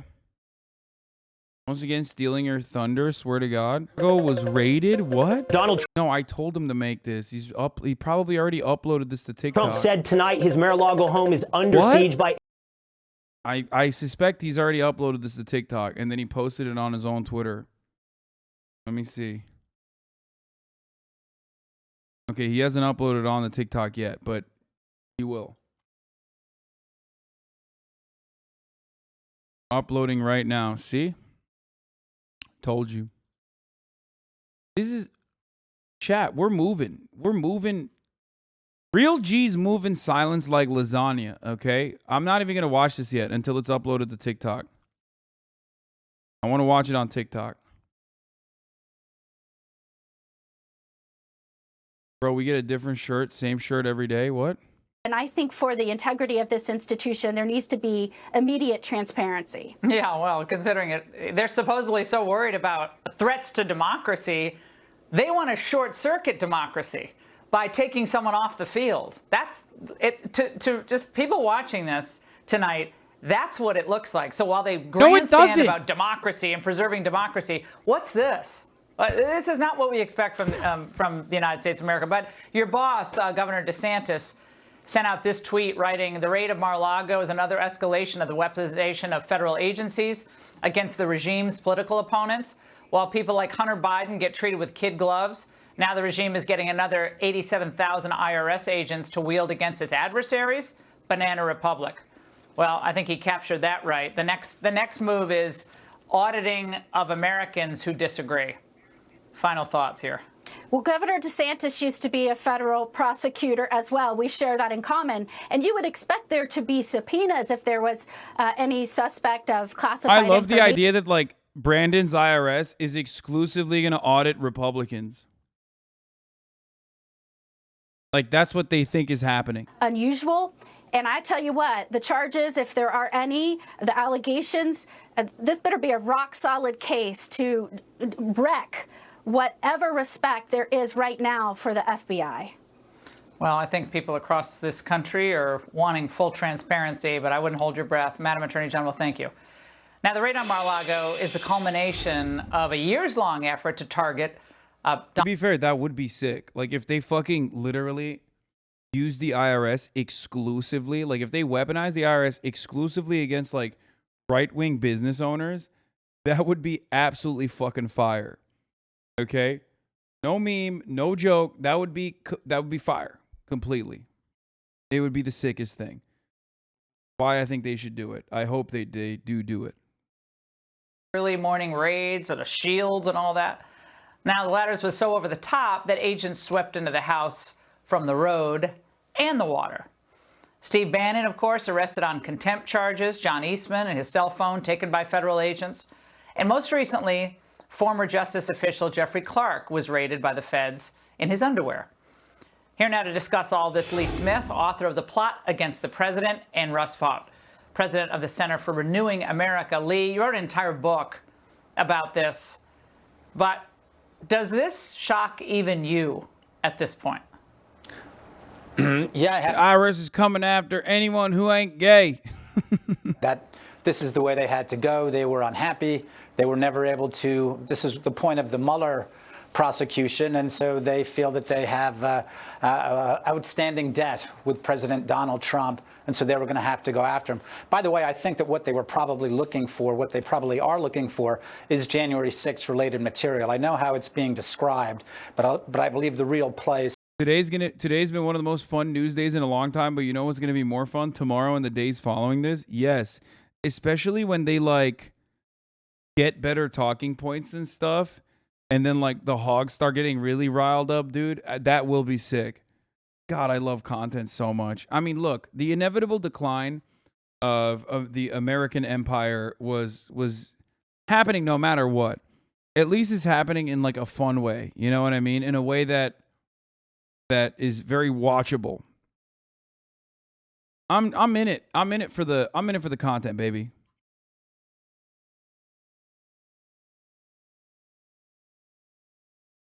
Tell people to follow the channel. Yeah, follow the channel, subscribe, ring the bell, do all of that. Actually think. And also follow my YouTube, obviously, for all the highlights.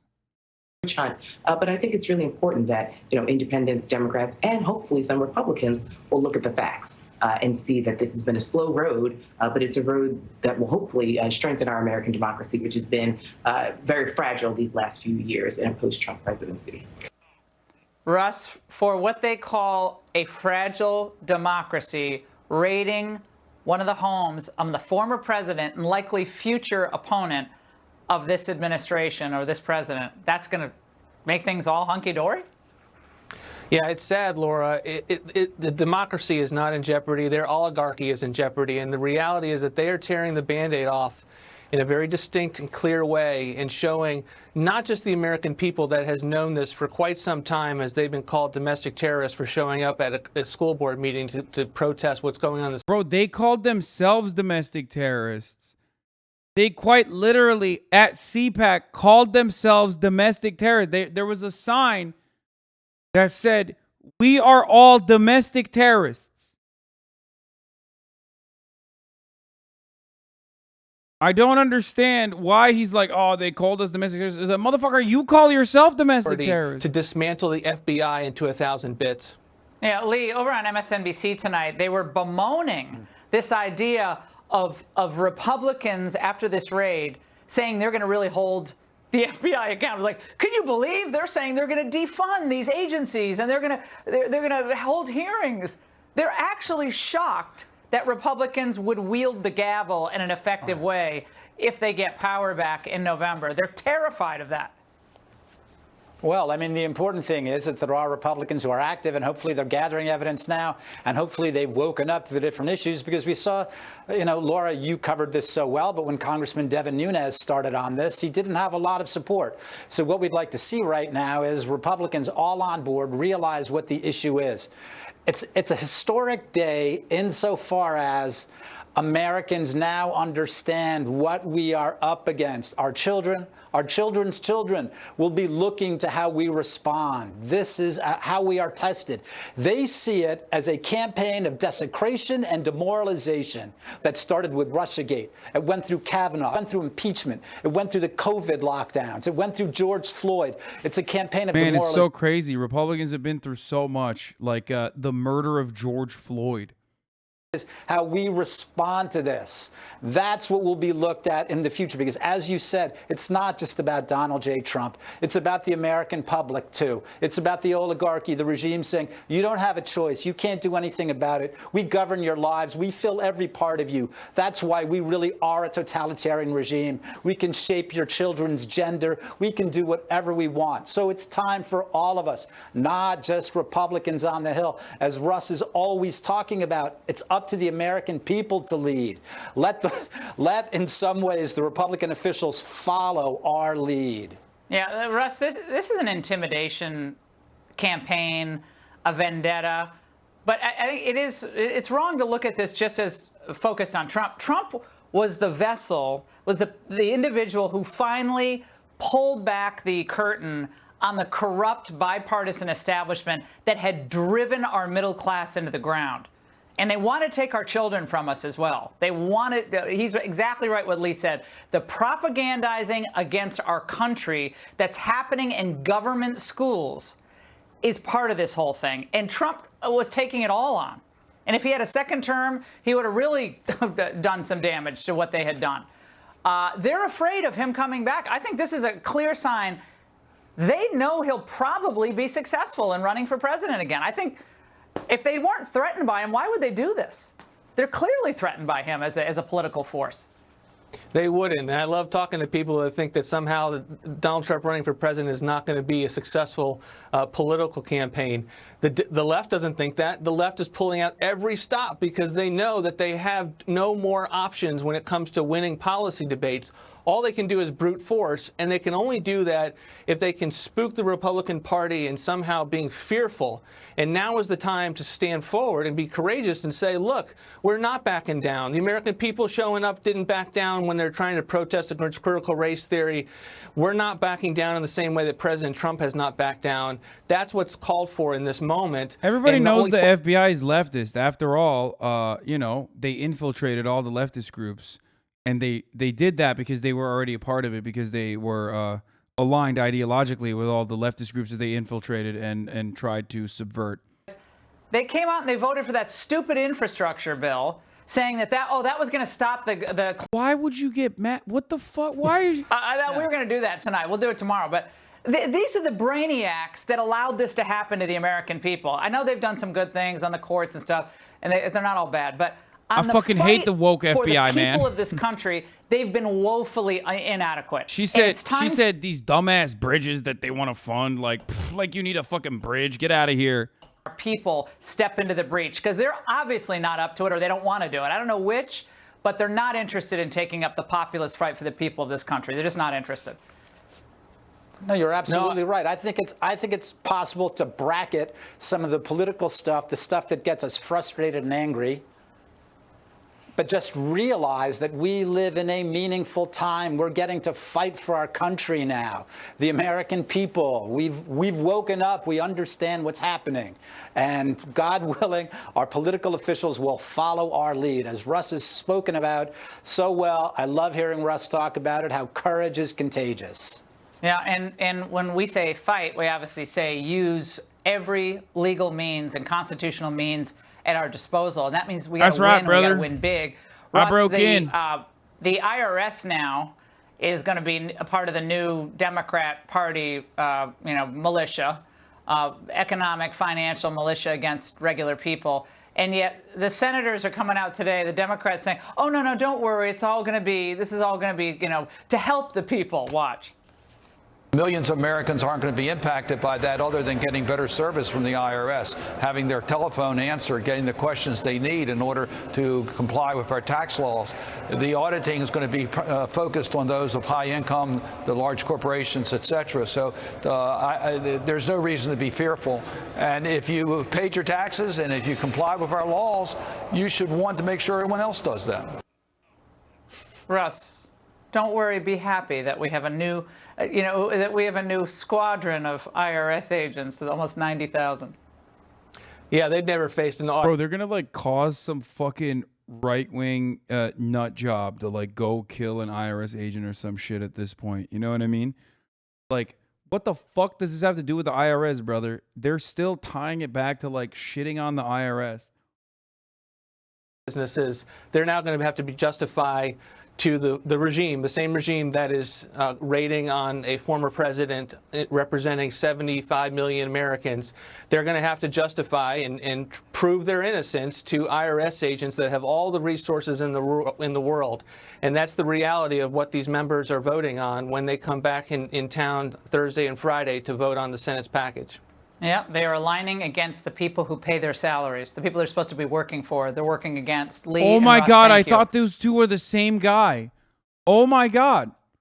What the fuck? Laura Ingraham finding two of the same guy. To breaking the law. That way they can crack down on everyone who disagrees That's crazy. with them. Remember, they think that all pro-Trump Republicans are the new fascists, as that warmonger Max Boot wrote in the Washington Post over the weekend. But all of us, we can be righteously indignant, we can be angry and furious even, but we got to demand our legal rights. Bro, we haven't stopped watching Fox News. When the fuck did Jim Jordan go on? What needs to happen, but even before that, this Friday, we're going back to vote on this stupid bill that the Democrats passed out of the Senate yesterday. So we will be there all day Friday. I'll be in Thursday night. Merrick Garland, Chris Wray. What the fuck are you going to do about it, Jim? Huh? What? Look the other way when rapes happen under your watchful eye again? What are you going to do? Oh, I'm so mad. Oh, what will I do? What I know how to do best, which is what? Overlook rape happening under your reign? Is that what you're going to do again? What can he do? Oh, we got a stupid bill coming in. Oh, suck me. Come to the House Judiciary Committee this Friday and answer our questions about this action today, which has never happened in American history. What was on the warrant? What were you really doing? What were you looking for? Why not talk to President Trump and have him give the information you're after? This is unbelievable. And understand the history here. 1 year ago, it was the Merrick Garland using the Patriot Act against parents. I don't think that, I don't think they could do anything about it. I'm going to be honest. I don't think that I don't think the Civil War narrative is like overblown, but maybe I'm wrong. You know, sometimes I don't get things right, but I don't think these fucking diabetic hogs are going to do anything other than like get together and do like tailgates and shit. Someone has to direct them. And if that someone is Donald Trump and he has no way of like communicating with them, unless someone steps up to the mantle and is like guiding them in a similar capacity like January 6th, like good luck.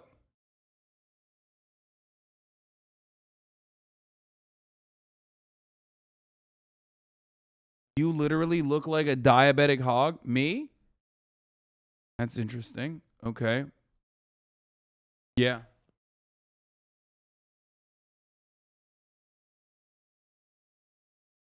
Yeah. Dude, you're right. So right.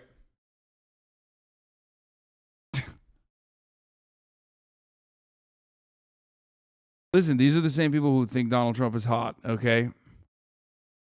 One day ago, it was 87,000 agents in a bill the Democrats passed to go harass Americans from the IRS. And today, we have the raid of a former president's home in America. So heck, we deserve answers now, and this Friday would be a good time. Jerry Nadler, call up Christopher Wray, call up Merrick Garland, bring him in front of the House Judiciary Committee so we can ask him the questions that the American people deserve answers to. What needs to happen. But even before that, this Friday, we're going back to vote on this stupid bill that the Democrats. They're so mad they got to do work. Trump supporters are really excited about the idea of a civil war. Some of the responses to today's FBI raid: I already bought my ammo. Civil war, pack up arms, people. Civil War 2.0 just kicked off. Let's do the war. One step closer to a kinetic civil war. One step closer to a kinetic civil war, baby.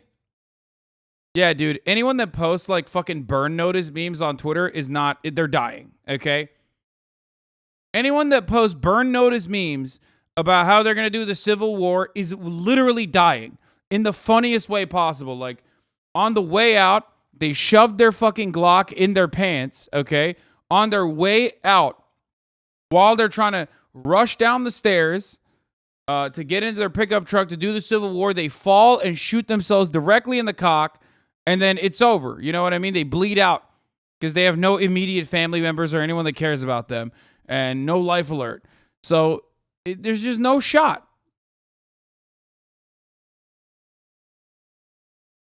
Yeah, Civil War is happening. Yee, baby. Yeah, half of you motherfuckers are going to die. Go ahead.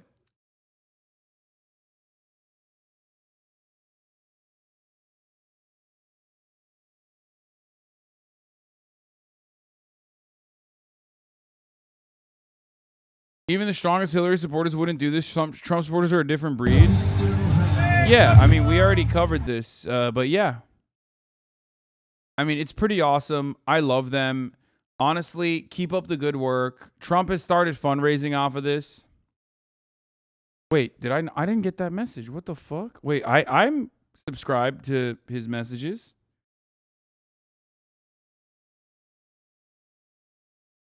I literally did not get this one. That's kind of fucked up. Last one I got was President Trump 5,000% more. As my top supporter, I've texted you 5,000% more than anyone else. Want to stay number one? Claim my number one text status.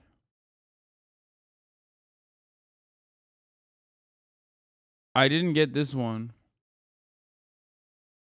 which is kind of a bummer, honestly.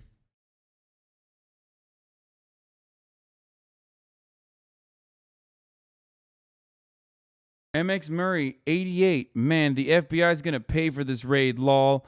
Trump's going to come back with a vengeance. Oh, I want to know what this person by that. Please elaborate. Please explain, MX Murray, 88. What do you mean by vengeance?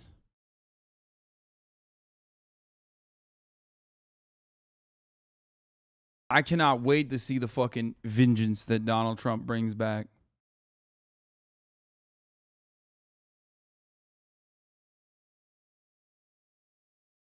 Florida is the best place for Mar-a-Lago to exist, low-key, high-key.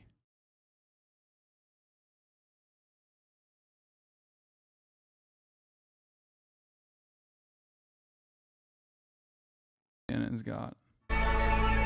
Bro, every fucking time I click on CNN, they have a fucking ad. Crazy. Anyway, I'm really tired, and you know, I'll obviously keep up with whatever the fuck's going on with the Trump stuff, but I think I gotta go. I think I'm done. I'm clocking out. Sorry, boys, girls, MBs. You know, we've been doing the Trump pack watch all day, and my face is starting to get warm. But you know, I will be following this closely offline, and of course, we will be live early tomorrow. Did the TikTok get uploaded? Hold on, before I leave, I'll look at the TikTok real quick. If it got uploaded already, it did. Let's go. Okay, here it is. My latest TikTok is up, dude. Austin Ox is so fucking fast with it, so nice with it. Go juice this. Let's watch this. Mar-a-Lago was raided? What? Donald Trump said tonight his Mar-a-Lago home is under siege by FBI. Trump in statement says Mar-a-Lago's under siege, raided and occupied by a large group of FBI agents. Wait, what? Eric Trump spoke to our own Brian Kilmeade and told him as many as 30 agents raided the former president's Palm Beach home. No way. What is happening? Searching the premises of the president's residence is absolutely unprecedented. You can't just literally open up a safe even during a regular raid. Not just on the premises, remember. Inside of his safe, okay? That's actually huge. This is a pretty fucking big deal. Yes, dude. Are you insane? Yes, chatter. When the former president is under federal investigation and then the FBI raids his home, yes, that is a pretty big fucking deal. Yes! Yes! Chopper footage! We were told that the FBI wasn't going to get involved in any politically charged search warrants, investigations, announcements, indictments before an election. We were told that. They're not supposed to do that to us. They gave us assurances. The White House did not get a heads up, by the way. The White House did not get a heads up. Let me say it again. Third world bullshit. I mean every word of that. I was a federal agent. Give me more! My right hand. Give me more! I protect the United States. And I love this country. I'm this smoking on it. Freaking disgrace. This is freaking embarrassing. I am begging you to vote in 2022. They're like, please just vote. Vote harder. Mar-a-Lago was, bro, this is a fire one, dude. Holy shit. Okay, this one's great. It got busted. Mar-a-Lago. It popped off so hard it got busted a little bit raided during the process, but anyway, be sure to archive it, like it, subscribe to the TikTok, follow my TikTok. The lag is a usual glitch. Anyway, yeah, that's right. And also like, subscribe, follow the YouTube page. We reached 1 million. We reached 1 million fucking million subs on YouTube. Okay. And that's it. That's all I got. Here, I'll fucking do the outro music now. Good shit, Austin Ox. That's a fire. That's a banger. Can you upload the fish jam emote for us, please? Yes, I will upload the fish jam emote. Oh my god, please stop asking me that. I will do it. Okay, I will do it when I get to it, when I remember. Only 8.5 hours? Yeah, man, I don't have the stamina that I used to back in the day. I'm no longer the savage I used to be, pulling fucking 16-hour streams. This old body can only do 8.5 hours, 9 hours.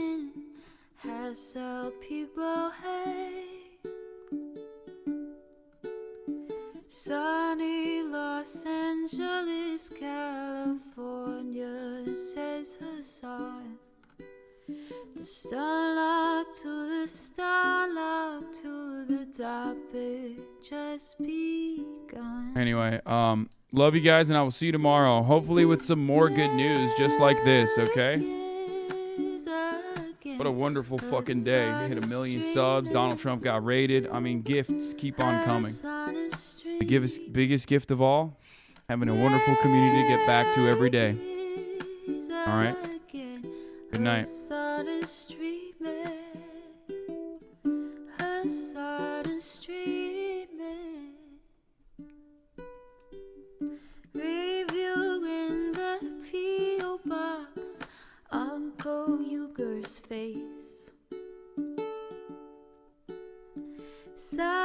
discord at your prop. Great names take embrace. Tiny Bernie Sanders, LGBTQ Air Force. The whole left at your fingertips, Ane at your door. H3 crowded debate, the Young Turks online show. 3 full fucking years of this, plenty more to go. 90-day fiance talks of champagne bourgeoisie. A Trump rally live reaction, a mass riot at DC. There he is again, Hasan is streaming. Hasan is streaming. There he is again, Hasan is streaming. Hasan is streaming. Reading live stream fail comments, Austin show chat advice. And all the ways the right-wing pipeline can suck you in online. JCS react, Lord frame gets broken, cover blown. A full-blown mass pandemic, monster streaming at your home. Total radicalization coming out to find. The system you were taught to trust in was broken the whole time. All these daily streams, whether big or whether small, have helped me in so many